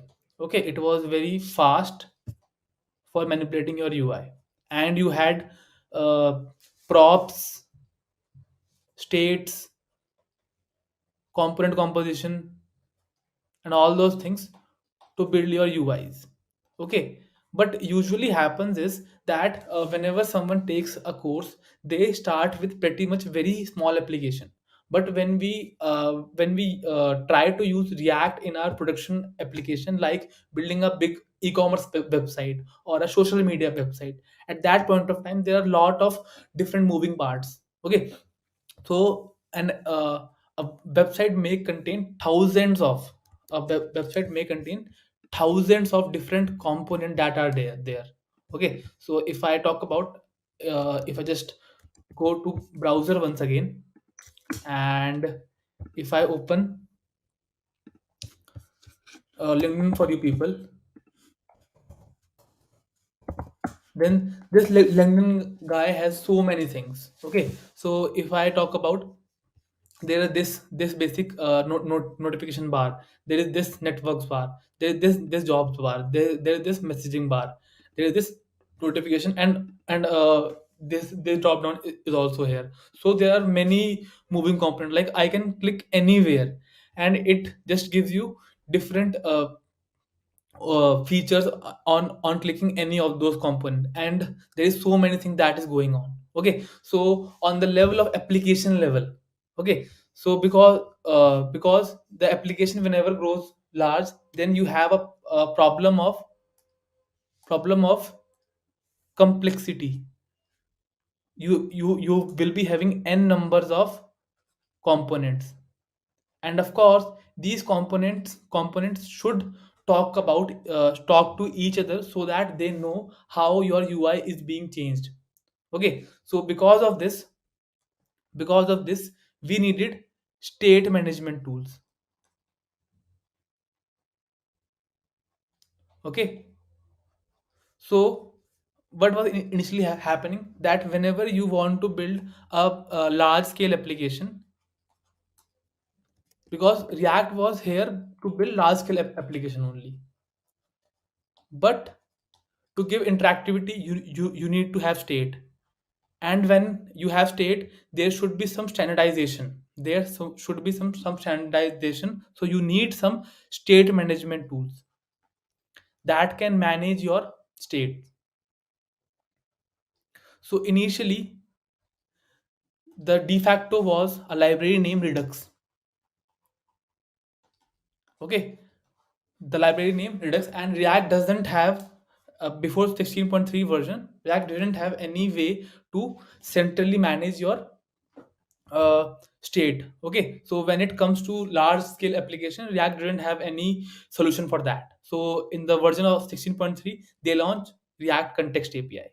Okay, so there are some differences between Redux and context that I will be covering. So this was the basic of why we needed state management tools. Okay, so context API is one such tool that partially solves this problem. Okay, so now I will be setting up the agenda, but all the things that we will be covering in this live, and how that will be useful to you people. And I will also be giving a making a basic project like theme switcher. Okay, like if I want to do something like this, is it available from here? Huh? View, yes, like this thing. Okay, with you can change the background. Okay, so how you can change the background of any application. Okay, so for a larger application, you sometimes have to switch the theme of that. Okay, so how you can do that. Okay, so for that we will be learning React context, and we will be applying that thing. Okay, so first of all, let's just set our agenda for today's class. So today is the lecture 7 context API. So agenda.md. So what are topics that we will be covering today? So today, first of all, let's just have a basic. What is the need of? What is the need of state management? State management tools. Okay, or some library that used to manage state, because as soon as your application grew larger, then there are n number of components and they need to talk to each other. Okay, secondly I will be explaining a problem of prop drilling. What is prop drilling? Because it is pretty much asked in every next interview. Okay, and after that I will be covering what is the context, just the basics of how context API solves prop drilling. Okay, then I will be giving a basic example, basic code example through which you can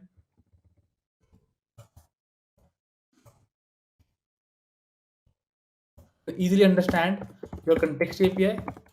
Then I will be creating a theme switcher because it is one of the classic use cases for using context API, using context API. And then I will be comparing other solutions that are older than context API and cover a lot of things, and when you should use those solutions like Redux. So I will just be comparing Redux with context API on a higher level so that you can easily explain that to your interviewer also and for your understanding also. So these are the few things that we will be covering. So the first question is answered, that whenever your application grew larger, there are n number of components, and these components should communicate with each other, and there are problems, there are difficulties while managing this thing. And to be precise, the problem that context API solves is prop drilling. So this is the superset of the problem, okay, that you need to manage your states efficiently. Okay, and a part of that problem that specifically is easily solved by context API is prop drilling. Okay, so let me take example of a simple web page. Okay, with that I will be explaining you people what is your prop drilling. Okay, so let me just go to, so let's understand this thing. So let me just go and go to sample web page. Just an image would work. So with header and footer, with header and footer. Mm. Okay, so let me just take this thing as an example, or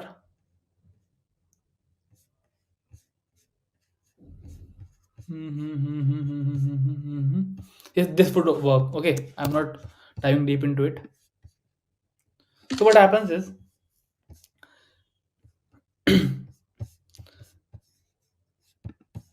let's just say this is a web page. Okay, this is a web page. So what happens is, if you want to create this web page, okay, you have to think it into terms of component. Okay, so how do you gonna do it? So at the topmost level you have the app component. inside the app inside the app, if I can subdivide it, if I can group it, then I can tell that this is header, this is main content. I can divide into main content, and this is basically footer.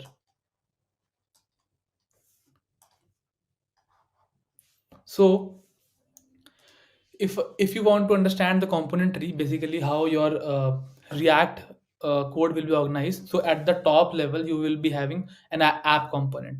Okay, and then your app component could be subdivided into, just go here and let me just tell it, put it as header.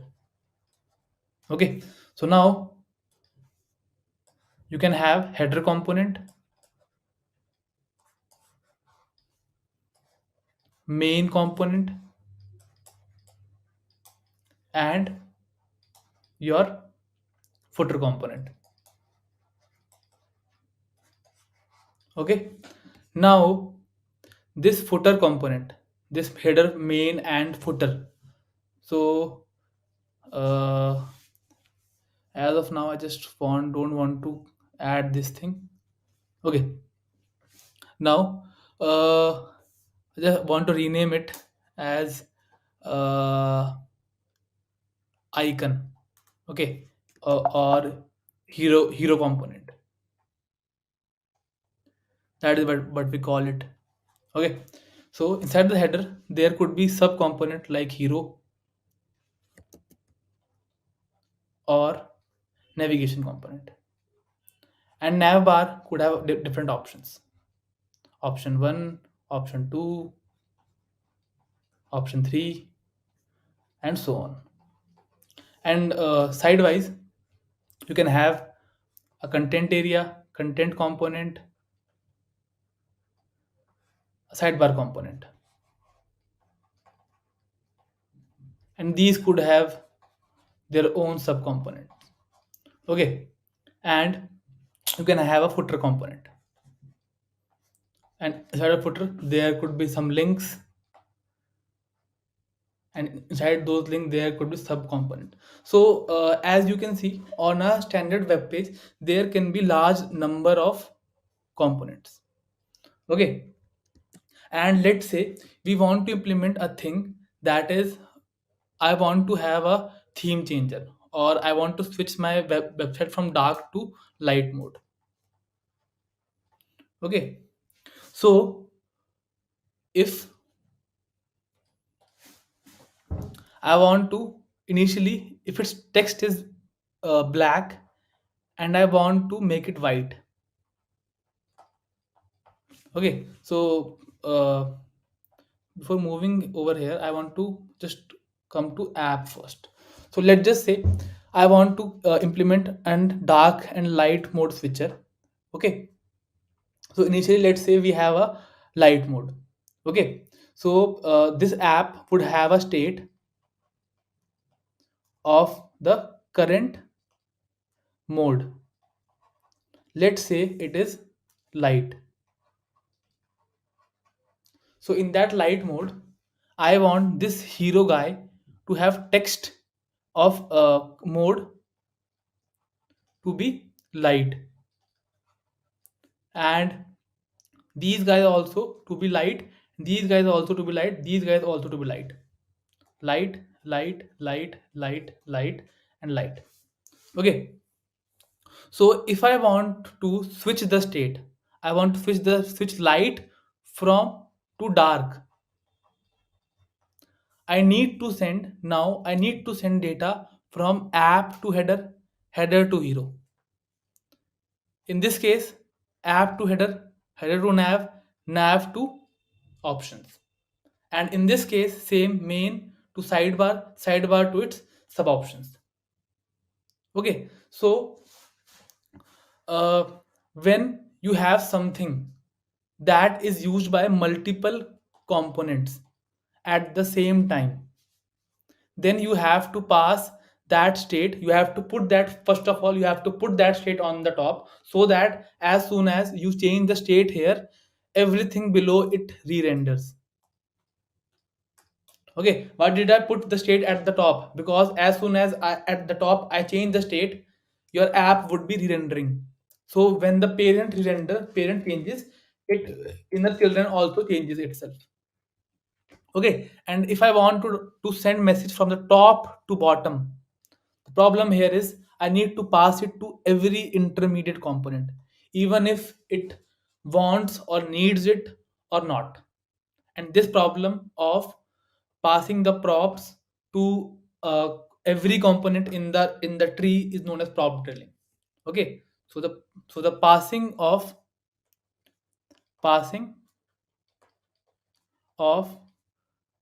a state of a prop from top to the required component, passing of prop from top to the required component, and including the intermediate component, mediate component, is known as prop drilling. So now what you are doing, you are sending the props all the way down. Okay. And in that way you have to pass the props between these guys also. And these guys do not need this header, this nav, this main, this content, this sidebar, this footer does not need your current mode, because it is only used by the lower guys, and this problem is known as prop drilling. Okay, so the problem with React having multiple components and arranging it hierarchical is giving rise to a problem named as prop drilling. And to solve prop drilling, we use context API. So in other words, what it will be doing, it will just help us not to pass this prop to these intermediate guys. Okay, that's all. Okay, so that is the whole point. What is prop drilling? So now our prop drilling part is done. Next, I want to cover how our context API solves this problem. Context API solves this problem. Okay, so what happens with context API? Let me just copy this whole thing, and then I will be. So hope you all have understood the thing. Okay, let me just copy it out, and let me just explain how context API solves this problem. Actually, how it solves this problem. That is the whole thing. Na? That is the whole deal.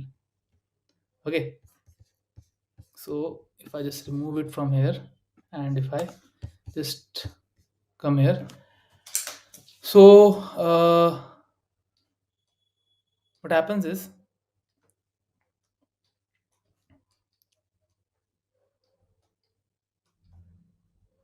let's say we have this same tree and we use context API. So context API has two things. First is a object name context. There are, sorry, apologies, there are three things inside context. First is context. There are three things. First will be what is a context. Second, a provider. And third is a consumer, or just a use context hook.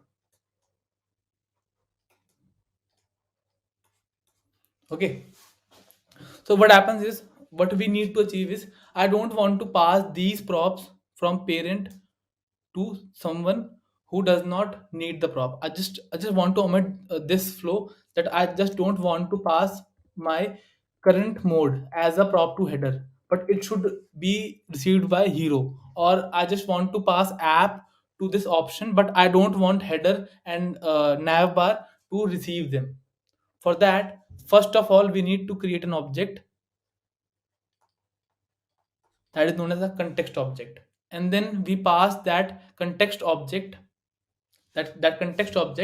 to our provider. Okay, and this provider is now wrapped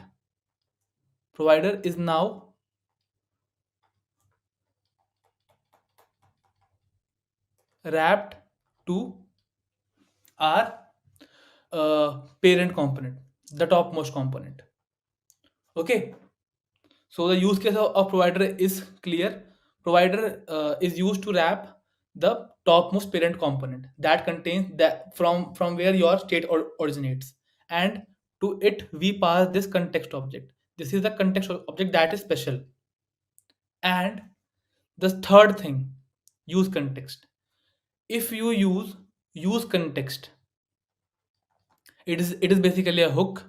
Then you can access this context object inside this component without passing anything to intermediate. So what will happen, that inside of the component that I want this thing, this current mode, okay, I can directly use context, and with that I don't need to pass in between these components. So that is the use case of context. So the problem was, we need to pass, if there is state that is used by an n number of components, then we need to pass them down the hierarchy. That was causing problem. That's why we chose to use context API. And context API solve this problem by creating a special object, and that special object is wrapped will be wrapped using provider to the topmost component, and the component that want to use that state can easily use using a hook name use context. Okay, let me just give you a example so that you can easily understand it. Okay, so let's just go with it. So for that, mm, hmm, okay, huh. So now let's just create a simple wheat app. For that, npm create wheat. Need to install following packages: create wheat, y, yes, context example, text example, react, javascript, cd context example, npm install. So in a minute it gets installed. That's why as of now I have switched from create react app to it, because both of the things are similar. Now just npm run dev, npm run dev. Let me just open this web page also so that it is visible to people.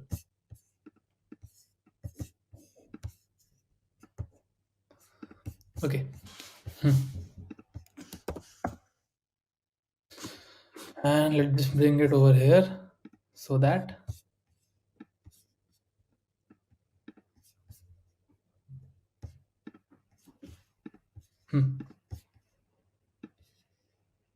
okay, now moving on. Just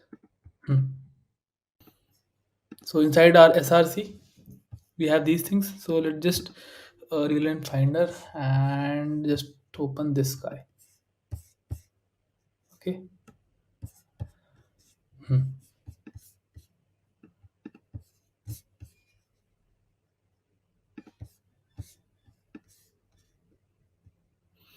Where is the thing that I need to use?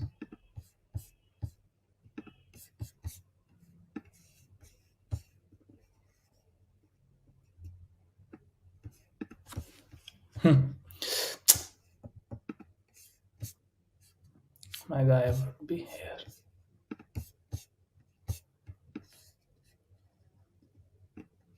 Okay. So let's just shift it to this to the left and this guy to the right.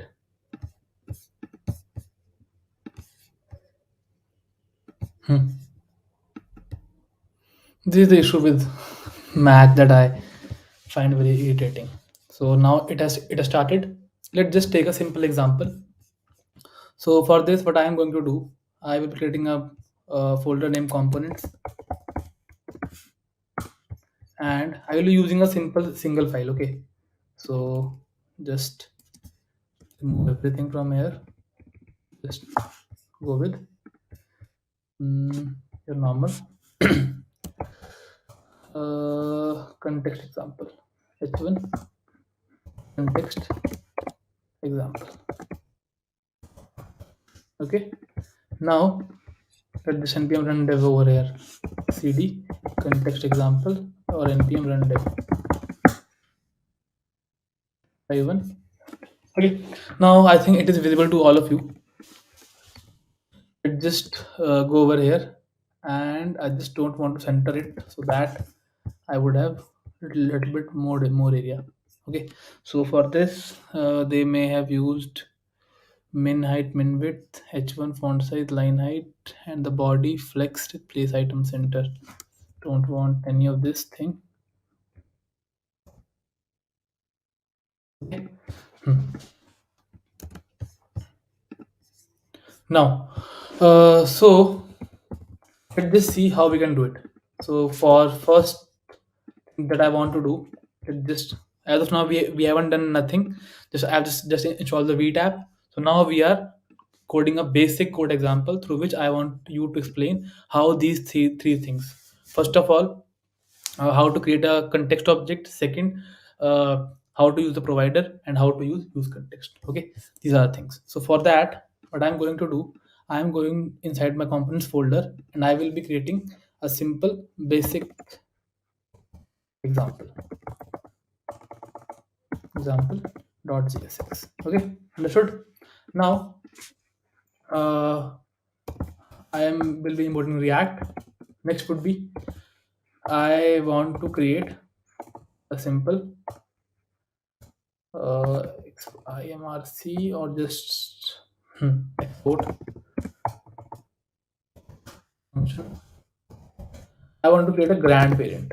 Okay, I want to create a component name grandparent. Okay,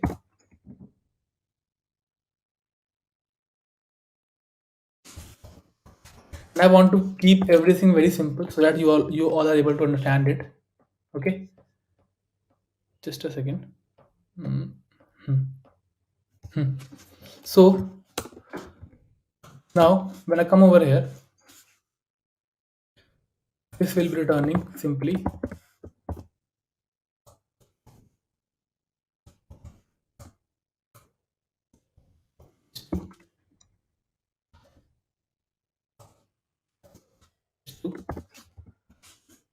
grandparent. Okay, and let's just add a basic emoji if we can. So I just wanna have a basic emoji. So down button wouldn't work. Okay, now inside of that, I want to create certain more components also below these. So I will be having h3, that is a parent. Okay, and now below this, I want to have a children. So the basic context over here is for children.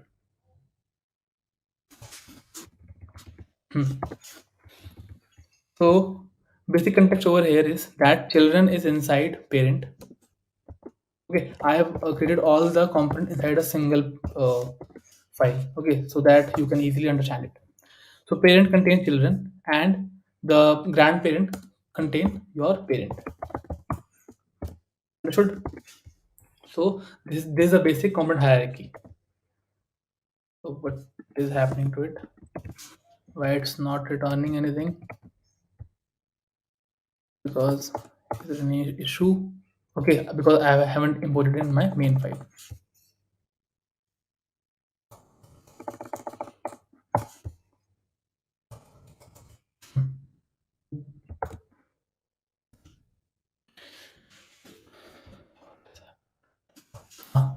So now going inside my app.jsx, I just want to import this example.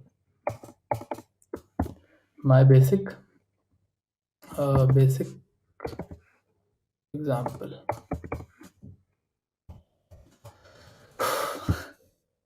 Not supporting today. No issues. Basic example. I have removed it from the parent. No basic, not basic. Just want to input grandparent from dot slash components slash basic example. Okay, now I can just directly put it inside my grandparent. Okay, so we are having grandparent component, and below that I am having the parent component, and below that I am having a children component. Okay,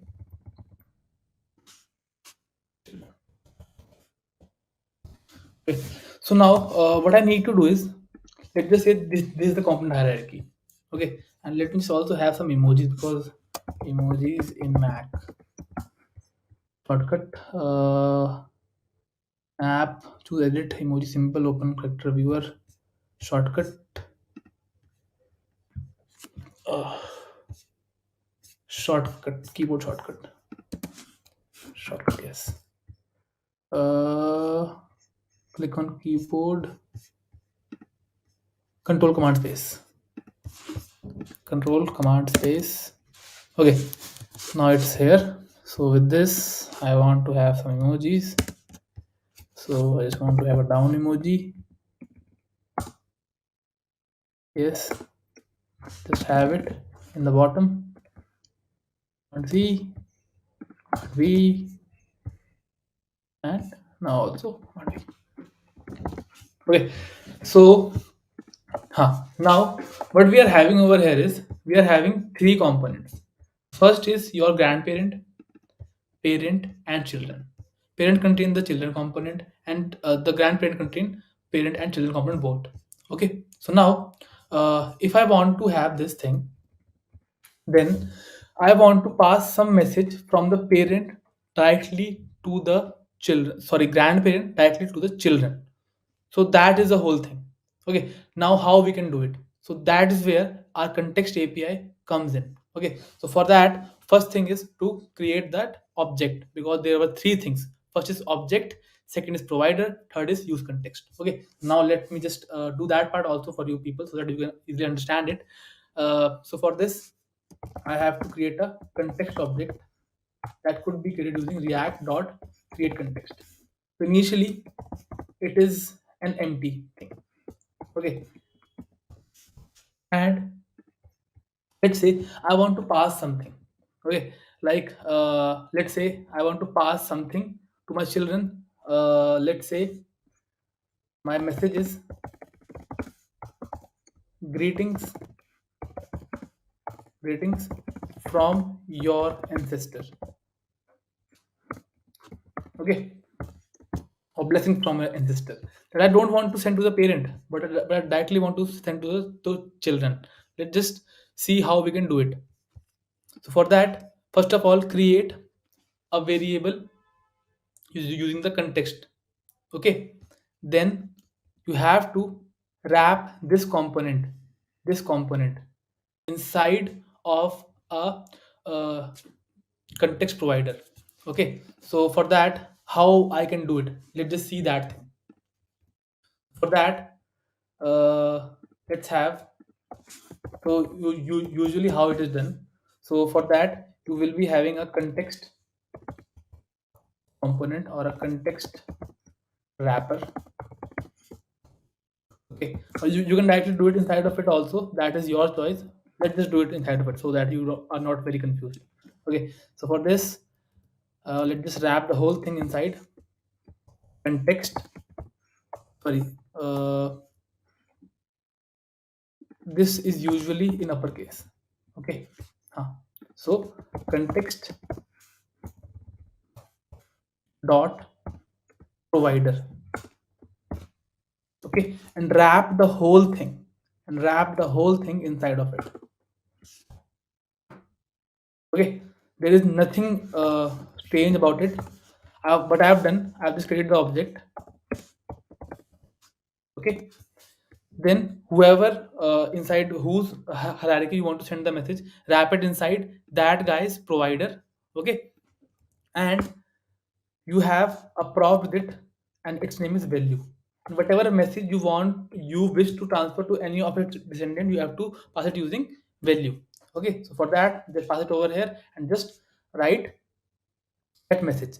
So deliberately I just did it wrong. I just need to pass it inside that grandparent. Okay, so let me just put it over there so that it's easy. Okay, going back to it now, just pass it to here. Now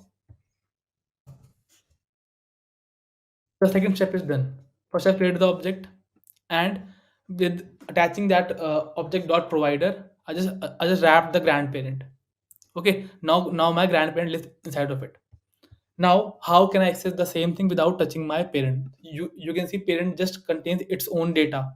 Okay, it does not contain anything else. For that, you have to use react dot use context. Okay, with this I can just simply pass my object, and I can just directly get the message. Const message. Okay, So here I can just directly log it, message grandparent says for simple message, reading from ancestors.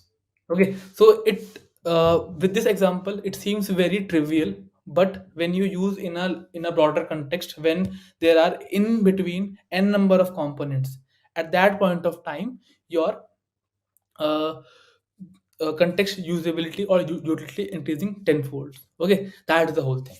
So what I've done as of now, I have done nothing. I've just created an object using create context, and then uh, inside with inside the most topmost guy, I just wrapped it inside a provider. Now I can just skip through any in between component, and then I can directly give it to the guy who actually requires the thing. Okay, so this is a basic use case of context API. Okay, it is a basics, it is simplest example that I could have come up. Okay, so let's just go ahead and let's see another example where I want you to teach a simple theme switcher that we can build on a usual web page. Okay, so for this let's just take another example so that you would be easily able to understand it. So for this, I will be creating a component, a folder inside of it, and I will name it web page. Okay, and let's say hmm, hmm, create a folder, and I will name it web page. Okay, inside of it, I will be having three components, like always: header, .jsx,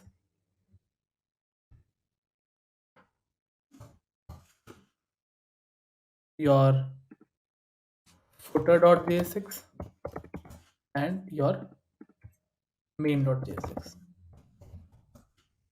So let's see, let's say we have these three components.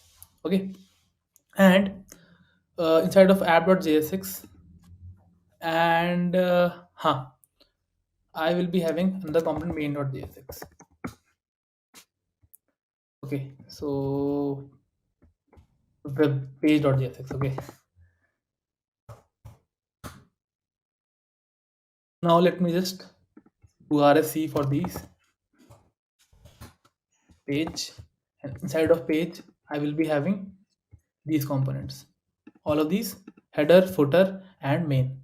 So just a basic RSC would work: RSE, RSE, and your main RSE.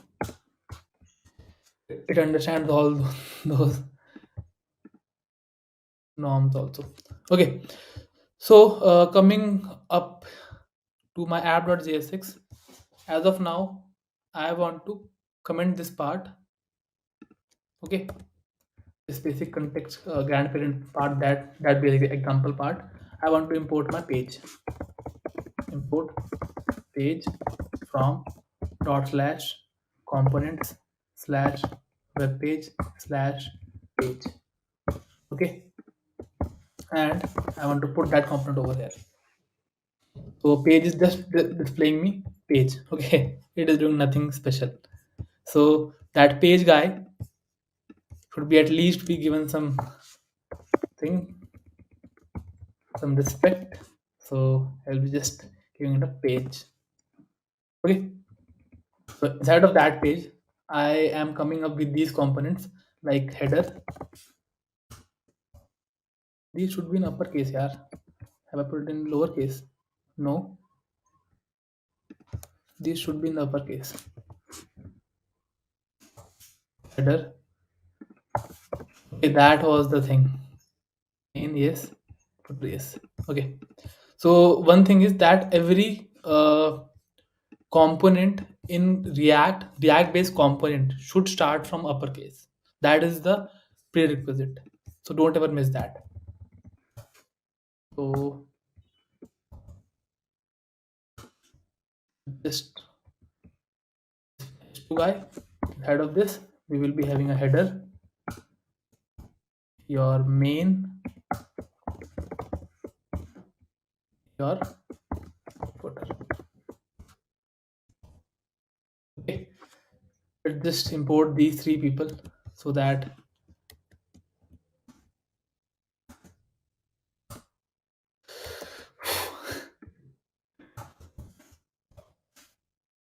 header, एक minute.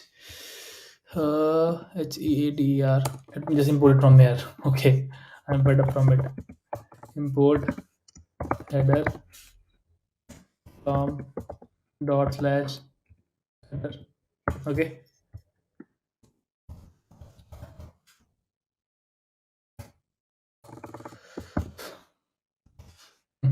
Okay. Header, similarly, footer. Okay, these are some internal property. That's why it is not doing the autocomplete. Damn. Okay. Footer from dot slash footer and import main from. I used main. Yes, I've used main from dot slash dot jsx. Header, footer, main. Okay, now these three things are here. So now my setup is complete, as you can see. Footer is done. Let me go to header. So I'm doing a basic setup so that I can give you a good example for people.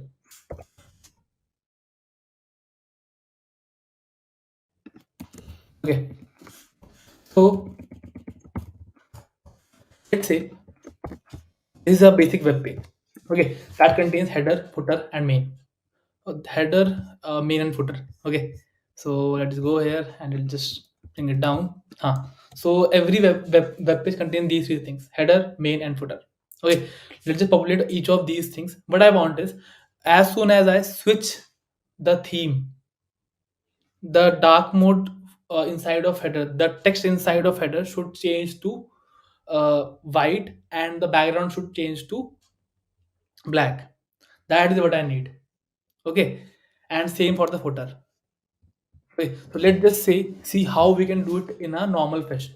Then I will be adding some features to it. Okay, so for this I will be importing a simple.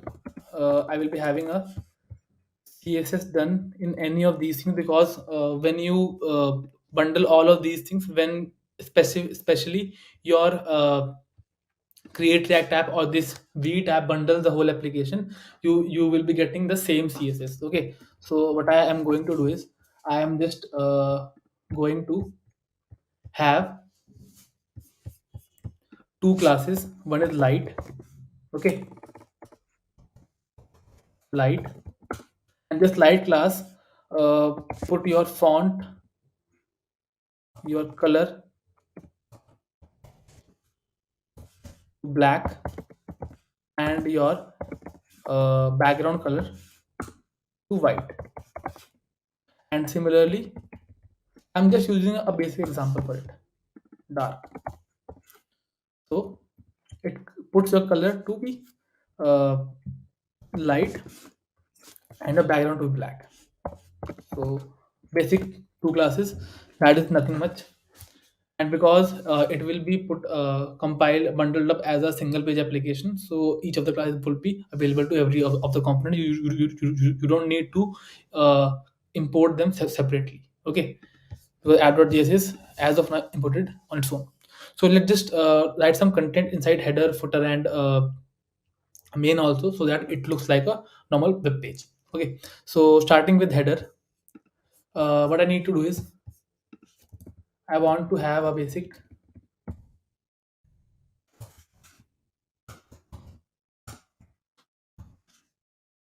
I want to have basic div, and below it I have some options. Okay, let's just create a component with option, And what I want is I want to have these themes change for this particular guy. Okay, so let this say uh, this guy return return a div initially with a class name of dark, or yes, dark, and I am saying it option. Okay, so let's just add these options over here.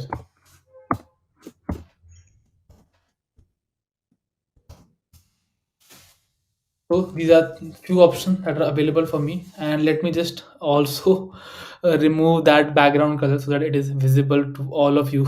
Okay, so coming to index.js, I just want to remove the background color and color by default.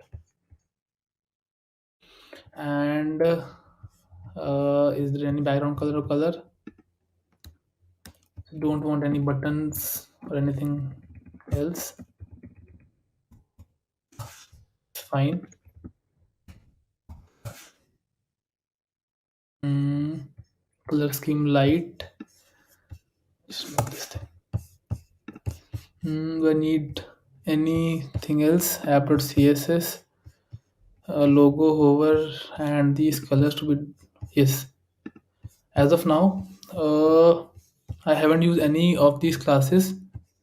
Okay, it may be put on the top, so I just shouldn't app. Okay, app.css. What is the class that is added to app.css? I don't think so. Any class is added to app.css dot app class basically, and index.css light dark color scheme. Okay, now it is visible. So these were the three things that they have added. So I just removed it. Okay, so now by default, let's say these are the different things that are available to us, and our header part is done. So as of now, let us assume if I go to my header, these are few of the options that are available to it. Okay, and I can of course pass the basic what are different options that we have in a prop, but I'm leaving for it as of now. It's not brass, it is dark. Okay, so as of now, if I put simple light to it, it's visible. If I put dark, I want the color to be uh, just want the font color to be font. I want the color of the guy to be black. Okay, so this should be white.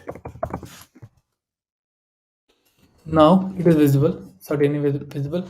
So as of now, I have just set this guy to be dark, and let me just sum up everything. So as of now, what we have done, we have just built a simple web page that contains three component: header, main, and footer. Header, this main, and this footer. And this header contains basically this drop down and these three options, and I've just given dark class to these options. Okay, every option component, and from where this dark is coming, I have just added a simple class named as dark, and I've given the font color to be white and background color to be black, and similarly for light is the vice versa. Okay, and now moving on to my main component. I just don't want to change my main component. Okay, so for this I will be having a simple main component, and inside of that a simple div, and is lorem ipsum working lorem 20. So now I've got some text.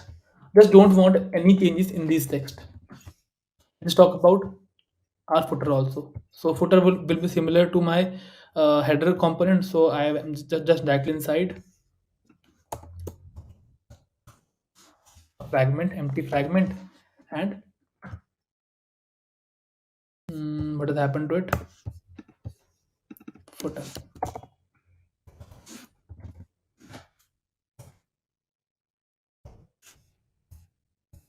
need the options. Okay, that's why it was routing. Yes.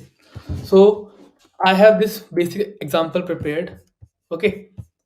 Now moving on to my main.js6 or app.js6. I just want to comment this part. Okay. So let's say we have this page.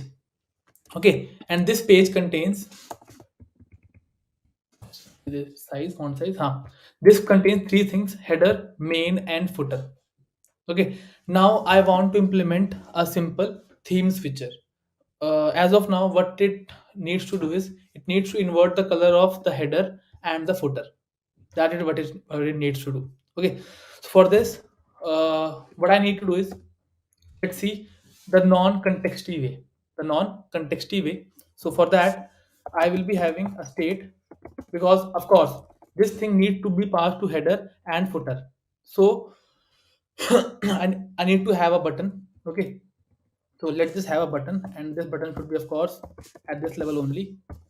Button on click, uh, switch theme. Okay, this is the button. So at on click, I want to have a function with me, const toggle theme equals to a simple arrow function, and as of now console.log I ran, so that I am perfectly fine that this is working. Toggle theme.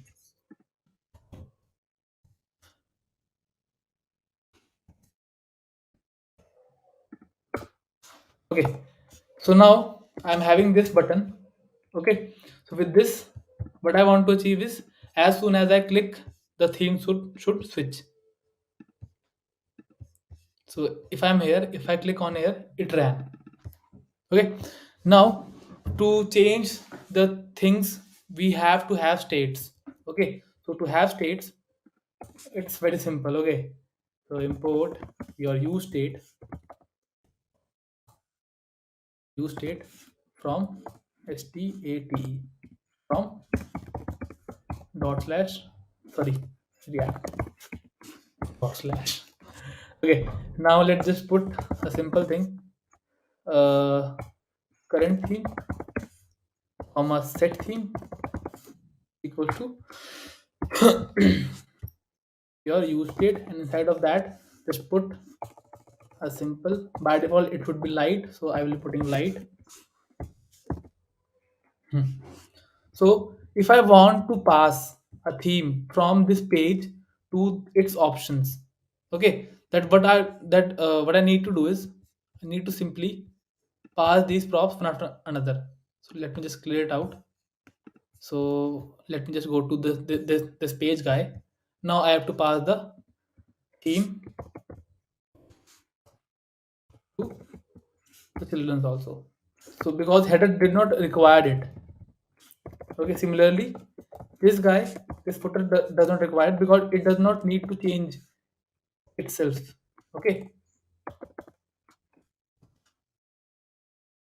but what I need to do is, I need to get access the props, and then I have to just pass the theme like this.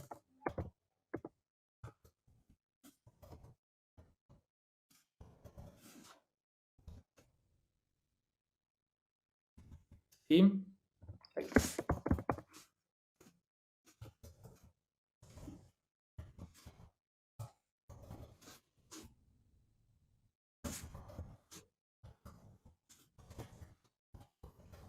Now you can see that I have to pass the same prop over and over. I have to pass this same prop to the chair. So isn't it very cumbersome? Huh? Prop shot, and of course this option would live out somewhere else. Okay,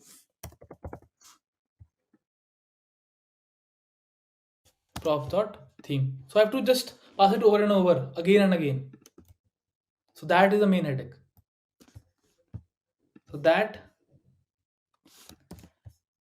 I want to avoid. Okay, because if it's not avoided, then it is going to give some issues, and of course it is giving a bad user experience also, or developer experience also. So now, what has happened? Of course, I was passing the props, and I just made the mistake. That's why I was telling that you all need to use unquote error. Props is not defined. Where props is not defined, here props is not defined. So I have to use every time props and props and props. Okay. So now, what has happened? This theme should be at the top. Okay, because header and footers option required this. Okay, and the next thing is, usually these header and these footer will be a larger component that contain more sub component. That's why we have to have this thing removed from here, so that there is no problem doing this. Okay, so let's just see if this thing at least in action. Okay, so set theme. uh, so if current theme is equal to light, then at that time just do just need an if, and that's okay. If current theme is equals to light, then just set theme to dark, and else if the theme is dark, then set it to light. Okay, so this was the whole thing. So now if I click on it, of course these two things changes. But as of now, I have to pass these props to header, then to my footer, then footer to option. So I need to break this chain. So for that, your context API will be useful. Okay, so let's just see how we can do it in action. Okay, so for this, I will be going to my page.jsx and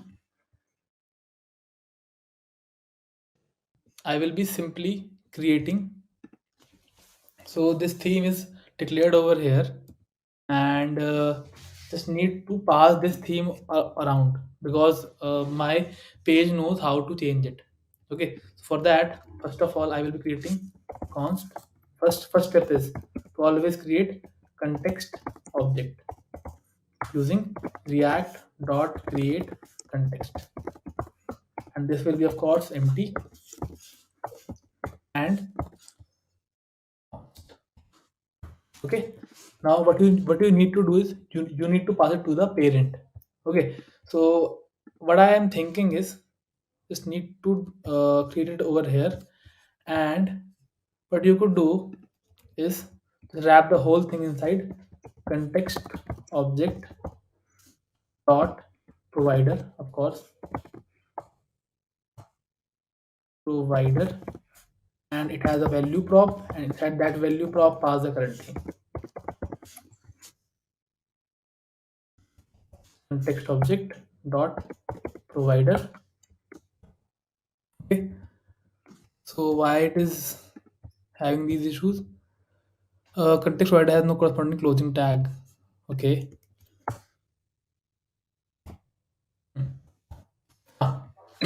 So now with this, you don't need to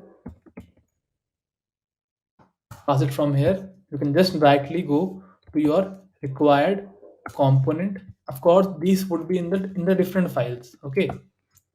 So I would React, of course, const theme will be, of course, usually your create your React dot use context. But one thing more is that you need to have the access of this object, because you need to pass this object to the use context. Only after that it will work.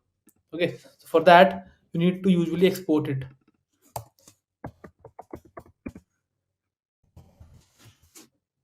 Just import it from here. Import your context object from dot slash date. That is one thing that you need to do.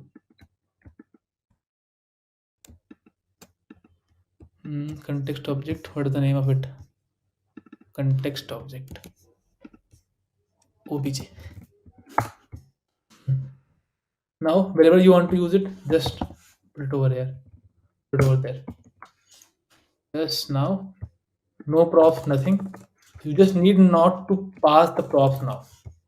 The point is removing props, removing the use case of passing props throughout the component hierarchy can easily be avoided using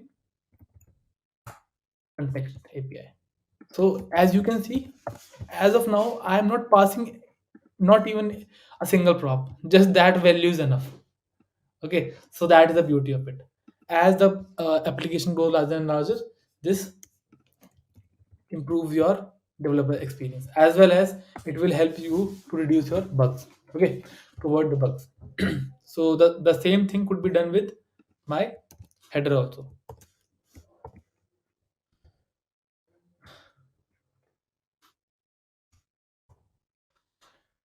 Okay, where are these options? Yeah, I imported it. Just remove these props because now you don't need any props. Don't need even a single prop. That is the beauty of it. Just forget about when any prop. React.use context.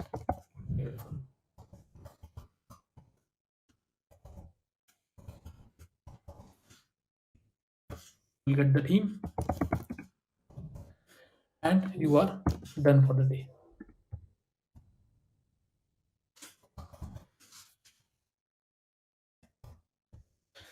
Even now it is having some issues. Let me just tackle these issues also. Context object is not used because I have just used the lowercase of it.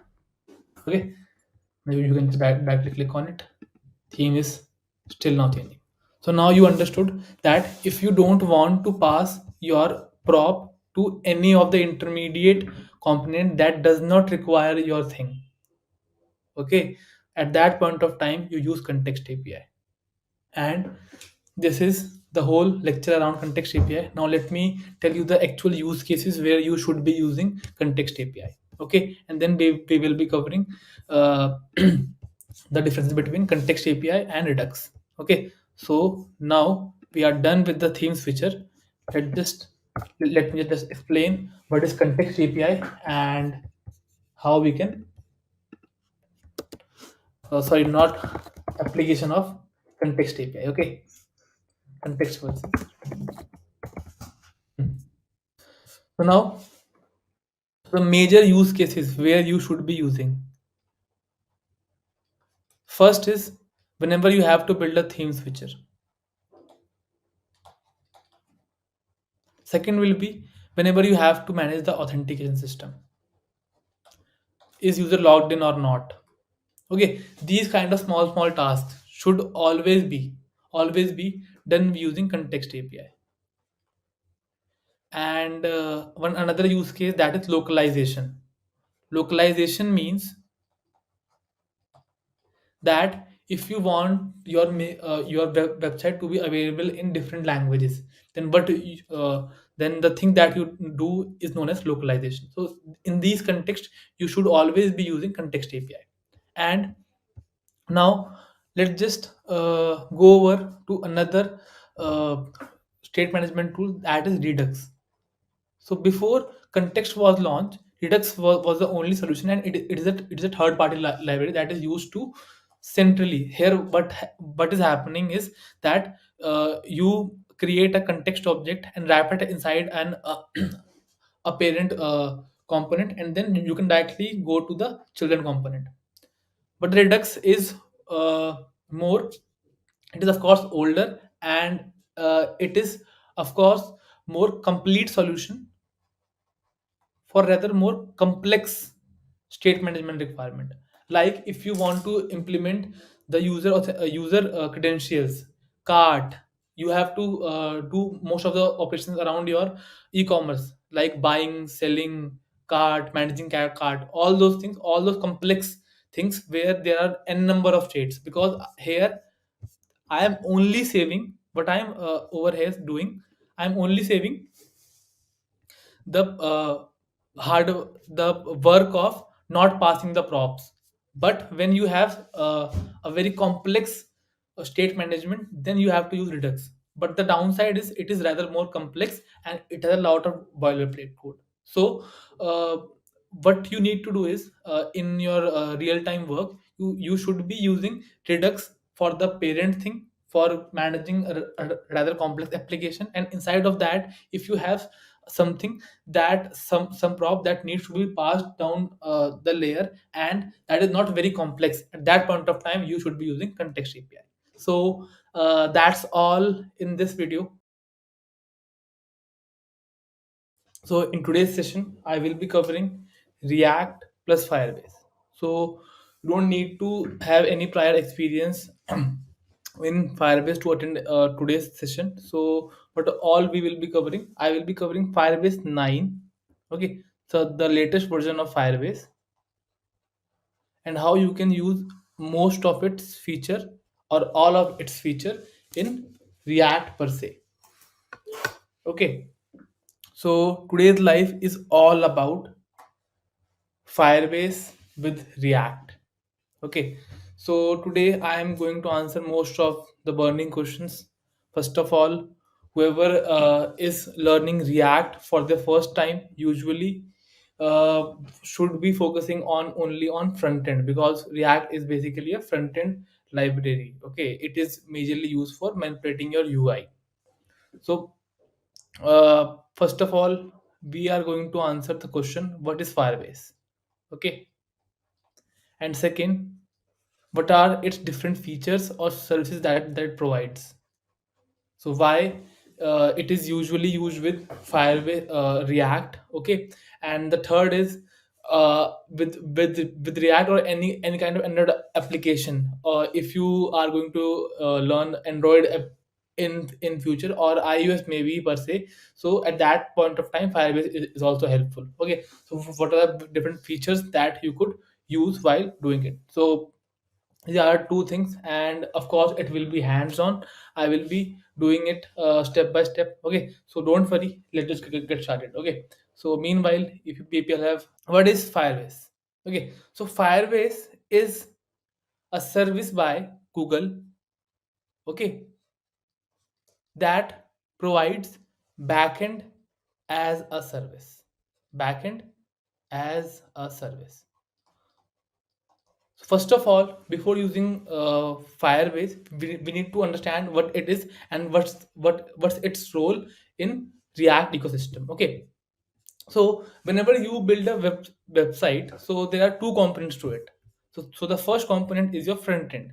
Okay, so the first component is your front end.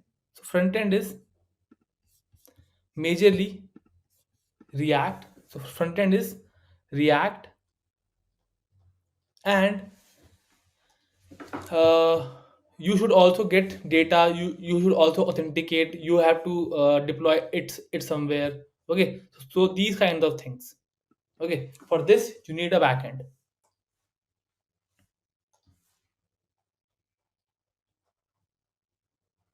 and this backend is basically your server, and Firebase provides all the services that can be obtained from a good backend server.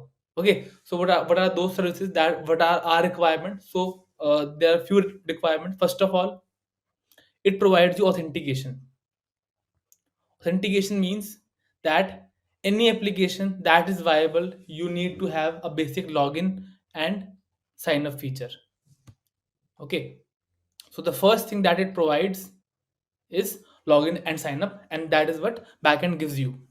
Okay, the next feature that it gives is database access. Because whenever you create an application, like let's say a simple social media website, or an e-commerce website, you have to store data of the products when it comes to e-commerce website into your database, or the users data into the database. So it provides the database to you, okay, without getting into much details. Third, it provides you storage. Okay, so let's just assume you are building an social media website. So at in that website, users will be uploading videos, images, maybe if that is a LinkedIn, then docs file, and any kind of file. So it also provides you the storage. And the last thing is you have to host it somewhere. So it also provides hosting. So there are many more features that it provides, but in the context of React, these are the utmost important features that you should be looking out for. Understood, everyone? So authentication, databases, storage, and hosting. Storage means storing a media file onto your backend. Okay, so these are the four features that are given by Firebase to you. Okay, of course it is backed by Google, so that are its advantages. So uh, now how to use it. So the next point is how we can use it. So think of Firebase similar to AWS. Okay, AWS is of course very large thing, and there is no clear analogy between these two. Think it like AWS, but so basically it is a service that you can use, and whenever you use service you have to pay some money. Okay, you have to pay some money. But when it comes to Firebase, there are few advantages. Like if I'm a developer, I just want a backend for the testing purpose, or the development purpose. Okay, so what I can do, I can use their free tier service that provides all these features up to some extent. Okay, so they provide free tier service where you don't have to just don't have to provide any credit cards or debit card details. You just need to have your Google ID, Gmail ID. That with that you can sign up and you can use their services to a particular extent, and that is again very uh, uh, large service. Okay, so it is enough for the development purpose. Okay, so we can use it. Okay, so let's just move on and let's see how we can use all of these services. And first of all, let's just firstly initially sign up, then we will be seeing how we can use these services and integrate these things into a simple React application. That's all we will be learning today. Okay, so first of all, let me just set up a simple agenda for today also, so that you have a clear know how what we all will be doing. So first of all, let me just create a Firebase course folder, and it will be lecture number 6. Okay. Hmm. Next, let's just add a simple to do, new file, to do.md. So today's agenda is, first of all, let's just, so now we know that Firebase is basically a replacement for backend when you are learning your front end. Okay, and front end can be anything. It can be your web application, or you also use it in when you are learning Android. Okay, because Android is in your mobile phones, and your actual data, actual everything resides in your backend. Okay, so agenda for today is how to setting up React Firebase account. First of all, let's just set up a Firebase account so that we are able to use it. Second, include Firebase Firebase credentials into our React app, because you whenever you create an account, you get your own credits that you can use it. Okay, next is,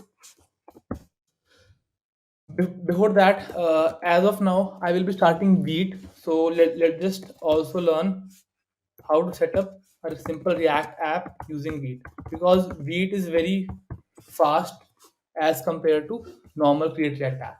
Okay, so we are going to do the setup. So the command will be different, but the output will be same. So let's just do that. And after this, once this traditional part is done, then we will be learning how to implement authentication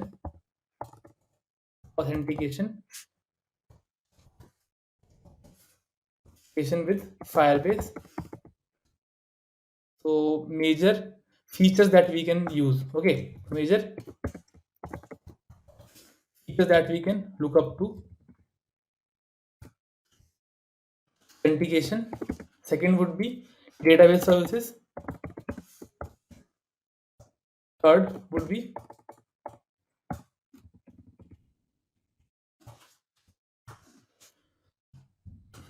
after database.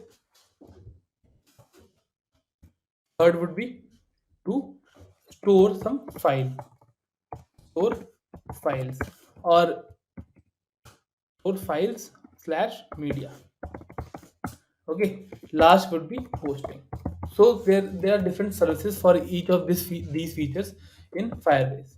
Okay, and of course I will be giving you a walkthrough of Firebase console. Okay, so these are the things that we need to do. Okay, now let's just open our browser, and let's just go to firebase.com. Firebase, just type in Firebase. So here is the web page, firebase.google.com. So here you will just click on it, just need to sign up into it. Okay, okay, so let's just do the setup. So this is the web page. Basically, if you're logged in into your Chrome account, Chrome, so you will be on your own logged in. Okay, next you have to click on go to console. So as soon as you click on go to console, you will be guided toward this feature. Okay, so let's just, yes. Hmm. So here you can just go to create a project. Okay, you have to always go to create a project. Okay, and next would be to enter any name. Okay, so the point is, let me just explain you what is the meaning of project over here. So Firebase act as a backend. So what does a backend means in the context of any application? Okay, so majorly in application development, in web, in mobile, in desktop, there is only one backend. So let's just take an example of PUBG for that sake.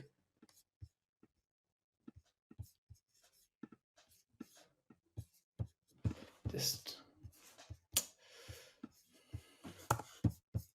hmm.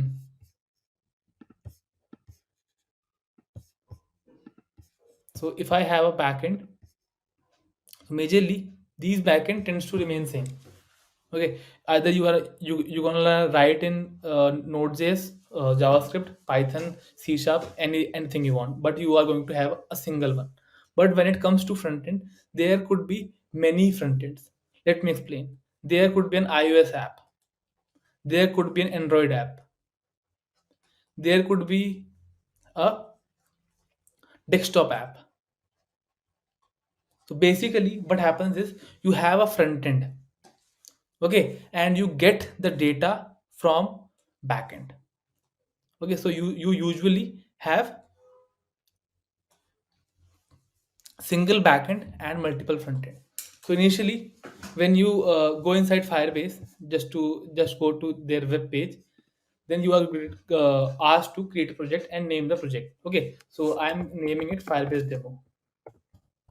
Okay, so Firebase can only contain letters, spaces, and Firebase demo. Okay, accept it.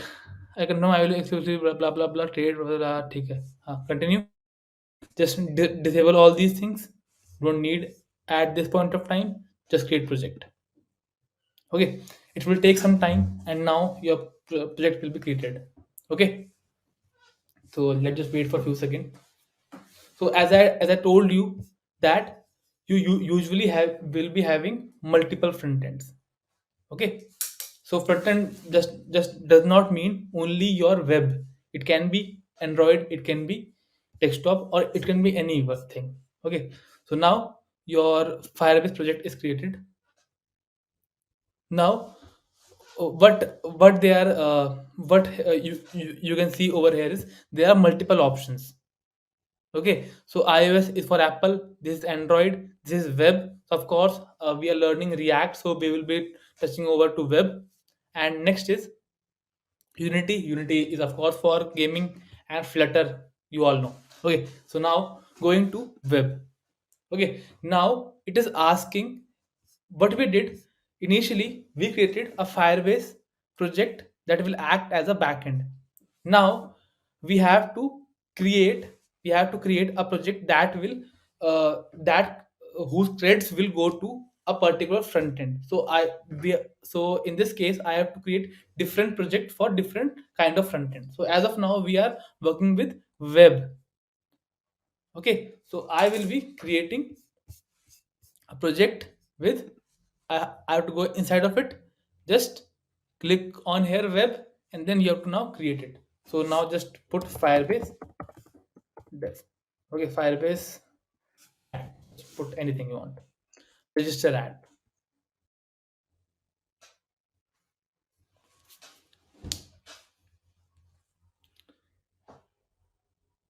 So it on its own will be giving you the basic setup for it. Okay, so you can just get it from here, or you can just go ahead and you can just see the services. Okay, so as of now what I will be doing, I will be going to my console. Okay, now you will be greeted with this screen, and you have to always work with these things. Okay, so now as of now, what we have done, we have set up our Firebase account. Okay, and in that part, we just created Firebase project, and inside of that Firebase project, after that part was done, I have created a web project inside of that. So this web part will correspond to your front end, and this will correspond to your back end. Okay, so you can understand it like this. Okay, understood everyone? Huh? So now let's just move on to our next part, setting up a React app using Vite.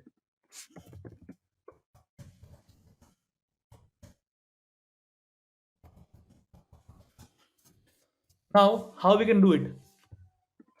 So let's just go over to Vite and let's see how we can do it.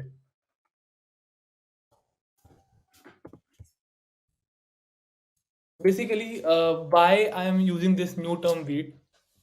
So whenever you install your set up your React application, there was only one single de facto way of doing it, that was create React app.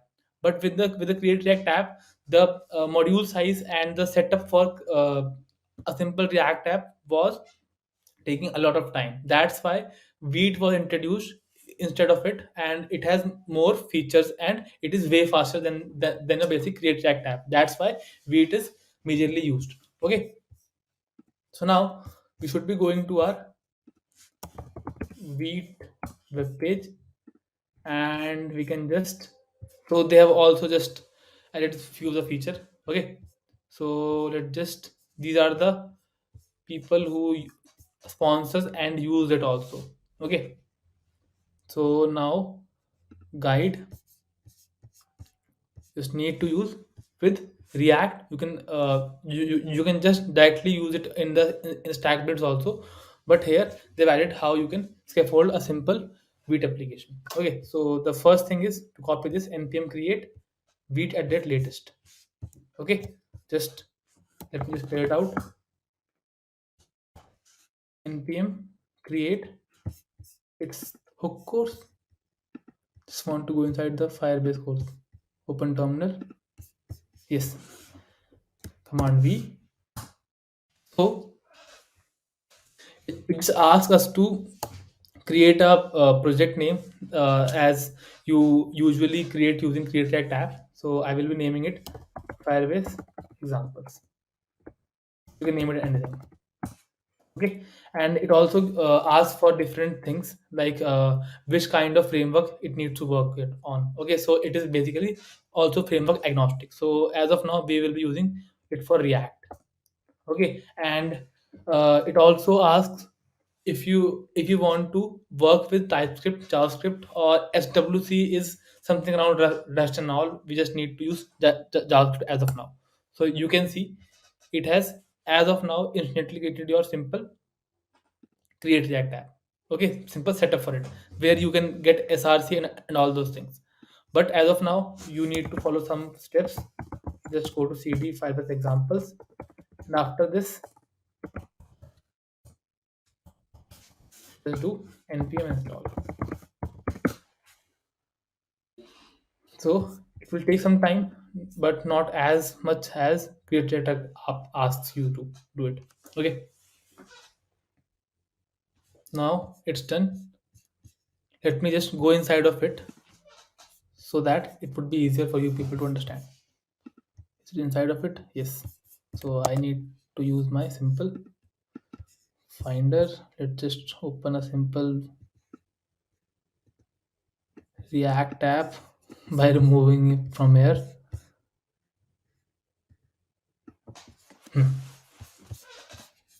Okay, this part is done.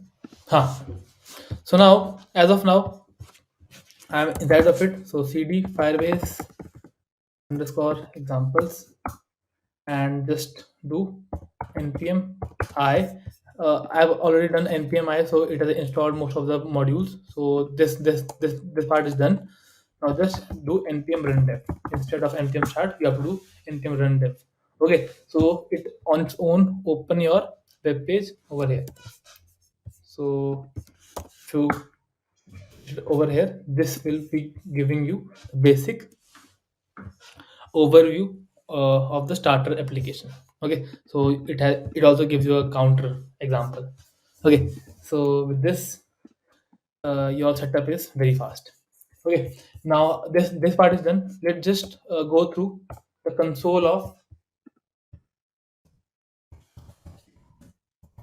our Firebase. Okay, so as of now, I told you the major features that we will be using while we are using Firebase are authentication, database, storage, and hosting. Let me just walk you through the features that are provided by Firebase. After that, we will be using each of them. Okay, so first of all, there are different product categories. If I just increase the size of it, so first is build, second is release, third is analytics, fourth is engage.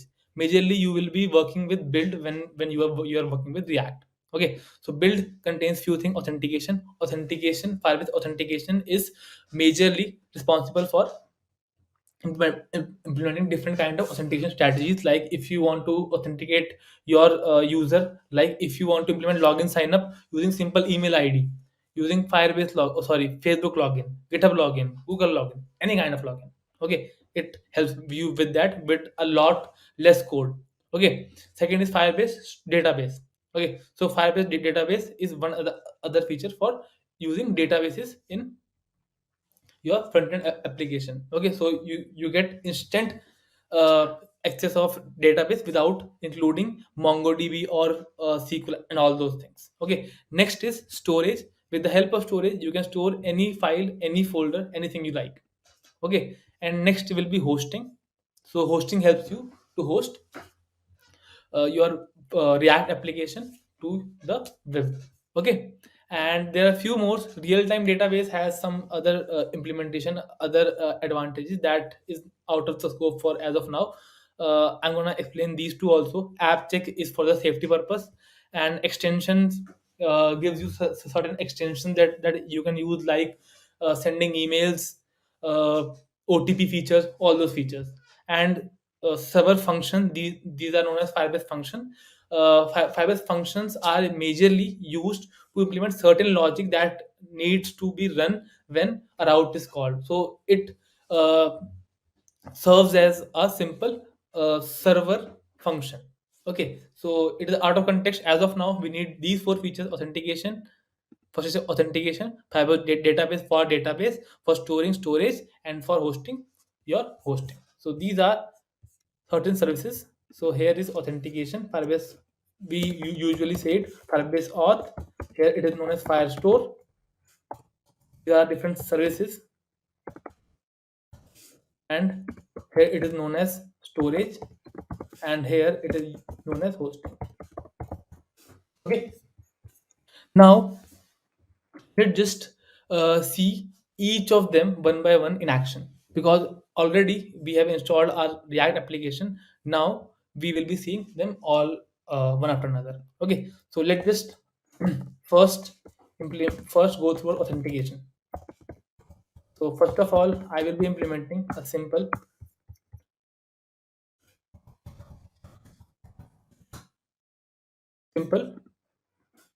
login and sign up using our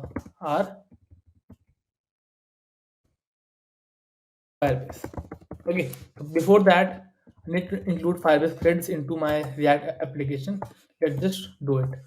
Okay, so let's come over here, and for this, I am going to my Firebase demo application, and as soon as you click on here, there is this setting button. Set up using Feet and Firebase account.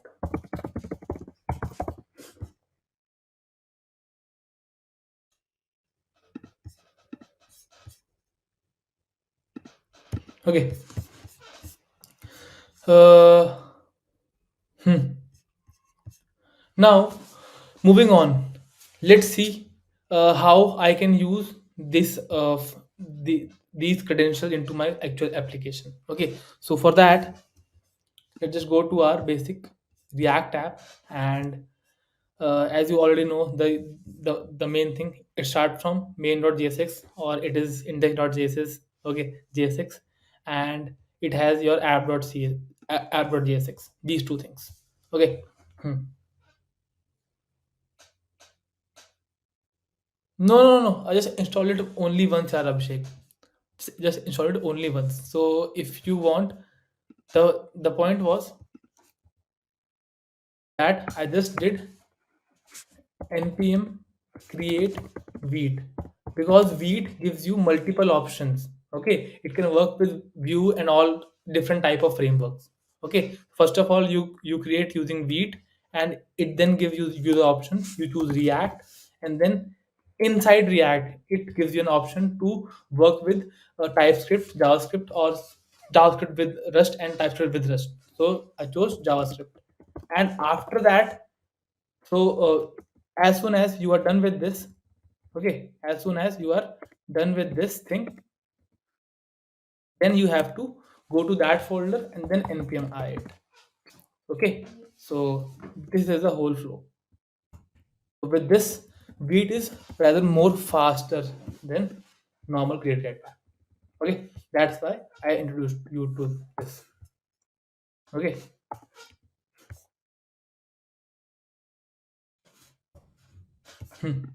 So now coming back to it, authentication.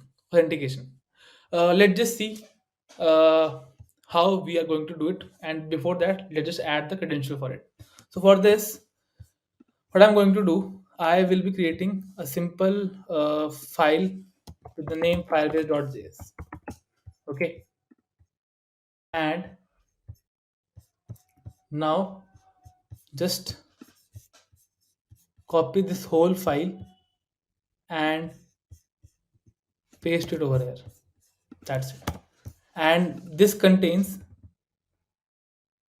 to import Okay, but before that you must also install Firebase library. Okay, so that you can use it. Okay, moving on. Now this part is done. You have to slowly use all the features. Okay, let's see how you can use these threads to implement this login and sign up feature. Okay, so for that, let's just go inside our basic build, and inside of that I am going to go inside authentication. Okay, so the first step will be to click on go to this Firebase auth. No, JSX is not required here. Okay, you can put JSX also, but it is not required. Okay, so moving on, here you can just, for enabling authentication, you have to go to get started. First of all, for every service you have to do it, and there are these number of different uh, additional authentication providers like Google, Facebook, Play, and all those things. You can use any of these things. Okay, so let's just go to settings. Also, link account that use email and password, get multiple account for each identity, sign methods. Okay, nothing in the setting as of now. Just go to sign in methods and just click on any of the features that you want. As of now, I want to enable just email and password. So you have to go here and you have to just enable email and password. You have email link, the passwordless login also. Okay, just save it. Now you have the option. Now you have just enabled that in your application user can log in using email and password. Okay, so here by the way, what happens is users sign up on their own and then they can log in. Okay, but for the starters I am using, let me just assume as a database admin, so I'm just adding a simple user to it. Okay, so like isveer@gmail.com and password of 123456. I've just added the user.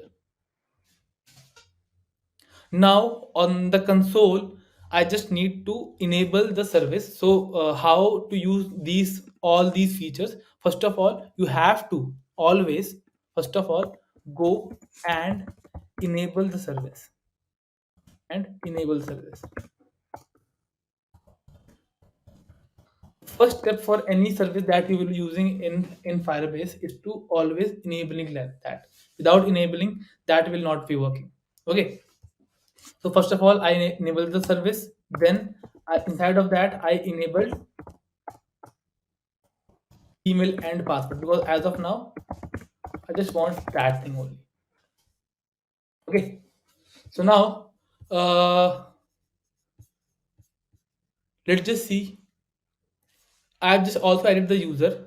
I think the password was 126, and as of now, I don't know how to use this these credentials to enable my login and sign up. Okay, so for that you can just directly go to Firebase docs, because with this they also gives you the documentation how to use it. So for this, go to auth. So here you will be getting the Firebase authentication documentation, and you have all the options. Just need to go to web. Okay, so just go with get started. First of all, you have to always go to get started.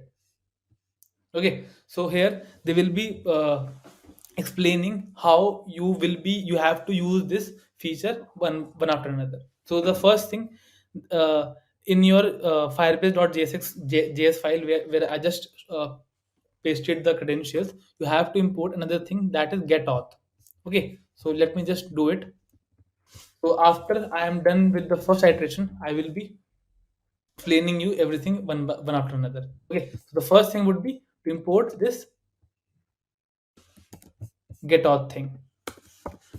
Okay, and now you have to create a simple auth from here. Okay, and what you would be doing, you will be exporting this auth.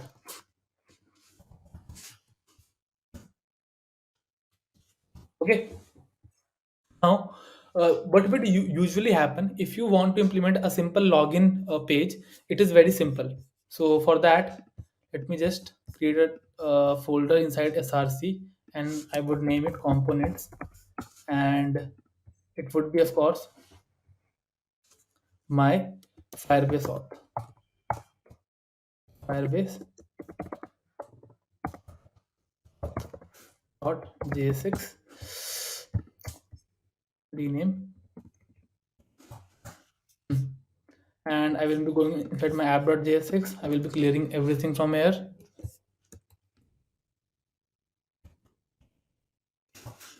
So a simple h1 and Firebase demo. So the first thing would be auth. So for that, I will be enclosing it into empty fragments. And for this, to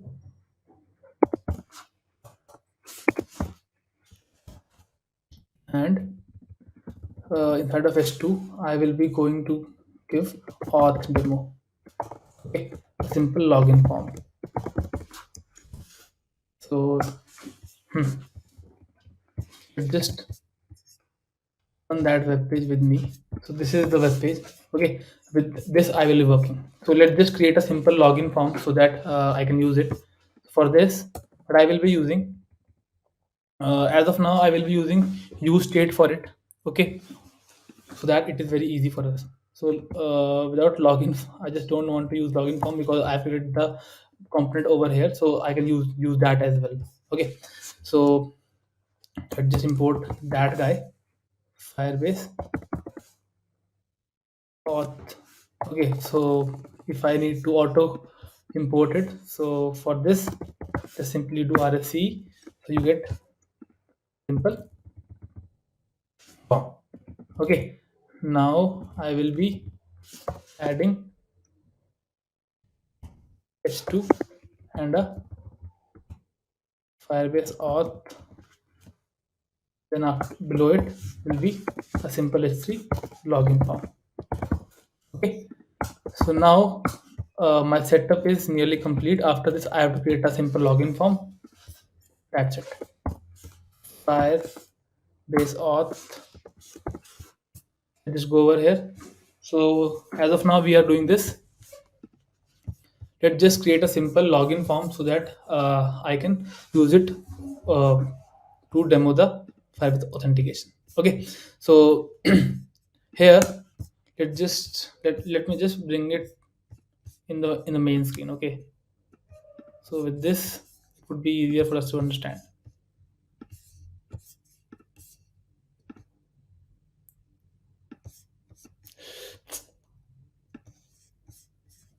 This is done.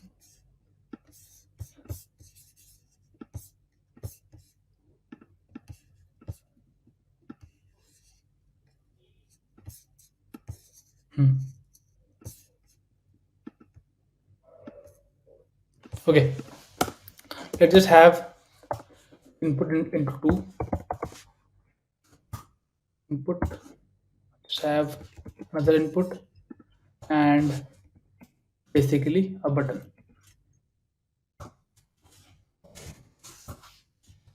with a text of login.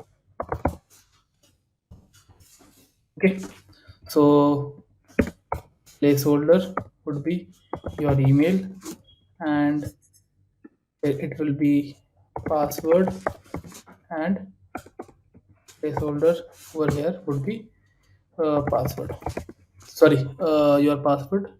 Yes, password would work. Now,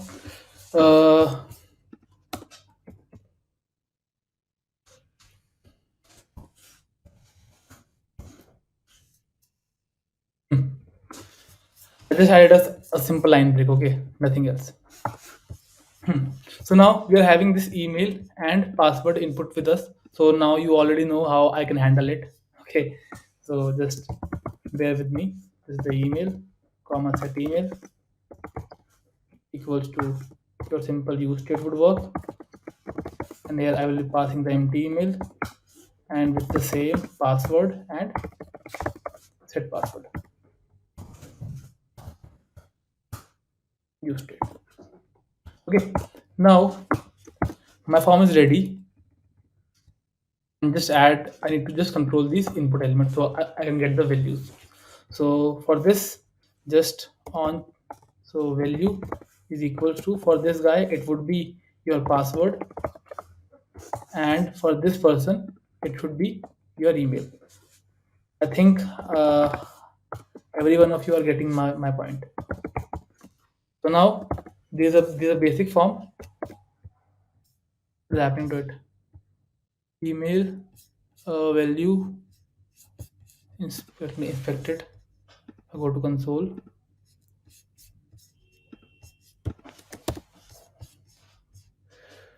Use state is not defined. Let's just add a simple use state. I already explained use state, use effect, and all those things in the earlier class. I can use state, or I can simply use my use reducer also, because with form and lot of entries, you should always be using use reducer. But as of now, for the sake of simplicity, I'm using use state. So of course, with on change, it will be this thing e, and of course you know the drill. Email will be e.target.value, and let me close it. And the same would work with this guy also. Set password.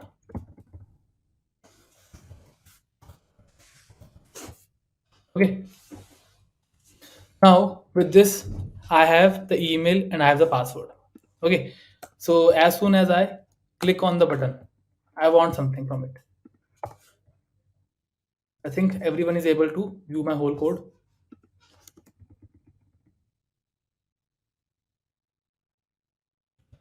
Let's just copy it from here, just put it here. Okay, no issues. It's visible, I think, all of it. So with the button, it will be on click, and I will be calling my function. Let's just say it is login attempt. Okay. Let's just create a method const login attempt equals to, of course, as of now I will be logging this console.logging it, or I will be alerting the email and the password. Understood, everyone?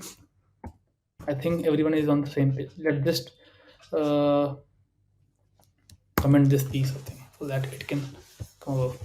Okay, so now our email is here. So abc@gmail.com, and password would be 123456. So now at this point of time, I'm able to get it, but my password is not visible. I don't know why. Let's just console.log my password. At on change, it is set target and all those things. Let me just go and check, go to my inspect, and let's just go to console. With email abc@gmail.com and 123456 on login. My password is not visible. I don't know why.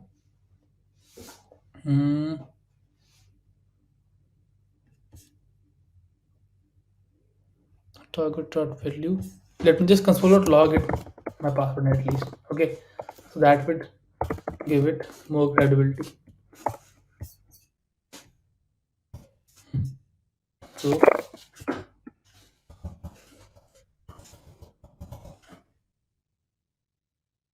password is of course they are not showing because of dot password, so that's why that would be the case.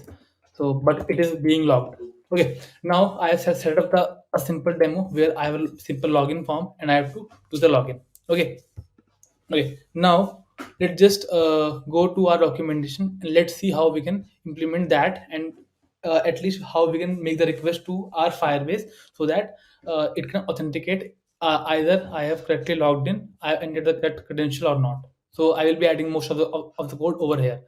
So for the starters, what we did initially, we googled Firebase web, okay, and Firebase authentication, and then docs, and then we land up over here. Then I just go to web. So first of all, every time when you are reading the docs, now for the case of Firebase, you have to go to get started, okay, before copying all those credentials that are present over here. They are present over this point of time. Firebase.js paste all the credentials that were in the settings page, paste it over here, and then follow simply your getting started. I am talking about the same for every service. Okay. So now, first of all, just import it, then export the simple get auth. Okay. So now, uh, in this file, I've just did the same thing. Now moving on, they have explained how you can do the sign up with the new user. You can sign in with the existing user. So basically we are trying to log in. Okay, so this would be the code. Okay, now what they are doing, so there is another method, sign in with email and password. Okay, where you pass auth, email and password. Okay, and auth can be easily available through get auth. Okay, so here they showed how you can get your auth guy and you can just use it. So I don't need to use auth. Okay, get auth. Okay, I just need to get this sign in with email and password, and I will be getting the auth variable from here, and I can directly use this function. Okay, let's just go with it and go to our component. Let me close it. My email and password was visible, was logged, so that I can use it.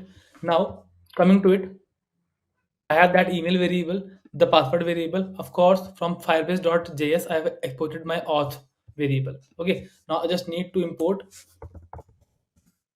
auth from it is relative, so dot slash Firebase.js.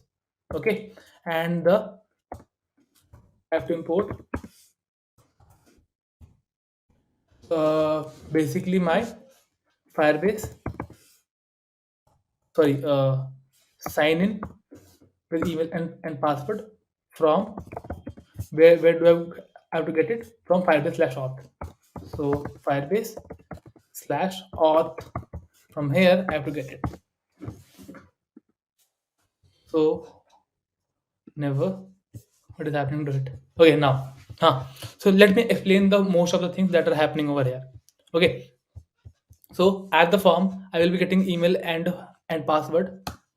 Okay, I had the form inside of it. I will be getting email and password.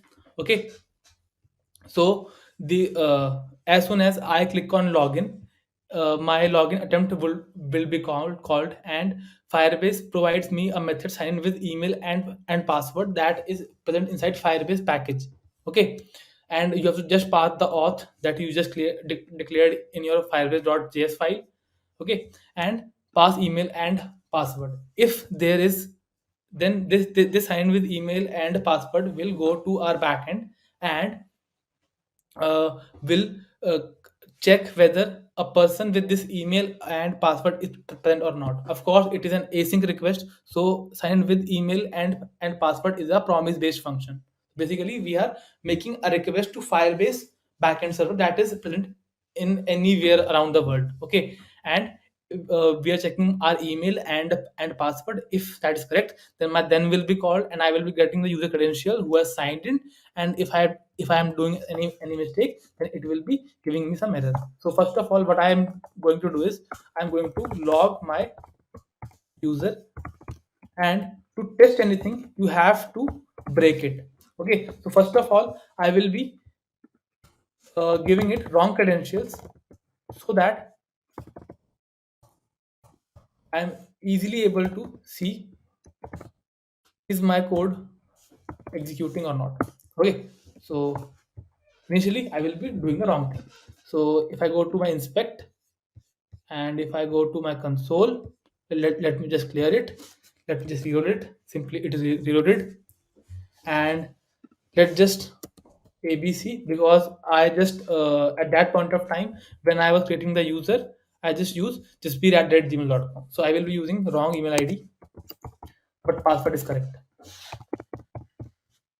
And if I do simple login, so let's see what would happen. Post, uh, there is an error.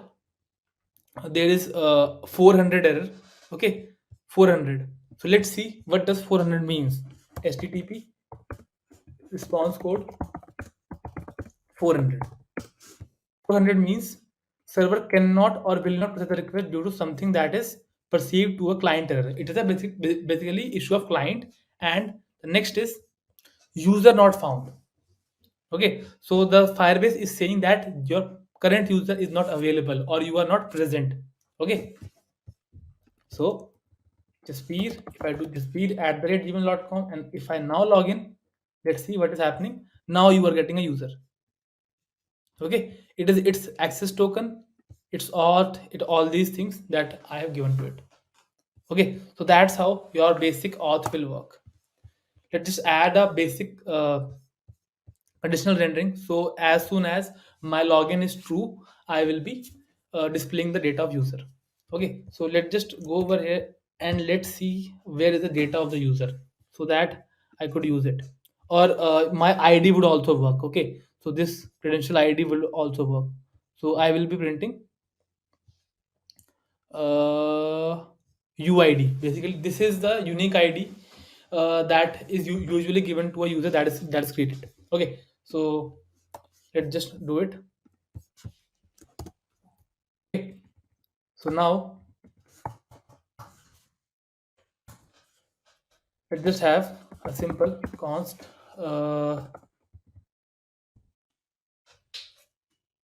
is logged in. So I'm just doing basic step only. Okay, I'm not diving deep into it. So by default logged in will be false.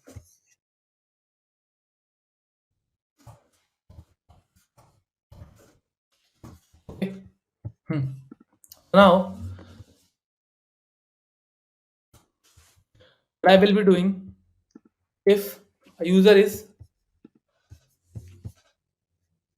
let's just remove it. If I come inside, then here if I arrive at this point of code, then I have of course logged in. Okay, so at this point of time I will be doing set is logged in to true. Okay, and initially it will be false. So at this point of time we'll just be adding a simple ternary operator. So basically this is known as conditional rendering. So I will be using this is logged in state variable to check if I'm logged in. Then it will be printing see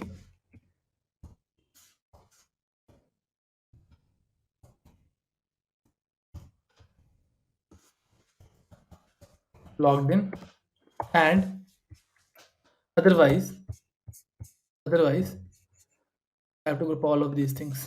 Okay, so let's just do it. So this is how most of the code works. Okay, so by default why this form appeared, because by default we are not logged in. Okay, as soon as I enter my email ID speed@gmail.com and my password is 123456 and click on login, so at this point of time user is logged in. Okay, so there are few things that you can work upon it. As soon as error occurs, you have to set the is logged into false. And then second is when you just click on login, you should be showing a loader So these extra features you can also add. First function that you understood for the authentication was sign in with email and password. Similarly, there are other methods also for sign up and Google login also. Okay, so as of now, what we have accomplished is we have just implemented a simple login feature. Okay, our login part is done. So whenever you have to use, go to console, enable the services. First step would be this. Second, go to Firebase, extract your get auth and put your app to it. And wherever you want to do the login thing, just extract your sign with email and password method and just pass email and password to it. Okay, now moving on, let's just also implement a simple sign up. Okay, let's just also implement a simple sign up for us. Okay, so with this I can also sign up with it also. Okay, so let's just do it. So if I reload it now, it sets up a simple thing, and I want to do a simple sign up, or shall we move forward? I think sign up is also similar. Let me just simply explain it to you people. Sign up will be you have another function similar to sign up also. Here it is. So here you have create user with email and password. You just need to pass email and password and your user will be created. And I will be explaining this thing when we will be using Firebase store, Firebase uh, Firestore. Okay, so at that time we will be doing it. There are three major things that you can work upon. It is login, sign up basically. Second is login. Third is uh, let's say user is using your application or on multiple devices. If he has logged out from one device, then you have to log out him from all the other devices. Hello Imanshu, long time no see. How are you? कैसा bro? हाँ.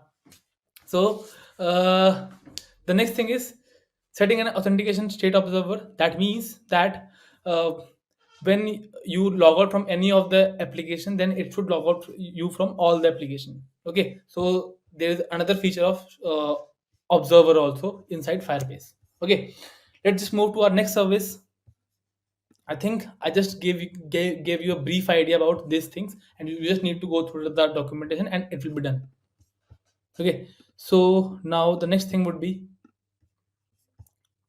to cover our next feature, and in the next feature I will be covering both the login, sign up, and uh, user also. Okay. Huh. So let's see how to implement the second feature, that is database in Firestore. Okay, so now when it comes to Firestore, the task is similar. Just go to Firebase, sorry, Firestore store, uh, docs. Just go Google it. Go over here or go over here any way you like. Okay, just don't click on here. Cloud Firestore. The same would be appearing. Now always click on Get Started. So it usually revolves around the backend. So that's why they have just given the simple same thing. Okay. So now there are different versions of it. Okay, we have to use web version 9. Okay, we have already installed our Firebase. Just need to import get Firestore from here. Okay, so how you are going to use it? Get Firestore Firebase configuration, and you need to pass your get Firestore function, your app into get Firestore. That's it. So just go to Firebase, just copy the same line, uh, replace it with db, and instead of get auth you should be using get Firestore from, of course, from Firestore. Right? Yes, get Firestore. So if you want to use your database, you have to use it like this. So before adding it into our original application, I want to use it, or let's just take a demo of the console. So for this, let's just go to build your Firestore database. So of course, like your authentication, you have to enable it also. So just click on create database and always go for the test mode. Okay. So just go for test mode, and by default, uh, the default security rules of test mode allow anyone with your database reference to view, edit, and delete all data in your database for the next 30 days. Okay, so by default, this database will only be enabled for the next 30 days. Okay, so you can just do it, and there are different locations from where you can access it. I want to access it from India, so I'm accessing it from Mumbai. So enabling it. It's now enabled so that the latency will be less. So now we are going to implement a basic Firestore. Okay, thank you. The database Firebase is also enough here. Correct, Lavish. So again, we have to enable it. So there are some rules. Okay, so there are rules to it. Data is here. We will be going over it, and we have rules that you have to sometimes look after to it. Otherwise, there is no issue. Okay, so just need to change this a bit. So allow uh, edit in Firestore without login Stack Overflow. So there is basic rule that you need to change. Okay, so for that, uh,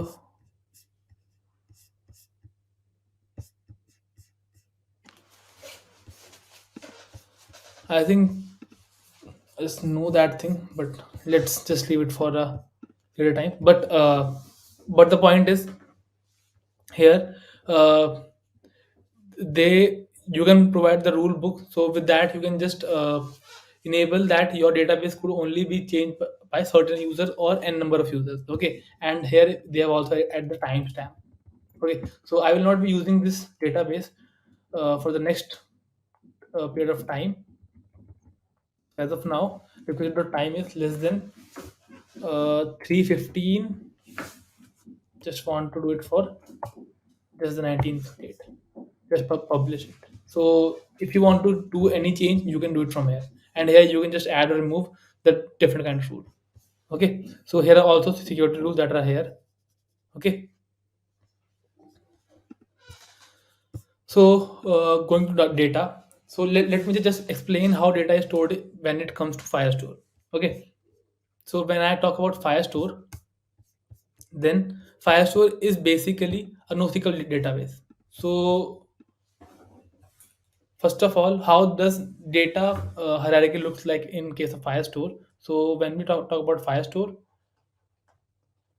at the top level, it has database, and inside of database, we are having collections. So collection treated as an array, okay, or you can map it similar to your MongoDB collections. So you have collections. Collection is a group of document. So collection, and inside of collection you can have document. You can treat document as a, yes, of course, an object type. Okay, these are not of course object. Okay, there are different differences between these. Okay, so at the topest level we have database. Inside of database, there's collection. You can treat collection as array of objects, and inside of collection you have documents, and documents are basically object. Okay, basic JavaScript object. Okay, so that's what a Firestore look like. So a Firestore can have basically a collection ID. You can just give it a name. So I am giving it user. So as of now, I'm acting as a database admin. So I'm just doing the type changes into database, but it is usually done by your front end code. So the user, okay. So auto ID, I will give giving it auto ID. There are different type of data that you can store: string, numbers, boolean, array, null, timestamp, or geolocations. And map is basically an object. So I can just store the name, the speed, and I can just store the address, that is Delhi, Adarsh Nagar, Delhi. I can store age, that could be a number 26. Uh, anything you want. Okay, so with this you can have it. So now you can see you have a collection with user, and every user have uh, every collection have n number of documents, and every document pertains to a unique id. Okay, so that you can just directly access any of these things. So inside of that you will be getting your data. So let's just uh, do a simple thing, and let's just try to access this data. Okay, so for that there are certain things. Okay, so first of all I will be adding a simple component with firestore store dot jsx. So in this video, in this lecture, I have the agenda of exploring all the major features that are there that you will be using. By the way, we will be diving deep into Firebase when we will be uh, using it to create Instagram reels. So that is the thing. Okay. So as of now, I'm just, yes, it is similar to schema, yeah, of course. Yes, it is. It is not very tightly coupled to the schema thing. Okay, because of course it is no SQL. Okay, you have your collections, and inside of that you can have document. Okay, so you can just map it according to your MongoDB.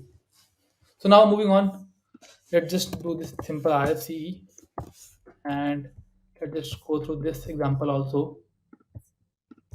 So now here I just want to access the data only majorly. Rest of the thing I will be explaining to you, and we can just leave the sign up part also. You can just go through the documentation. You can just easily implement into your React application, or I will be explaining the same thing into your Instagram reels also. Okay, so for the Firestore part, let's just go here and uh, let's import it into my main component, my app component. Okay, Firestore is here. So by the way, if const user comma set user equals to use state will be initially empty, and I will be simply just I will be checking for a simple. Let's just also add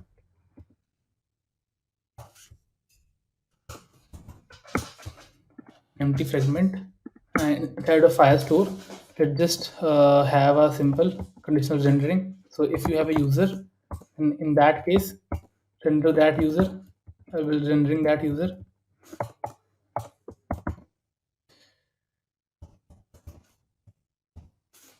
As of now I'm just printing user is present.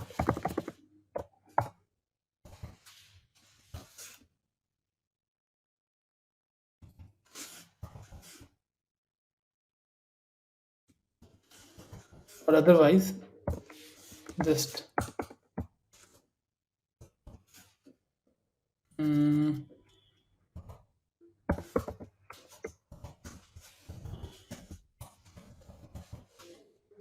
okay, I think it looks fine. Just import your basic use state.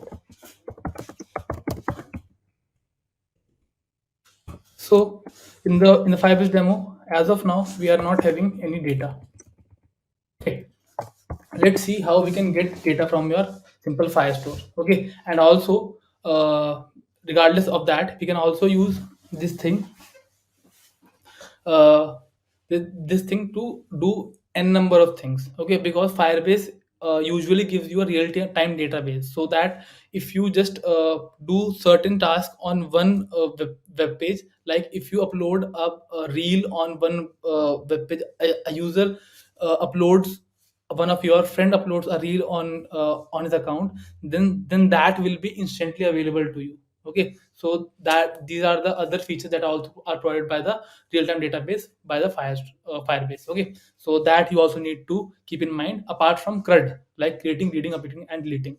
Okay, now coming on, now let us go over here and let's see how we can get the data. I'm not adding the data, I've just added the data. Here you can just directly go through it.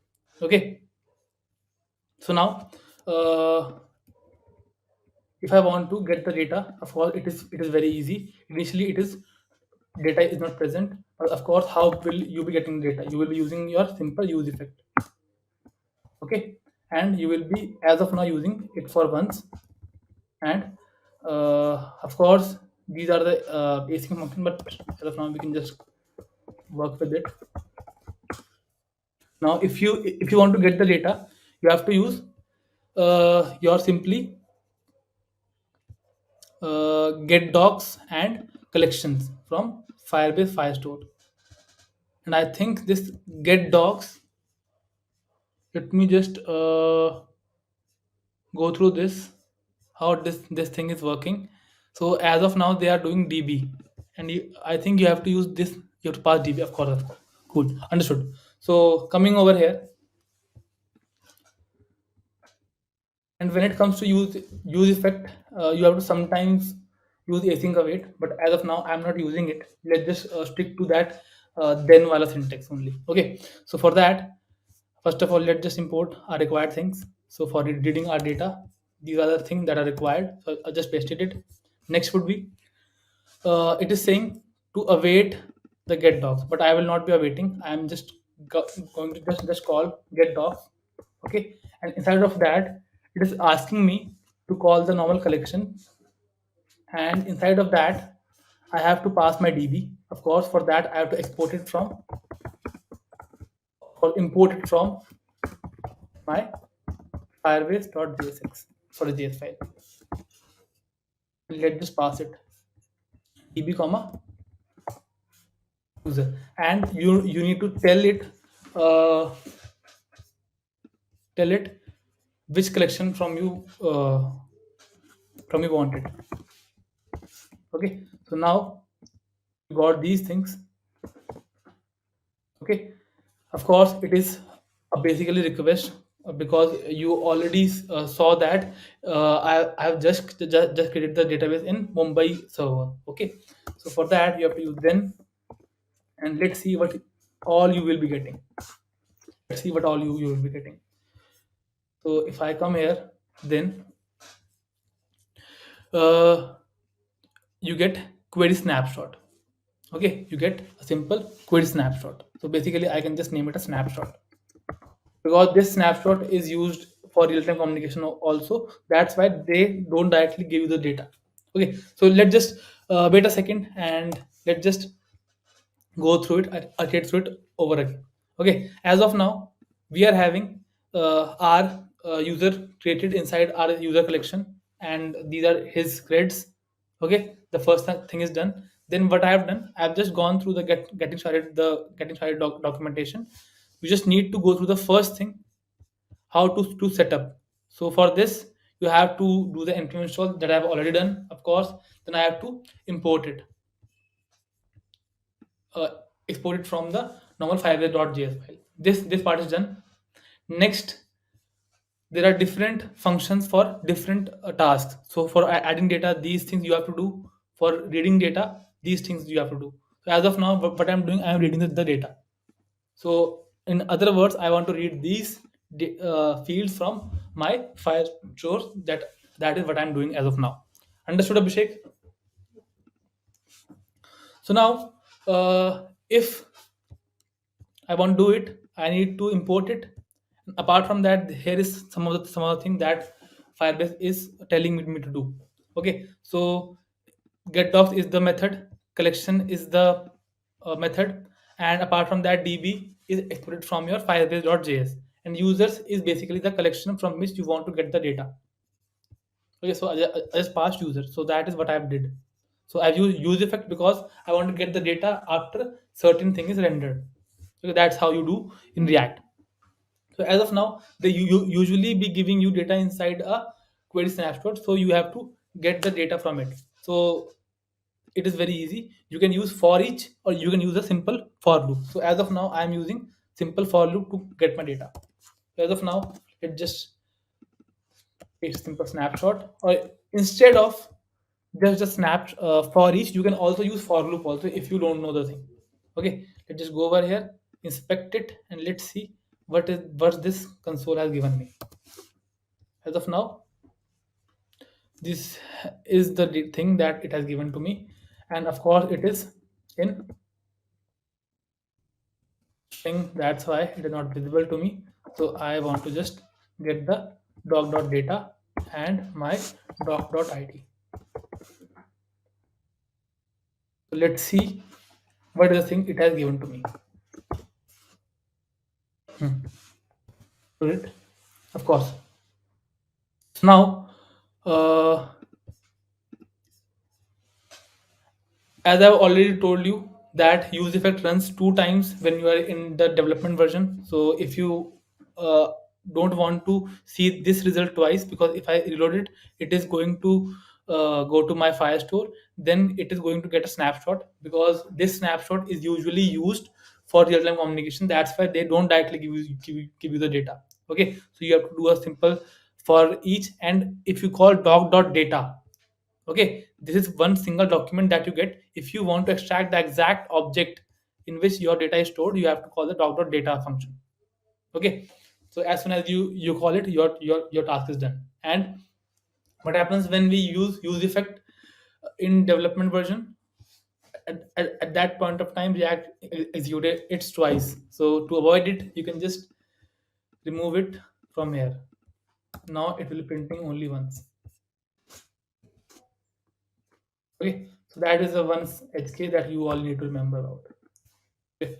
So as of now, you can just directly read n number of data, and of course you can just also get the data using ID also. Of course you can get the data using ID also. Okay, that is one another thing. But I just gave you the example how you can easily get the data. So let's just set user, and just give it doc.data. I think it's done. So initially it will be an empty object. So user dot uh,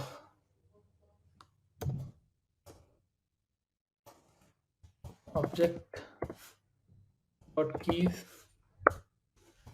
add user dot length. So what I did initially, I did empty object, and after that I just replace it with the data. Okay, let's just also console.log it again so that we can view the data. So doc dot data. Let's just over here and inspect it, and let's just check it what will be the data. So I'm getting address, age, and name. So that is very easy for me. So let's just simply use it to represent the user's data. And you can also add loading and all those things also. So now my user is present. Okay, let's just get the data from it. So of course I set it. So now h2 name, use the spans. Okay, spans would be helpful.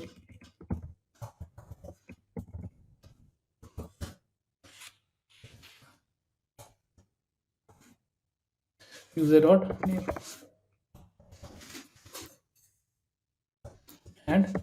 pan address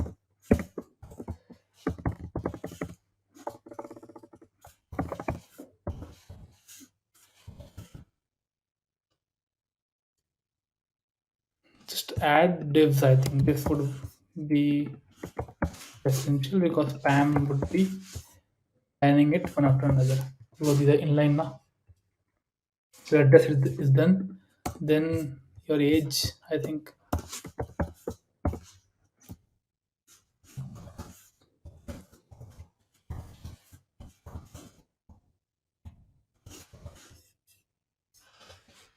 Reload it. Of course, you can see I'm getting data and it is present. Okay, so what I've done as of now, of course, similarly, you have to of course enable the service, and there are few more things you can have add rules with that. By default, it is only available for the 30 days. You can extend this thing with the rules also, and here are the playground where you can also go through it and see the different rules that are there when you're using Firestore. Okay, so first of all you have to enable it, and second thing was that we have, it is similar to your MongoDB. It has collection and documents, and collection is basically a group of document, and document can, you can treat it as an object, and that object is identified using a unique ID. That was the thing. And how to use it, just go to firebase.js, include this get firestore function and pass the app to it. You will be getting an object named db, and for every action you have to use this object. Okay, so now moving on to our firestore.jsx file. Here I just imported the thing, and you have just to, you just have want to use the firestore, just go to its documentation, go to get started, and you can get to know how to set up it, and you can also read the different things that you can work on it, because there are many features that you can work with it. Okay, now coming on, what I've done over here is, initially my object my user was an empty object, so I wanted to know if there is something inside this object. That means I got the data. Okay, so my keys will be more than one. Okay, is greater than zero. This that thing. Okay, so if I have something to show up, then show the data of the object that is inside of it, and if I have nothing to show, give it no data present. Object dot keys means that capital object is the base class that is present inside JavaScript, and it has a static method over it, and its name is keys. And if you pass any object inside of it, it can uh, it will be giving you the array of keys. Okay, what it does, it will be giving you all the keys in a form of arrays, and array can have length, and if its length is greater than 0, then there is something inside that object. Okay, because if you directly compare an empty object for a nullify thing, then it will be going to be true. Added firestore get demo. Let's just move on and let's see the next feature that is there. So now firestore is done. Of course, you have to again go and enable the service. Go and enable the service, and of course choose test mode with nearest to you, and you can also modify the rules. So by default it is only available for 30 days. Okay, so now database is done. If I want, then I can move to, now these two features are done. Let's just do our storage and hosting. Okay, so as of now I want to do the hosting part. Now I want to deploy the whole application onto Firebase. It is very easy. So let me tell you how, what are the steps that you need to take. First of all, you have to install Firebase tools. Okay, so just go to hosting React app Firebase. So you can get an article, or you should uh, you should directly go to, I think there are many articles, so you can just directly go to any one of these. Okay, so I'm going to this article. As of now, I just want to do it on my own. Okay, so the thing is that you need to install is, so there are a few steps that are there. First is always go and install global. You have to install it globally. Npm install dash g means globally, so that it is available from anywhere. Firebase dash tools. Okay, so for hosting, just do npm I dash d firebase dash tools. Okay. What has happened to it? Sudo. Okay, sudo.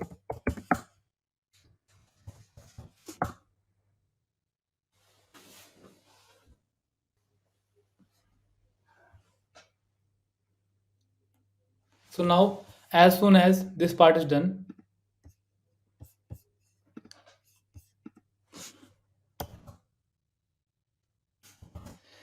Firebase examples.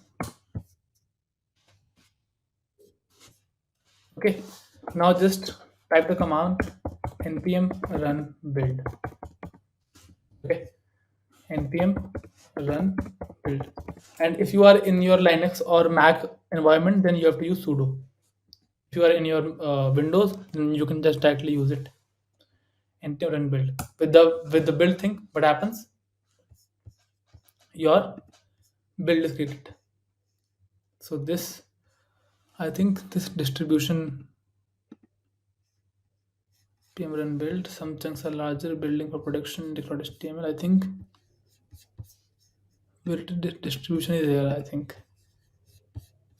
No shoes. Where it is in distribution, of course. Okay, so when for the case of Create React app, is it is usually build. Okay, now it is available. My build folder is available at dist, and here you can get the most of the things. Okay, I don't need this SVG thing. Okay, I don't know why I added it, but let's just keep it that way. Okay, so just type and run build.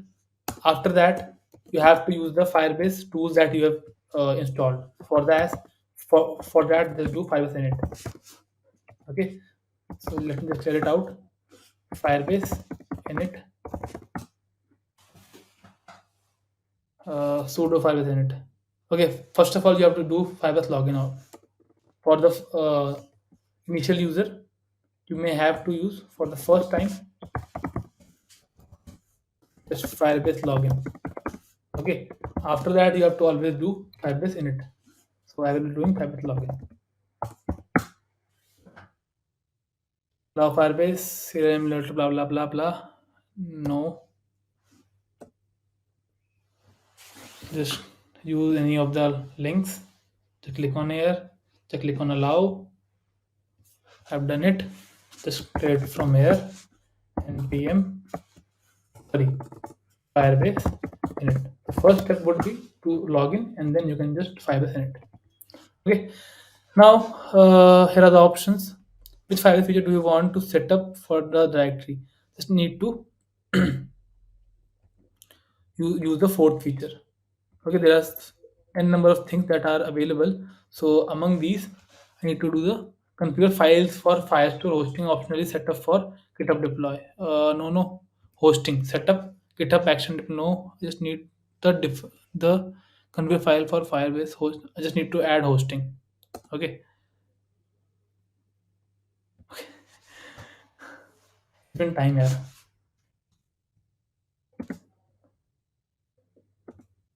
Okay, use an existing project.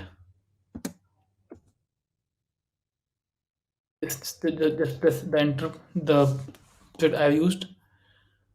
Okay, what do you want to use as a public directory? Just use a public, I think. Configure y automatic build, and I think Uh, Wait a sec. This now how it should be. Let me just redo it again. I was in it. Just go to the hosting part. Enterprise. Just do dist rewrite. Don't rewrite it. If you have built it, press N. Set automatic N. And file already exists. No, never overwrite it. Okay. And now Firebase deploy. Last step would be Firebase deploy. So it will be sending your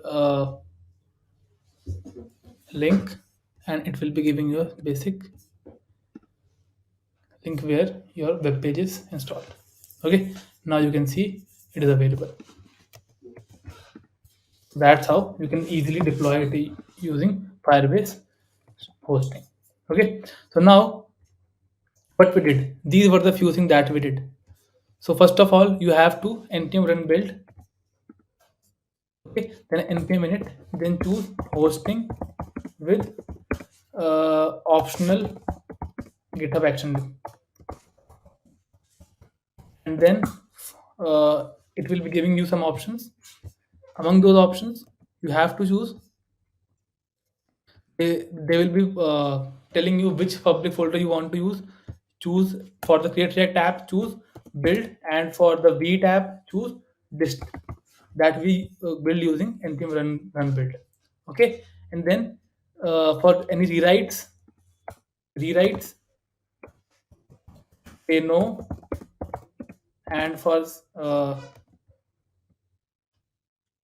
any overwrites also, rest will be no, of course. Okay, distribution for public directory, and then these are the options that are present inside Firebase. After these three options are done, these four options are basically done. Now you can just directly type Firebase deploy, and you can also add a CI/CD pipeline so that as soon as you just change do some changes, it is automatically deployed. You can do that also. I just chose uh, chose to do the simplest option. Okay. So now our authentication is done, database is done, hosting is done.